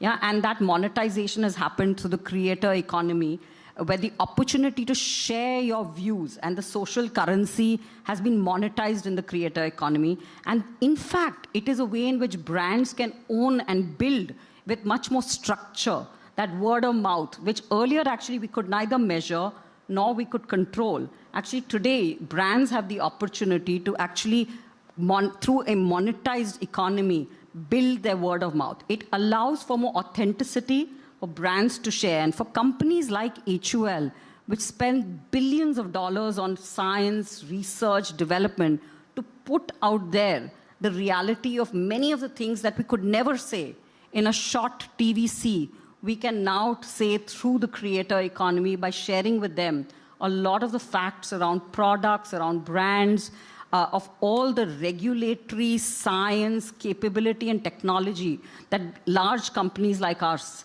really invest for. We can actually put out there for brands, for consumers to take a view on and really regain their trust. Would you have any anecdote or any data point on something that you did with the orange economy really worked wonders for a product, a brand, a category for you? Yeah, I'll give an example, from a campaign that we ran recently in our beauty business, which was run on the brand Vaseline. Now, Vaseline is a 155-year-old brand in the world. You would know Vaseline in India from the petroleum jellies, from the body lotions, from our new launch of Vaseline Gluta-Hya. But what's exciting about Vaseline is a simple petroleum jelly product has 1,000 uses. It's incredible how many uses, and I'm sure if I ask around the room, each one will tell me some interesting use and hack that they have with the Vaseline product. And we did a campaign we called Vaseline Verified, which is basically you tell us what your Vaseline hack is, and we'll tell you whether it's actually scientifically true or not. And it just it caught fire, right? Because creators saw this as super interesting.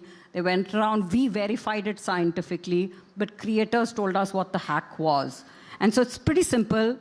Tell us your use of Vaseline, and we will tell you whether it's verified or not verified. That's interesting. Since we're in the cricket season, I can tell you, if you put Vaseline on a cricket ball, the ball does a lot of reverse swing. Fabulous hack. It can be hacked by, or rather it can be verified by Vaseline, but it will definitely not pass the muster of the ICC. Having said that, since you're speaking about hacks, what according to you will be the hack for faster than GDP growth? So I think, listen, in the end, for any company, and any business, what really matters is when consumers choose you. So the biggest hack in the end for anything is creating brands consumers love, getting it to them in a way that is unparalleled. And it comes back to those brilliant basics, what consumer problem are you trying to solve? Are you obsessed with solving that problem? Giving them products, brands, and irresistible choices supersedes everything.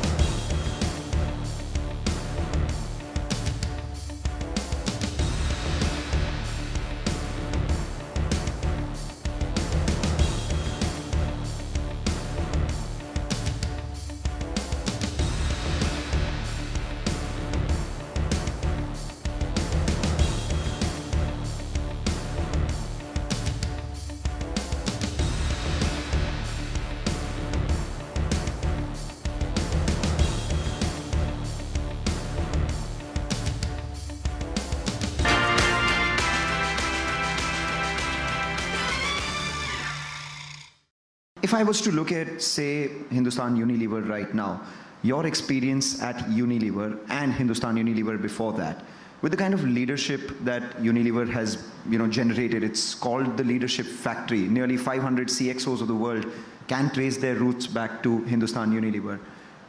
How does a company actually keep employees so loyal at a time when the narrative is that Gen Zs are professional butterflies? You've been in a company for 30 years. How do you ensure that some of these guys who join HUL at some point stay for 30 years? So listen, I don't know whether you want to stay, and we wouldn't want, it's not about whether you stay for 30 years. What's very important to remember is that are you building foundational skills? I think the thing that we offer and the thing that big structured companies offer you is foundational skills created through a very, very time-tested process. It's not by accident that we are known as the CXO CEO factory.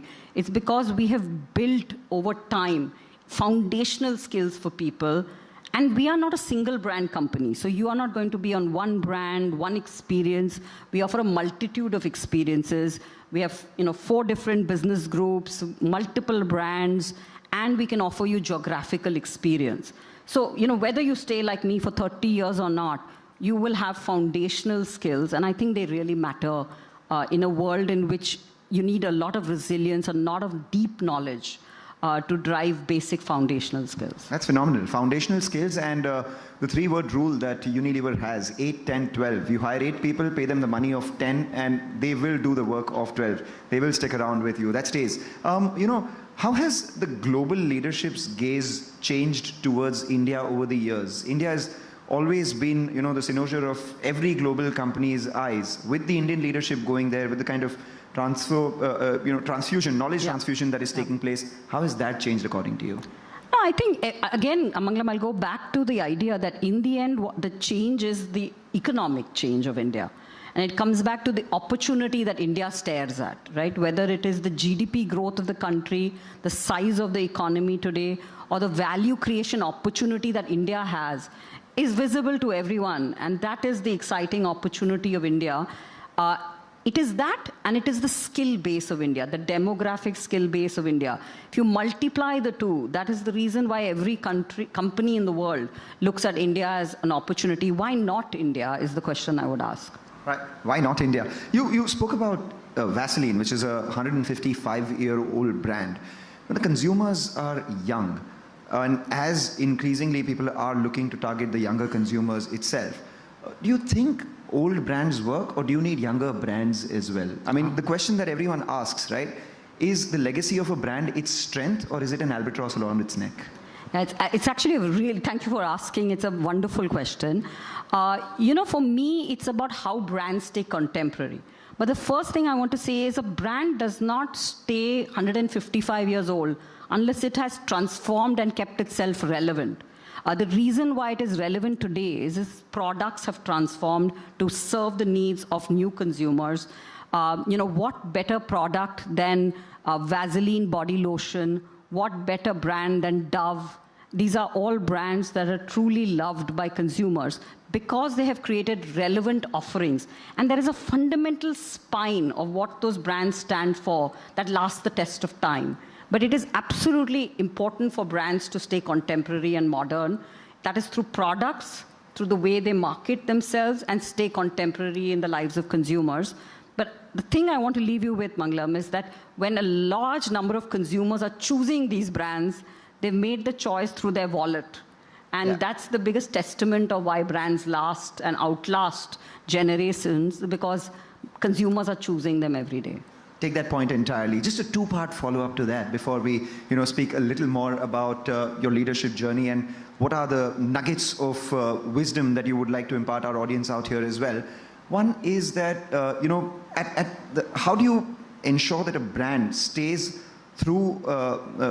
stays with the customer through their life cycle and through the value cycle as well?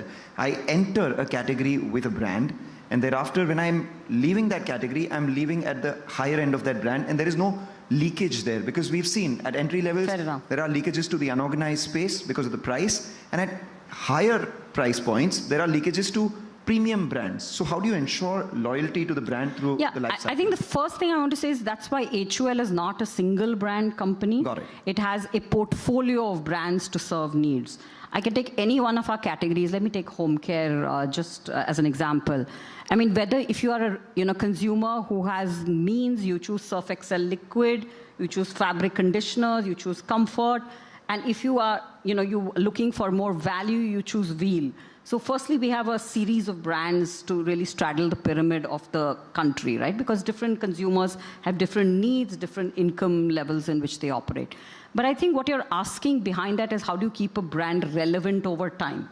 And especially through life stage. Let me give you a different example of Horlicks. Right. Yeah, and now let's take Horlicks. We have junior Horlicks for kids. We have mother's Horlicks for women who are expecting.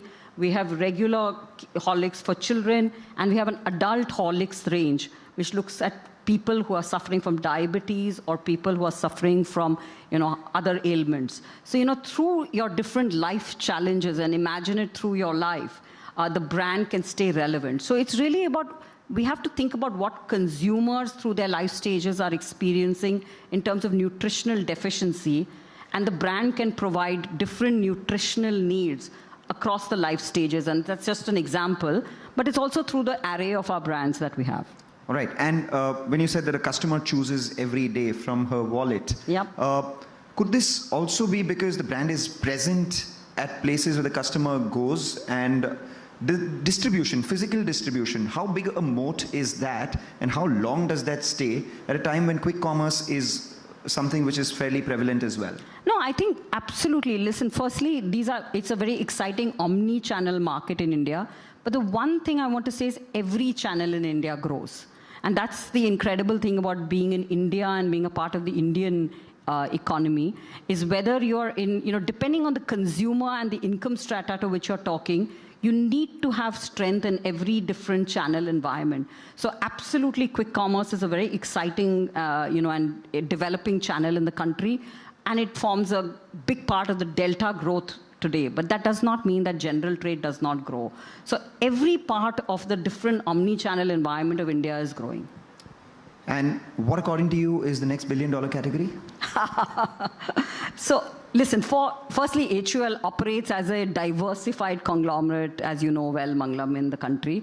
I would say to you, we've made our point of view clear, right? That, listen, we see the overall space of beauty, personal care, and wellness as the big driver of delta growth for us as a business, and that's the area we will double down. And if you had to leave, this audience with one word advice, or one advice that could, according to you, or that something that changed your life, what would that be? Well, I don't know whether it changed my life, but I think I believe in it, so let me tell you that. I think the biggest thing is, and I'll talk about it in reference to the consumer products industry, Mangalam. For me, what matters is staying obsessed with consumers and the consumer problem you're trying to solve, not the solution that you have created.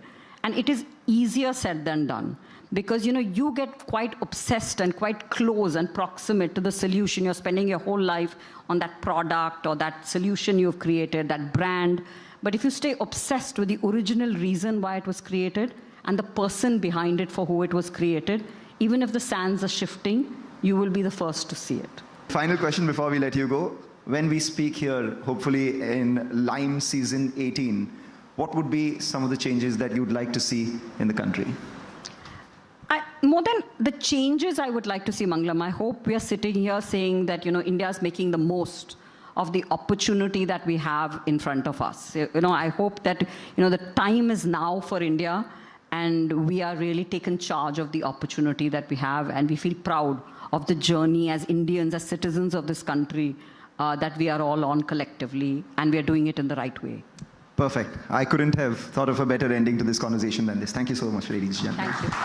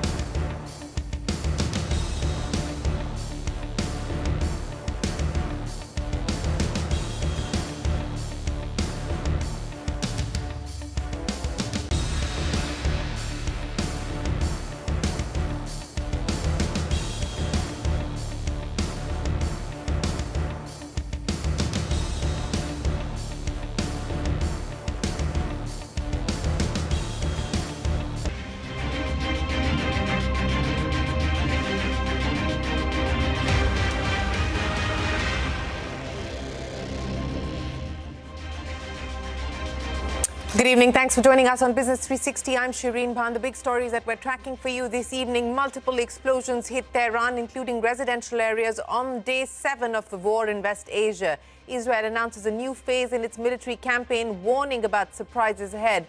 The US warns that strikes will surge dramatically. UAE, Qatar and Bahrain come under Iranian drone attacks. Saudi Arabia intercepts multiple drones near Riyadh. The US issues a 30-day waiver for Indian refiners to buy Russian oil amid supply disruptions in West Asia. US Energy Secretary calls it a temporary measure and says there is no change in its policy towards Russia. Crude oil prices continue to rally even as the US government considers an intervention in the futures market to blunt the rising prices.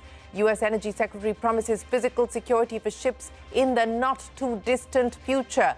Qatar's energy minister warns all Gulf nations could be forced to stop energy exports within weeks. Fears of a prolonged war keep the stock markets on the edge across the world. The Sensex and the Nifty down 3% in what is the biggest weekly decline in over a year. The rupee weakens against the dollar. Israel's ambassador to India says Iran is not controlling the Strait of Hormuz and it will be secured in the near future. Also says the intelligence and opportunity to attack Iran came up only 2 days after Prime Minister Modi wrapped up his state visit to Israel. HUL CEO Priya Nair says the company sees beauty, personal care and wellness as the big drivers of Delta growth. Adds they will double down on this space. Tells CNBC TV 18 India is a bright spot in a world increasingly looking more challenging. Karnataka's Chief Minister presents a 4.5 lakh crore rupee annual budget, becomes the first state to ban social media for children under the age of 16, also revamps the liquor policy. Taxes will now be imposed based on alcohol content. The Maharashtra government waives farm loans up to 2 lakh rupees as Chief Minister Fadnavis presents the Maharashtra budget, also waives the electricity bill for farmers by setting aside 20,000 crore rupees. Anthropic plans to take the Pentagon to court after becoming the first US company to be labeled a supply chain risk. This comes after negotiations broke down and the US Department of War signed a new contract with Anthropic's rival, OpenAI. All of that and more coming up for you in just a bit, but straight to the top story this evening. The United States has issued a 30-day quote-unquote waiver to Indian oil refiners to purchase Russian oil. The waiver, which would apply to Russian crude already sanctioned or stranded at sea, comes at a time when the war in West Asia and Iran's stranglehold over the Strait of Hormuz has impacted global energy supply chains. Now, Russian oil is currently trading at a $4 to $5 premium to Brent crude, so no longer at a discount. Remember, the US had imposed additional 25% tariffs on Indian imports in August of last year, which had taken the tariff rate for India to the highest in the world at 50%. Now, the US had alleged that New Delhi was funding Moscow's war machinery by importing Russian oil. They had taken the effective tariff levy on India to 50% on account of that. Now, this year, in February, Washington lifted the 25% tariffs on India that were linked to Russian oil purchases. The Trump administration has said India had committed to stop buying Russian oil, something that India has never confirmed. Energy Secretary Chris Wright acknowledged that the large oil tankers are increasingly reluctant to sail through the Strait of Hormuz, a critical corridor that carries over 20% of the world's oil supply. But he did assure that the situation will change, and I quote, in the not-too-distant future. Separately, Qatar's energy minister has told the Financial Times in an interview that Gulf energy producers may shut down exports within weeks and drive oil prices to $150 a barrel. Take a look. Not today, not today. There is commercial insurance markets. What we're going to do is backstop or reinsure existing commercial markets, but when it's time. You don't want to run a large tanker ship through the Strait of Hormuz today, but that'll change in the not-too-distant future. We're taking a short-term action to say all this floating Russian oil storage that's around southern Asia, we've reached out to our friends in India and said, buy that oil, bring it into your refineries. That pulls stored oil immediately into Indian refineries and releases the pressure on other refineries around the world. So we have a number of measures like that that are short-term and temporary. This is no change in policy towards Russia. This is a very brief change in policy just to keep oil prices down a little bit better than we could otherwise. Of course, it doesn't control it. I think what the Iranian regime is trying to do is to intimidate ships from going through the straits. I think that a lot of countries are taking precaution, especially insurance companies. And as we speak, I know of an effort, American effort and the effort of other Western powers to actually prepare a program to safeguard the movement through the straits so the Iranian threats cannot be realized. And I'm sure that there's going to be an international effort to secure the movement through the straits in the near future. Well, when will the Strait of Hormuz reopen or normalize for trade is the big question. Remember, we heard from President Trump, you just heard from the U.S. Energy Secretary as well, that they could look at providing security. President Trump has spoken of insurance cover as well, but yet to hear the details on how all of this will be operationalized. The Indian government, meanwhile, has actioned a plan B to ramp up production of cooking gas, that's LPG. Refiners will divert petchem refining capacity to produce LPG. Sapna joins us now with more details.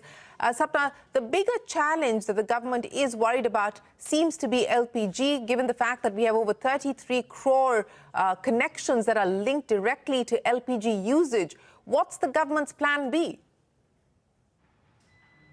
Well, absolutely right, Shriram. You're absolutely bang on. In fact, this was exactly my question today, in this off-record interaction with top government sources. And my question was that the kind of LPG control order that has been issued by the government to the oil marketing companies or to all the refiners here in India, does it basically indicate a sense of a crisis looming on the horizon? This was exactly my question. It was not very much appreciated. However, the response was very quick and swift and very clear. India could be vulnerable as far as LPG is concerned because there are over 33.33 crore connections to be taken care of. So keeping that in mind, a plan B, as you have mentioned, has been set in motion, and that is what is going to be rolled out now. So very clearly, the indication is that whatever spare refining capacity is there, if need be, that can be diverted for LPG production. Plus, all the refiners, including the private players, have been told that butane and propane, whatever is available, that should be used for LPG facility. Plus, that should also be diverted to the 3 oil marketing companies only, BPCL, HPCL and IOCL, because they are the major ones who are actually selling those LPG connections. That's one aspect of it. Second, the OMCs themselves have been told that, let's not think about commercial LPG consumption or rather production as of now. This is all to be done to take care of those 33 crore LPG consumers that we are talking about, and also a very large number within that which are part of the PMUY, over 10 crore connections over there. So yes, this plan B was very much required. Probably it was waiting to, basically come through, and that's exactly what the government has done. Second aspect also given to understand that in terms of what happens to the LNG part, so there, as we had reported earlier, also reprioritization of gas supplies are likely to be done, in some time. And that's going to happen with complete consent, so interministerial consultation, plus, all those companies and the other ministries which are going to be part of that. So that is something we'll have to wait and watch and see how that really pans out. But clear priorities being given to the retail consumer, and industrial users may have to take a bit of a seat back. Last but not the least, also interestingly, I had asked on this US waiver in terms of purchasing Russian oil for 30 odd days more, and again the response was very swift and clear that basically it's not water off our back, because India has already been importing Russian oil. Of course, the volumes have fallen after these sanctions. From 40% of our import volume, it has come down to around 20% but it's still among the top 3 importers as far as crude oil is concerned. That's what it is at the moment. All right. Okay, Sapna, many thanks for joining us. Now, the Iranian capital Tehran struck by multiple explosions as the war in West Asia rages on for day 7. Civilian sites, including residential buildings, were hit. Israel's military has said it had begun, and I quote, a new phase of the war against Iran. America said that its B-2 bombers had dropped dozens of penetrator bombs on deeply buried ballistic missile launchers inside Iran. U.S. Secretary of War Pete Hegseth has warned the strikes will surge dramatically. Israel also launching strikes on Lebanon's Beirut. The IDF had warned people in the southern suburbs of the city to leave their homes yesterday. Kuwait, Bahrain and the United Arab Emirates have faced drone attacks as well. An Iranian missile strike ignited a fire at Bahrain's state-operated oil refinery. Saudi Arabia intercepted multiple drones near Riyadh. The Financial Times reports that the pressure on the Gulf nations' budgets could force them to review their overseas investments that could include commitments made to the United States as well. In Iran, discussions about finding Ali Khamenei's successor continues. President Trump has said that Washington intends to play a direct role in selecting Iran's next supreme leader. He's calling the potential successor, Mujtaba Khamenei, an unacceptable choice. Iran's foreign minister said there is no reason for Tehran to negotiate with the U.S. The United States military, together with the wonderful Israeli partners, continues to totally demolish the enemy far ahead of schedule and at levels that people have never seen before, actually. We're destroying more of Iran's missiles and drone capability every single hour, knocking them out like nobody thought was possible. As soon as they set off a missile, within 4 minutes, the launcher gets hit. They don't know what's happening. But we have the greatest military anywhere in the world. Their Navy is gone. 24 ships in 3 days. That's a lot of ships. But they're tough, and they want to fight. And they're calling. They're saying, how do we make a deal? I said, you're being a little bit late. And we want to fight now more than they do. Not asking for a ceasefire. And we don't see any reason why we should negotiate with the U.S. when we negotiated with them twice, and every time they attacked us at the middle of negotiations. So there is no request for a ceasefire by us, and there is no request for the negotiation with the U.S. From us. We have never sent any messages to them. And fears of the prolonged war keeping investors on the edge across the globe. The Sensex dropped over 1,000 points today. The Nifty lost over 300 points. Mid-caps were also down, but fared slightly better than the blue chips. The Nifty Bank Index saw sharper cuts. This has been the worst week on the Lal Street in over a year, with the Sensex and the Nifty losing nearly 3%. The Nifty Bank Index is down more than 4%. Manglam standing by to wrap up the market action. Manglam clearly closing the week, not on a very strong note, in fact, a fairly fragile note, but not just here, globally as well. But it was a week which was truncated on account of a holy break, but the festive season or the festive mood was soured by geopolitics, and that's exactly what took place in the markets as well. On Friday, we had, the market ending lower. The selling accelerated in the last hour, and it was the Nifty Bank which was lower by over 2%, so closed below 58,000 as well. HDFC Bank, SBI, ICICI Bank, the top banks on the Nifty Bank closed anywhere between 2 to 3% lower. Reliance was the lone supporter for bulls, limited the decline on the index by about 40 to 50 points as well. Market breadth for most part of the day was neck and neck for advance and declines, but towards the end moved towards two stocks declining for every stock which is advancing. And United Breweries as well as other alcohol beverage companies did do well on favorable policy coming in from the Karnataka budget. But this week the market was down a fair amount. The Nifty sub 3%, the Nifty Bank down 4%, the worst month that we've seen worst week that we've seen for the Nifty Bank since January 2025. We've had the mid-cap and the small-cap indices also giving up around 2.5 to 3%. The India VIX spiked about 45% this week. Told you about the fear that was there in the market.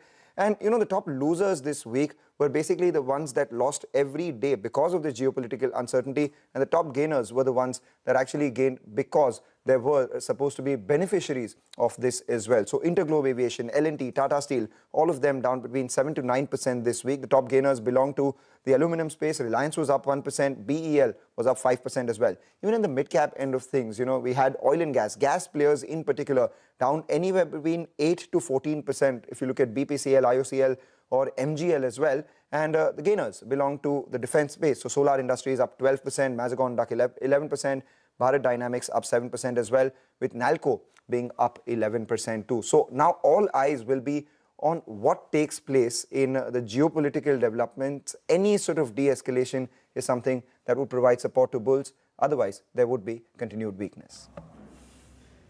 Mangala, many thanks. Commerce Minister Piyush Goyal says the government is in talks with shipping ministry and companies to gauge the impact of the West Asia conflict. Minister Goyal said the government is also working towards supporting exporters.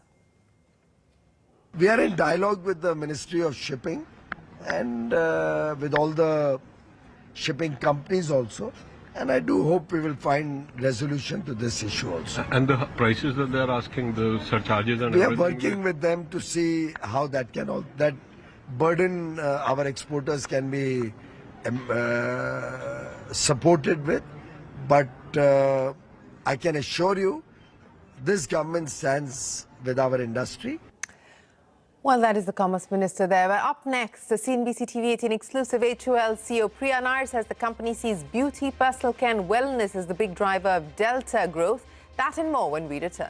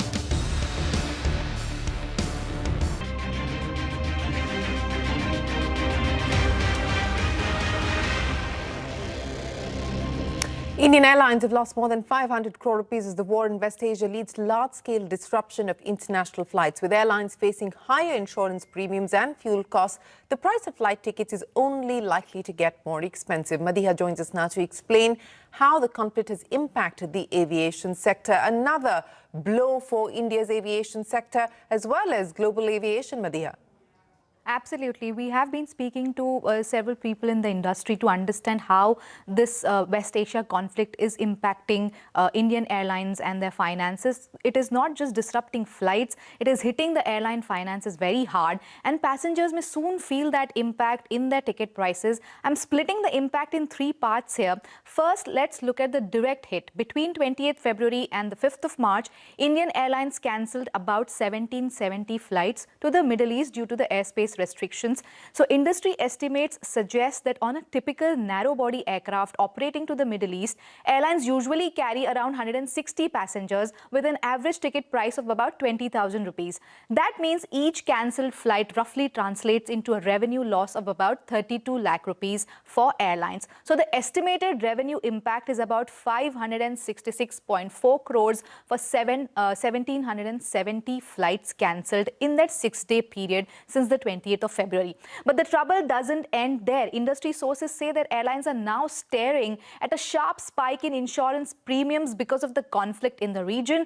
So for narrow-body aircraft operating Middle East routes, there is a insurance risk premium. So insurance costs could increase by 30 to 40 lakh rupees per round trip for a narrow-body plane. For a wide-body aircraft, the increase could be as high as 90 lakh rupees to 1 crore rupees for a round trip to a Middle East sector. And if airlines pass on this additional insurance cost to passengers, it could mean about 20,000 extra per passenger on a narrow-body flight and 30,000 to 35,000 rupees extra per passenger on a wide-body operation. There are also concerns that some routes may become financially unviable, especially if airlines are unable to fill seats in both directions to recover these costs.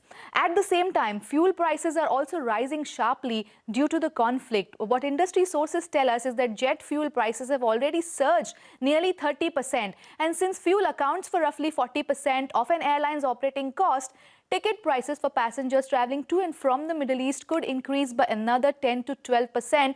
And prices will not just increase for Gulf, but also routes domestically. Finally, airlines are also dealing with low aircraft utilization. Airspace permissions and slots are being allocated on an ad hoc day-to-day basis, which means airlines cannot plan schedules or sell tickets well in advance. As a result, flights are often being filled at very short notice, leading to lower passenger loads and weaker revenues. So between cancellations, higher insurance costs, rising fuel prices and operational uncertainty, the West Asia crisis now turning into a major financial challenge for airlines, and passengers are likely to feel the impact through higher airfares. Madiha, many thanks for joining us. On to a big CNBC TV 18 exclusive. In her first interview since she took over, HUL CEO Priya Nair has said that India is a bright spot in a world that is increasingly looking more challenging. Speaking to our colleague Mangalam, Nair said the company sees beauty, personal care and wellness as the big drivers of Delta growth. India stands at an incredible position in the world. With our GDP growth that we are seeing as a country, we are very well poised in a world which is increasingly looking more challenged. I think India is a bright spot. So I think that's the first thing that we must remember. And in that context, the transformation of India will reflect in the transformation of HUL and consumer goods. So whether it is premiumization, really category creation, and it starts with the current per capita consumption of consumer products in India. At $54 per capita, it is significantly lower than all the neighboring peers. You think of Southeast Asia, other economies. So huge headroom to grow. I would say to you, we've made our point of view clear, right? That, listen, we see the overall space of beauty, personal care and wellness as the big driver of Delta growth for us as a business. And that's the area we will double down. Well, that's Priya Nair. You can catch that exclusive interview with her at 5:30 p.m. and 10 p.m. only on CNBC TV 18. With that, it is time for us to wrap up this edition of Business 360. There is plenty more to talk about, plenty more to focus on. Stay tuned to CNBC TV 18. We bring you the global markets. We bring you all the latest on the West Asia conflict right here. This is your destination.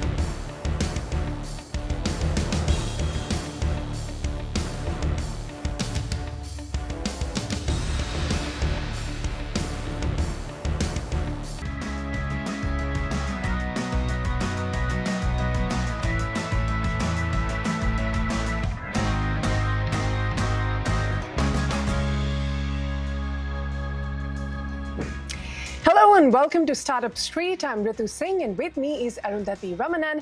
Here are the key headlines from the startup space. Rural omni-channel retail platform Rosanna adds over $30 million to its coffers. The Series B round was led by Bertelsmann India Investments. They will use the funds to strengthen the tech infra, broaden product categories, and deepen partnerships. Clothing brand Bocca's Corner raises $10.5 million in a Series A round. India SME Investment Fund leads the round with participation from 20 other investors. The fundraise values the firm at $48 million. Health tech startup Cent backs $5 million in its seed funding round from One Flow Holdings and South Park Commons. They will use the funds to strengthen the AI-driven early disease detection platform in India. Karnataka becomes the first state to ban social media for children under the age of 16. The state CM says the move is to prevent the adverse effects of increasing mobile usage on children. Proposal comes amid rising concerns about excessive screen time, declining academic focus, behavioral changes, and mental health challenges among teenagers.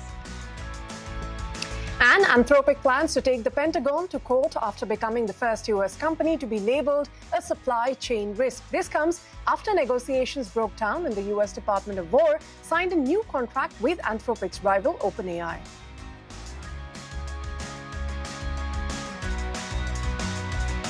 In what's brewing today, Captain Fresh, a Bengaluru-born packaged seafood company, has just closed one of the largest cross-border acquisitions for a young startup in India, acquiring Frime SAU, which is Spain's leading sustainable tuna processor and distributor, a 49-year-old legacy brand with revenues exceeding 180 million euros and operations spanning 33 countries. With this, Captain Fresh is going to both expand its multi-species portfolio and also secure a massive processing stronghold in Europe. For more on the significance of this deal, joining me now are Uttam Gowda, who's the CMD and Group CEO of Captain Fresh, as well as Salvador Raman Mateo, who's the chairman of Frime. Gentlemen, thank you so much for being with us here today on CNBC TV 18. And Uttam, let me start with you. Tell us, very briefly about the strategic rationale behind the acquisition and how Frime fits into your playbook and the synergies you expect to see in the near term. Thanks so much for having me. So Captain Fresh, we started in India, and initially we built a bunch of technology tools for various stakeholders in the entire value chain. And eventually then we started looking at distribution. The first set of distribution infrastructure that we built was in the US, where we focused on very luxury fine dining restaurants. So we bought a company called Sensi. That's how we got our entry into the US. And on top of that, we backed it up with a couple of acquisitions in the US. In Europe, we have been focused on prepared meal segment, the meal kits, the ready-to-eat, ready-to-cook segment, which goes into the retail category. Prior to this, we had closed acquisitions in the Western Europe and Central Eastern Europe. The Southern Europe, particularly the Spanish market, was extremely exciting for us because if you zoom out and look at seafood evolution, there are a couple of civilizations that have been extremely intimate when it comes to seafood in their cuisines. Mediterranean is one of them. Iberia is very, very critical from a seafood consumption standpoint. So we have been looking out for partners, brands that we could double down on. And Frimeo is a perfect fit for us. It's a brand which has more than almost 50 years of legacy. So it fits into the Mediterranean cuisine and seafood. So that's what got us excited. Well, Salvador, your father's built Frime into this nearly 50-year-old institution, 20% of Europe's yellowfin market, and you're now taking it global with Captain Fresh. From here, what is the growth ambition for Frime specifically? Revenue, geographies, categories in the next 5 years that this deal will make possible for you? Yeah, as you see, good morning from Barcelona. As you say, we are the leader in tuna portions in Europe. Right now, we are serving more than 30-something countries in Europe. And now with the entry of Captain Fresh in the group, we will start to move our products in the United States. We have some experience there, but with Captain Fresh, it can be more easy and more fast than we are doing usually. And also other markets like in Africa or like in Asia. we think in the big group Captain Fresh, we have the possibility to grow very fast. For the next 4 or 5 years, we hope to double or triple the total invoice that we are doing now. Interesting there. Salvador, just one clarification. I read that you invested 50 million euros in Barcelona facilities, and then immediately after that, you had this acquisition from Captain Fresh. Was that capital raised with the deal already in mind, or, was the investment a condition of the deal, or just coincidence? No, just coincidence. We built a factory. It's one of the most modern and one of the most technical fish factories in the world. And we built that in order to grow for the next years. And this is a casualty, or we don't know, or maybe the karma, that we met Utham 2 years ago. And from the first time, we know we are one with each other. We have a very good connection. And it's not the cause of the funds. We have the funds, we build the factories, and now with the Captain Fresh, we have the power to improve our production to other markets. Uttam, this strategic flywheel you're referring to in your press release, Frymes tuna into your US network, your shrimp and salmon deeper in Southern Europe, it means you're asking the existing customers to buy more from one relationship. How quickly are buyers actually willing to consolidate like that? And where are you seeing it happen first? So we have seen that in the past, wherein in our early acquisition, we have already grown more than 40% from the time we acquired. So the rationale behind acquisition is to acquire customers. And typically when we acquire customers, the brands that we acquire are experts in dealing with 1 or 2 products. As a platform, we have expertise in dealing with more than 10, 15, 20 products. And we have seen post-acquisition in our own portfolio today, where we have been able to expand the wallet share. And for customers, it's one-stop shop as a solution. And that's the solution that they're looking for, because seafood is an extremely fragmented market, a huge number of suppliers. So it's a very messy purchase affair for a global customer. So we are able to bridge that experience gap by being a one-stop solution and a very credible solution at it. Got that. Salvador, I just wanted to ask you, since you're a 5-decade-old company, how do you think about preserving the culture, the craftsmanship, and the standards that made the company what it is, especially as you look to now scale significantly with this acquisition? Yeah, one of the most important things that we have in our culture, it's a family business. You must know in Europe, in Barcelona, we have a tradition of more than 2,000 years in the tuna industry.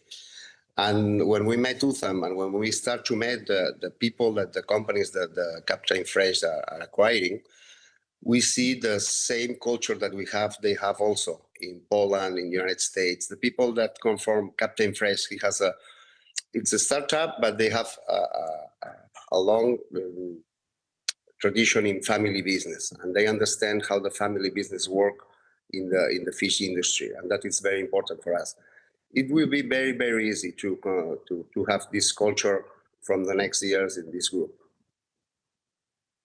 All right, Salvador and Uttam, we wish you the very best with this acquisition, and we will wait to see how this plays out. And we wish you both a very happy weekend. Thanks very much. Thank you so much. Thank you. And moving on Investor Eye, India's startup ecosystem is increasingly attracting global pools of capital, and private credit is emerging as a powerful financing alternative for founders looking to scale without diluting equity. In a significant milestone for India's investment landscape, venture debt platform Stride Ventures has secured backing from Public Investment Fund, one of the world's largest and most influential sovereign investors. Founded in 2019, Stride has enabled over $1.6 billion in credit across nearly 200 companies, including several unicorns, and now operates across India, the GCC, and Europe. So what does this partnership signal for the evolution of India-born investment platforms and the growing role of venture debt in funding startups? I'm now joined by Farah Ansari Javed, the partner at Stride Ventures, to talk about the opportunity ahead. Farah, thank you so much for joining me on the show today. Stride Ventures has become the first Indian-headquartered fund to be backed by Saudi Arabia's sovereign wealth fund, Public Investment Fund, right? So what does this partnership signal about the global credibility and maturity of India-born investment platforms? Thank you, first of all, for having me, Arundhati. Really appreciate it. Like you said, Stride is one of the leading and largest, lenders to the startup ecosystem in India. We have a proven track record in India, and that's something that's being recognized globally, specifically by the sovereign investors. So previously, we used to raise in India for India, but now we're increasingly seeing a lot more allocation from sovereigns, from asset managers, and from insurance companies, etc. And it really it goes to show two things. One, which is the right to win for India-born, India first sort of venture debt and private credit funds that are expanding globally. And the other is an attribute to the asset class, because for the longest time, private credit has been misunderstood. But when it comes to a lot of these global sovereigns, they're very sophisticated. There's been a lot of governance and due diligence that went into this. And we're really excited about this. So we're looking forward to it. Stride has expanded globally. So we are homegrown from India, but we've expanded across GCC, the UK, Europe, and we're expanding a lot more. This particular fund is also going to invest a sizable, close to $500 million in the GCC, which we're looking forward to. We have a ready playbook in India, and so it's a lot of copy paste that we are looking forward to doing in other markets. We see a lot of our startups go from India global, so we're now seeing a lot of the funds doing the same. Absolutely. And you've sort of enabled over $1.6 billion in credit access across nearly 200 companies, right? And you sort of operate 7 funds across multiple currencies. How has your AUM sort of evolved since inception, and what does the next phase of capital deployment look like? No, absolutely. It's just heating up, and it's getting a lot more. If you look globally across the private credit landscape in general, private equity has always been on the forefront, and private credit and growth credit and venture debt has just been sort of playing catch up, but it's heating up for sure. We're looking at $1 billion that we want to deploy within the next 2 years across our funds. You're right. We have 7 funds, which we're really proud of, and an incredible track record. So 2 of our funds have already retired, and that's the beauty of these credit funds. They're 4 years, and they provide a lot of non-dilutive capital to founders. We're hyper founder first, and so we see a huge shift in founder mindset as well.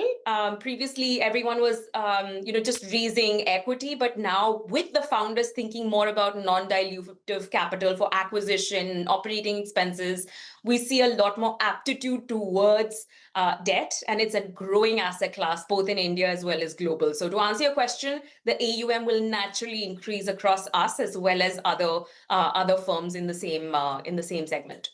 Absolutely. And from an investor standpoint, right, which sectors are seeing the strongest demand for venture debt right now? And what would you describe as your biggest conviction bets across the portfolio today? No, absolutely. So we've always been sector and stage agnostic, but retrospectively, when we've looked at our portfolio, there are 3 large sectors that have emerged. That's consumer, because that's the nature of the consumer story in India, consumer fintech, and a lot of climate. Climate is very close to our heart and our vision at Stride, not just domestically but globally as well. And those are the sectors that we have backed.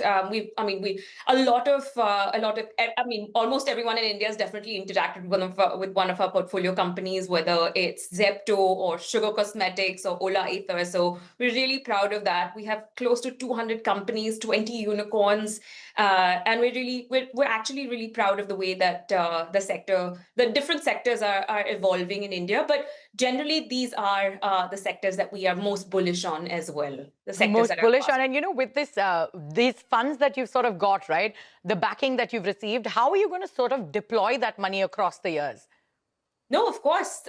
There's always a need. If you see the news, Stride has been the most active investor with 121 investments in 2025 alone. That's 10 investments every single month. So we have a long list, pipeline list.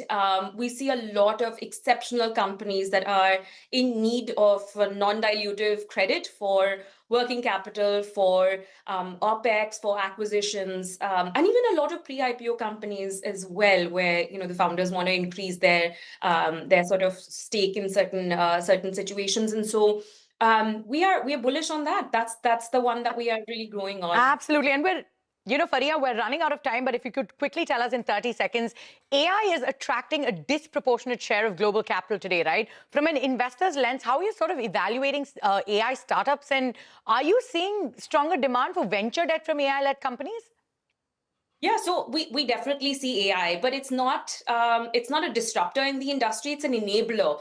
We're seeing a lot of use cases where AI is being used by these companies for traffic management or credit worthiness or bank statement analysis. We ourselves use it for productivity and for portfolio monitoring as well. So AI is helping companies to do more with less. And it's an enablement. So we are investing in a lot of these companies that have used AI, not as an experiment, but as a valid use case. So that's the way that we look at AI. And there's a lot more to come where AI is concerned with the penetration across businesses and use cases. But yeah, it's not just about looking at companies that are using AI to make their work more efficient. Faria, thank you so much for taking time out and being here with us on Startup Street, and we wish you all the best. Thank you. Likewise. All right, we have to take a short break on that note, but up next, Founders Forum Group calls India's startup market one of scale and innovation. They call AI a generation shift and not a bubble. A conversation's lined up with them on the other side.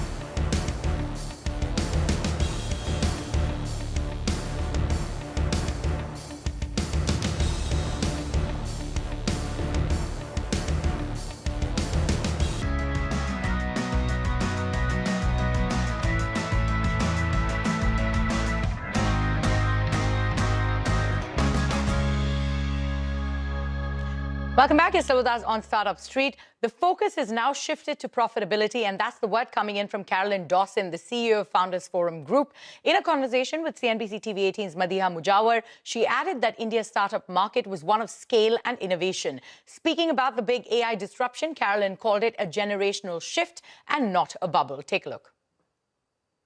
I think that investors are perhaps seeing some great returns, and so therefore there is more equality to the conversation. Perhaps it's not just only on the investor terms. I think founders have also, there's a sense of maturity around both what they need and what they're asking for, and not only the sense of capital but also the advice on what they should do for scaling their businesses. So I don't know if it's an entire one-way shift or the other, but there's definitely the value exchange between the relationship is far more clearer now in the marketplace. Okay, so what is the founder of 2026 doing differently than 2021? Is he focused more on profitability, governance, capital efficiency?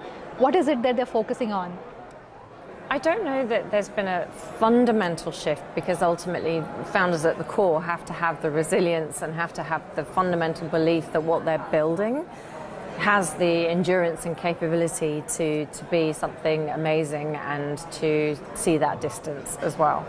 I think there has been the shift around profitability. So there's been no doubt in the last few years that fundamental shift has been, the pressure has been on them to deliver the returns, to focus on profitability, to focus on that growth mechanism.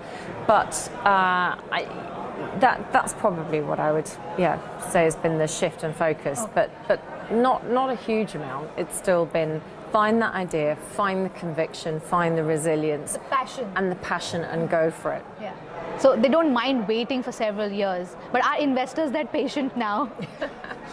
I think if we think through the shift of technologies of 10 years ago, e-commerce, retail, etc., to now the fundamental innovation happening in deep technology, in biotech, in robotics, in AI, in automation manufacturing, we have to have a longer term vision, and that's really where we're seeing a lot of the innovations starting to take roots, and that's just a longer term return, so that patience has to be there. Where are you seeing money going? What categories are attracting more money? Is it, I'm sure it is tech. Oh, for sure. You still, obviously, fintech, AI, but tell me a company that doesn't kind of say that they're AI today, are still really, really strong growth markets and where there's plenty of innovation. But I do think you're seeing this shift into some of the infrastructure hardware plays that we need to take that longer term view, where it's more capital intensity, but really long-term opportunity. So the shift that we're seeing also now in how companies are growing and how artificial intelligence is playing a very fundamental role, do you think this is a generational shift or just a bubble? I think it's generational. We've only got to see how pervasive the AI technologies can be, and I think Satya Nadella sort of said it, this is going to be as transformational as when the desktop computer arrived in the workplace. It's just the capability shift across all sectors and across all organizations. There's no doubt it will be generational. I think it's perhaps taking longer for some of the transformation than people expected, but it will be really, really fundamental. Okay, you are in India and you are meeting Indian investors and Indian startups. How is India being seen globally? Is it a market of scale or an innovation hub? I think perhaps some perceptions will always be the scale, 1.4 billion potential, but actually I think it's as much shifting now into this is a place of real opportunity, real innovation, a place to come and do the research, to manufacture. It's no longer just around the outsourcing. The opportunities in India are clear, I think, on the global platform to see. And it's why there's huge interest, and it's definitely why Founders Forum is back now and hopefully here for the longer term. I can't not ask about job cuts across startups with the introduction of AI and as companies go more digital. Will this continue? We talked about it on some of the panels that we had this morning, that there's an inevitable aspect of using AI to create the efficiency, but it is a co-pilot with humans and employees, and actually one of the fundamental shifts that we would encourage companies to do is think about their younger generation employees. Hiring 20-year-olds now, they come in with so many more AI innovation skills that are needed as companies think through their AI adoption and think through how they should build their companies longer term and their organizational culture. It's a balance between both, I think. All right, it is Friday and it's time to take stock for all the deals from the startup world. Now, according to venture intelligence data, this week saw a total of 16 deals that were worth $191 million. Some of the notable ones included Dipinder Goyal's wearable startup Temple Wearables, which raised $54 million from Dharana Capital, Info Edge, Peak 15 Partners, Steadview Capital and others. battery swapping operator Battery Smart. They raised $45 million from Bloom Ventures, BII, MUFG Innovation Partners, Panasonic and others. Then you had rural commerce platform Rosanna, which got more than $31 million from Bertelsmann India Investment and others. But that's not all. Home services company Pronto also backed $25 million from Gain Capital Ventures, Epic Capital and others, while D2C fashion brand Bonkers Corners got $10.5 million from India SME Investment and others. Now, according to Venture Intelligence, this year has seen a total of 191 deals worth $1.5 billion so far. And with that, it is a wrap on this edition of Startup Street. From Ritu and me, goodbye and many thanks for watching. More news and updates coming up on the other side.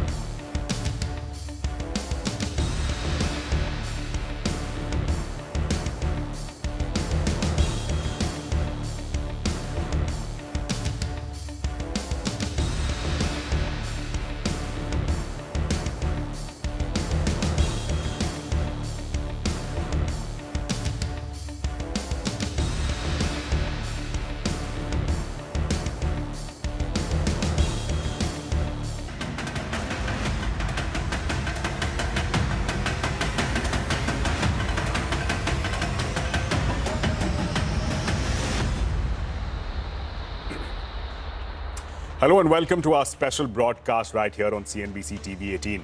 Now, United States and Israel's joint operations have continued across the Western theater, across West Asia. Over the last 5 days, we've seen heated conflict between the two sides. We've seen how weapons have been exchanged, how ballistic missiles have been exchanged, leading to death, and of course an aggravation of the geopolitical tensions between multiple countries. It started off as a conflict between Israel and US on one hand, and Iran on the other. Now we're looking at the specter of this conflict spreading far and wide across the region.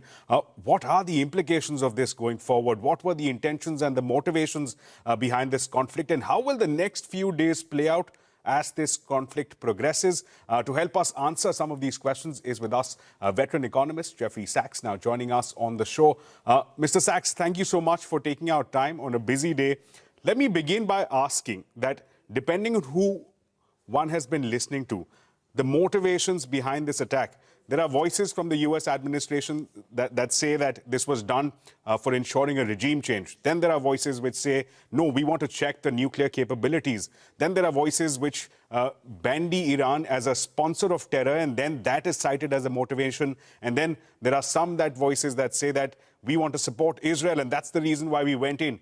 What, in your assessment, is the motivation, or has it not been thought out at all? There are motivations for Israel and for the United States.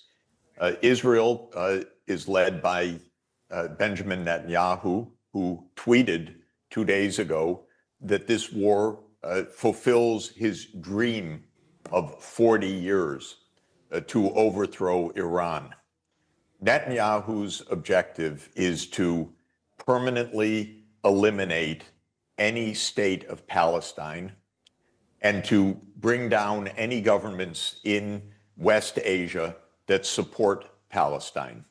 And he has led wars across Africa and the Middle East for this objective since 1996, including Libya, Sudan, Somalia, Gaza, West Bank, Lebanon, Syria, Iraq, and now his dream, Iran. In my view, this is a malevolent, absolutely illegal, and dangerous mindset. Rather than having a state of Palestine alongside a state of Israel, which would bring peace to the world, Netanyahu is a maximalist who wants Israel to dominate the region of the Middle East. The United States has shared Israel's objective because the U.S. objective is world control, believe it or not. And Israel serves the purpose of control of the Middle East. We see that the United States has military bases all across the Gulf region, in Bahrain, in Saudi Arabia, in United Arab Emirates, and in many other places. It used to have bases in Iran, but it lost that when the US-backed police state was overthrown in a revolution in 1979. The US had brought in that police state regime in 1953 when the CIA overthrew the Iranian government. So the United States wants control of West Asia, it wants control of the Americas, it wants control of Europe, and Trump in particular wants to control the entire world oil economy. That's why he has commandeered Venezuela's oil and why he is attacking Iran as a threat to American dominance in the Middle East.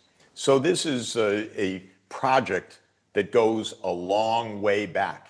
It has nothing to do with Iran's nuclear weapons because there are no nuclear weapons. The religious leader of Iran said that this was against Shia Islam, and so the US and Israel killed him, the one that said no nuclear weapons. Iran and the UN had negotiated a complete inspection regime for Iran back in 2015, but Netanyahu and Trump ripped up that agreement in 2018, the so-called Joint Comprehensive Plan of Action. This is specifically about hegemony. And of course, it puts Asia, India, China, Indonesia, the rest of Southeast Asia deeply in crisis. Israel has caused a sharp economic crisis in Asia now, and the crisis will get worse unless the countries of the world stand up and tell the United States and Israel, stop this war, stop your conquest, go back to peace, live by the United Nations. Otherwise, India, China, and others are going to pay a very high price. Let me then, Mr. Sachs, ask you a follow-up question. Donald Trump says that this is going to be an exercise. This endeavor will take about 4 to 5 weeks. Do you buy that? Because what many analysts say is that in the lack of a very clearly defined objective, what is US going for? With that objective not being clearly defined, many are not able to buy into that 4 to 5 week deadline that the US seems to have given itself. The US has no strategy. Trump, we know from all experience, is delusional. He's psychologically unstable. He can't keep agreements. He does not have a long-term strategy. Look at how he dealt with India during the past year. Look at how he dealt with the tariff issue when he had no legal authority to do this. He operates by bullying and by grand pronouncements that have no justification. He said yesterday, don't worry about oil and gas. The U.S. will escort tankers through the Strait of Hormuz. Almost everybody with any knowledge of this begs to differ. There is, of course, in the U.S., the biggest industry of all. That is public relations, also known as propaganda. So we shouldn't listen to Trump about any of this. We shouldn't listen to Netanyahu about any of this. Remember how Trump was going to end the Ukraine war with one phone call? Remember how the Gaza war was going to end quickly? Remember, by the way, how the Syrian government was going to be overthrown in 2011, or about how Afghanistan was going to become a US-led democracy, or about how Iraq would become a stable country. They used to say the same thing in my youth about Vietnam. It's just a short period away. These people are propagandists. They are not telling any serious analysis. This war will not end in 4 weeks. This war will create an economic catastrophe unless the BRICS countries say to the United States and Israel, you've got to stop. You have no right to ruin the whole world economy. Sure. Let me come in there. When you talk of this conflict not ending in 4 weeks' time, the next logical question is what happens to the Gulf countries, the GCC countries who've been bearing the brunt? We've had some analysts on the channel in the last few days. What they're telling us is that hosting of the US air bases, which ideally should have acted as a safety shield, far from that, it's actually put these Gulf countries in the line of fire.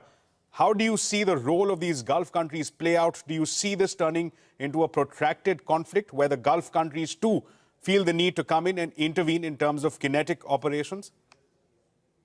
Well, there's a famous adage of Henry Kissinger who said that to be an enemy of the United States is dangerous, but to be a friend is fatal. And this reality appears over and over again. I was just in the Gulf region a few weeks ago. I met with the leaders across the Gulf region.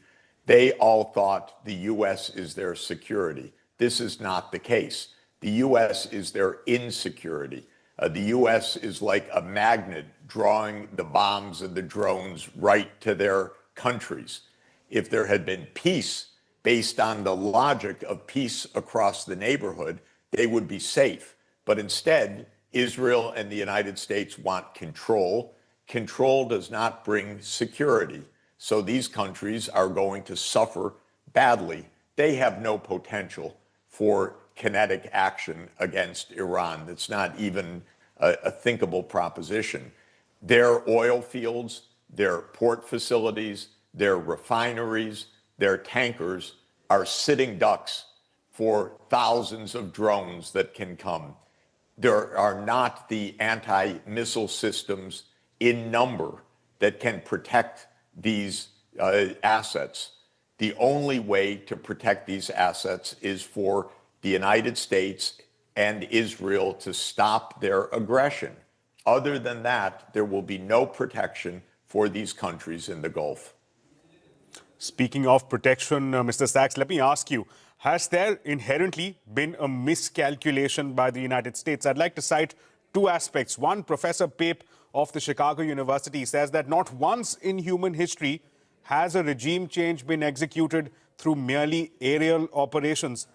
Has there been a miscalculation done by the United States? Is there a need for boots on the ground, or is there a need for a strategy to have been deployed that goes beyond mere aerial attacks against a country as large as Iran? There is a need for peace. There is a need for the rule of law. There is a need for the end of this aggression. There's a need for Israel to live within its own borders, which are the borders of the 4th of June, 1967, and to let the Palestinians live within their borders. So there's a need for a completely different approach. The United States will not put boots on the ground because the American people are completely against what is happening right now. This is done by the CIA, by the Pentagon, by Trump.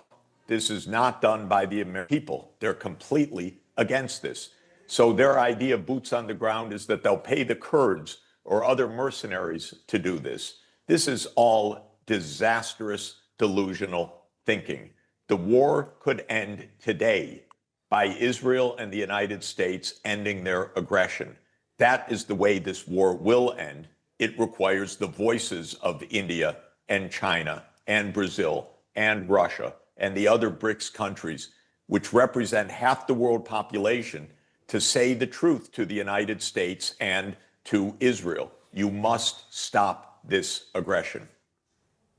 A large chunk of the Trump voter base, the MAGA movement that we've seen in the United States, they will be put to effect in just a few months from now when we have the midterm elections in the United States. What I want to ask is that the entire pitch that Donald Trump had given to MAGA is that he wants to be known for peace. In fact, that's what his Deputy Secretary of State in New Delhi said today, that Trump wants to be remembered as the man of peace. But nonetheless, he does hold now the honor of having struck the most number of countries as the US president.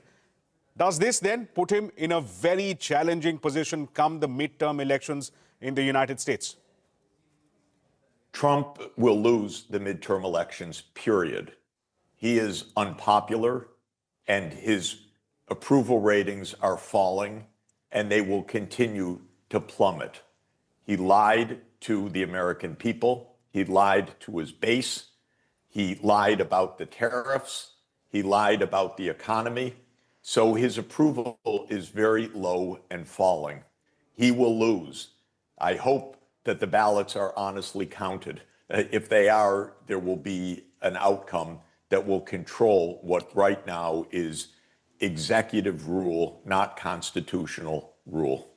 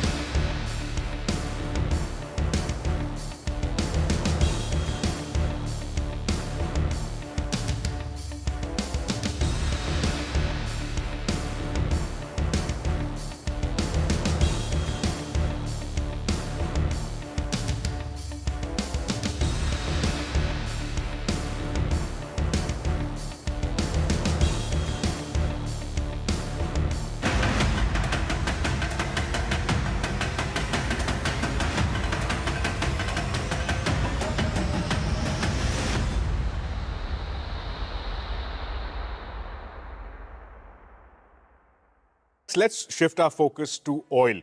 That, of course, has been at the heart of this conversation over the last couple of days, at least in terms of what it does to oil, the blockage of the Strait of Hormuz.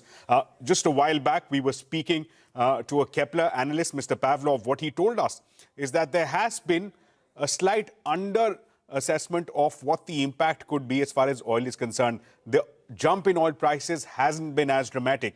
What he said is that that is essentially operating on the premise that the US will not allow Hormuz to be closed for extended periods.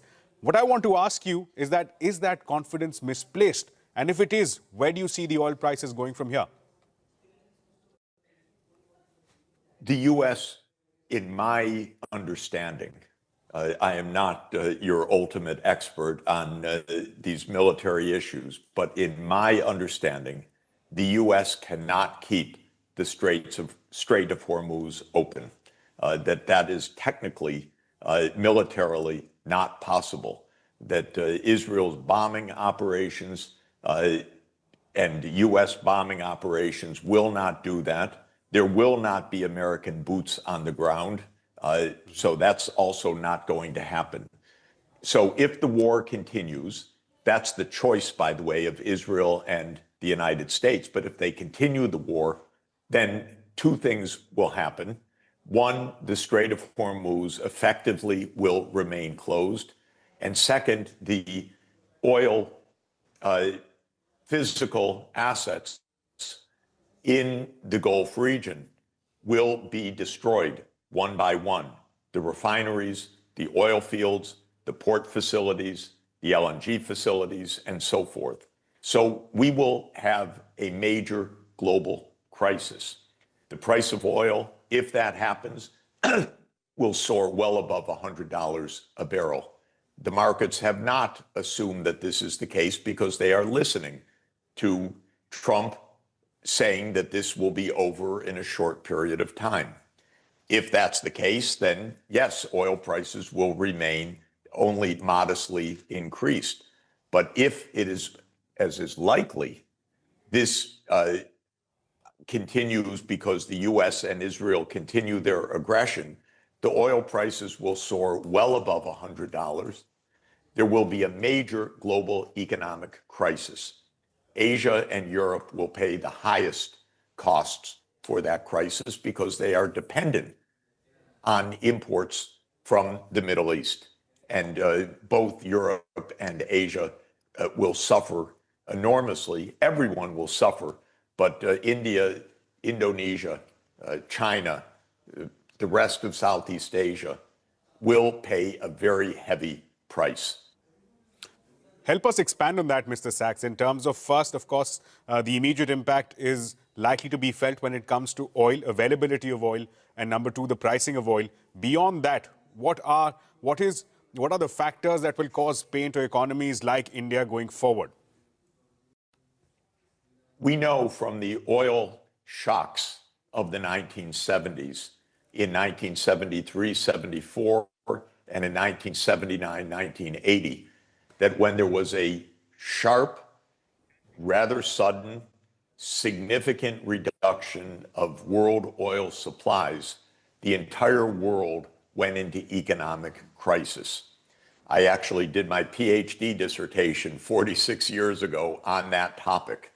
We are back to that scenario where there will be a contraction of trade, of investment. There will be increased political instability in many countries if this war continues. That's not a foregone conclusion. There are two ways the war could end. One way is that the way that Israel and the United States claim, which is that they will defeat Iran. Most every military analyst disputes this, that the war will not end that way. How can a war end that way with a few weeks of bombing? Look at the Ukraine war. There's been bombing for 4 years. The war continues. Without boots on the ground, and there will not be U.S. boots on the ground, the war will continue. So ending the war by victory by the U.S. and Israel is extraordinarily unlikely. The other way that the war could end is that the world's governments tell the truth to the US and Israel, which is you must stop this now. That is highly plausible. Most countries don't want to do it. They're scared of Donald Trump. They shouldn't be. It's a lot of bluff and bluster. The fact of the matter is that he cannot command India or China or Russia or other countries the way he thinks he can. So if they stand up together and say, end the war, it actually will end. But if neither of those happens and all of this continues, then the economic costs will be enormous for India, for most of Asia, for Europe, actually also for the United States, even though the US is basically energy balanced, it will still have very significant negative consequences. Mr. Sachs, one of the endings that you propose is that it would take middle powers, the countries, the likes of India, the kinds of Russia, to actually stand up in a united position and then convince the United States to not move forward with this engagement any further. We've seen beginnings, we've seen green shoots along those lines. We've seen the French president talk about how this is a non-legal approach that has been followed by the United States. We've seen Spain disallow the United States access to their air bases. Do you see this alliance forming up? Do you see these middle powers actually standing up in the face of a Donald Trump, in the face of a tariff regime that he has deployed? I do. My only difference is I don't count India as a middle power. I count it as a great power. I don't count Russia as a middle power. I count it as a great power. China is a great power. What we need is the major powers to say to the United States and Israel, you've done something absolutely wrong, absolutely aggressive, illegal, delusional. You can quote me. They can quote me. It makes no sense. It wrecks the whole world economy. That will get this to stop. As a bully, Trump counts on everyone remaining silent or even falling into line. But countries are not having it. You know, Spain, the Prime Minister of Spain, or President of Spain, as he's also called, Pedro Sanchez, stood up and said, this is illegal and reckless, we won't do it, and the US can't use our bases. Trump then threatened him. And you know what he did? He said, we're not listening to your threats. They're empty threats. Then other countries in Europe are saying, whoa, we can do the same thing. We need truth-telling right now. This started with Israeli grotesque delusions. This includes US delusions. The world needs to say we don't want Israel to rule the Middle East. We don't want the US to rule the world. We want actually a rules-based system under the UN Charter. That's the theme of the BRICS countries. We don't accept this kind of lawlessness. We don't accept Israel and the US killing religious leaders and heads of state in the middle of negotiations. The recklessness of this is profound. There's no point in being silent about the recklessness of it.